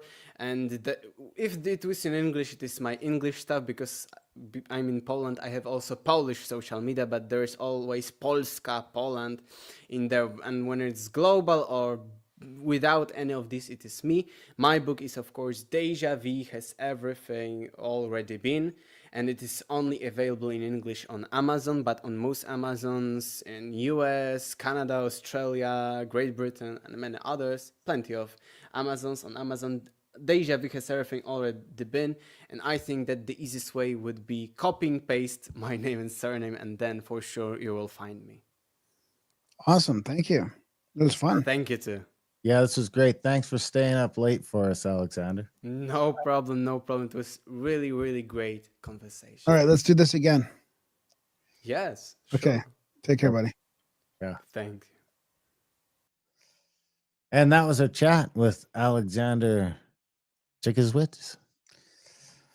Oh, well, I had it written down. Czeszkiewicz. Oh, you had it all written down in Czeszkiewicz. Yeah. Yeah. I heard somebody else do it. I'm like, I better write that down. Czeszkiewicz. Yeah, it's a good show. I appreciate that. That was a fun one. Oh yeah, I mean, I'm so tempted to just bring up the map when he's talking like that, right? About that. I've got that new bathymetric one saved on my computer. It's just so awesome. It's too bad because it gives you all the elevations, right? The problem is it takes over the show once. So we could do a whole show just on that map. We should do it one day. We should do it. Just look around, because I mean, it really is quite amazing when you see the different sort of, it's different. It's showing continents under the ocean, really, or new continents. Like expanded ones. So that was fun. Look around and theorize. Big thanks to Aleksander for coming. Shout out to Rye, our buddy Rye, Mexican Rye. Yeah, he suggested Aleksander. He was on his podcast too. So what's it called? Codex of Curiosities. Yeah. There you have it. So shout out to Rye the Mexican. Big thanks to Alexander for coming on the show. Big thanks to you guys for listening. Even bigger thanks if you're one of the few, one of the 1% that chooses to support the work over at grimerica.ca/support. If you are getting some value from our little show here, head over to grimerica.ca/support today. Sign up for monthly or make a one-time donation. We are unmonetizable on YouTube. So even if you're watching on YouTube, you're not really supporting unless you go to the link and support. We'd appreciate that. That would make you a noble instead of a pleb. You wouldn't be a pleb anymore. You wouldn't be a Grimerican pleb. You'd be a noble. We'd have to address you with class, and you could even get up to Lord or Lady if you had donated that $1,000 over time. So that's something to look into. Grimerica.ca/support. Sign up for monthly. Make a one-time donation today, and we'll read your note on the show too. So extra bonus. Check that out. Of course, check out GrimericaOutlaw.ca for other podcasts. GrimericaCBD.com for tinctures and gummies and stuff like that. We got AdultBrain.ca with well over 150 audiobooks and ebooks and all sorts of stuff like that. And Contact at the Cabin for trips and events. Maybe you want to come and look for Atlantis with us, Randall Carlson. One spot left as of the recording of this. So check that out. It's getting exciting too. We're starting to do stuff. We're starting to really hammer down the itinerary and book the inter-island flights and all that fun stuff. So Contact at thecabin.com. Other than that, we love you guys. Thanks for listening, and we will see you next week. All right, Michael, how's it going? Thanks for joining us. Oh, thank you for having me. Before I forget, big shout out to the Amish Inquisition, who I heard your episode with them. It was fantastic, and they connected us, and now I listened to your audiobook. The Visions of Atlantis, Reclaiming Our Lost Ancient Legacy. It was really awesome. I loved it. Oh, thank you. So, yeah. Thank you. Yeah, this will be fun. We've done a few different shows on Atlantis. Some people have views about all different areas of where they are, but I think yours was a real unique look because you kind of went a different way, right? Do you want to talk about maybe how you chose to go the route you did on your book? Yeah. I was interested in just plugging in some details that I felt were really difficult to access, because you've got obviously Plato's, Plato's accounts from his two dialogues, which are detailed, but they don't exactly reconcile this idea that it was a highly advanced civilization that I heard a lot of people talking about. And I was interested, as a historian myself, in, okay, when did this Atlantis was more advanced than us idea come into the discussion? And then is there any evidence of that I can access? And, to do that, you have to tap into things like remote viewing, things like past life readings, or in the case of, I think, the strongest evidence, it would be clairaudience, which is, essentially hearing voices, which I understand people's reservations with, but I would urge anybody, read the chapter on, my analysis of the channeled book, A Dweller on Two Planets, which was channeled in 1886 and is describing not only current geological findings that were not known in 1886 about North and South America, or the, say, Younger Dryas impact theory, which was, very few people were actually talking about that at that time, and describing high technology, basically flying machines, crystal technology, and why that technology was lost before the final destruction, which I've always said, when people say, well, how did they go from, Star Wars to the story Plato was telling? Because in Plato's story, they're sailing in triremes. It's basically, he's describing a Bronze Age society, albeit in a lost megalithic capital city and things like this.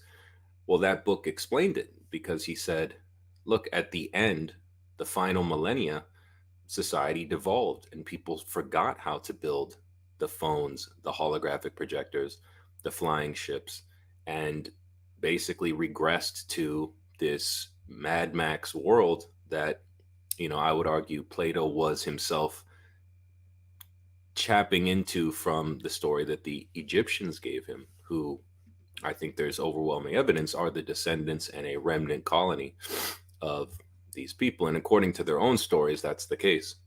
So that's not my opinion. That's what the Egyptians anecdotally and in the Turin Kings list themselves suggest, that they came to that region after and during the kind of final destruction, which itself was not, I think, literally in a day, although perhaps there was one day with a lot of destruction that was captured.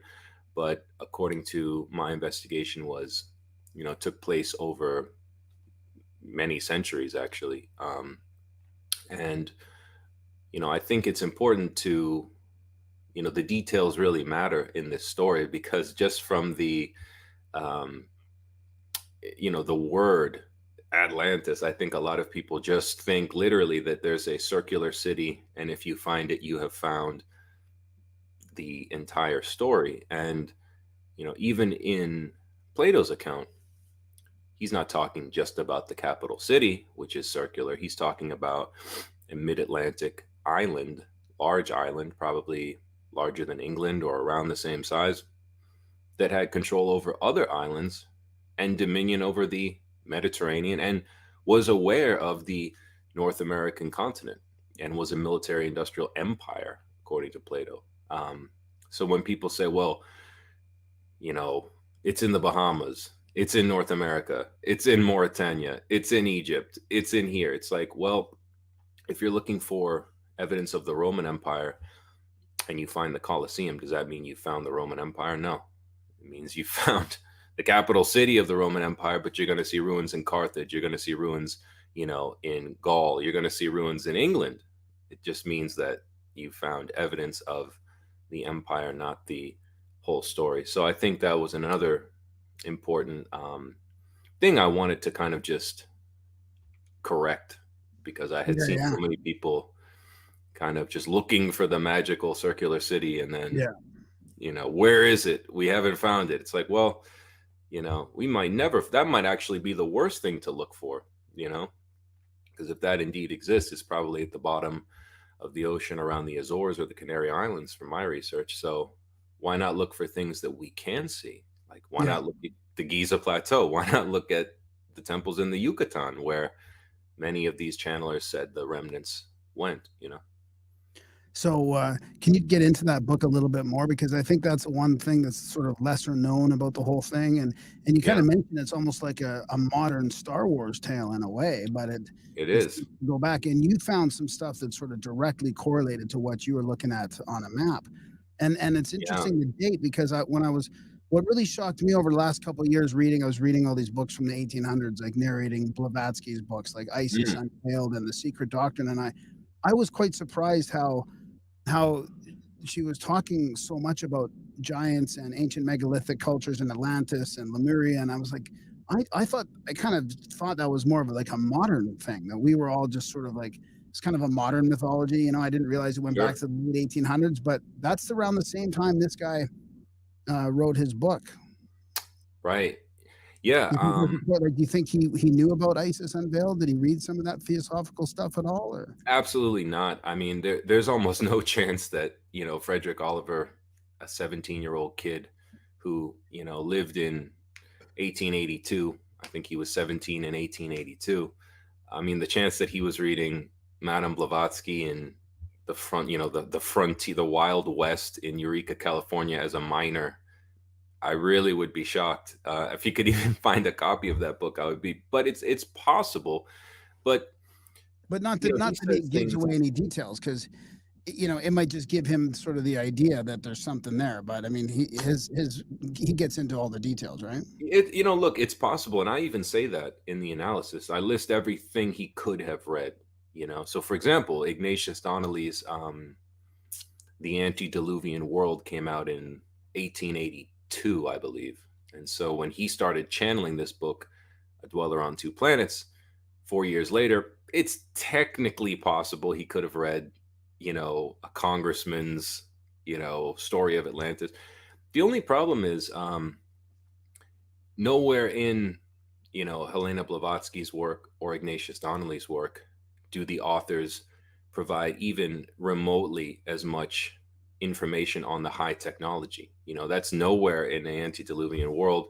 And if Blavatsky talks about it, it's like high mental faculties. She's not describing like the technology, like this is how the flying ship works, this is how holographic handheld projectors work. She's not talking about anything like that. So to me, the story of the high tech Atlantis really begins with this kid's channeled story, a dweller on two planets, which, he claims to have, been receiving the voice or the messages from a,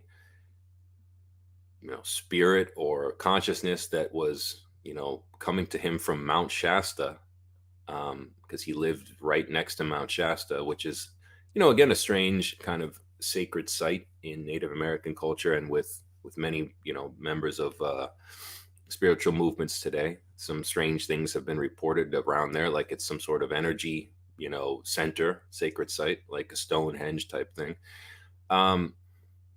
So that was interesting. And, the voice basically tells him, look, I want you to tell my story of my past in Atlantis. And what's really interesting is, the kid himself resists really doing it. Like, I mean, as anybody would that's receiving messages that's never received messages, the kid thought he was going crazy. His parents were really concerned. He lost a bunch of friends. And it took him 3.5 years to produce this thing, which was a 400-page book about life in 11,160 BC on the island of Poseid, which was one of the final Atlantean islands. And he draws a picture of it. And it's interesting because there's no picture of the bottom of the Mid-Atlantic Ridge in 1882, 1886. There's a contour map that the Challenger expedition made with soundings. So, I see it behind you. It's just over your left shoulder, that fin-shaped triangular. Right. So here's right I there. just share on my screen. Is this it here? Like right here? Yes. And Yeah. and Google, if you can pull up a Google image of This is Frederick Google. Yeah, Oliver's this is sketch Google. of Poseid. He sketched that before it was even known. Because I'd love to know what this looks like with 400 feet less of water, just for example. But I know that I know there's theories of the isostatic depression and how it actually sunk quite a ways. But Right. it would be good to just see what it would look like without without 400 feet of water. I Well, mean, and actually, And one of according the- to him, that triangular shape is Poseid, yeah, which is And it's interesting, too, interesting because he's because- naming it like, how did he come up with Poseidon, right? Poseidon. I mean, it's Well, exactly. And unbelievable. again, One in of the most Plato's ancient names. Well, and again, in Plato's account, Plato places it directly in front of the Straits of Gibraltar. So there you go. And what's in the middle of the capital Look city? at that. Look The at that. Temple of Poseidon. I in mean, look Plato's at what if account. this whole thing was like, Yeah. So it's like when people say, well, where is it? It's like, well, one of the islands, Poseid, is probably right there at the top of what Ignatius Donnelly, even he believed that as well. He said that in his book. He said the Azores are the most likely place that Plato was describing. So do And you in think fact- those were little plateaus and stuff? Like you think with the whole isostatic depression thing, and that even those plateaus that are, I forget what they are, but I want to say they're a couple thousand feet down now, Yeah. right? that's what I was Mile? thinking. Yeah. 1,000 or 2,000 feet. Yeah. Yeah. And, that's also where a giant pyramid underwater was found, by Diocleciano Silva, a Portuguese fisherman who has a picture of it on his depth finder, and that account was just kind of, he's using faulty equipment. And it's like, well, no, he's not. I actually tried to get When in was that? contact with him and had a friend on the Azores who went and tracked him down and confirmed that no, it's not fake. He really did, have this. And I'm a fisherman, so I looked at the depth finder myself, and I know the difference between a reef and a perfectly cardinally aligned pyramid, and there is one at the bottom of the Azores off the island of Terceira. So it's like there's even more evidence. Also, in Frederick Oliver's account, he says, this was just like Plato said, this is an empire that spanned multiple continents. Yeah. And he talks specifically about North America in a way that's really interesting. Like he has an entire theory of how the Grand Canyon was forged. And he also, as a 17-year-old kid with no geological, no ability to confirm these things, he's talking about, did you know there used to be an inland sea here? We used to call it Lake Mitty, in Arizona. And it's this incredibly detailed account. And it's like, well, that's true, and on and on and on. All these things he talked about, talking about, well, we're flying now in our cigar-shaped aluminum flying craft that can go underwater and in the air. And we're stopping at the mines, the copper mines in Lake Superior. Wow. And it's Yeah. like, I want to just show everybody this before we move off the ridge, because the mines is fast. The other fascinating part about it. But Yeah. you referenced your thing on your website here, Visions of Atlantis. Like, this map really shows a lot. I mean, it's unbelievable. Where did you get this map from? And look at how massive that whole mid-Atlantic ridge is. Was this just without water, or? well, I mean, that's the thing. It's always speculation, and it's always, opposing theories of how much of that was above water. I think certainly, at least in the 50s, from my research, with the people that created that map, like Maurice Ewing, I think that's where I got it from, who was one of the first to actually map the bottom of the Mid-Atlantic Ridge with Marie Tharp in the 50s and 60s. They actually were really surprised, because they said, there's certain aspects of this that don't make sense. Like when they did a deep sea sounding and they found, freshwater diatoms and stuff in the middle of the Atlantic Ocean. They're like, this isn't a deposit from a glacier. This actually was above sea level at certain points in the northern part of the Mid-Atlantic Ridge 12,000 years ago.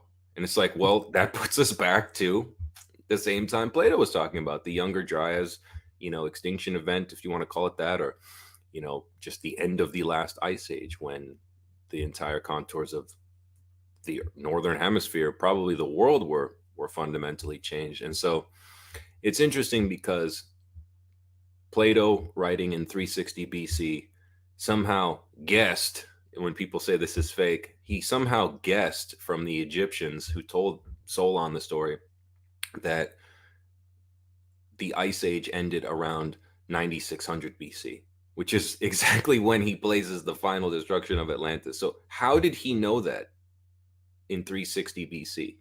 That was not known in 360 BC. How did the Egyptian priests know that a comet hit the earth? It's what he tells Plato in the story. He's like, you have a myth of Phaeton. It's not a myth, though. It actually signifies when celestial bodies descend on earth and burn everything up. I mean, they're talking about things that only in, fairly recent times were really discussed. The comet impact theory in my investigation was actually proposed in the Enlightenment by one of Voltaire's friends, Gian Rinaldo Carli, in the mid 1700s. Actually said, I think a comet hit the earth and ended the last, civilization that existed here. And he cited Plato in the 1750s. And then other people ran with that until you've got things like, James Kennett, who found the nano diamond deposits, and Graham Hancock talks about that. And, it seems like a comet definitely did hit the earth around that time. Well, and there's a lot of mainstream acceptance around, us in Canada being under a mile or two of ice, right? Just only 12,000 years ago or whatever. And the Yeah. all the megafauna extinctions. I mean, Exactly. Randall Carlson. We do tours with Randall Carlson around the Scablands of Washington. We have one coming up in Montana, wow. and September 19th, where he takes us around all the Wow. landscape, going over like what happened in that flood. Yeah. you know, there's a lot of it that's similar to the mainstream, but there's a couple main things that are different. You know, that he doesn't think it all came out of the Lake Missoula. He thinks it came down from Canada. Yeah, and I remember reading some of the things he wrote about that, and you know, his pictures are really compelling because it's like it does look like a bunch of debris and ice flows just gouged out that area like a huge claw coming from it. Makes perfect sense, you know. And you know, if the comet, let's say, hit the actual ice sheet, well, then that's why we don't have an impact crater, you know. So it does make sense. And you know, and between Frederick Oliver and Edgar Casey, who gave, you know, 500 readings, not intentionally, a lot of them were just incidental past life readings that happened to touch on Atlantis. A couple were study groups who had like a list of questions prepared for him while he was in his, you know, deep hypnagogic trance. And even he says basically the same thing. It all goes back to this, you know, 10 to 11,000 BC time window for the final destruction, you know. So I just wanted to piece together kind of, I really wanted to make a book where anybody, you know, my friend's mother or Graham Hancock himself could pick it up and not just learn something, but like, it really, to me, the goal was I want to show people every single angle of this enigma. I want to show you the critics. I want to show you the quote unquote debunkers. I want to show you pre-Platonic sources that talked about it, so people stop thinking, "Oh, it's just Plato, he made it up." No, it's in the Mahabharata. Yeah. It's in the King's List, the Turin King's List. You know, it's not just Plato. There's 7 pre-Platonic sources I think I cite, and then you have Plato's dialogues. You know, there was a festival in ancient Greece for 200 years celebrating Athena's defeat over the Atlantides before Plato wrote his book. So it's like, I don't really wanted to put that to bed. This whole, he cooked it up to sell the version of, you know, an idealized Athens triumphing over the Atlanteans. No, he specifically says at the beginning of the book, this is not a myth. Why would you disclaim that if it were a myth? You know, why? Yeah. So let's talk about the, or Darren, do you have a question? Well, I'm just, because you at the beginning, we kind of went past it, but at the beginning you were talking about how, you know, they kind of got to the point where it was like the slow demise of them not being able to build the stuff anymore. I can't remember now if you were talking about that, like that was your thoughts on it, or if you were dismissing it. But I mean, there just seems to be some kind of correlations with that, with where we're at today. No? Yeah, absolutely.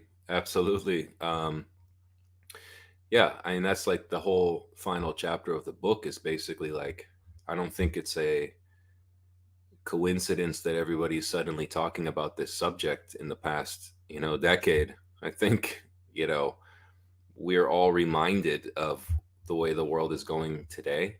I mean, look, in Frederick Oliver, the 17-year-old kid who channeled, in his vision in 1886 of the end, what was the end? The end was basically the World Economic Forum of Atlantis abandons everybody and turns into, in his words, electricity and elemental forms of life, and abandons humanity. Wow, So that's crazy. it's kind of like a transhumanist ending for him. And they basically, he says, over 800 to 900 years, society forgets how to make the phones, the flying ships, the infrastructure, the internet, which he accurately describes in 1886, which is interesting.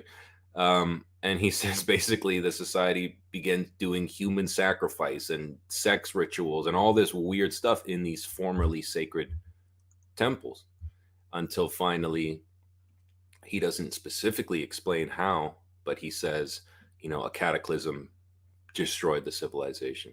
And, you know, the group of people that, you know, used to hold up the world, which is interesting because that's what Atlas, the Greek god, does. And that's also what the Aztec god Atlanteotl, halfway across the world, they have the same god holding up the heavens in the Aztec myths and in the Greek myths, which is supposed to be impossible since, you know, Columbus discovered the new world.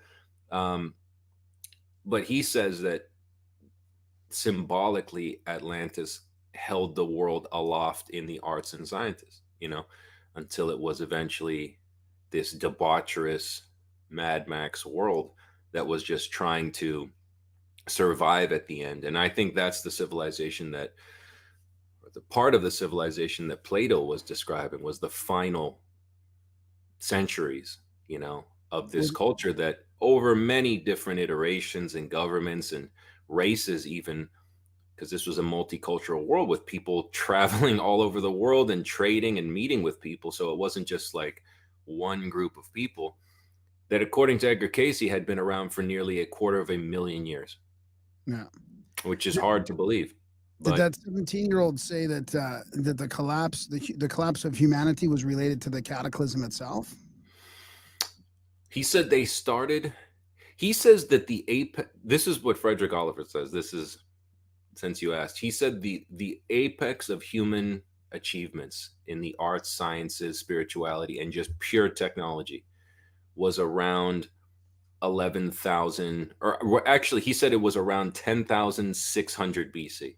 He's like, that was the absolute apex of technology. And then over a couple hundred years, that was all lost. And by, 10,300, 10,400, we had devolved back to basically what we would call ancient Greek technology: chariots, spears, sailing vessels, and things like this.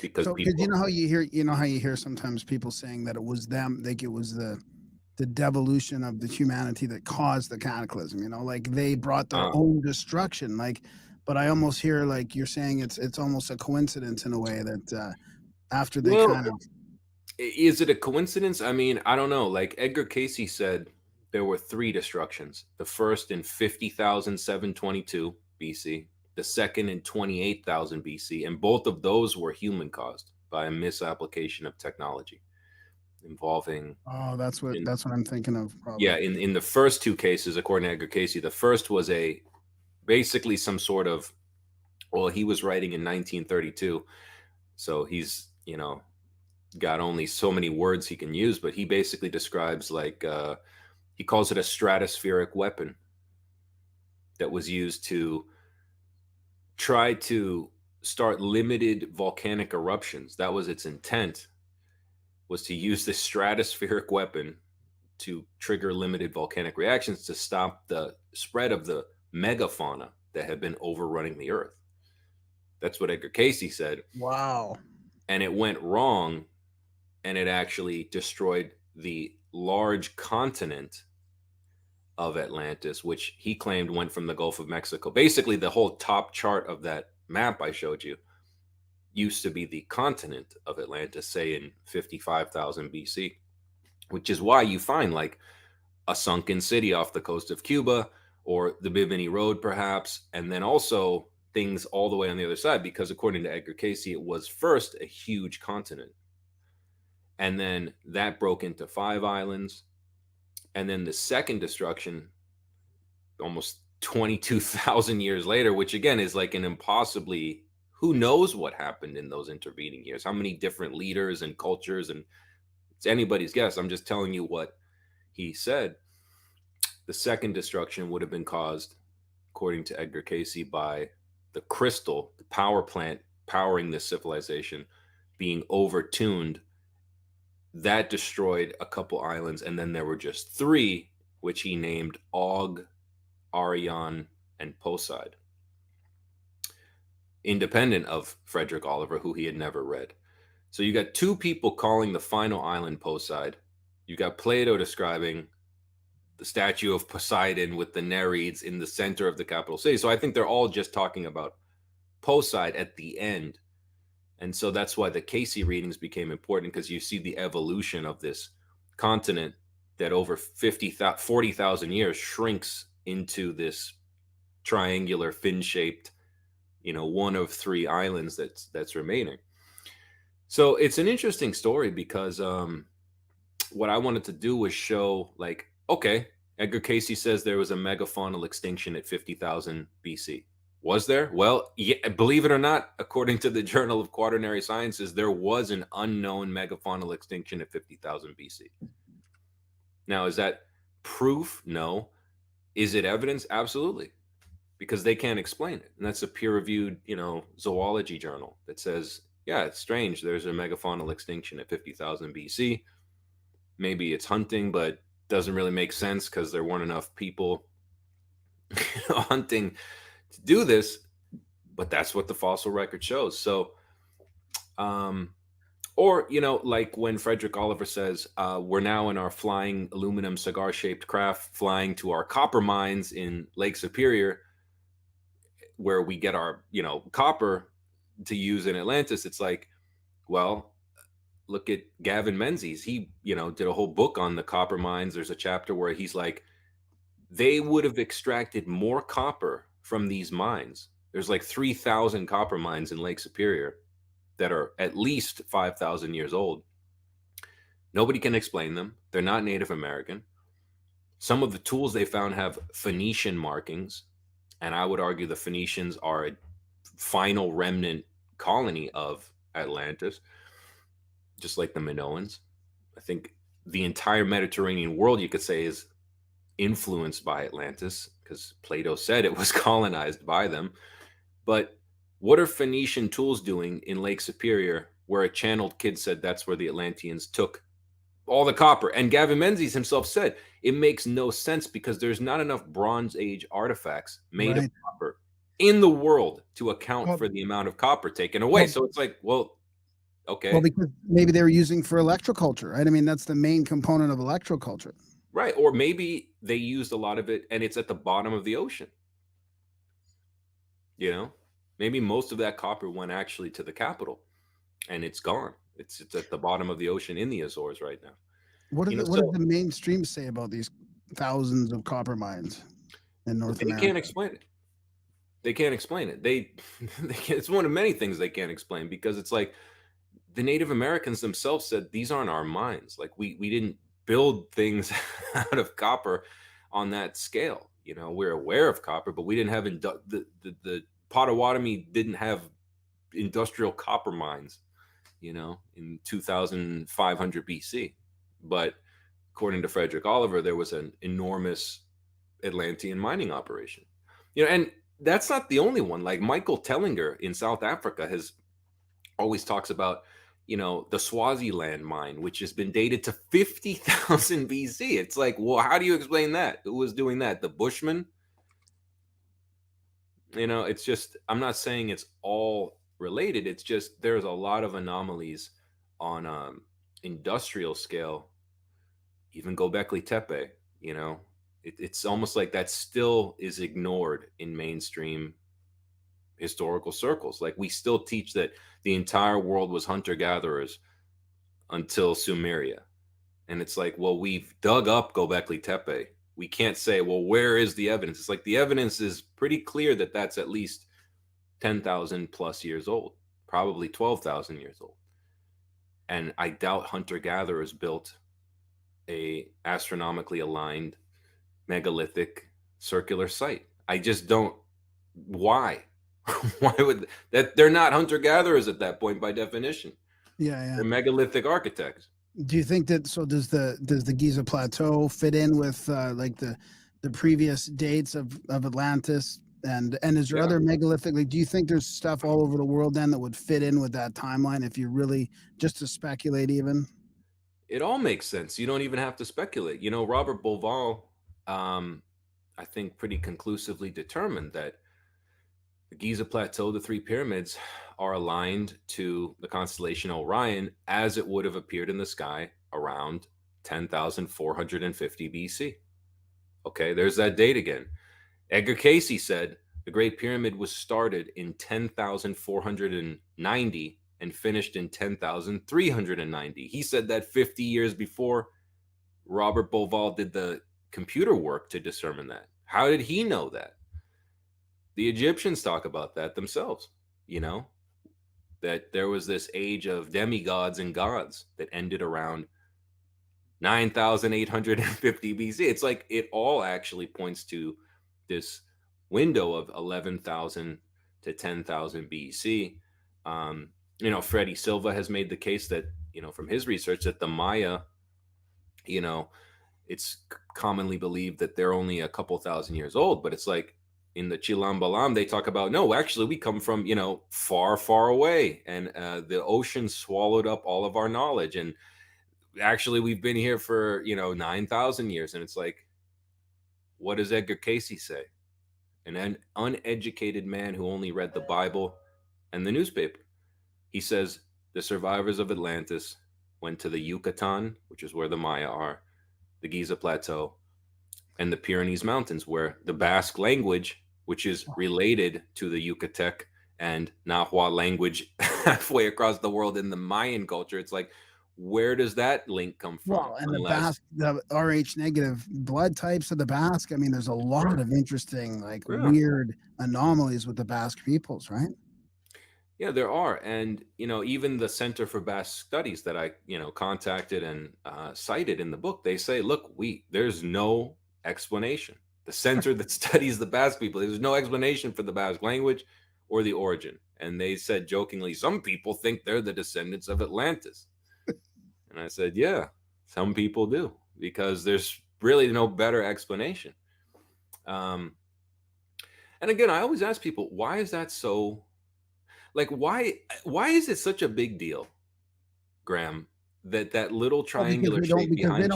They don't want to, because they don't want us.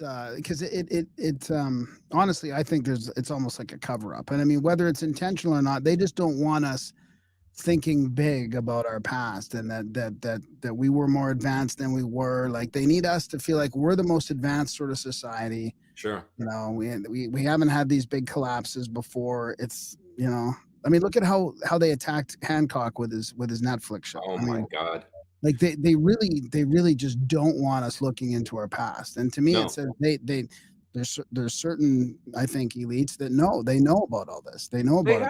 They know There's about no all that. way that they don't know. And then there's no way that the Vatican is not aware. I mean, in fact, when, you know, in the Renaissance, when Athanasius Kircher, you know, a Jesuit priest and researcher, very interesting. He's kind of like a Jesuit Graham Hancock of the, you know, Renaissance, like an actual Renaissance man, literally.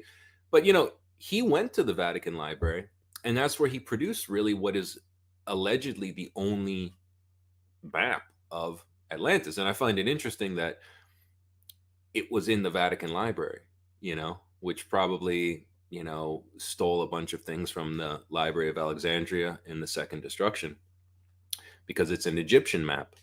And he says that he copied it from the archives. And again, it shows a large island, probably the second iteration before it broke into three, I would argue. But even a map from the 1st century AD, according to him, shows that triangular shape at the top corner of the map. And it's like, I keep seeing it. And then when I saw the sketch in the Dweller on Two Planets, I mean, I almost fell out of my chair. I was like, that's it. That's Poseidon. That's where the pyramid was. That's where the highest point in one of the biggest mountains in the world, Mount Pico, is in the Azores. And in the Dweller on Two Planets, he starts the book with this journey up what he calls Pitach Rock, which is this enormous snow-capped volcano. And what is Mount Pico? It's a snow-capped volcano, exactly where he says it was on this map that he drew in a clairvoyant state in a cabin in 1882 in a mining town. I mean, it's like, how did he know all of this? That had a pretty big effect on you, right? When you found it out? I mean, that was when I knew this was real, because I'm like, of all the evidence, that sketch is so compelling, you know. And I really looked, and I always tell people, like, if you find you know, evidence that there was an actual contour map of the bottom of the mid-Atlantic in 1882, please send it to me, because the only one I could find was the map that the Challenger expedition, you know, plotted with depth soundings. But it's just like a colored area. There's no contour lines. And it's like, when you put his sketch of the triangle over the map from a satellite, it fits 100% match. And it's like, that's impossible. that's impossible. There's no way he could have guessed that to that degree of accuracy. So it leads me to believe that probably is where, Poseid was, and it makes sense because that's where Plato said it was. Did he say anything about the pyramids specifically, or did Casey say anything about what the pyramids were used for? Yeah, Casey said that basically they were, well, basically what people on the alternative side believe they are now.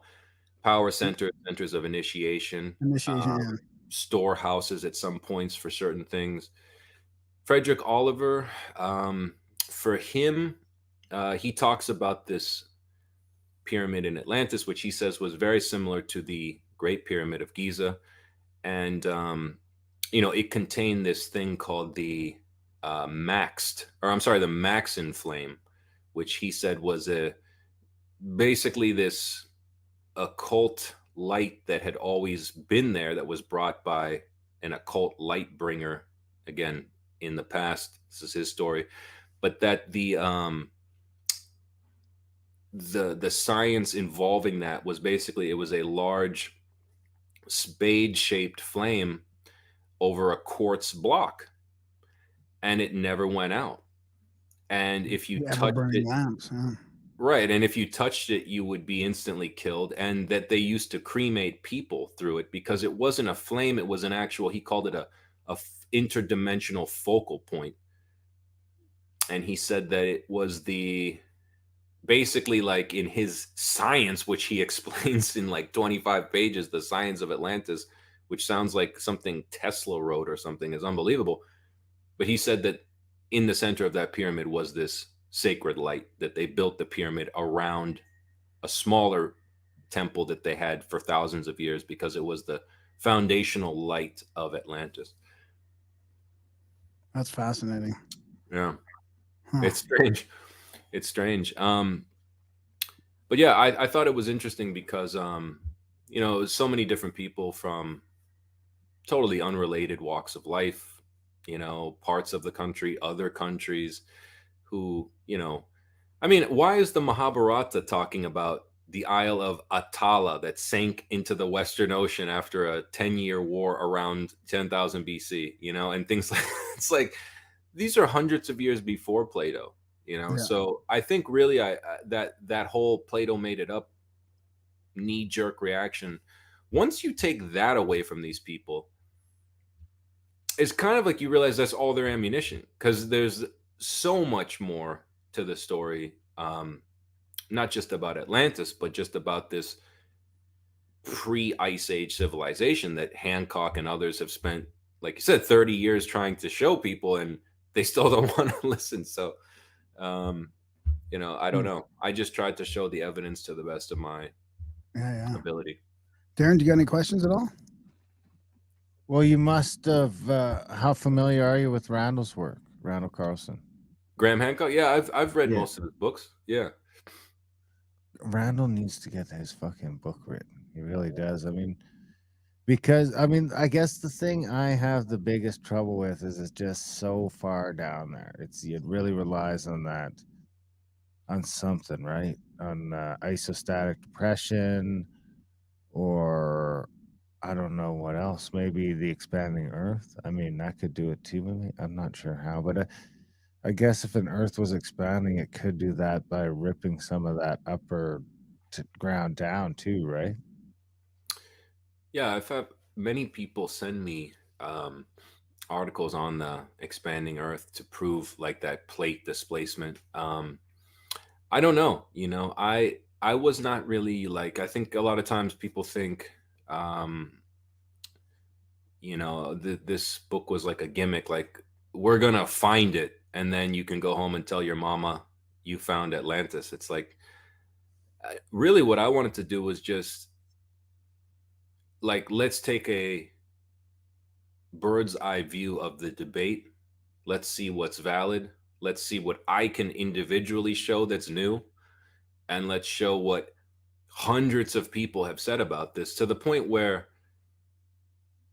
again, as you said, Darren, like, it's so long ago that I don't make any claim to say on, May 4th, 10,362. That's definitely when it happened.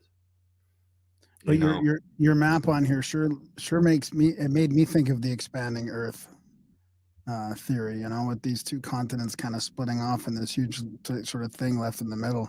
Well, if you look at all the continents, it's kind of like they all fit together in a puzzle piece if you squeeze them back. It makes sense, I think, especially west coast of Africa. And I don't even think that's debatable.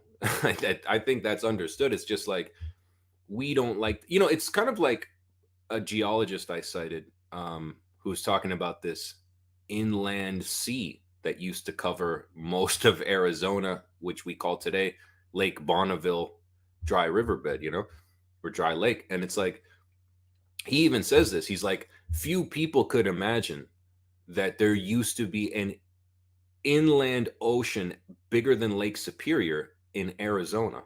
And he's like, this isn't in the Jurassic period. This is 10,500 years ago.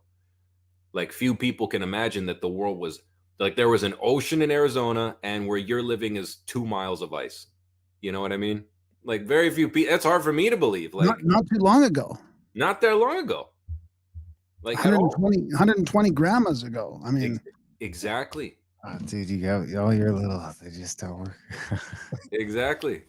The grandmas, you know, the units. But yeah, it wasn't long ago. I mean, in the grand scheme of things, it was really, you know, not fucking long ago.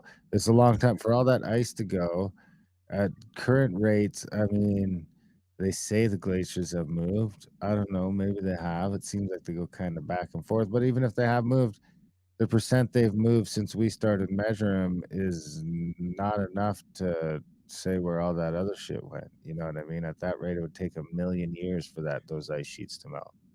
Right. No, and I think what you said at the beginning, like, it actually all makes, you know, I always tell people, like, what you said with the scablands, it's like the alternative, and I hate that word because to me it's just evidence that's compelling or not. You know, I don't believe as a historian myself, I'm an alternative historian. No, I'm just a historian like anybody else, and this is a valid topic. Just like Carlson, why does he have to be a catastrophist? He's just a professional researcher who's doing his job. And if the evidence suggests catastrophism, then that's what it is. But it's like, it makes a lot more sense, especially color pictures. Especially now with the mapping, like he's pulling up all the USGS stuff, and like this is just Google, right? And this is showing the lobe right near where we go. This is kind of where we travel around here, but this is like the lobe of the glacier. I mean, right? I mean, it's like you can't miss this. Like, well, you know, the other thing too is like we don't have any reference for this because nobody living has any. I mean, besides Hollywood movies or something, like there's no frame of reference to describe what or to imagine what Carlson has said himself, like describing this wall of water and trees and mountains coming at you that's like a half a mile high. Like, I can't even imagine that myself. So I understand why people think this is crazy, because what's the craziest we can imagine? A tsunami or a hurricane? It's like, this is hundreds, thousands of times, orders of magnitude crazier than that. So I get it. And if that did indeed happen, we're traumatized by it at an epigenetic level. So we don't want to talk about that. Right. So exactly. It's like, I get it. Believe me, you know, because it is scary. Because I love how you mentioned, speaking of the epigenetic stuff, I've been thinking about how the past was more like the Lord of the Rings, you know, with all the different varieties of, and I think you even referenced that. Somebody said that in your book. Yes, they do. In fact, a mainstream Oxford anthropologist said that the world used to be more like Lord of it. He says, I think, quote, it appears now with all these, you know, hominids that live together that were literally different species of people that were not Homo sapiens, that he said it's beginning to look more like a Lord of the Rings, that we used to truly live in a Lord of the Rings type world. That was an Oxford anthropologist. That wasn't some guy on a Reddit subreddit. Right. No offense to subreddits, but you know, I just show that that's what Casey said. You know, he wasn't an anthropologist, and he said, look, there used to be tiny people the size of Bushmen. There used to be people that were 12 feet tall in the very distant past. Now, again, I'm not saying that's proof. I'm just saying, like, more and more, even people like that anthropologist I cited are having to come to grips with, like, Homo floresiensis, for example. You know, Yep.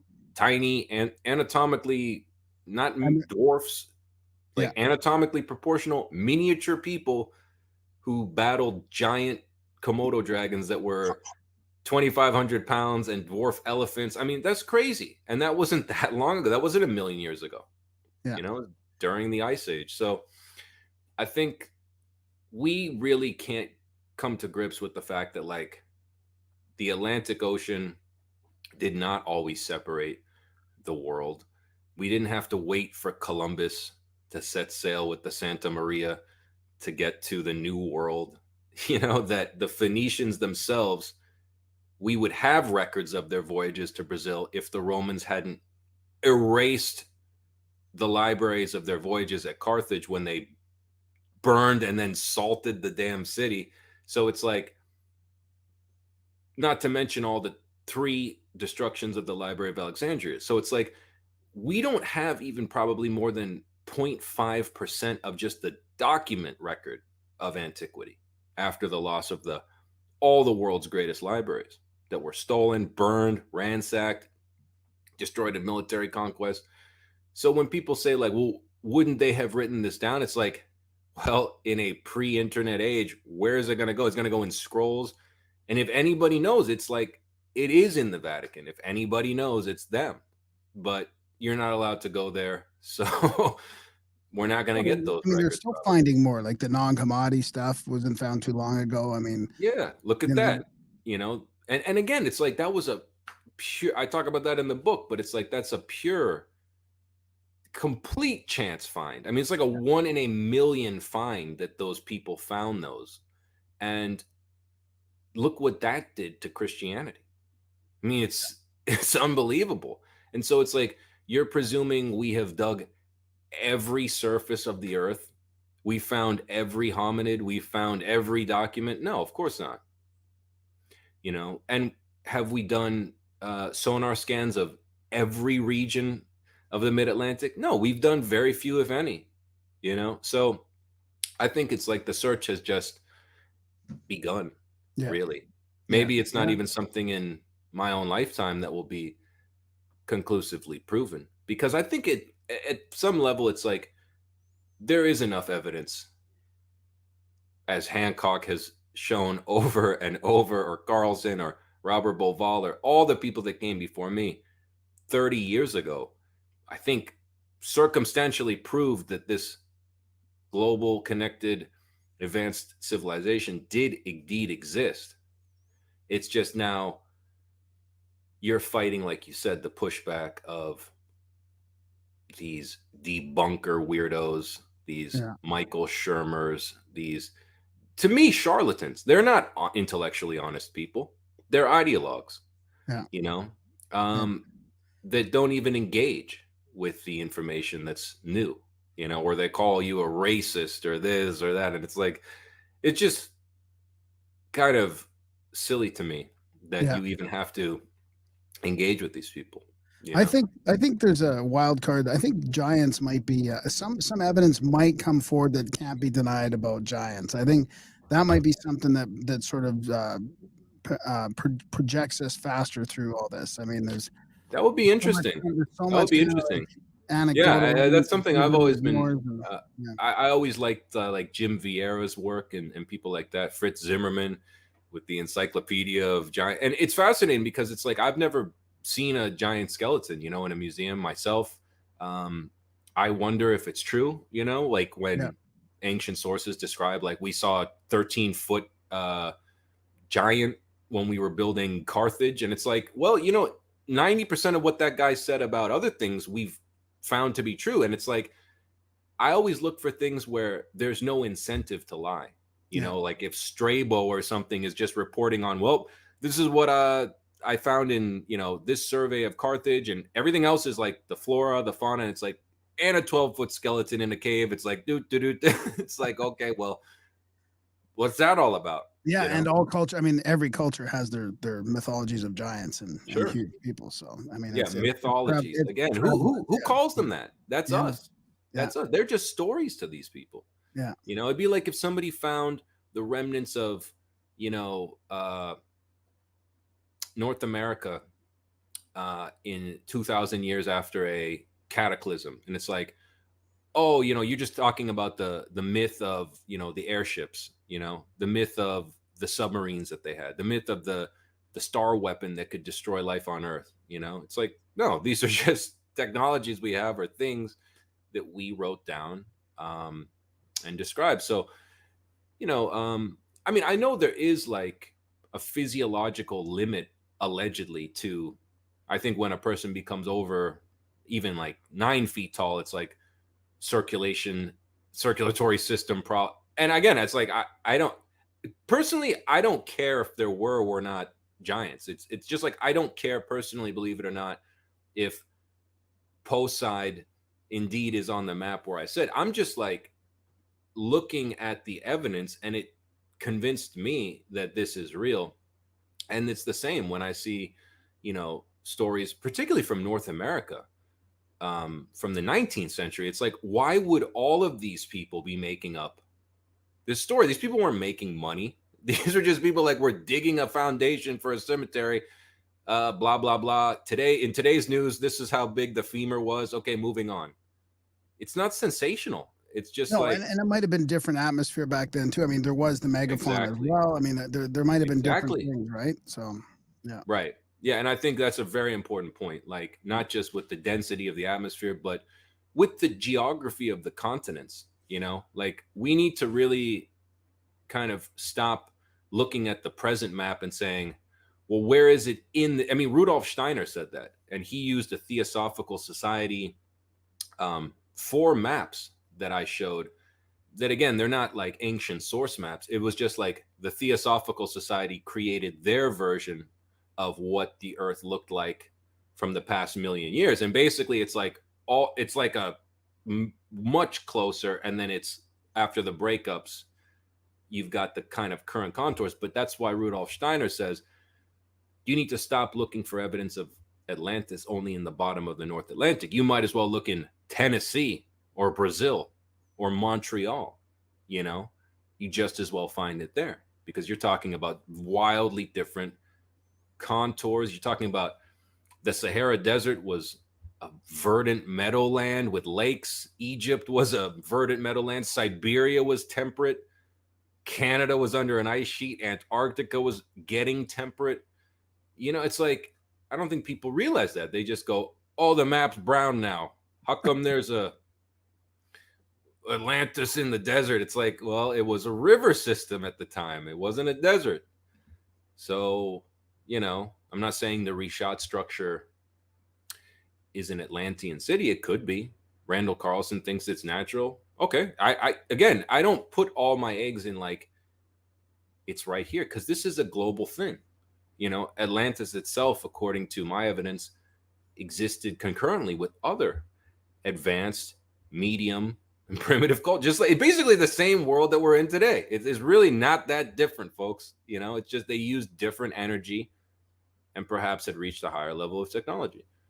And spiritual technology. And spirituality. Yeah, and evil as well. I mean, you're talking about human cloning, genetic human animal mutation, sex trafficking, human sacrifice. I mean, you've got Epstein basically in that.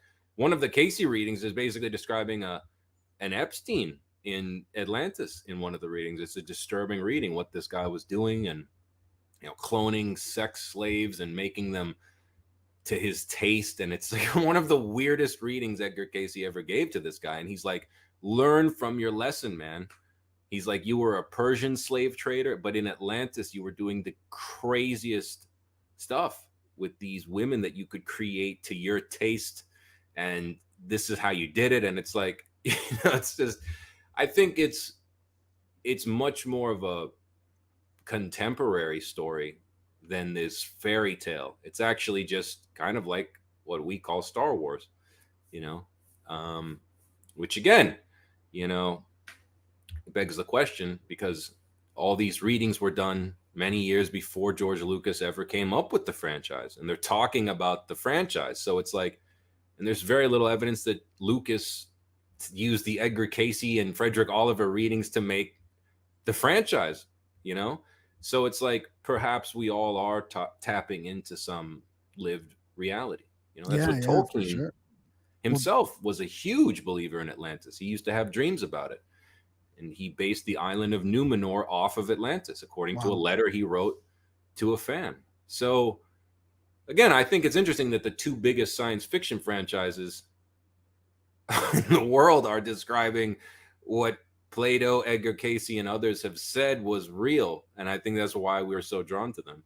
Exactly. That's why we resonate with them so much. And they are like traditional hero's journey. Like there is a deep mythological connection with the hero's journey, which they're sort of destroying right now in Hollywood. I mean, I Right. don't even want the hero's journey anymore. But yeah, Well, I I think think it's that's also, it's one of the greatest stories of all time, even yeah, if you think it's a pure fictional story, you know. yeah, If you read what these people were doing, what they had achieved, and just the like crystalline levels of evil and good that these people had reached, it's unreal. Like, it's absolutely incredible. Like, you think Epstein was bad, or, you know, name another character. It's like, you got no idea until you read that chapter and see what true evil is, and, yeah, you know, or what goodness is.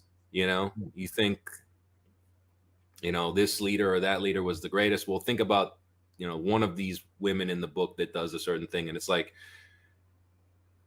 and you know, I think it's basically, it's today on extreme mode, yeah, unchecked. yeah.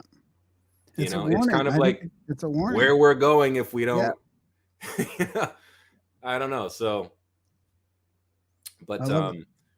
yeah. Any final questions I got Well, about? no, we should. Yeah, we know you got to bounce. So maybe just where we can find your work and stuff. I'll put links in the show notes. But yeah, just Oh, say where we can find it all.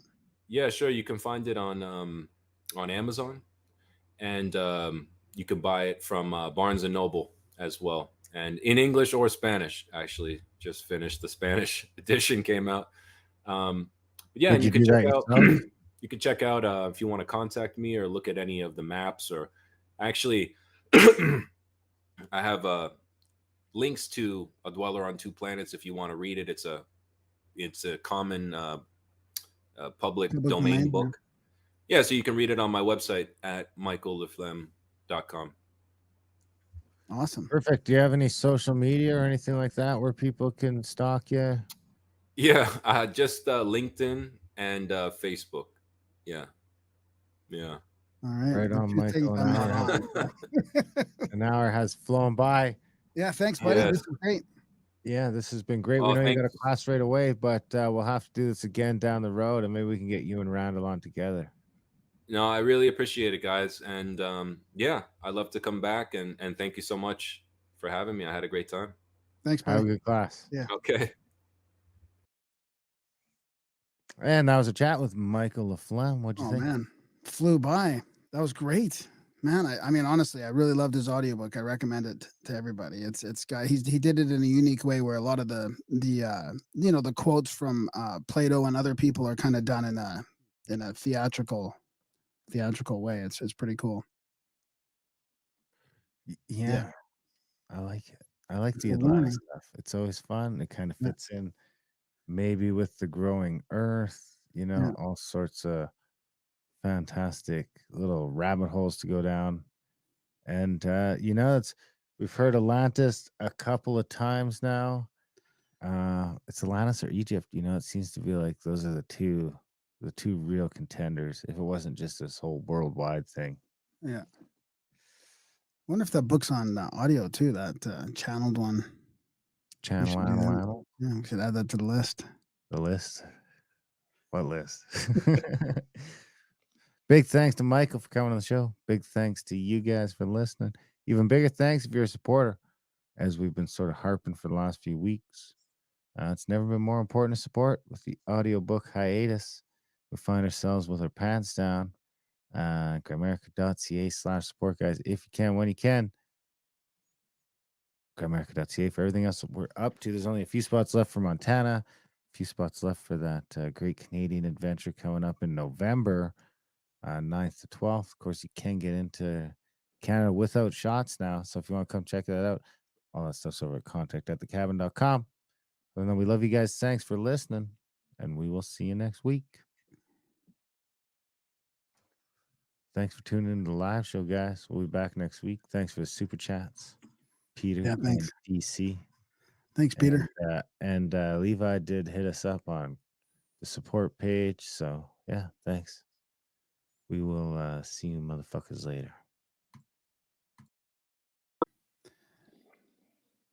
All right, we've got Jack Kelley with us tonight, director of the Atlantis puzzle, Unlock the Secrets of Plato's Final Legacy. That was a great documentary, Jack, and we're looking forward to chatting about it. Thanks for joining us.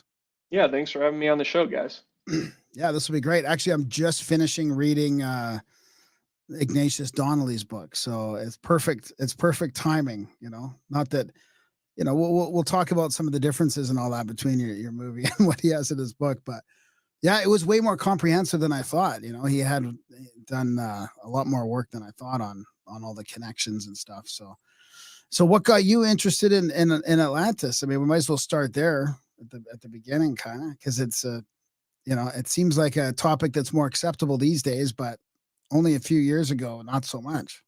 No, I mean, people would look at you like you just landed from Mars. Yeah. I mean, you know, I think I've always loved ancient history and mysteries, and you know, I studied the ancient world in college, and you know, went to Yale, studied in their directed studies program, and I've always just been fascinated by ancient history and architecture and the wars and the battles, and then also just kind of the mysteries of some of these places. I mean, what's more enigmatic than, you know, the pyramids or some of these wonderful ancient temples, like, you know, the kind of stuff you find on Malta. I mean, it's just fascinating to think about. And what I generally have to say is, the deeper you go into these subjects, unlike some things, often the more rewarding they are, right? The more interesting tidbits you pick up and the more things you learn. So I guess you would say I was predisposed to have an interest in this, but frankly,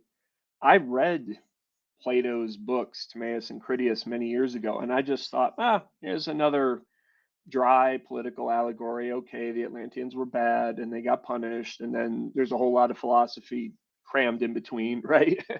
And so then, you know, I've told a number of people this, but I was on vacation in, I think it was 2019, on the Greek island of Santorini, and I just happened to stumble on a book that was in a hotel that had George Serentidis's work. And for those who don't know, George Serentidis is sort of the guy who rediscovered Atlantis in the 21st century. Yeah, just totally stumbled on this book, totally by accident, reading it by the pool, and there were a lot of other papers in there and stuff, and I was like, just, you know, flipping through, and yeah, just started reading George, and I thought, my God, this guy might have finally done it. You know, this guy might have actually figured this out. So at that point, it's like somebody dropped a treasure map or a sack of gold in your hands, and you say, I got to do something with this, right? And that's when you thought about turning it into did you think about that right then? Like, I got to carry this forward, or? Yeah, well, you know, I think I was on vacation with my wife, and I just kept talking about this guy and how great he was. And finally, my wife, to shut me up, was like, you know, why don't you just email this guy, and maybe, you know, you can talk to him. And you know, I wound up connecting with him a few months later, and he sent me a copy of his book. And I was just, the deeper I got into it, the more hooked I became, and I immediately knew that this could make a great film, a very different kind of film than I think maybe some people were expecting. Because I've tried to sort of thread the needle between, I think, what you more find in like a drier history thing, and then on the other side, a more fringe thing. So I've tried to kind of really scrape away, frankly, the nonsense on both sides, and that includes the conservative traditional academic side. There's some nonsense there too, to really get into what is the heart of the matter of this story. What's it really about? And like, what's the meaning for people today, right? Why should people today care about this? There's so many strange and interesting things going on. I mean, you guys are talking about all kinds of stuff on your show with people every week. So why should people pay attention to this? You know? Yeah. Yeah. It was very well done. I mean, it was Thanks. awesome. Very well done. And I guess before we move more towards Atlantis, like when you're talking about going deeper into some of these mysteries, like, did you find that you found any answers that sort of, or not answers necessarily, but some ideas of some of these ancient mysteries? Like, you said it was rewarding, but did you come to sort of some conclusions for yourself? Because I noticed for me, it's in some ways, it's more, I come up with more questions, Right, and that's honestly, Graham, that's one of the reasons why it's called the Atlantis puzzle and not, the Atlantis answer or the Atlantis solution, or, we figured it all out. In the course of making this film, you just start kicking over stones, and it's a little bit like the ancient Hydra, right? You chop off one head and two more grow back. You answer one question, and you say, "Oh, I think we figured this out. This is when he wrote this," and then you say, "Wait a minute. Why did he write that? And then what about this other thing? And then, in that thing, he mentions this other thing." So you sort of start going down not, I don't wouldn't even say it's a rabbit hole. It's almost more like a giant ant colony where there's a million different paths Right. you could go down. So, I think it's similar to, I guess I'm attracted to puzzles and problems and complexity, right? And this is certainly, as far as I'm aware, one of the most complex ancient mysteries there is. Right. Yeah. For sure. I would agree with that. And did you ever think that it's kind of weird that this all happened on Santorini? I mean, I remember being on Santorini in 1990, and they were saying back then that this is Atlantis. Like, there was theories about Santorini being Atlantis. Like, that might have been, I mean, I wasn't into that many of them, back then, but it seemed like that was one of the main ones. Yeah, I think one of the reasons that George Serentidis's work that we cover in the Atlantis puzzle in this documentary is so refreshing is that it's really comparatively easy to come up with something that sounds plausible about an ancient myth, right? There's a lot of ancient myths out there, and we can come up with a lot of ways to explain them, right? Like we could look at the myth of Hercules, aka Heracles, and we could say it was one dude who just was really jacked and he just beat the shit out of a lot of people, and that's what the story's about. But we could also say, it seems pretty hard for this one guy to have done all this stuff. Maybe there's a little bit of and there's no hydras around today. What's the symbolism here? So maybe there's something a little bit deeper. And then we look around and we find things like the pillars of Hercules, which are integral to this story. And we realize that they've occurred in multiple places over multiple times. You start scratching your head a little bit about what's the complexity here? What's the meaning? What does this mean for Greek culture? And could this possibly have been one person? Was it a series of heroes who took on a moniker, as this like Batman in the comics, a new guy puts on the the costume. So that kind of questioning, I think, will take you, deeper into these questions. And it's frankly, it's the same thing with, something like some of the pyramids in Egypt, right? I mean, over the course of 5,000 years or 6,000 years or 7,000, however old they eventually all prove to be, do we really think they were only used once by one group of people? I mean, they must have been reused and continued to, have different meanings of the culture over time, and different people use them. We know certainly the Arabs came in and saw them as sources of treasure or other things, whereas in the ancient world, they might have had a more religious or some other connection, like a cathedral. Yeah, more of a ritualistic function or something. Maybe, yeah, or maybe multiple functions, right? So Yeah. that's the thing. I think that's one of the dangers when, and that's why I think I've tried to stay out of the argument. I'm not I'm not the judge and jury about Atlantis. A lot of people write me messages and stuff on the internet, and they're like, "Well, no, my theory is right." And I sort of say, "Guys, I'm a filmmaker. I did a lot of research. I support George Serentidis and his work. I don't know all the answers. So I think the most important thing is for everybody to keep questioning, including everything that I'm saying. So, that's the important part, trying to figure these things out for yourself and come to your own understanding of them. How many like prevailing theories are there? Like how you're talking about getting these emails, how many, what are sort of what are the top five?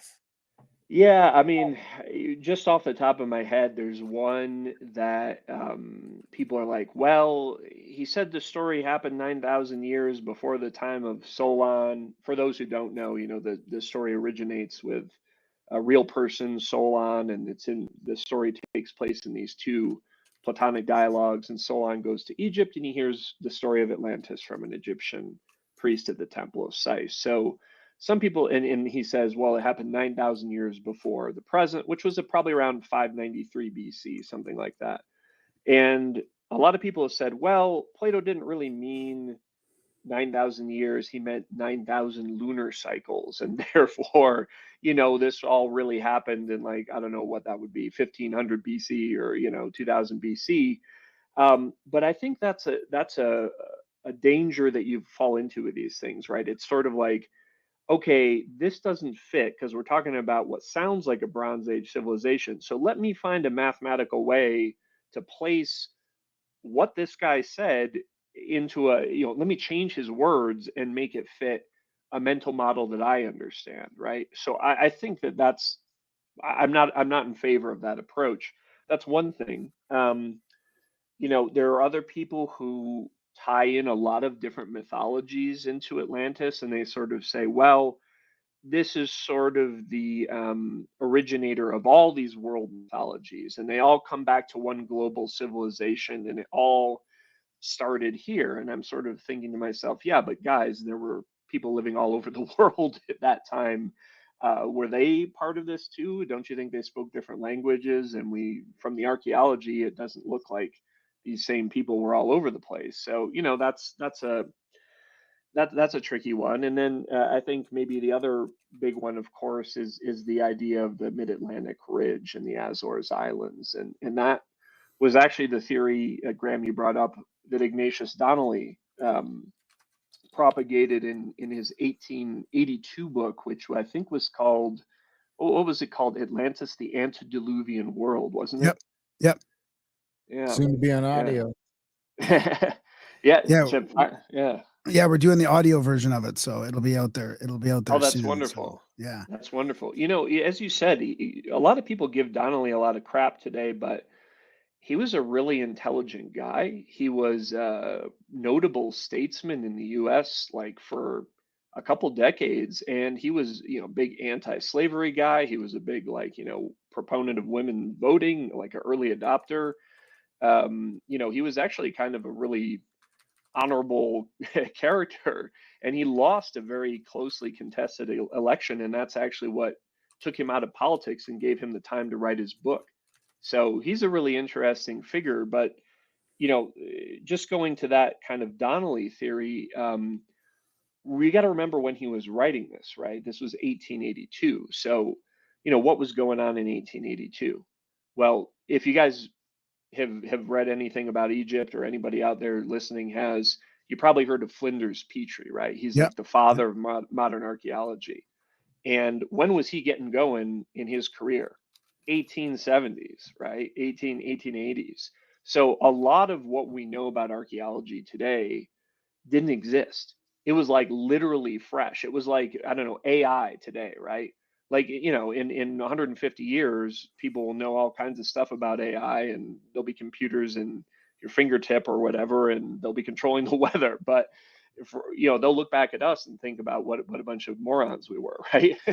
But the fact is that we're just starting out with that tech. In the same way, I think in the 1800s, people were just starting to get a grasp on archaeology. And the other thing I tell people is, listen, what else was going on at that time? Well, remember, Heinrich Schliemann had just discovered Troy. So this thing that people thought was a myth now became reality. We mentioned that in the Atlantis puzzle in the documentary. what did that do to people at the time? They just must have been going nuts, right? They also then, Schliemann went and dug at Mycenae, and he dug up some, these graves that looked just like it might be Agamemnon. So all of a sudden, the Trojan War, which was thought for hundreds of years that maybe it was just a myth, is now real. And Flinders Petrie is in Egypt uncovering all kinds of crazy stuff, suggesting that the timeline of human history goes back far, far, far deeper into the past than people at that time understood. Now, of course, today we look at that and we say, oh, well, of course, there were civilizations in 3, 4, 5,000 BC in Egypt. But at that time, this was like a shocking revelation, right? So I think one of the other things to try to do is like take your mind out of the present, try to put yourself back in the mindset of someone like Donnelly. So for the information Donnelly had at the time, let's not forget he didn't have the theory of plate tectonics, which was not accepted universally in universities and in academia until like the middle of the 20th century, if you can believe that. So like all three of us grew up learning that in school, right? But if you went back 100 years to Donnelly's time, no one had even heard of the idea of plate tectonics, right? No one understood the movement of the Earth. Also, I think the freshness of the sounding technology, like to discover the Mid-Atlantic Ridge from the Challenger, I think that was fairly new too, probably. So,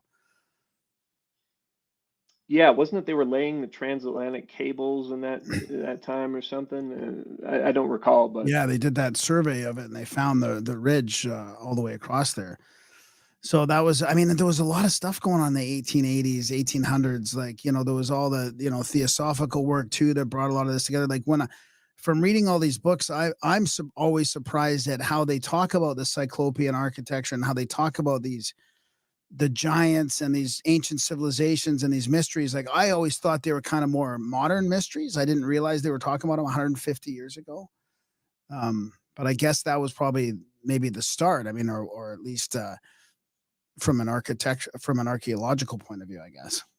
Sure. And if you think about it, the very fact that ancient authors referred to that architecture as Cyclopean suggests they were mythologizing it because they didn't know where the hell it came from. Right. In many cases, right? Now, that's not to say that some loose stone, large stone walls were not built in Greek and Roman times, because they were. But, by and large, that stuff goes back thousands of years preceding, to call it 1 to 3, maybe 4,000 BC, as far as we know, in the Mediterranean. And of course, there's stuff earlier than that, right? There's this stuff on Malta that we mentioned, right? There's those kind of temple structures. They call them temples, but who knows what they were really used for, right? They have stellar alignments and so forth, right? So, and then obviously there's Egypt, right? Which, whatever people believe, I mean, the very fact that there's evidence of multiple stages of rebuilding Egyptian temples across thousands of years, and the reuse of buildings that we don't even know what happened to them, right? It's like, somebody today goes and sees an old 300-year-old house and they demo it, but they decide to keep the woodwork and the stained glass. Right, this is the same thing the ancient Egyptians did. So there's very little way to tell, in some cases, just how old some of these sacred sites or temple sites might have been, because we don't know what was built there before, kind of whatever structure is still existing there today. And in Egypt, there seems to be a clear degradation in the ability to build those things. And clear evidence right there on the plateau that they're doing something crazy to that stone that we can't really do right now. Maybe Yeah, I mean, with machinery that I'm not familiar with, but to do it on the scale that they were doing it, where they're flattening out that granite is something else. it certainly is, and this is actually I'm actually developing a documentary on the pyramids right now, so it's right up my alley. I have a degree, actually my degree's in architecture, and I'm just fascinated by how these guys build this stuff. And if all this stone came from Aswan, hundreds and hundreds of miles away, and they say, oh, they floated it down the river. Yeah, on what boats? What boat takes a 70-ton granite block? Just one block, Well, are you about that. familiar with like Uncharted X and the Brothers of the Serpent? I mean, I was going to mention earlier because I think the brothers are like as we speak right now at the Petrie Museum in the UK running scans on those. I think the vases, right? Is it the vases? Well, they did a couple vases, the bigger vases. There was a couple big vases. But I was going to say if you're, I mean that the Kemet school tour in Egypt was, I mean, we did it 2 years ago and I mean, to get in and see all that stuff, it was just it completely changed my outlook on Egypt 100%. You know, it's like after going there, I came with you know, in my head at least, I had some clear takeaways that were completely different from sort of everything leading up to that trip. You know, the this or the that or the weapon or the that.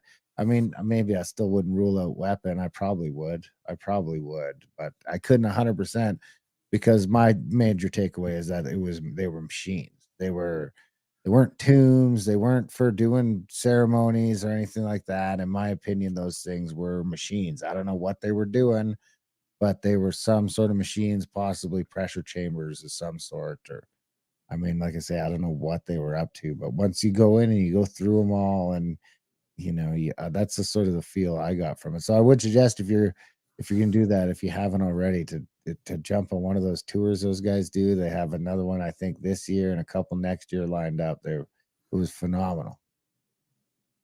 Yeah, sounds fantastic. I'm certainly familiar with the father who had passed away, Hakeem. I forget what his last name is. Iwian or something like that. Aoyan, yeah. Awian, yeah, yeah. So I mean, you know, that's a different. It's an interesting take, and I mean, I think one of the factors that makes it possible for us to speculate on this stuff is that is the lack of written records, right? It's the lack of concrete history. It's the lack of knowing exactly or having the specific evidence, right? Because if you know there was a plaque, you know, bolted into the ceiling of the king's chamber, and it explained, oh, this is how we built it, and you know, we had this, and actually people thought we didn't have the wheel, but we did, and you know, all this other kind of stuff. Well, then we would have the answer. But what's so puzzling is that there's, you know, in those cases, is you have such little evidence. And I think this is one of the interesting things I'd like to ask you guys about is you have a big audience, you deal with a lot of different interesting characters. What do you think it is that drives people to be fascinated by these ancient mysteries, right? And or even for yourselves, what is it that you know really takes hold of you and grips you, or that you've seen other people really get fascinated about this kind of stuff? My answer is going to be pretty strange. You go first then. Well, so mine would be like, I think we have a genetic memory or past life memories of these things. Like when people get obsessed with, like my girlfriend's obsessed with the Eiffel Tower. And I think she did like a past life regression, and she ended up in, she was a person in France probably during that period. So I do like, I think that reincarnation is kind of a thing, and past lives play a part in that. Like I think that even fantasy, like even Atlantis, it could even apply to Atlantis and the fantasy world, like the giants and the hobbits and the, like even Tolkien's world, like some of that is in some ways was kind of happening back then. You know, we could even say maybe magic was more real. Giant monsters like the megalithic, the megafauna from pre Younger Dryas. You know, dragons seem to be more legit than we thought. I mean, I think all this stuff goes back to like this memory that we've had as humans in those old time frames. That's why I think people are fascinated. Besides the human psychology aspect of needing to know more, like because once you start diving into all this stuff, like you could just keep going down these, like you said, these rabbit holes or these ant hills and keep finding more information. You know, I do think there's something inherent in us to learn more as well. Darren, what about you? I think it's just human nature, you know. We're out of frontiers. Now, arguably, there's still a big, huge frontier up in northern Canada and in the eastern half of Russia and stuff. Parts, you know. I was actually looking just on a tangent at like this huge national park in the middle of the Northwest Territories. It's like 18-hour drive north of me. There's not even any roads to the thing. The only way to get into it is go down this river. And I'm just thinking, nobody's fucking been there, or like a handful of people. If you went down that river and got like a mile off of the river or 2 miles off of the river, you're into like literally probably uncharted territory. Maybe some planes have gone over it or this and that, but not really, and then you start going north of that and you're actually into frontier. And we talked to a guy from Russia, Riley, and he, it's you look at Russia and it's the same sort of thing. Once you get like, there's not a lot of shit east of Moscow. It's like there's just vast nothingness, and who knows, what's up there. Probably not much, but it's just this, I think we yearn for that Lewis and Clark thing, where I think it's just there's always been some of us that were willing to jump on boats and head out to sea to try and find, and it's just like, or over the next hill or cross over the mountains. And I think it's just in men particularly, I think it's just, and maybe not in all of them, but there's like a measurable percentage of them that are where we were made to explore. And all of a sudden there's like, we never evolved to run out of space on this bitch. We were, it was never supposed to happen. We weren't really, maybe we were supposed to happen. Not my place to say what we were supposed to do, but from an evolutionary standpoint, you're not thinking planes. You know what I mean? Like that's all. We haven't caught up with the planes to get from here to there. So theoretically, there was plenty of space for all of us to wander for our entire lives and explore new territories, or at least spend a portion of our lives doing that sort of thing. And then you get the prodigal son returns and all that. But that's all gone. So what do we have left? You have, I think, discovery moving forward, which only certain people are wired for. But you have this, like Graham Hancock says, a species with amnesia. Everyone kind of knows the shit they're telling us don't quite make sense, and even just doesn't quite sit right. It's like, well, how do we get all these races so fast? And they, like, because clearly those seem to be evolutionary. So it's like, well, what the fuck is going on here? And or maybe not evolutionary, but adapt. I shouldn't say evolutionary because I'm gonna call it racist. But I could say they're adaptations to different climates, it would seem. So, I don't know. Maybe that's just a long way to say that these mysteries of the past it's sort of this last frontier we have. It's like we don't know. Nobody really knows. We're all speculating a little bit, but we're all, it's this last drive for people to keep searching for answers. And I think people are doing that in all sorts of different directions. But I think this is one that's sort of accessible to layman's. What do you think, Jack? Fucking mushrooms like crazy. Yeah, I mean, I think you guys covered a lot of good points there. I guess I think the human beings are curious. We do have a natural tendency to explore, and one of the, just to kind of bring it back to the subject of Atlantis, that can come in kind of a good way or a bad way, right? Because I would say, from the negative side, a lot of people project or have projected ideas onto this story or incorporated this story into a lot of Hollywood crap. And I'm saying that as a filmmaker, like a lot of Hollywood crap over the last 100 years. And at the same time, I think what's so paradoxical about the last 200 years is we've uncovered and explored and understood so much. But at the same time, it's like we're out of touch with these ancient time periods, and fewer and fewer people really understand them. And why are we taught all the nonsense we're taught in school, and we're not taught how to be critical thinkers and problem solve in a better way? And I can answer that. At least in the United States, our public education system came about sort of in conjunction with the rise of factories and manufacturing and stuff. So the school systems were kind of set up in many ways to train workers for production lines and for factories, and be very orderly, almost make you a little clockworky, right? And that didn't become fully apparent to me until I got to college and I sat down my first class, And the professor's saying, okay, explain this to me. I'm like, wait a minute, you're supposed to be explaining it to me. What do you mean me explain it to you? You know, but that in essence is, you know, that's the core, I think, of the responsibility we have if we want to take these things seriously, right? Because we can always idly speculate.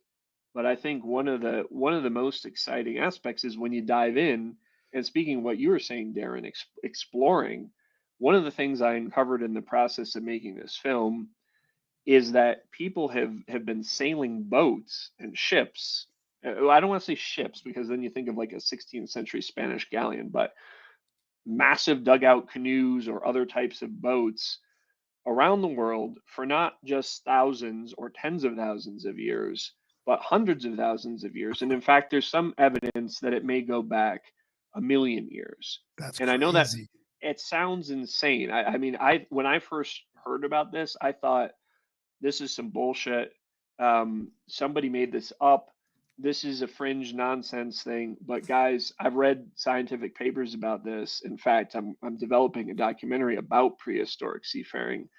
This is legit, and the evidence in the last 20 years, so much evidence has been found about this that this is almost ceasing to be a controversial thing. So, to my mind, the idea that people are out sailing across huge oceans and seas and things hundreds of thousands of years ago, including not Homo sapiens, but Neanderthals. And even in Southeast Asia, there's some evidence of Homo erectus. And we're taught that Homo erectus were just a bunch of hairy half apes who could barely use fire. So, how are these guys getting in boats and sailing around Southeast Asia, right? Yeah. Well, go ahead, Darren. Well, no, you should go because mine's going to be it's going to change the direction. Okay. Well, I mean, it's plus when you look at like the sea level and the map now and all these big continental shelves. I mean, you know, it seems like if all this was land at one point, which after you know the Younger Dryas kind of says, you know, that this only happened, you know, 12,800 years ago or whatever that was, where all this might have been, you know, easily sailable too. You know, that could have been it could have been much easier to travel the globe with 400 feet, sort of less water around these places. You Yeah, know, like, certainly in the Mediterranean and Southeast Asia. So like, you know, yeah, there are at least three quote unquote lost continents or lost lands of which I'm aware that they're totally legit. And right there you have Sundaland, which is the body of land that used to comprise what's now Southeast Asia. And you can see it right there very clearly on the map. That's a bigger area than India. I right, mean, and there's 1.5 billion people living in India. I mean, that's a huge. The other one you see there, north part of Australia, right is there, yeah, part of that. That was so that New Guinea, Australia, So- Tasmania was all one body of land, and that was called right. Sahul, I think. Oh, Wow. where was Lemuria? Or is that So one not that official yet? that's one that actually is bogus. So Lemuria was Well, this what's that theory. like? Couldn't that one or is that a cloud off the coast of Madagascar there? What's that? So yeah, yeah, there are islands and things out there, right? So if the Yeah. sea levels were lower, yeah, you'd have a little bits of land here and there. Yeah, the Seychelles. But like Lemuria came about, I believe, because they found the same species, and someone will correct me on this in the notes, I'm sure, but between Madagascar and I think some part of India or Southeast Asia, they found these lemurs, and they said, how the hell did these these lemurs get between here? I mean, lemurs aren't sailing in ships, so somebody must have brought them here, or they hypothesized with all these islands in the Indian Ocean. And again, remember, this is a sort of, you know, I think it was Charles. What was that guy's name? Churchward, something or other. Yeah, this guy had this theory about this, but it turned out to be unsubstantiated, right? At the same time, there's other places like Doggerland in Europe, which used to be, if you kind of go up there, I mean, so look at, yeah, from Denmark all the way to Ireland and the north of France. So apart from that little section that separates Sweden and Norway from Denmark, like that was always like a waterway, that little kind of nook there south of Oslo. But the whole Baltic Sea only came about like in the middle, like in the during the Holocene, like during the last like 10, 12,000 years, because that all came from melting glaciers.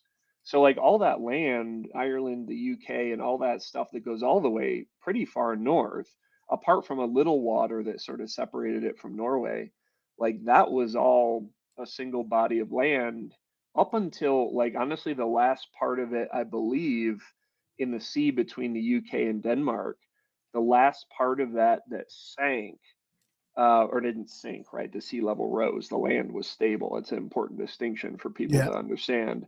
Like there was an island out there until like 5,000 years ago or 6,000 years ago. And they're dredging up all kinds of really interesting Yeah. stuff from the North Sea there today. Yeah. So there are real lost continents. I mean, there are real places and people live there, and we don't know almost anything about those people. And then here's, of course, the Azores, which is one of the prevalent theories of Atlantis. Mm-hmm. And it's right on that transatlantic ridge, and there's that other ridge on the Pacific side. So before we get into that, I wanted to ask if you're familiar with Samuel Carey's work about the expanding Earth, if you've looked into that stuff at all. I'm not familiar with it. So what they found is that at those ocean ridges, the one in the Pacific and the one in the Atlantic, that is some of the like, I don't know how they measure it, but it's like the newest crust. It's the newest crust on the planet. So they came up with this theory that, and we had Neil Adams on years ago, who's the comic book artist who had done a bunch of illustrations about it, and he kind of talked to us about it on the show. But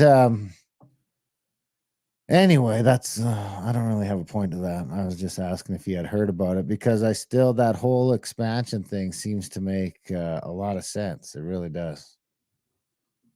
Well, certainly the Atlantic is expanding today, and that's where all that new stuff's coming up out of the ridge. I mean, I've been in Iceland when you could see visibly, magma fields and stuff like that. So, which is kind of a frightening thing. You start saying, "What the heck am I doing out here looking at this stuff? Shouldn't I be shouldn't I be back home safe in North America?" But it's still going on today. That's the other. I think you raise a good point, Darren, which is that these processes of long-term cycles of physical change in our planet and climate change are ongoing, right? I think we had this weird idea in the 20th century that everything was like static, right? Which turned out to be just utterly ridiculous and false. Like, of course it's not static. The planet's whatever, 3.5, 4 billion years old. I don't know. Life and you look at those, there's some great maps out there that show like how all the continents changed over the courses of billions of years, and they've shifted around, and they're continuing to shift, today. So, one of the other fascinating elements about doing the research for the Atlantis puzzle was realizing just how much cyclical climate changes have influenced humanity in like a really deep way. And what's weird about this is that climate and geography used to be this thing that was taught that, a couple hundred years ago, that this influenced people and societies. And then that fell out of fashion, right? Like, how dare you suggest that people in the North had to be more resourceful than people in the South because they had to plan for the winter to survive. It's like, of course they had to be more resourceful. There's not just fruit growing on trees in the middle of winter in Norway. Like, let me tell you, it's not the case. So that idea, like for example, the Green Sahara. So that's one, to bring it back to Atlantis. Like, this is one of the key pieces of George Serentidis's work is, and Serentidis figured all this stuff out from Plato's manuscripts. And for those who don't know, just to kind of, go watch the film, go watch the Atlantis puzzle. But, this idea that Atlantis referred to Western Africa, and you'd say, well, how could that be? It's just a desert. But the fact of the matter is that the Green Sahara is this cyclical climate change that's been going on every 20,000 years. There's these cycles, right, of wet and dry. So right now we're almost at peak dryness. But if you kind of go back to the early to mid Holocene, right? If you go back to 10,000 BC, that's kind of when it started to get wet. And then, all the way down to about 3000 BC, the Sahara was a much greener place, there were massive mega lakes that were like the size of the Great Lakes of the US and Canada, right? I mean, some of them even much bigger. And like, for example, Lake Chad, which today is shrunken down to this like tiny little thing. You can kind of see it in the lower part of your screen there, that little green area, you know, in the lower right. Um, like Lake Chad used to be a lake the size of Germany. Think about that for a second. I think this is a different lake, but yeah, if you look, zoom out just a little more to the There you right, a go. little bit more, yeah, a little more to the right, I think. But anyway, we can, Yeah. yeah, I think it's over there on the edge of the screen. But so yeah, for people who, you know, you look at that today and you say, well, how, this is pretty clear cut, right? Look at this desert. Look at the size of this. I mean, this is the size of the US or Australia, right? I mean, the Sahara is a massive kind of dead zone, super dry. So, well, what happened? Well, you know, I mean, I'm almost speechless, like stuttering to try to explain this, but like everybody just always thought that this was just desert. And about 150 years ago, I think Heinrich Barth, who was this German explorer, did this whole like Saharan trip. And during that time, he started seeing this rock art and these stone tools and these carvings of animals and stuff in the Sahara. And he realized, wow, the climate here must have been totally different. There's like carvings of, you know, giraffes and crocodiles and fish and stuff. Where are the giraffes and crocodiles and fish today? The climate had to have been different, but at that time they didn't have the scientific awareness to understand that this was the case. So you look at this 20,000 year cycle, which has been more or less pretty regular.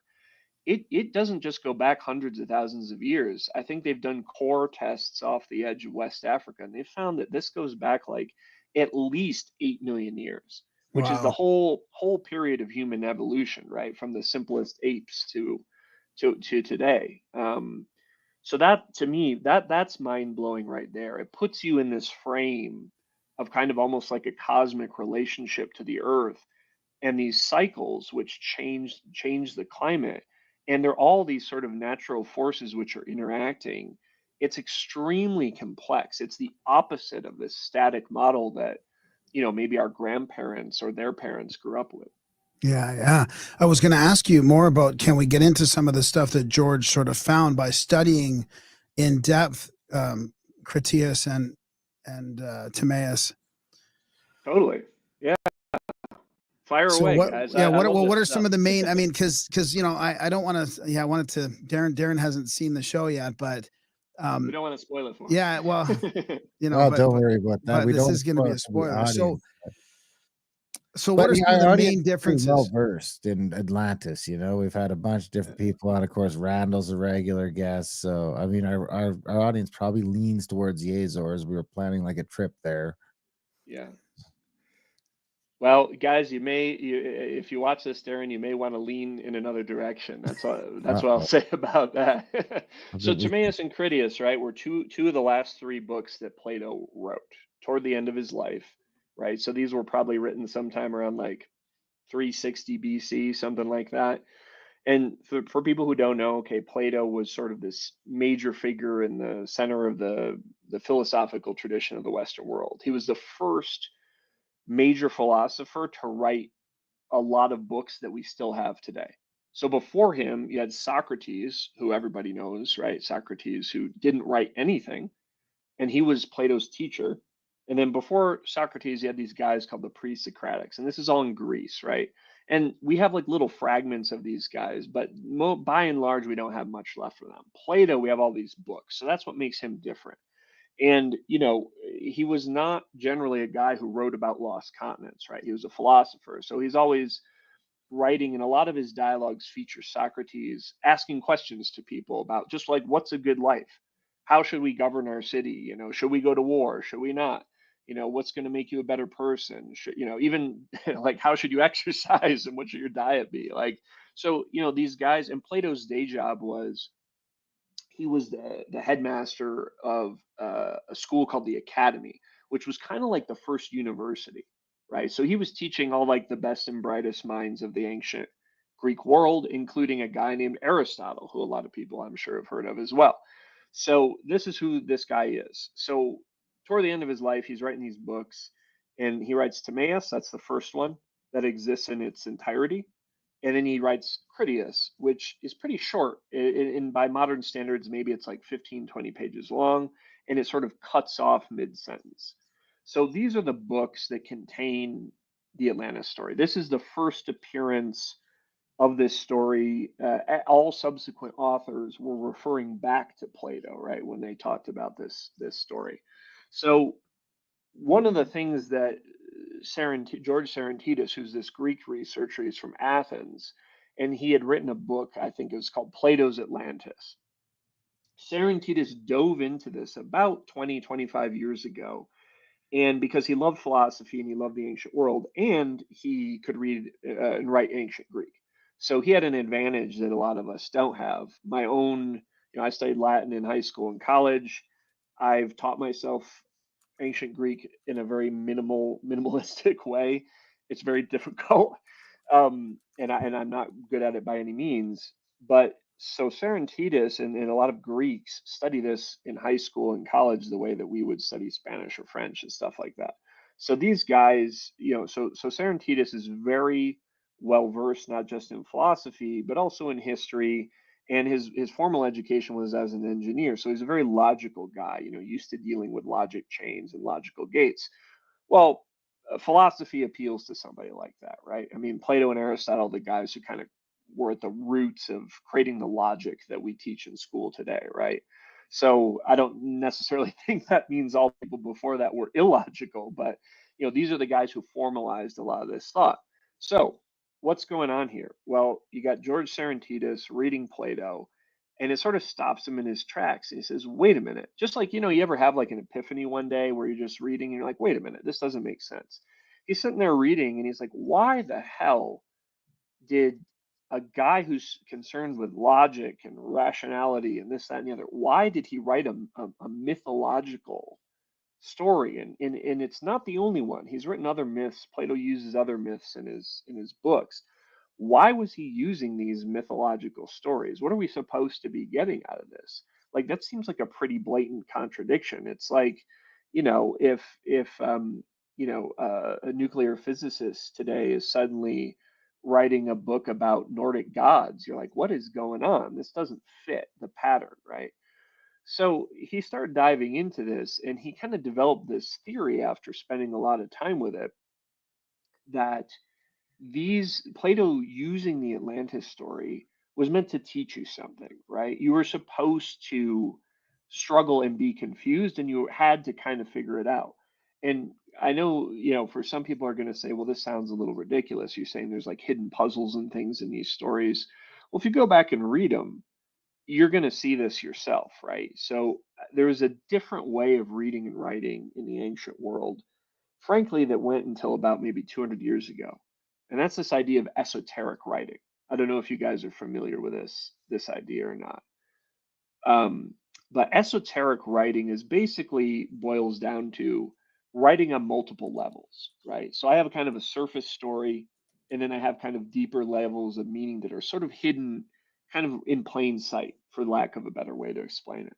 So Serentitus starts reading all this, and he says, well, one of the most puzzling aspects about this is, well, there's twofold. One, the first big whammy, the thing that just blew up in his face, was he's reading this, and he's reading the Greek, and he's reading kind of modern translations, and they say, you got to go to get to Greece, or sorry, to get to Atlantis from Greece, you got to cross the Atlantic Ocean, and it's out there somewhere.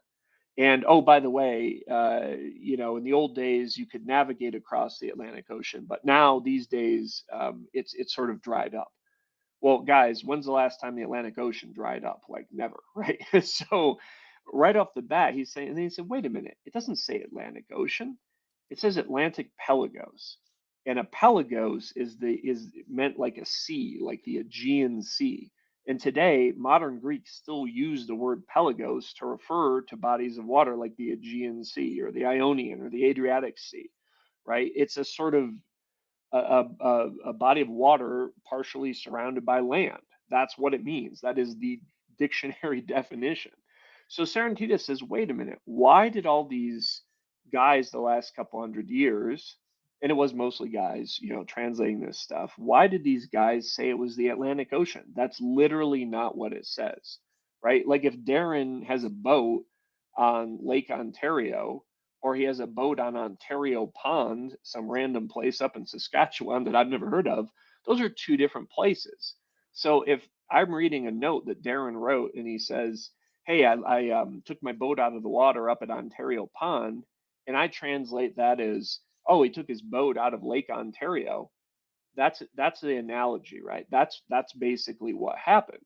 And this is almost impossible for us to understand, because you say, how could these guys have made this mistake? But the fact of the matter is, this is what it says in every single translation. Why did people do this? Well, think about when they were writing. Again, 1800s. These guys were making these translations. Nobody knew about the Green Sahara. They didn't have the climate knowledge to think that there could have been other seas and lakes in North Africa or in other places. They just said, hey, Wigglesworth the 17th. Have you heard of the Atlantic Pelagos? Like, I say, old man, I haven't. You must have meant to the Atlantic Ocean. And then they just wrote Atlantic Ocean. They moved on. So Serentitus, he's like, wait a minute, I got to go back and really read this more carefully. So that was the start of how Serentitus started picking apart these mistranslations, which had kind of taken the Atlantis story and turned it into a fable. Yeah, and he found a whole bunch of mistranslated things, right? I mean, one you already mentioned, the Pillars of Hercules was multiple places all over the Mediterranean, it seems, not just the straits at the Strait of Gibraltar. Yeah, that's sort of where it wound up, right? So I think, and maybe we don't do a great job in the film of explaining this, but we're not saying that the Pillars of Heracles aren't at the Strait of Gibraltar, like that's where they Yeah, are yeah, today, right? yeah, yeah. I think the point is just, if you go back and read ancient authors, people are describing them at different places at different times, right? They're all around the Mediterranean, and even like up in Northern Europe and over in Egypt and in the Black Sea and stuff like that. So, that doesn't make a lot of sense, right? Again, it's this idea of the fixed world versus the world that's in flux, right? The world that's changing. And so if you just have your blinders on and you're like, nope, Strait of Gibraltar, that's where it is, like, don't bullshit me, you're not going to open your eyes. And you go back, like I was looking at Tacitus, who is a Roman historian, a few weeks ago, and he's talking about somebody who's reporting Pillars of Heracles up in like northern Germany at the mouth of the Rhine or something like that. So it obviously had a more symbolic meaning. It wasn't that Hercules in the distant past went around just plopping down pillars and making buildings all over the known world, right? There's something more here. And the meaning that came through there was, hey, this is something that was in flux. And maybe this represented the expanding Greek seafaring tradition, right? Where these guys would expand out. And as you knew more and more of the known world, the pillars kind of were like this mythological end of the known world, right? So if they keep, as you know more and more of the world, you got to keep pushing them out. And finally, they got to the Strait of Gibraltar, and there was nowhere further to push, right? It's unclear. There are some people who suggest Greeks or Romans might have made it to North America or South America. I don't think that that's been conclusively decided, but certainly there was no further kind of gateway where you could say this is like a sort of narrow, passage where we could say this is a marking a kind of gateway. Then next thing you know, you're out in the Atlantic Ocean. Yeah. So that was another big one that now meant that, because for those who don't know, it's sort of, this story sort of says, look, to get there, you got to cross this Atlantic Pelagos, which is the sea, and where the Atlantic Pelagos joins the Mediterranean, that's where there's Pillars of Heracles. And the Egyptian says that, it's sort of, as you Greeks call them, Pillars of Heracles, right? So this idea that this actually must have, by a lot of syntax and grammar, probably been in North Africa, was a big light bulb that went off in Serentidis's head. So he started trying to figure this out, and by a process of deduction, which we go through in some detail in the film, he got to the bottom of a lot of these mysteries. So Graham, another one I think you might be thinking of is like this idea of, did a continent sink, right? Because Yeah, that's yeah, the classic story. Yeah. And that's, if you go back and read the story, it says something more like a island. See, there's a word that means island, and I'm blanking on the ancient Greek at the moment, but this could mean, there were three meanings. There's a continent, this sort of pointy island that's described, and then there's this sort of ringed capital city concentric ring island, which I think a lot of people now know people are referring to in Serentidis's theory as the Richat structure. Yeah. So what's so astonishing is that Serentidis had never heard of the Richat when he started his research. And then he kind of created this map of how this continent body of land should look. And then he became convinced it was Western Africa. And then lo and behold, he goes out and looks, and boom, he finds, and by the way, the capital city is said to be, right at the center of the continent. And if you kind of look at Northwestern Africa and just imagine there's like a semicircle there, and imagine those low-lying areas of land have seas, lakes, rivers, marshlands, wetlands, as they did in the Green Sahara. You could imagine this kind of C-shaped continent, and boom, right in the middle of it, lo and behold, there's this ringed capital structure, which is unique on the planet. It really is. I mean, when I zoom in here just slowly, like, I mean, look at how obvious it becomes, right? I mean, I found it just by accident before our show. I was like, I'm just going to look around on Google Maps a bit. And sure enough, like, this just popped out. Like, look at that. Hey, Darren, this is from Google Maps here. I mean, how can you, I mean, that's just, it's really hard to, I don't know, man. It just doesn't seem natural. Yeah. And there's ruins all around it too, right? There's ruins all around it too. Like, it's just, well, that's one of the mysteries, right? Is they have found, or it seems like it. They have identified hundreds of ruined old stone buildings and things there, but nobody's, I think, been out there and actually dated those and tried to figure out. It seems like it's quite out of the way, right? I mean, it's. But if you think back to the Green Sahara, I mean, they found freshwater and like kind of like brackish water fossils in the Richat. This place was full of water. That's not a controversial assertion, right? So you have to imagine this place is green. And the other weird thing about that map is the Adrar Plateau, right? It kind of looks like a rhombus shaped I was just going to show you that thing. And it's this sort of, if you zoom out a little bit, I mean, it's a weird feature. And in the Platonic dialogue, if you zoom out even further, like he sort of says that the tip of the point of this points toward the Pillars of Heracles. So if you kind of zoom out a little further and go over to Tunisia, I mean, it's pretty damn close. I mean, it's off 5 degrees or something. But, the idea of Serentidis is the pillars are at this area, the Gulf of Gabez. And you can't quite see it here, but you see this big depression and all this stuff. Those are lakes called shots, and we talk about this in the film. In the Green Sahara, all this stuff was linked. You can see the water, where there was water here, right? And this is, again, not a controversial statement that if you go back to the Green Sahara, all this stuff was full of water. And if you zoom out even more, the size of this lake was, again, it was like the size of one of the modern Great Lakes. I mean, it was huge. That whole depression there, that whole kind of sandy depression was probably filled up, if not with the lake, then with kind of wetlands and river systems that flowed and brought water into it.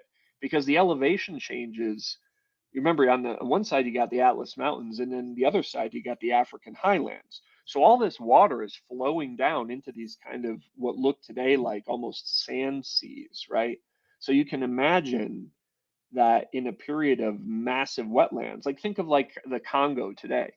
I Yeah. mean, that's not quite what it would have, that's not to that extent of the humidity, but a tremendous amount of water and in tremendous monsoon seasons that, brought these flows of water. So, and the other weird thing is the Niger River, until the Holocene, flowed northward. There was a branch of the river that flowed northward, kind of, yeah, they're in Mali. And yeah, like right around that region there. I know if you kind of, yeah, that's Lake Fagwa being, I Man, think, up to the north of that, there was a branch, you can almost see it, that kind of trickled north until, maybe, I don't know, 12,000 years ago, 15,000 years ago. It's not, I don't know that that's been conclusively Yeah. determined Yeah. either. And you say, the well, whole God thing damn it. looks great. Yeah. The whole thing looks great, east to west. Go back to that map, Graham. Yeah. And Did you you'd say, close well, it? why aren't people out there Like, studying look, you all can this see stuff? where all Yeah. that washed right into the ocean. Well, that's Doesn't it look all like that that's that all that washed? Like, I mean, look at that. It looks like it washes right across the whole continent into the ocean. Were there ice sheets in Europe? There mm, must have been. so there were some glaciers up in the Atlas Mountains, but you got to be careful here, Darren, because what you're seeing there, that's from winds. Because remember, this is all sand today. So those are actually wind Oh, patterns wind that pattern. yeah, exactly. Because I know somebody talked about this, thinking, oh, a massive continent sweeping flood, like, blasted across here. But, what happens is the lakes, once the water evaporates, I mean, you just think about, if you're on the beach, what's the difference between dry sand and wet sand? And if you've ever been on the beach when there's a windstorm, right? I mean, it just starts shifting and blowing. And I live in the desert, and I can tell you that you don't want to be out in the middle of the desert when there's a windstorm going. So that's another, but that's a great point, and that's led other people to speculate. But there wasn't there wasn't an amount of water out there that would have produced all that kind of stuff. I think in the film we did meet with a guy named Dr. Scott Ashford, who's an earthquake and natural disaster expert at Oregon State University, and we talked through, this idea that a tsunami, like Graham, this was the classic idea, right? This is the Ignatius Donnelly idea. A tsunami sank a continent somewhere. Well, it turns out that if you look at physics, there's just not enough force in a tsunami to sink a continent. That's out of the question, right? It's like, yeah, it's like driving down the street in through a big puddle with your truck and you splash a kid. I mean, it might knock them down, but it's not washing them out to sea, right? I So guess my yeah. point was that maybe now, since then we know about isostatic depression, and when the ice sheets melted in the Younger Dryas, that the land masses kind of went up and down. Like that's where they say the Mid Atlantic went down from that. So Mm, yeah. Oh, that's that may be partially the case. But the thing is, I'm not sure that how far that's been proven. Certainly, you can see evidence of land shifting, like in Denmark. My wife is from Denmark, and I've spent a bunch of time there. And the northern end of Denmark tilts up, and the southern end tilts down. And you say, why the hell would that be? Well, it's because the glaciers were on the north side of the country, and so when they melted, it had some yeah, rise. But yeah. we're not talking about a mile of rise. We're talking about I don't know, 100 meters Yeah, or yeah, something like exactly. that. Yeah. But I was just thinking maybe they could both be. I mean, maybe if that Mid Atlantic ridge was up, and it was also the Richat structure and that whole western thing, like George says. I mean, Hmm. maybe. I mean, could it not be all of the above too in some ways? I mean, Well, I if you don't think know. about one of the other things, like we briefly touched on, was this ancient seafaring idea, and this is like the thing that I thought was going to be totally fake and wrong and bullshit when I started doing the research for this documentary, and it turned out to be one of the most convincing, the most evidence for. And if you think about, you just go back 12,000 years or 11,000 years, and you think about people in this wet environment. Well, we know that the two language groups of North Africa sort of did like this, or maybe it's like that. I don't know which way my camera's facing, but Niger Congo and Nilo Saharan spread across North Africa. And those two language groups, they can trace back to opposite sides of the continent. So you say, well, what happened? These guys just didn't feel like talking for like thousands of years, and then suddenly they decided to become pals. Well, if there's 10,000 years of desert and you're a Stone Age hunter gatherer or whatever, you're probably not going to make the trip just for yucks. But once the climate changes and these waterways appear, very rapidly people started cruising on out, and it seems very likely, based on discoveries of prehistoric canoes and things, that at least 9,000 years, probably hundreds of thousands of years.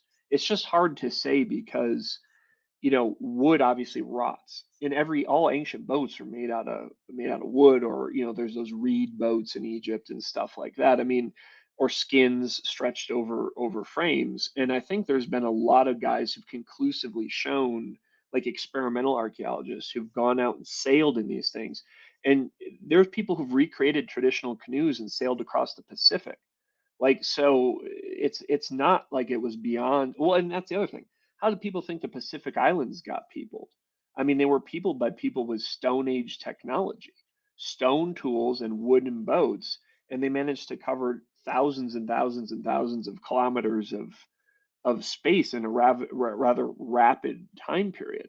So what's mind-boggling is you go back and you look at some of these canoes from prehistory, like the Dufuna canoe, which is from 6500 BC. It doesn't look that different than canoes that were being used up until like 120 years ago. Wow. Right? Yeah. And that's without even getting into like, so what's your take before we start to wrap up? What's your take on like a lost civilization? Because I mean, seafaring is one thing, but I mean, you start looking at some. I don't have. Where's my chunk of A's? Here it is. Man. Then you pull something like this out from underneath the pyramid in Egypt, and there's not a straight edge on this thing anywhere, and there's clear evidence of machining on it, and it's just like, right. There's nothing in my history class that allows for this, and I haven't even like I've seen the full ones, and you can see that they do the scans on the full ones now, and there's not even the top edge that looks flat isn't really flat, and it's a uniform thing all the way around. So that like institutes high technology. So what about, I mean, I've thought about before, what if Atlantis wasn't just a place? It was like, right now we call this place Earth, and it's, you could go to Australia and they'll say it's Earth, and you could go to Europe and they'll say it's Earth, and you can go to wherever and it's Earth. That's what we call the planet Earth. And it's like, well, maybe just back in the day, that's what they were calling Atlantis was just what we called this fucking place. The planet was Atlantis, because it just seems to me that the one thing that we can all agree on, and not us figuratively, but the alternative and the all this and that, is that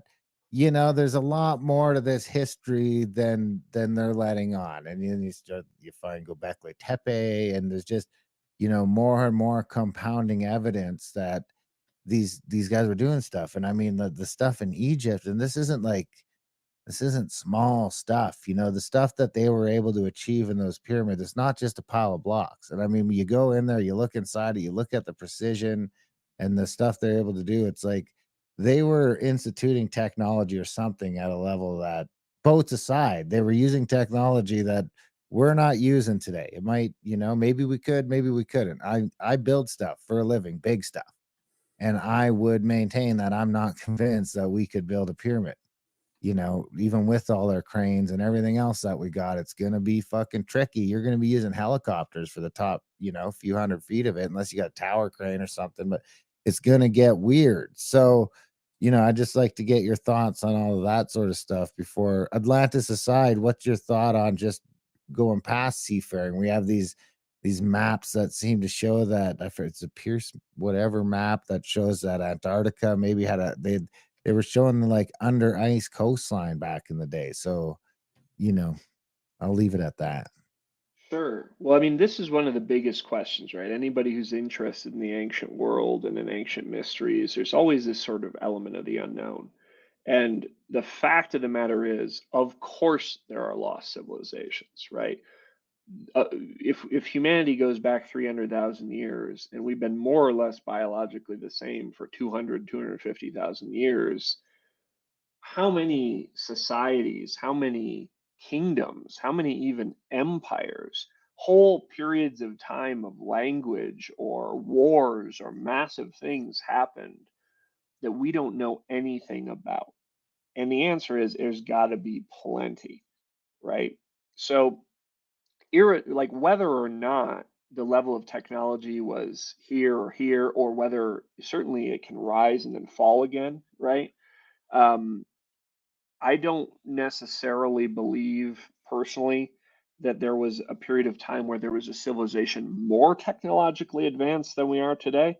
I think what's clear though is the that we've underestimated the advancement of ancient people, how smart they were, how resourceful they were, where they traveled, what they could do, right? And that's been shown over and over again, right? If you just look at the last 20 years, people keep finding new discoveries.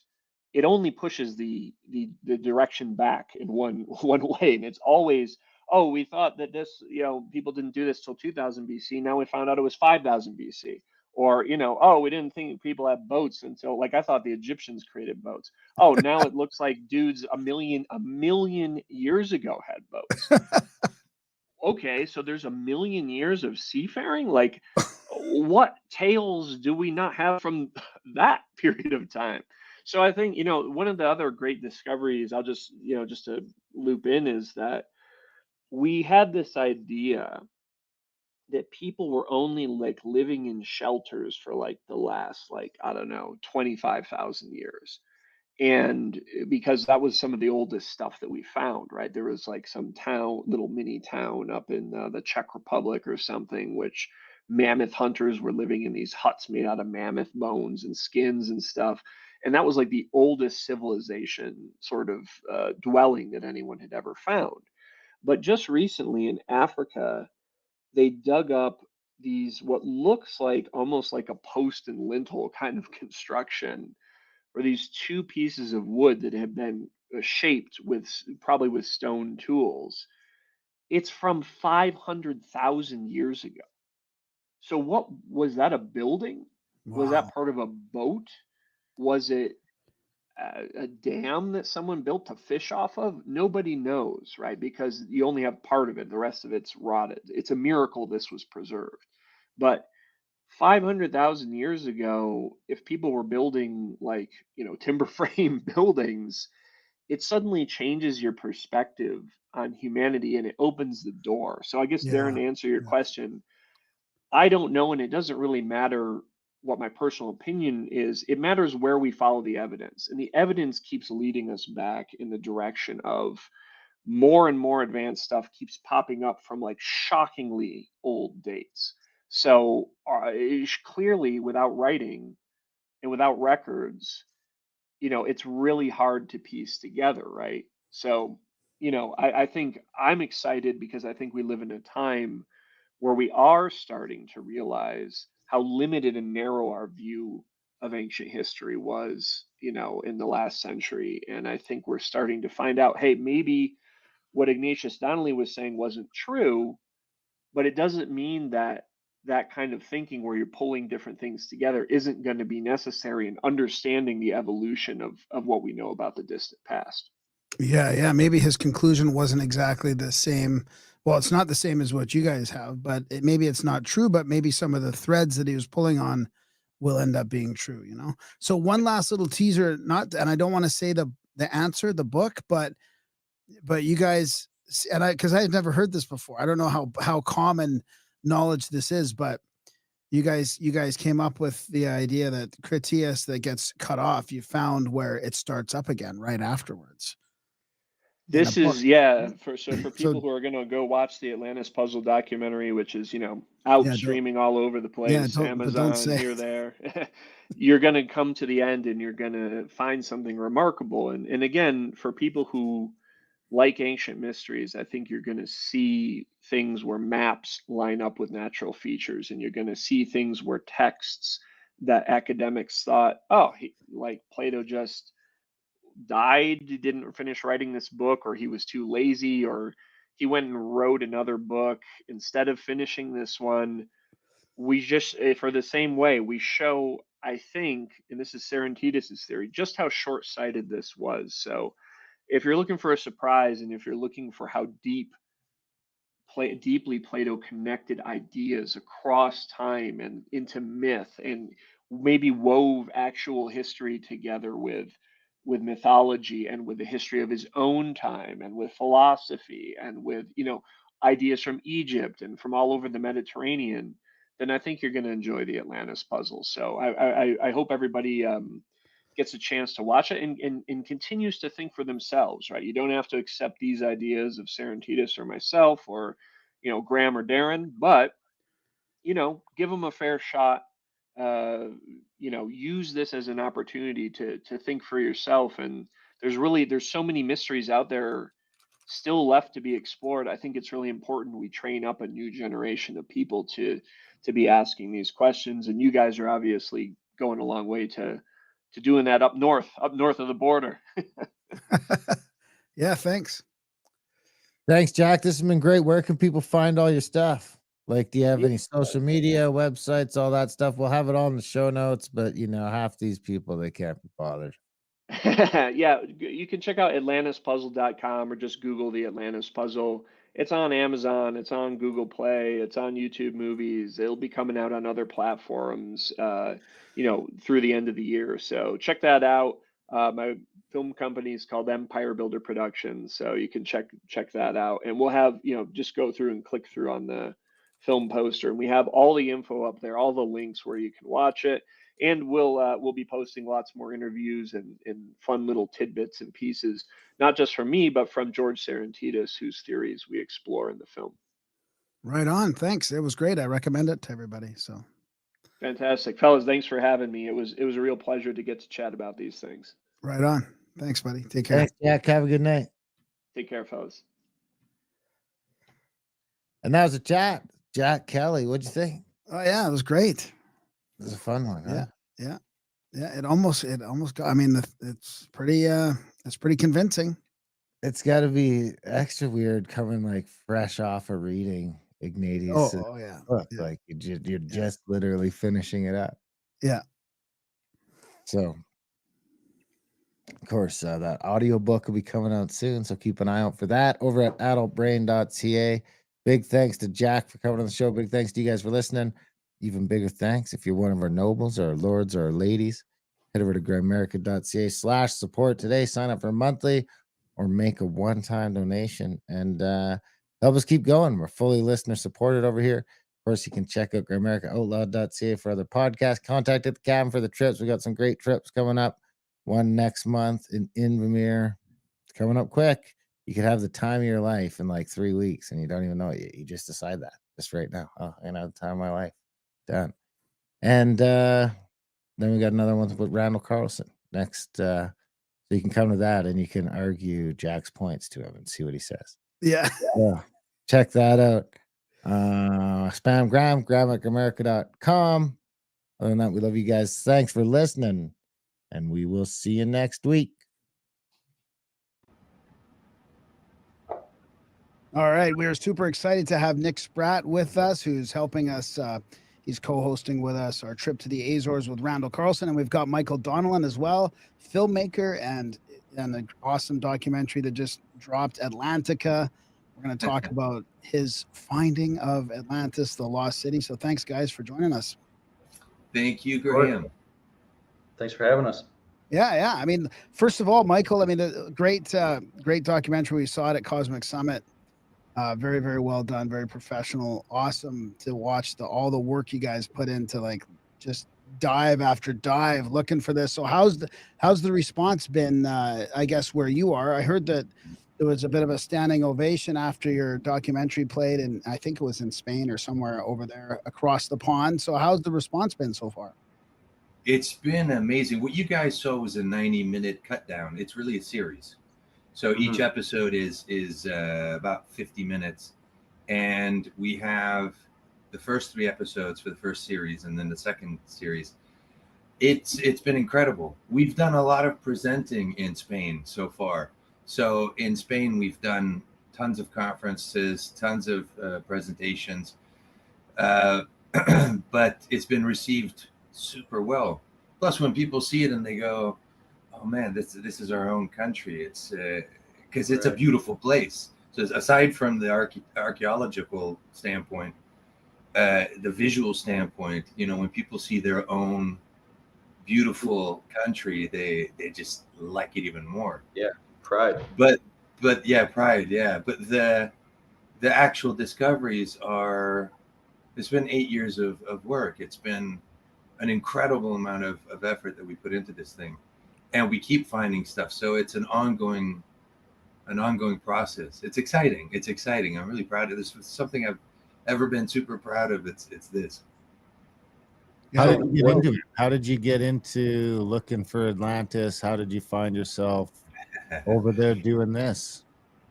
It started almost 10 years ago. I didn't wake up one morning saying, "Hey, I'm going to go look for Atlantis." It was a series of events that led to this. I'm from California, but I was born and raised in Europe and the Middle East. And my parents had always been in Europe, in Italy, and I'd moved from LA to Italy, and within 6 months I got in touch. I had always been, even though I was a filmmaker, I am a filmmaker, I had studied archaeology at the American College of Greece in Athens, totally by coincidence, never thinking I was going to be an archaeologist. I was living in Athens. I figured, well, fuck it, I'm gonna study archaeology. It's a great experience. What was that? What was that? Amazing. I mean, you're 19 years old, 20 years old, and you're going out to places in Santorini like Akrotiri and Crete, and it's stuff that you don't have. There's only a handful of places in the world that have that kind of rich, lost history, as opposed to driving down the 405 freeway in Los Angeles, where you have about as much history as a plastic cup. When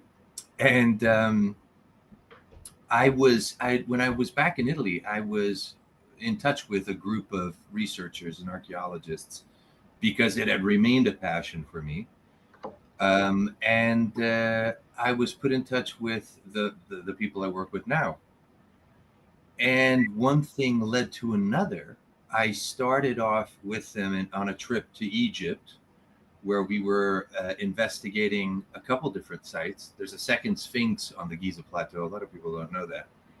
I mean, it's worn down to shit. I mean, you can't see. It's not like, but it is recognized by people like Reda Abdel Halim, who's the manager of the Giza Plateau, as a second Sphinx. And then we were investigating a site called Hawara in Fayum, the lost labyrinth of Egypt. And that was my first taste working with them. And from that, it was like every month we were going for a week somewhere different, using scanning techniques of all sorts. And the following month, we were diving in the North Sea, investigating and researching and finding, because we registered it, the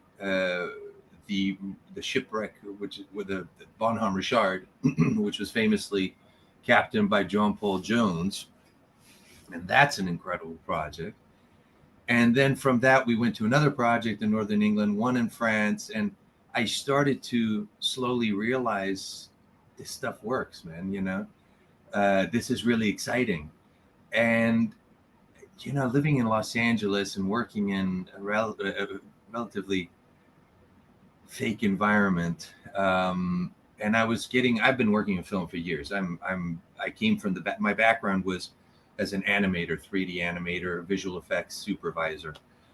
And I was getting tired of it. I was getting tired of spending so much time on the road and driving up and down the freeway every day from Orange County to LA. And I found this interest in documentaries. And if you guys noticed the quality of film seems to be going kaput, Oh, yeah. and the quality of documentaries is going up. It's great. I mean, you can find documentaries on everything. The octopus one. Have you guys seen that one? Oh yeah. Man, what a masterpiece! You know, you can make a documentary series on ice cream. You can make it on anything. So I was really finding that interesting. And when I started to do these projects with the guys, the gentleman that was one of my best friends who really got me going on this was Timothy Akers. I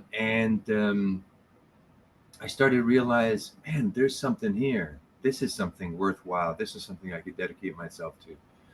And one day I'm coming out of the water, literally from pulling out burnt timbers from the Bonhomme Richard.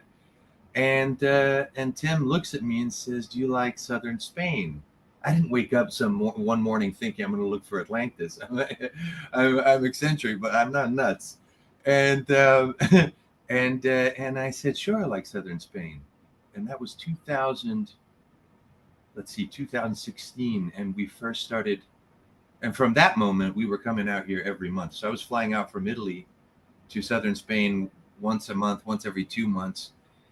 And the second we arrived, I knew that there was something fantastic here, in the sense that we were always identifying structures. You identify a structure, you go to the place, if it's underwater, you dive. If it's on land, you throw up your drones.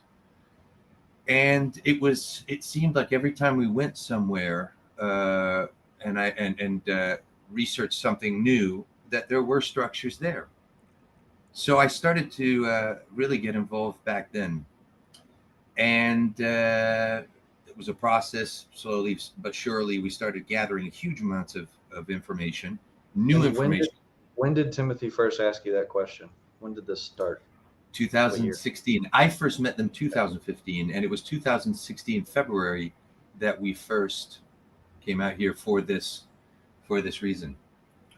And here I actually moved here 3 years later.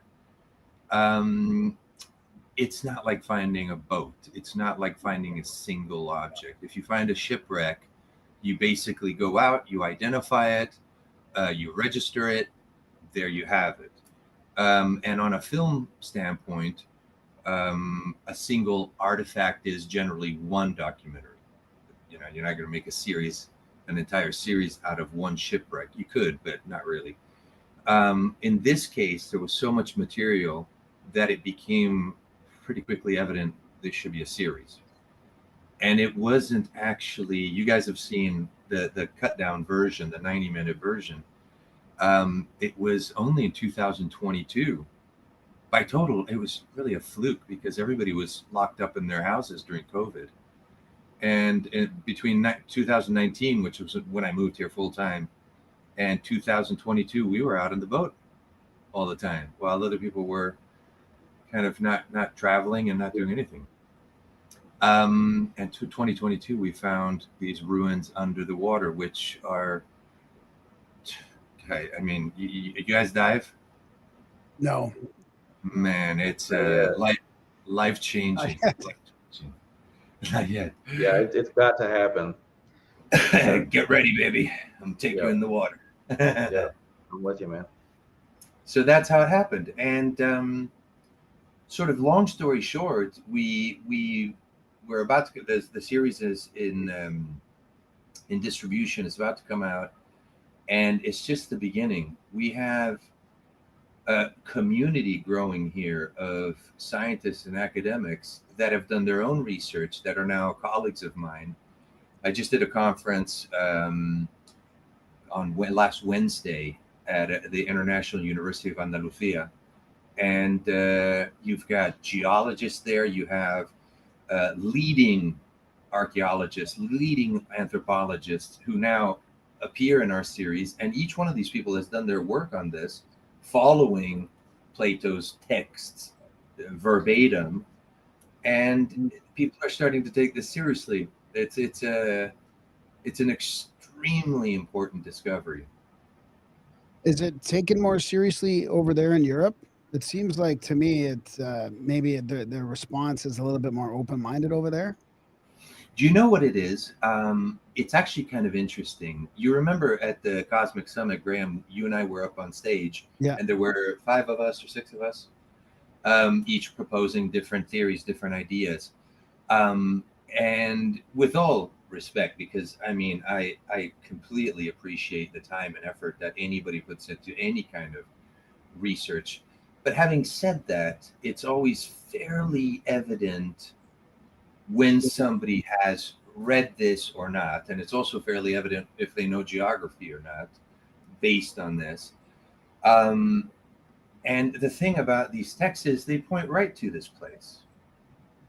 Plato says, in past the straits, in the region the Greeks know as Gades, which is modern day Cadiz, which is the province I live in.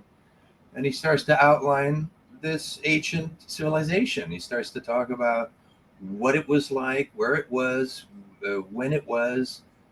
And so the difference between the panel, that the debate that that Graham, you and I were on, and the debate here is huge, in the sense that at the Cosmic Summit, there's one guy talking about his ideas that it's Atlantis is in Indonesia. Somebody else might say that Atlantis is under the ice in Antarctica. But here, everybody's on the same page. Everybody, whether they're anthropologists like my colleague Pepe Orihuela, or super well-known archaeologist Manuel Pimentel, they've written books on this, and they're all pointing at the same place. They've all contributed their own discoveries and their own findings on this, and it all coincides. It's very exciting. It's very exciting. So what I mean, so to answer your question is, over here it's much more focused on what we have here. Over in other parts of the world, it might be sort of, although I think there must be incredible things going on in Indonesia and incredible things going on in Peru. There was one guy I was talking to who had lived in Bolivia for years, and he was convinced that Atlantis was under Lake Titicaca. I'm sure, I can't wait to go to Peru, and I'm sure, or Bolivia, and I'm sure that both those places are packed with incredible things, possibly from the same epoch, absolutely. But making the giant leap to suggest that their Atlantis, or what I like to refer to in a more sort of normal way is the ancient Atlantic culture, steps totally outside of Plato's texts. So everything that you find here stays well within the boundaries of what Plato says in every single fashion. Do you think there's a chance that because Plato's writing about it, what, 9,000 years later, is it? 9,000 years later, plus 2,400, you get. Yeah. So what about the idea? Because the one thing that I've noticed getting into all this stuff is that, like you mentioned, a couple places, wherever we look, except for North America, for some reason, we seem to find all this stuff, right? There's a whole, you've been to Egypt, you've seen there's a whole civilization under there. There's another Sphinx.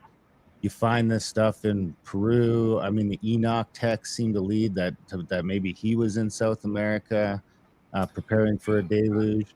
And you find this stuff down in Indonesia. So do you ever entertain the thought that that this Atlantis was an epoch and not just a capital city? Like, sure, it had capital cities and it had all sorts of great stuff, but what they're talking about was a global civilization that had cities all over the place, maybe not like we do, but had something going on that seems to have been wiped out by cataclysm.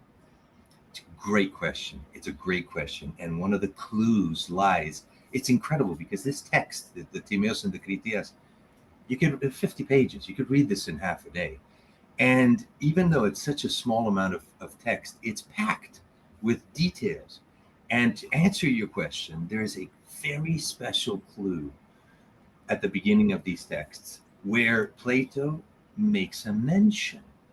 He's telling you where the capital. What we're focused on, and what you guys have seen, is only the first. We have several more episodes which delve into answering your question. He says, just past, he tells you about this grand empire that controlled the majority of the Mediterranean, all the way from Egypt right the way out into the Atlantic Ocean. And he starts to tell you that, in fact, he tells the Egyptian priests that are talking to Solon and telling him this story. Solon was Plato's old relative. He lived about 100 and, no, wait a minute. He lived, I think it might have been 230 years before Plato. And it was passed down one person to the other, to the other, to the other.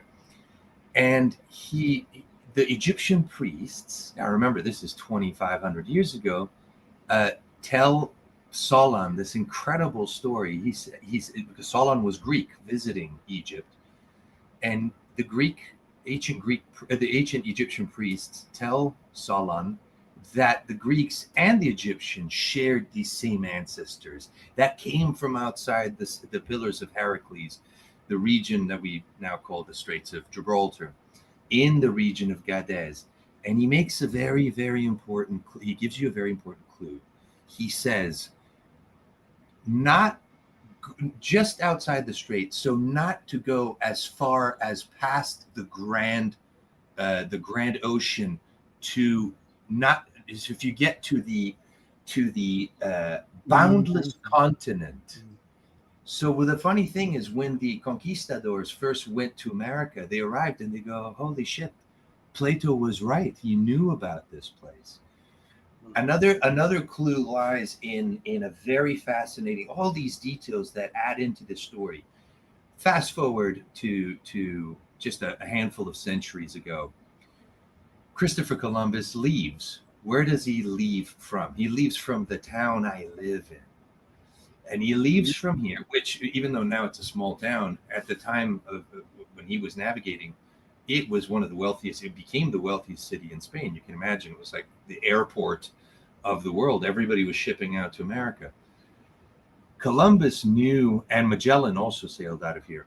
Columbus knew a very specific detail, and this is how he managed to sail to America and back. He knew that there were underwater currents in the Atlantic, one that passes past the Canary Islands, and then it returns past the Azores. And so when people talk about the Azores and the Canary Islands being part of this grand empire, they were. In fact, we talk about them in the subsequent episodes. So it makes sense. It makes total sense that in this ancient time, there was international commerce. To add to that, we all know the stories of all of these Mesoamerican ancient cities who have we have to study every angle possible. One of those angles is etymology. And when you study the root of the names of words, and you find cities called Mazatlan, and there's legends there of the natives waiting for the bearded deities or people from the other side of the ocean. It seems to me that there came a point, like all the ancient mythologies talk about, that there really was this terrible cataclysm all over the world, and it put a halt, a complete stop on us.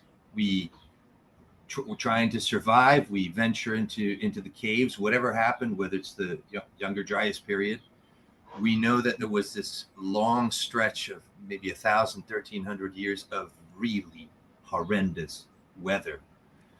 So imagine this period where you're just trying to survive. All the coastline has been totally destroyed, and you're making your way. You want to build a cave because there might be hail balls this big smashing down on your head.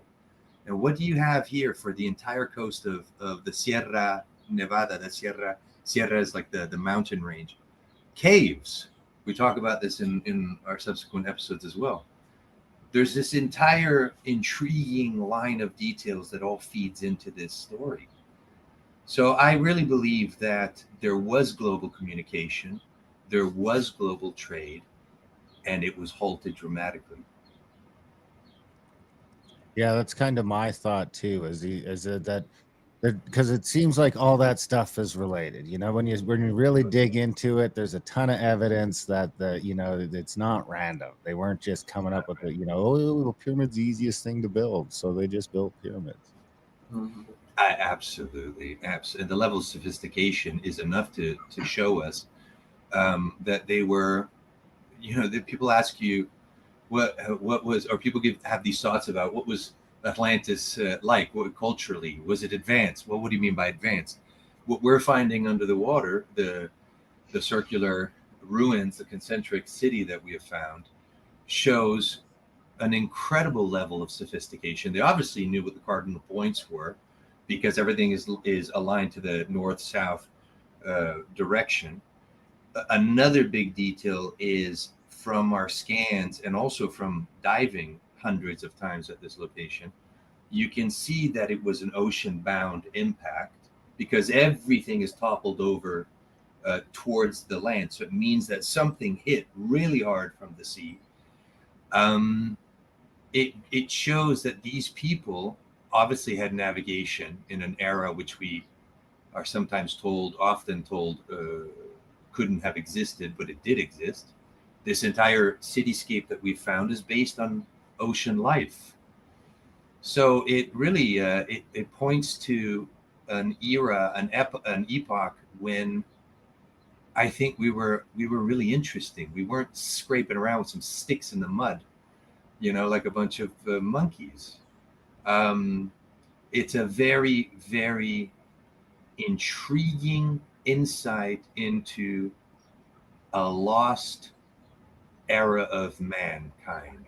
I mean, it's and that includes all these. I mean, when people find these incredible structures buried under the Amazon canopy, and new structures being found all over the world, it points to that same concept. Something affected us, something stopped our progress.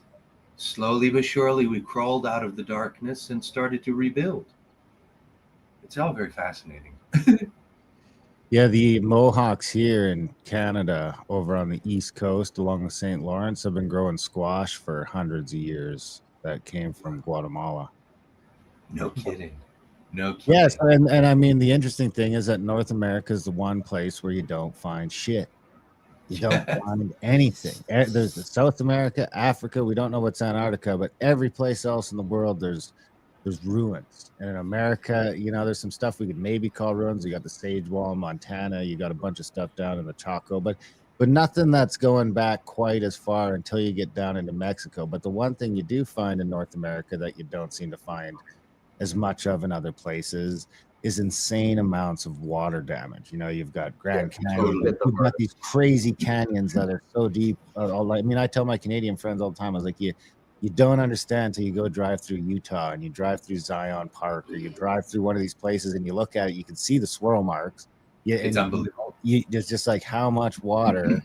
And not only that, when you go to someplace like Mesa Verde, you're sitting at like 4,000, 5,000 feet, and you can see that water has come over all of it.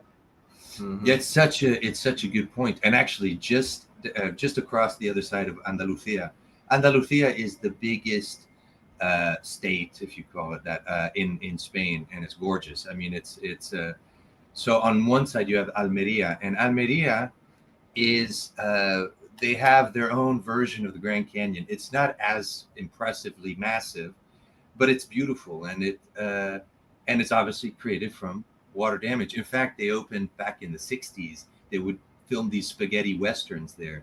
So they have entire studios that are built there that are these Western movie studios.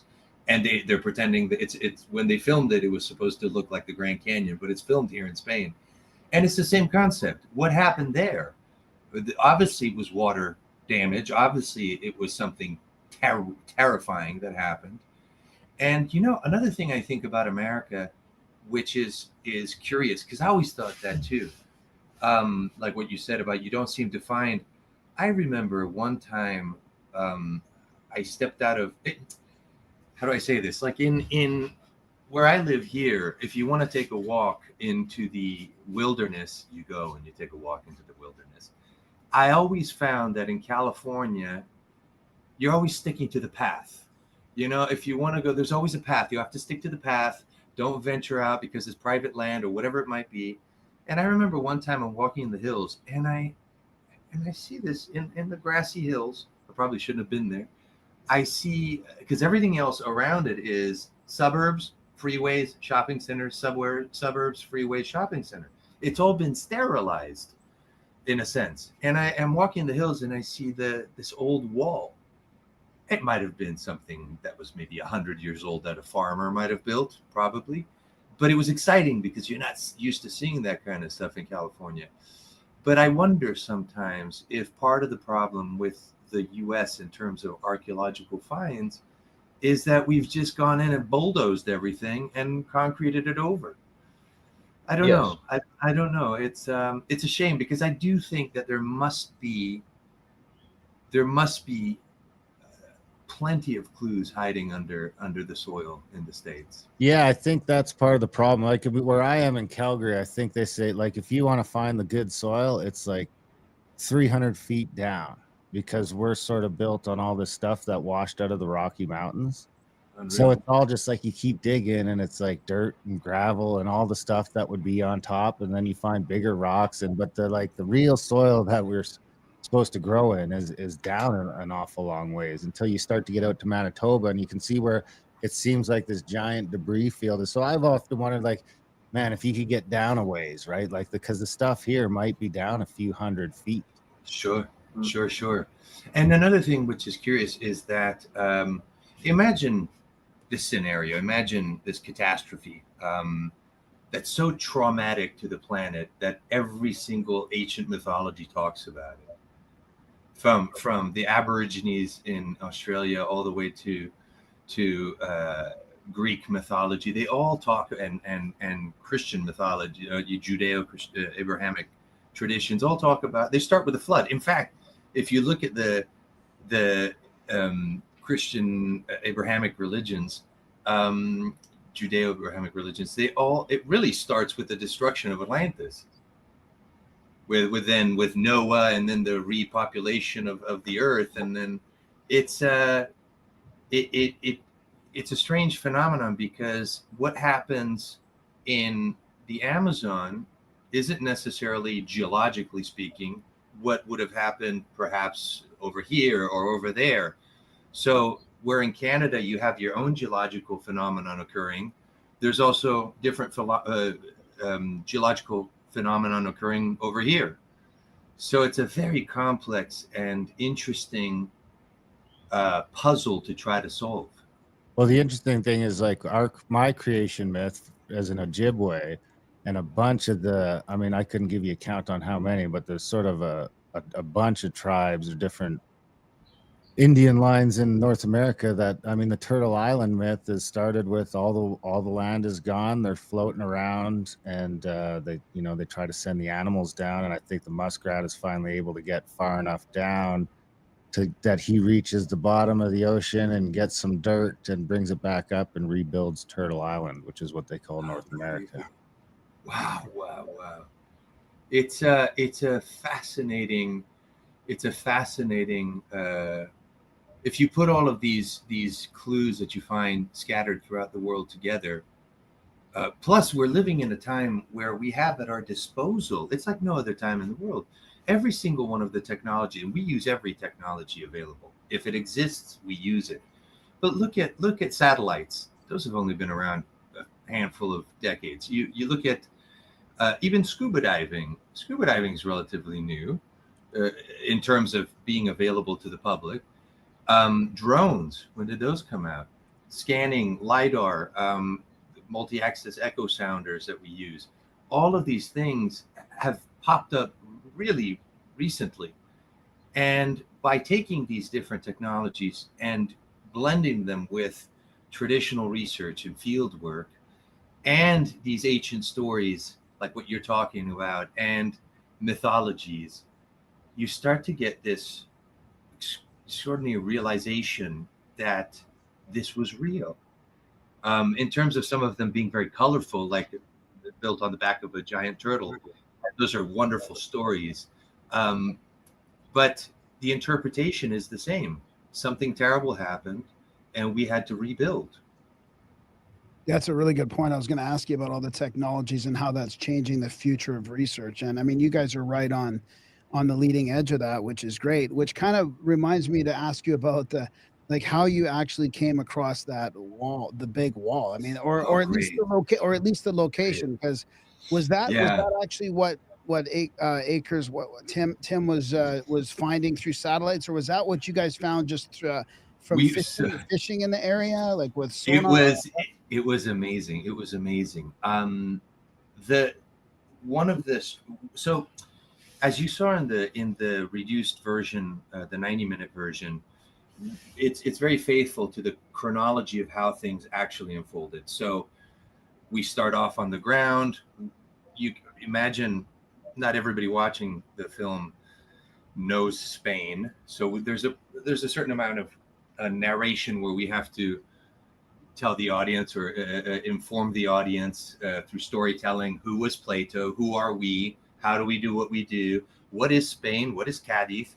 And slowly then it starts to delve into our discoveries, and we start to find these structures along the coastline, because Plato says that it was a huge island or peninsula, because it's important to recognize that the ancient Greek word nisos or gnosos not only means island, it also means peninsula, which is essentially what the Iberian Peninsula is, Iberia being Spain and Portugal. And then we go out to an island called Sal Medina. This is an incredible thing. And Sal Medina is this rock shelf that is a few kilometers off the coast. And the name Medina in Arabic means city. Sal Medina means the vanished city, which means that when the Arabs, the Muslims, invaded Andalusia before being kicked out in 1240, they recognized that on that rock was a vanished city. So we make our way out to this vanished city, and there was an old fisherman. He was just the loveliest guy. He passed away of cancer a few years ago. And he would tell me these stories that when he was a kid, because the visibility, you saw the film, the visibility here is next to zero. And he would tell me these stories, and you'd hear these stories from old divers and whatnot that would say there were things in the water, and that one day they pulled out amphora or a clay pot or some cut stones and then I had the great luck and great pleasure of meeting my dive team, I was just with them this afternoon, having some lovely Spanish wine. And when I first met them, we were also having a great afternoon drinking wine. And turns out they're divers. I'm a dive master, been diving my whole life. And they started telling me these stories that 11 years ago they had come across this series of walls, and they didn't know what they were, and they just kind of left it at that. They didn't know if it was natural or artificial. And I'll just give a quick shout out to my boys, Rafa Donato, Boris Martinez, Tete, and Luis. These are just my brothers, really. And so we ended up going out one day. And we're going out along the coastline, and you start to see on the sonar, there's another phenomenon which I have to get into, which is this coastline has a strange phenomenon. You saw the film. You saw how we talk about these fishing corrals that were built by the Romans, or they think the Romans built them, but I think they're older than the Romans, simply because the Romans never built that kind of fishing corral in the Mediterranean. They would build smaller enclosures that didn't look like those. So there are theories that it was perhaps the Phoenicians or the Tartessians before them. The Tartessians, not to be mistaken for this term that has been popping up in the last 5 years on the internet, which is Tartaria. That's got nothing to do with anything. Tartessos was that we'll get into that in a minute. Tartessos was the oldest known Iberian civilization that incidentally also got wiped out by time and water. And what we start to see is that these fishing corrals were built, and they were able to build those because in this coastline you have two tectonic plates, the African plate that pushes down on the European plate. And so there's this shelf that goes out. It's very shallow, and it goes out for 40, 50 kilometers before dropping down into the Atlantic deep waters. And so these old ancient people here knew that, and so they built these fishing enclosures. So a lot of the ruins that we've been finding in the water aren't that deep because they belong to this ancient platform. So you go out on the boat and you see on your sonar, you see this sort of a flat bottom, and then suddenly bing, bing, bing, and you see these elevations going on that are, a couple meters wide and 7.5 meters tall, and you're thinking high, and you're thinking, what the fuck is this? And that's how that part of it began. So it was really an effort on all of our parts. We started diving, and from the first moment, I knew that this was not in any way natural. We've done a comparative analysis with some of these naturally occurring tectonic striations that you find all over this coastline, which have nothing to do with what we've discovered. And so 1 dive, 20 dives, 100 dives, you start to recognize that there's a pattern going on, and there's a magnificent variety of structures. So it's not just sort of one type of structure. You've got huge walls that go, you've got sort of things that look like columns and smaller walls. You've got sort of a rectangular, almost like a doorway. You have cut stones that when you scrape away the sea life on the stone with your knife, you start to see that this is a man-made cut stone. And all of these different features came together to paint a picture of this having been something very important. And at that point, another shout out to our wonderful subaquatic scanning team, Alejandro and his brother Sergio Aleo from Prismacolor. Those are our partners. And we said, let's do a proper scan. And at that point, because otherwise, with the water being so turbid, you can't see anything. And the traditional way is, we would go down one day, we start with the same spot you went to last time, but instead of going this way, you go that way. Next time you start in the same spot, but this time you go that way. So you start to scribble on a piece of paper what you think you're seeing based on your dive equipment and your navigation equipment. But you're drawing with a pencil and a piece of paper. It doesn't give you a clear idea. So we said we have to scan this thing. So the first time we went out to scan, which takes hours because you have your boat and you have your equipment. It's very, very bulky equipment, and you have these 2 poles that go down into the water off the back of the boat, and you're doing sort of a grid pattern, slowly going up and down and up. And on your screen, you can see as you're kind of painting. It's like painting. You're painting in this sea floor. And the first day took us about 7 hours. And the first time we can't show the scans, unfortunately, until the series comes out. But you guys saw the scans. The following day, when they sent us the point cloud, and I see these concentric walls pop up. I'm getting goosebumps. My soul jumped out of my body. And I called the guys and I said, Boris, I said, do you guys see what I'm seeing? And they'd never read Plato until they met me, and they had then since read Plato, and they flipped out. There's amongst all of the text, because a lot of people don't quite know what Plato wrote because they haven't read it. What he does is he talks about Poseidon and his wife Cleito having had 5 sets of twin sons. To each was given allotted an island kingdom, and he talks about not only this massive island or peninsula, the size of Libya he's massive landmass.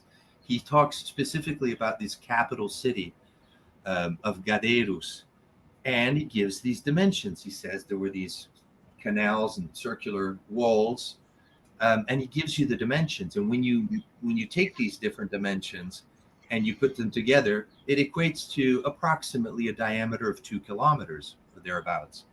This is what we have here. Those canals, it's like Venice. It was obviously made for people to maneuver their ships in there, park their boats, and so on and so forth. So that part of it was really I believed that everything that we were finding on the coastline also belonged to this incredible empire, incredible culture. But we were lacking that one extraordinary detail. And when that popped up, it was a revolution, really. Revelation. And the walls were massive, right? I mean, explain the extent of the walls. Like, this was a curious thing. So you have these 7.5 meter tall walls, but you have to remember one critical detail, which is they're about 20 meters depth, so 65, 70 feet deep. But then there's sediment on top. And the question is how much sediment? Maybe 4, 5, 7, 8 meters. So we have to consider the real depth is probably closer to 30 meters, which geologically speaking is the perfect timeline. We're talking about 10 to 15,000 years ago. So we're in the water before seeing the scans, and you have these giant walls, and you have these big blocks of rectangular stone that have been broken off. And as we're swimming along the top ridge of this wall, I'm thinking, what the fuck was this? It keeps going. And I didn't know at first, well, maybe it supported a roof. Maybe it was a large building that had some sort of, but it wasn't until we saw the scans that we realized why they kept going so far, because they keep going all the way. How deep is the water there? How far submerged? So it's about 3.5 to 5 kilometers away from the coast, and it's approximately 20 meters deep, which is about 65 feet, 70 feet. Excuse me, hiccups. So I'm sure you've gone to the extents to try to verify this information, but what have you found about geologic history of historical sea level in that region? Because one thing that I tell people whenever I talk to them about this, it's like, if this thing was 70 feet down today, then the last time it was subaerial would have had to have been during the Ice Age. But what have you looked into as far as verifying that? Great question. And this area has been very well studied geologically speaking. And the geological studies that were first conducted in great detail was back in I don't know if it was the 60s or 50s, when petroleum companies first started digging boreholes into the ground. That provided, but it was like in the Gulf of Mexico. So it provided for the first time for geologists a stratification of what had happened in the Gulf of Mexico, which doesn't mean is exactly what might have happened over here, specifically because of what I just talked about with these tectonic movements that you have in this area, with the African plate pushing down on the European plate. In the city of Cadiz, which itself is an island. So Cadiz has the capital city of Cadiz and the province of Cadiz, which is huge. And if you look along the coastline, they know what is Phoenician. They know what is Roman based on the different heights. So geological records point to the Phoenicians being approximately 3 meters below sea level. The Phoenicians first started coming here to trade with the Tartessians about 500 years before the Romans was when the Phoenicians started to decline. So there were kind of two waves of Phoenicians, but then the Romans came along 2,000 years ago, And the Roman ruins, the fishing corrals, still are in the same place. You guys saw that in the show. So imagine something like you said, Nick. In the case of something that's from the Ice Age, it would have to be tremendously deep. So the geologists that work with us, who know this area more than anybody in terms of geological records, all state the same thing. To be at that depth has to be that age. Mm-hmm. So Yeah, it's and all there's no other legends of a sunken city in that area at all. Like you find these ones off the coast of Italy or the coast of Egypt, or like, oh, we found a new sunken city, but this one is unnamed except for the big A word, right? Yes, and I always say this: if it's not Atlantis, it's even more interesting. Yeah, But the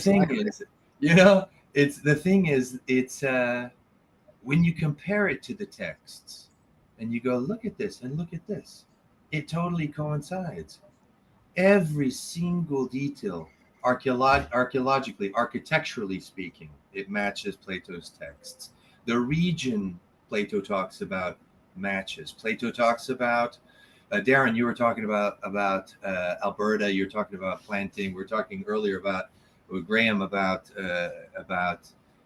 we live in ranches. There aren't that many places in the world where you can plant all year round. He talks about this place as being a utopia with incredible climate where you plant all year round. People plant all year round here. He talks about, there's so many details. He talks about the horses, bulls, and elephants that helped out in the daily rituals, the daily running of the empire. The horses that exist here, the vaca marismeña, the breed of bulls that exists here, are the oldest. Coincidentally, I can't make this shit up. They're the oldest breed of bull and horse in the world. There is a well-known, well-documented prehistoric trade in ivory here that is well documented, but it's not just one type of elephant. It's 3 types of elephant, including the Asian elephant, which is an absolute proof point that shows that the people from here in prehistory were trading cross-continent, right across from the other side of the world. He talks about the honey. He talks about had great honey. The best honey I've ever had is from the mountain ranges of the Sierra, the Spanish Sierra, Sierra Nevada, Sierra de Cádiz. What about some of the other arguments that are used, even from the alternative community? So not so much from like scientific dogmatic skeptics, but the people that think all this, there's a growing community of people that think this timeline is squished and that the cataclysm happened, like, let's just use like 1130 BC type thing. And that the Plato's wrong in the Critias and Timaeus because he mentions Athens and, let's say, iron. So iron and Athens are 2 things that weren't supposed to be around 9,000 years prior to Plato's time. It's a wonderful question. And there's another incredible proof point. The wealth of Atlantis is one of our entire episodes is based on that. One of the oldest mines in the entire world is the Rio Tinto mines, which exist here on our doorstep. And if you type in Rio Tinto mine on Google, I mean, it's when I fly my drone there, I get vertigo. It looks like the Grand Canyon because they're still active mines today. So like an open face mine, the problem is that the oldest part, it doesn't exist anymore because it's been already cut out. But they have Tartessian ruins there. They have Roman artifacts. They have ancient artifacts that show that these are mines that have been utilized for millennia. When Plato talks about these different materials, and he's talking about orichalcum, the famous orichalcum, this strange substance which shone red in the sun, sounds an awful lot like mountain copper, which is abundant in this area. you know, one of the problems with people that start to say, well, Plato was wrong. Well, who are you to say Plato was wrong? This is the Bible of the subject. Although it's not the only book that's been written on it, it is the encyclopedia of the subject of Atlantis. And I won't name people, but I've met people who have suggested that, oh, well, Plato was wrong and I'm right. How about perhaps what you're finding over there up in the mountains in wherever is also interesting and might have also come from the same time, but you're jumping the gun suggesting it was Atlantis. It's perhaps equally interesting. Fantastic. But when we're talking about the subject of Atlantis, we have to stay faithful to the texts. Well, and like we talked about before, they still could all be right. Absolutely. And I do believe that. Because like if we get wiped out, I often wonder what they'll say about us. You know, I mean, how do you describe what used to be? And then what does that look like after, 100 generations of telling people about it? And I could just see a future where our lost civilization was called Earth or something, just because that's what we've chose to call the planet. So, I mean, what else could they used to call it Earth, and they had these planes, and then blah, blah, blah, blah, blah. Yeah, 100%. Again, we talked about this earlier. It's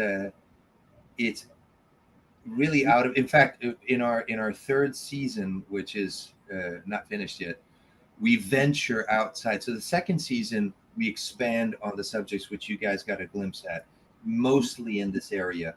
But in our third season, we cover North Africa. We cover the rest of the Mediterranean. We talk about the Azores. We expand on this. We talk about the Americas, global trade. It's it takes over. I could see why people get obsessed with this subject. Yeah, totally. Well, you got to give us a teaser then, especially since Nick's here too, about the Azores. About you can come to the Azores with us still. I mean, we're going there. Dude, I'm totally down to go with you guys. I talked to Randall Carlson about this. Let's do it. Let's go together. Yeah, we're going. Brilliant. Let's talk offline and we can figure that out because what about, so I mean, just to get off base a little bit here, India seems to be its own thing over there, but they have their sort of texts about the Vimanas and stuff like that. There's some crossover with the turtle mythology to the North Americas. Do you think, I mean, that's its whole own thing over there? I mean, it's Lemuria. Yeah. Have you spent much time over there? It's fascinating. I've been to India. I lived in Abu Dhabi and Dubai for about 10 years, which is just across the Gulf. And so I spent time there, and I also spent time in Sri Lanka, and I've been to Pakistan. And Lemuria, effectively, and the incredible mythologies of ancient India have so many of these similar contexts that it was this grand advanced empire that got wiped out by a cataclysmic event.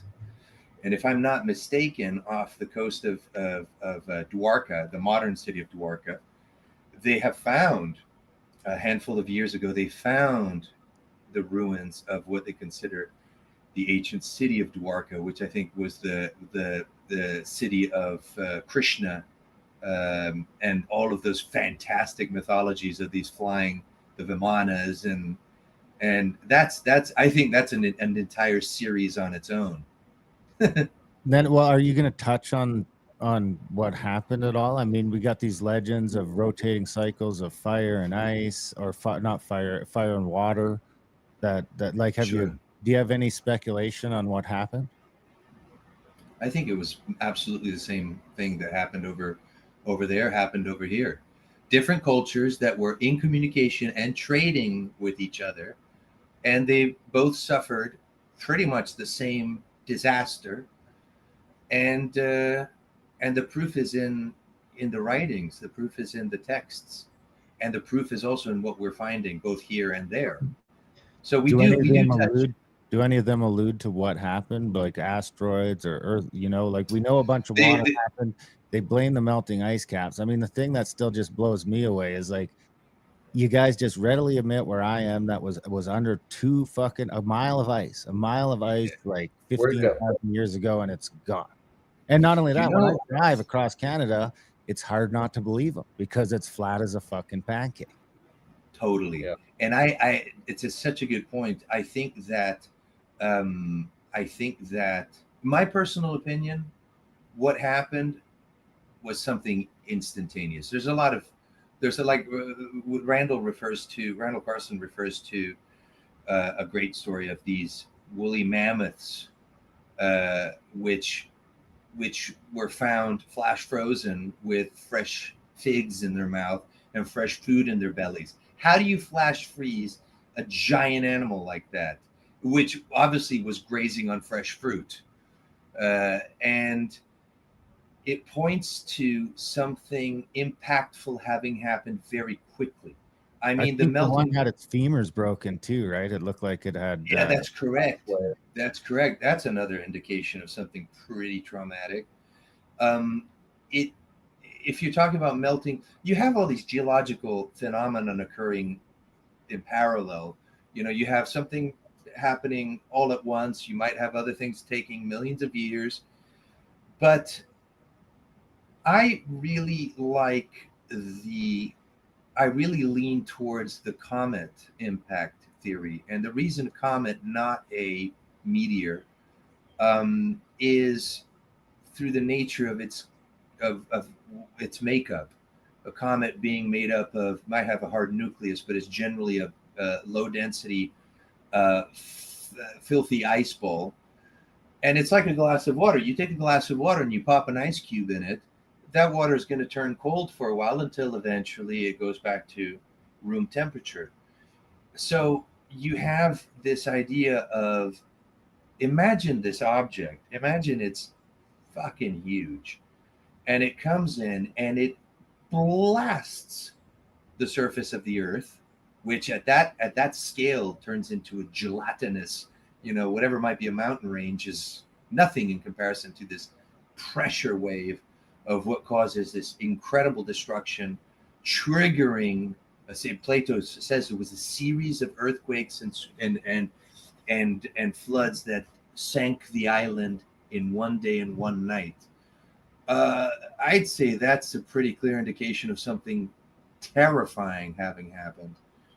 And the subsequent studies that have been done regarding the last ices, the Younger Dryas, point to something tremendous having occurred in one moment and having taken something like 1,300 years to return us to.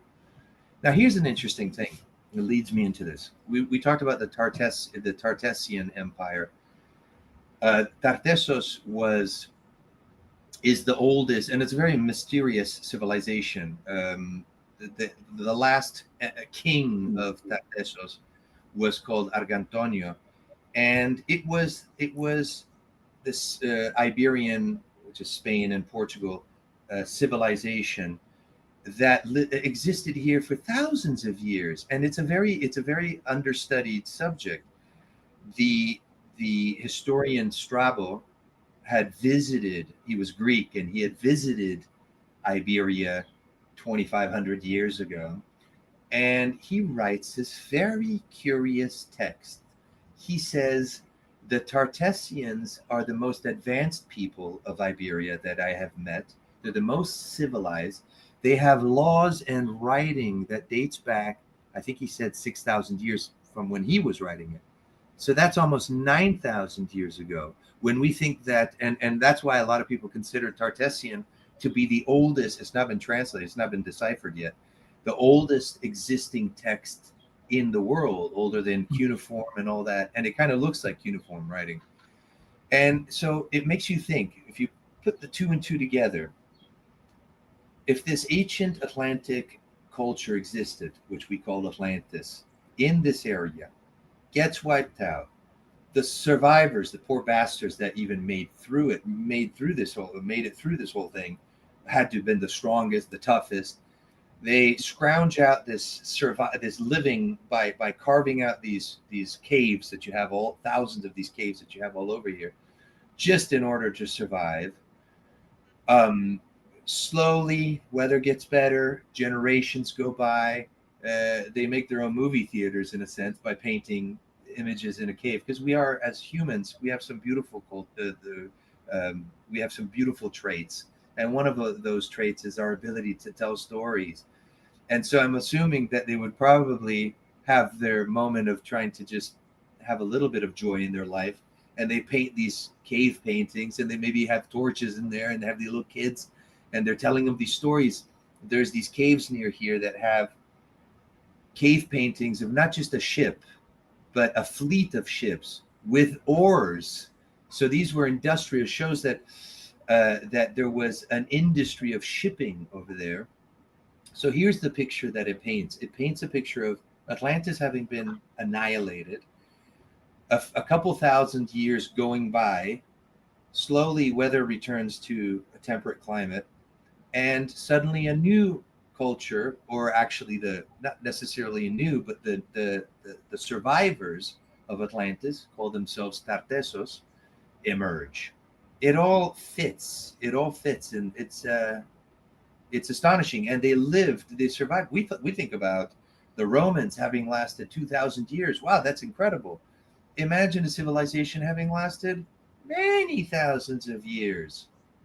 And another point which brings me to is, geologically speaking, it seems like there was a fairly good window of time before the Younger Dryas period, where things were actually looking pretty good. Imagine we're living today as the post survivors of the last 10,000 years. But imagine a civilization that had a good 70,000 years. Could that be real? Yeah, exactly.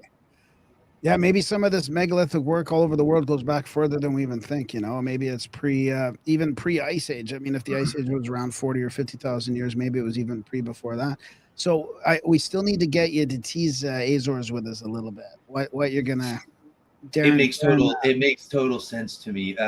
Plato outlines the fact that this empire was vast and it controlled the majority of the Mediterranean, and it brings me back to what we were talking about with Christopher Columbus. Christopher Columbus didn't just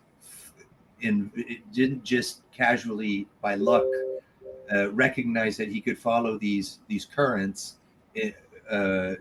on passing by the Canary Islands and returning from the Azores. In the time frame of Columbus, the leading technologies of the time were maps. Maps were the high-tech, top secret. If you had a good map, you were ahead of the game. Now, that brings me to a very interesting subject, which is the subject of the archives of the Dukes of Medina Sidonia. A lot of people don't know what that is. We talk about it in the series. I'm going to make an entire series on the Dukes of Medina Sidonia. The oldest monastic family in Europe. And they have these archives in Sanlúcar, where I live here, that are the oldest archives in Europe. And these archives are mostly shipping information of ships that came in and out, of what they were carrying from the Americas, but they go way further back. I have a sneaky suspicion that they knew in antiquity that there was another continent, but they kept it secret. And it wasn't like today where you had the internet and one person opens his mouth and everybody knows about it. Back then, it was a very controlled subject.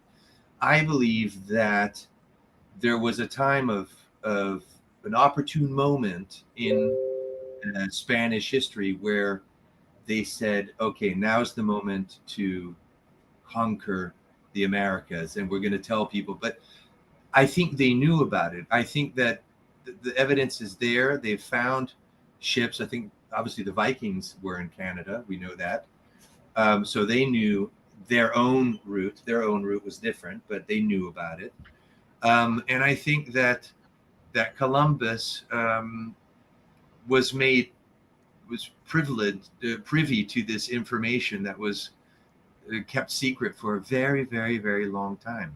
Well, that Yeah, begs well, the question: how big is the secret, and how many? Because it seems to be that there are some people that know some stuff now, and maybe more than they let on. Do you think there's like a continuation of people that know about Atlantis, know where it was, know that whole thing? There was a story of in Brazil in the 60s or 70s. I can't remember exactly, but that they had apparently found a Roman trireme, a Roman shipwreck, and the government said, shh, tap it up, So I think it's been a known thing. I'm sorry, Darren. Repeat your question, because I have a tendency of sort of Well, going off with a tangent. is there this sort of lineage or cabal for that's kind of a loaded term these days, but it Sure. does seem like some people know some shit, and that when totally believe it. technology gets to a certain point, they go out and do this or do that. I mean, the U.S. invades Iraq in 2004 and seems to run to the museums right away and take some stuff. Right. Like, what is going on? Right. Yeah. yeah. I think it's like, take for example the famous King Solomon's mines. That was always a mystery as to where were these mines. There are lots of different theories, but one of the theories was that he was coming across the Mediterranean to the very same mines we just talked about, to the Rio Tinto mines, and that's where he would get a lot of his wealth. There's another theory that it's not so much of a theory anymore, but during the early days of the conquistadors, they were chasing gold. They were chasing metals, precious metals. So I think that once the cat was out of the bag, they just went and collected as much as they could. But I do think, yeah, if you come across a gold mine, you're not going to tell everybody where it is. Yeah. Nick, do you got any questions or anything to add? Oh, well, yeah, you were just talking about Columbus, and one thing that corroborates Columbus having foreknowledge of this current is that he apparently courted with the daughter of the king at the time of Portugal, I believe, and Portugal, of course, was the haven for the Templars in the years my after. God, great point. So I think they knew about that sea current, the ocean current that said if you want to go to the great continent beyond, you need to follow a very specific route, or you're just going to get sent back. And the Templars were there previously, they said. Great point. And we delve into the subject of the Templars here. The Templars are a massive, and the Masons are a massive part of the culture here. In fact, you can walk downtown San Lucar de Barrameda, where I live, and you'll see these 8 old churches, and you look at the sort of the pediment on the top of the doors of this church, and this is one example. We've got dozens of them, and you see a pyramid with rays of light coming out of it, and you think, this is a church? It's a Masonic temple. The Templars were vastly important in assisting in all of these things. Like you said, Nick, it's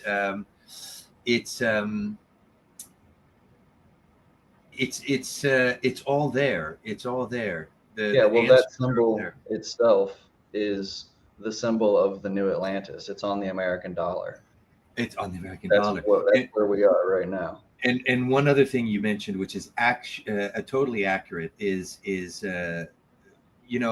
Columbus, one of the places. So you have the Azores, you have the Canary Islands, and in the middle, right in the middle of the straits, you have the island of Madeira, which belongs to Portugal. And Columbus had one of his houses there. These guys were no fools. These guys knew the game they were playing. Yeah. And another thing, just that ties the global trade together with this point of the Templars is, and as well as the other civilizations that would have existed in the past, the Lemurians, and Mu, whatever they were called. I don't know if you saw any of the photos from what was pulled out of the Java Sea that Megan was showing some folks. No, but I've tell me, sorry. Well, I've seen other shots which are amazing, but yeah. Yeah, so I'm sure you saw some of the artifacts that they brought, right? Those are amazing, right? But there's dozens. You mean the metal things? Yes, the metal things. I won't. I don't want to. I don't want to. I Look, don't want to. we're just to put a cap on that. Yeah. We're undergoing. There is an effort to verify and authenticate that whole thing that I'm working with them on. So, Right, okay. but I won't say beyond anything about those. I will one of- only say. Sorry. Keep going. I didn't want to interrupt you, Nick. Oh, it's okay. One of the things that sort of ties this together is that one of the objects that were discovered out there is this staff or trident with 3 prongs there, and in the middle of it is the Templar cross and the dimensions of the ring city, and it's like inside of the cross. And so you have a Templar cross that shows up in Indonesia, implying that there may have been some global trade that linked these things together. Go ahead. Be honest, Michael. What's your thoughts? You don't think they're? I'm going to tell you, there's right like now? I'm not an expert in in so many things, but the few things I know my shit. The reason I got into visual effects is really because it was progression of my career. I started as a sculptor. I've been working in foundries for years. I've poured bronzes, I've carved marble, alabaster, you name it. I've worked in foundry. Anybody that knows me as a sculptor. So if you go to my Facebook, there's an art gallery and you'll see my work on. I have my sincere doubts. About those artifacts. I can tell you they are not meteorite iron. They're a cast iron ore. And in my opinion, and I don't want to put anybody off, I think they were made yesterday. Right. Well, that's part of what needs to happen is some testing to sort of authenticate those things, because that's important to do. I love your cat, Graham. That's Zeus. That's Zeus. Right there. Hey, Zeus. I love it, Zeus. Nice. Brother of Poseidon. The whole thing makes me think of Buddy's book there, The Prophet, where Buddy leaves Andalusia, goes to Egypt, and ends up back in Andalusia and finding the gold. What a book. Yeah, that's one of the best books I've ever read. It's absolutely, and you know what? The Prophet. Huh. I think there's something magic about that book. I think that book hits everybody differently. Like it impacts you so personally. Wow, magic.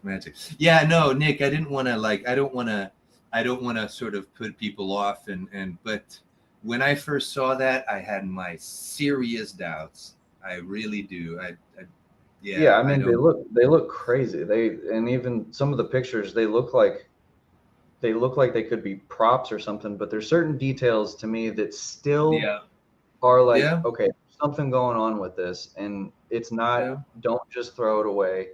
Do the work to try to authenticate it. They're cool looking. They're cool looking. Just, it looks to me a little bit like they came across somebody who's got a foundry there who makes these cool looking. They're cool looking. Yeah. But well, we're gonna find out, and we'll let you know. Yeah. All right. Good. Absolutely. But I will say one thing. I loved the summit. I loved meeting you guys. I really did. You guys are freaking awesome. I love open minds. I love meeting people from with all sorts of colorful ideas and people that contribute. And I think you're all really contributing to these subjects. Who doesn't love these subjects? Absolutely. When people that I don't have any conversations with. When does this series come out? We're going to be announcing it soon. It's been a long process, and part of the problem has been we've been producing this whole thing in Spain, but as you guys know, it's the American market hits like no other market. So, for example, we've had, since the Cosmic Summit, we've had a handful of articles come out, and you see these articles coming out in Spain and all over the world. All of the articles that we've done in Spain didn't necessarily go out to the rest of the world. So it's the same with distribution. So now we have American distributors, and it's a much faster game. And it's quite a process because it's not a simple product.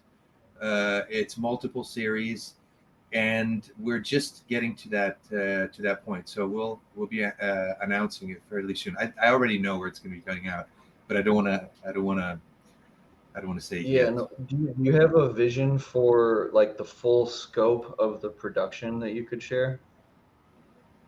Yes, a general scope.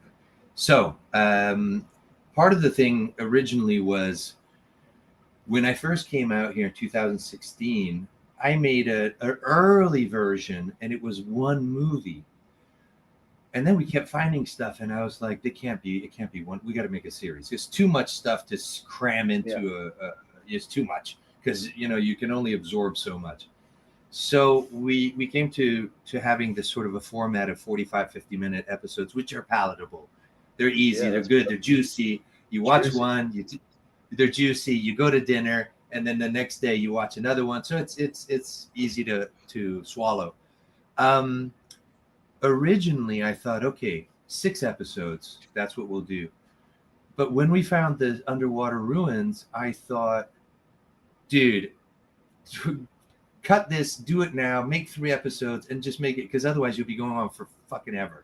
Good for So so the 3 episodes is based on that. So the 3 episodes is basically what you guys saw. There's certain details which I didn't put in that edit because it was just sort of extra material, but important material.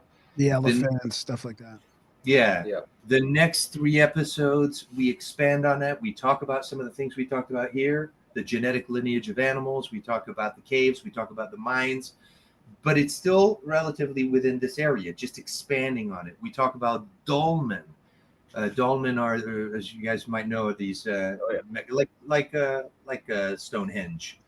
These megalithic. Here's an incredible thing: it's megalithic structures. 35,000 megalithic structures in Europe, and the majority are concentrated. The oldest are concentrated in the southwest peninsula of Iberia, right here where I live.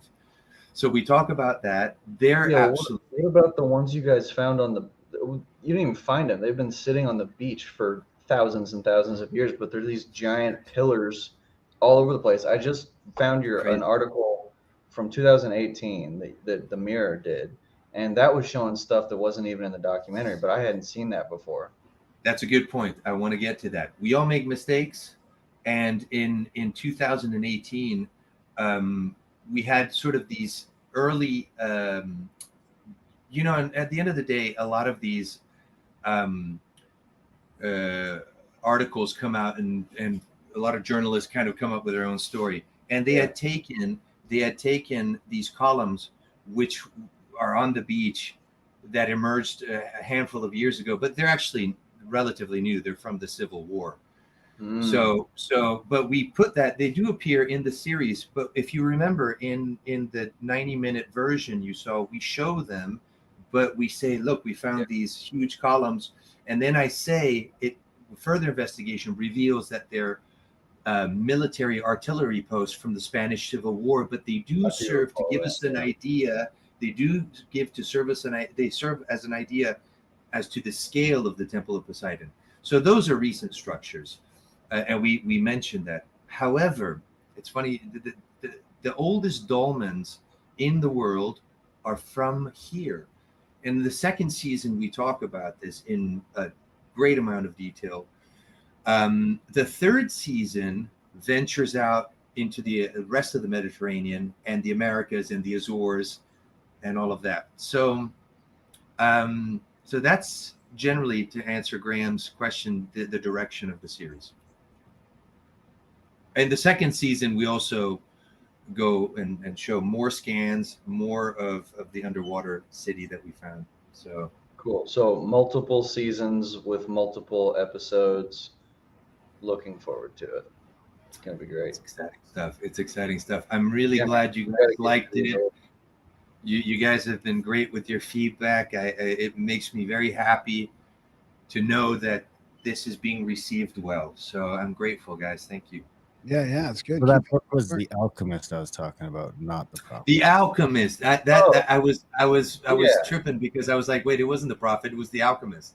Yeah, man, The Alchemist. I've read that multiple times. I was like, you're describing it. I was like, that sounds a lot like The Alchemist. The Alchemist. Yeah. What Yeah, a yeah. book. Okay. What a Right book. on. So again, where can people get the movie and when? What's the website? Where can they follow all your stuff? We'll be announcing it soon. You guys, if you want to put some of the links to our social media, we'll be announcing that. Would be great. We'll be announcing it probably within the next couple months. So right now we're doing a few final touches with the visual effects and post-production, and obviously this is aimed at being released internationally. Spanish is spoken by a quarter of the world. English is spoken by a quarter of the world. So just with those two languages, we've got half the world. But our objective is the greatest viewership possible. We really think that this deserves to be seen by everybody. Yeah. And we love skeptics as well. That's perfect. In fact, we've converted a lot of skeptics. Like I said earlier, if this is an Atlantis, it's even more interesting. We've definitely onto something, and I can't wait for the world to see it, really. Right on, buddy. Thanks. And we'll Graham, keep chatting Darren, offline about Nick. that Azores trip as well, November 4th to 16th.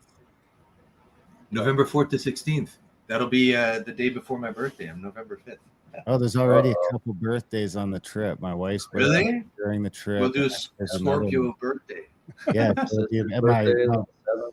my daughter's birthday will have just passed. Yeah, so we could have a Scorpio bash out there. Well, as always, it's gonna be a party too. It's always a party, so it'll be fun.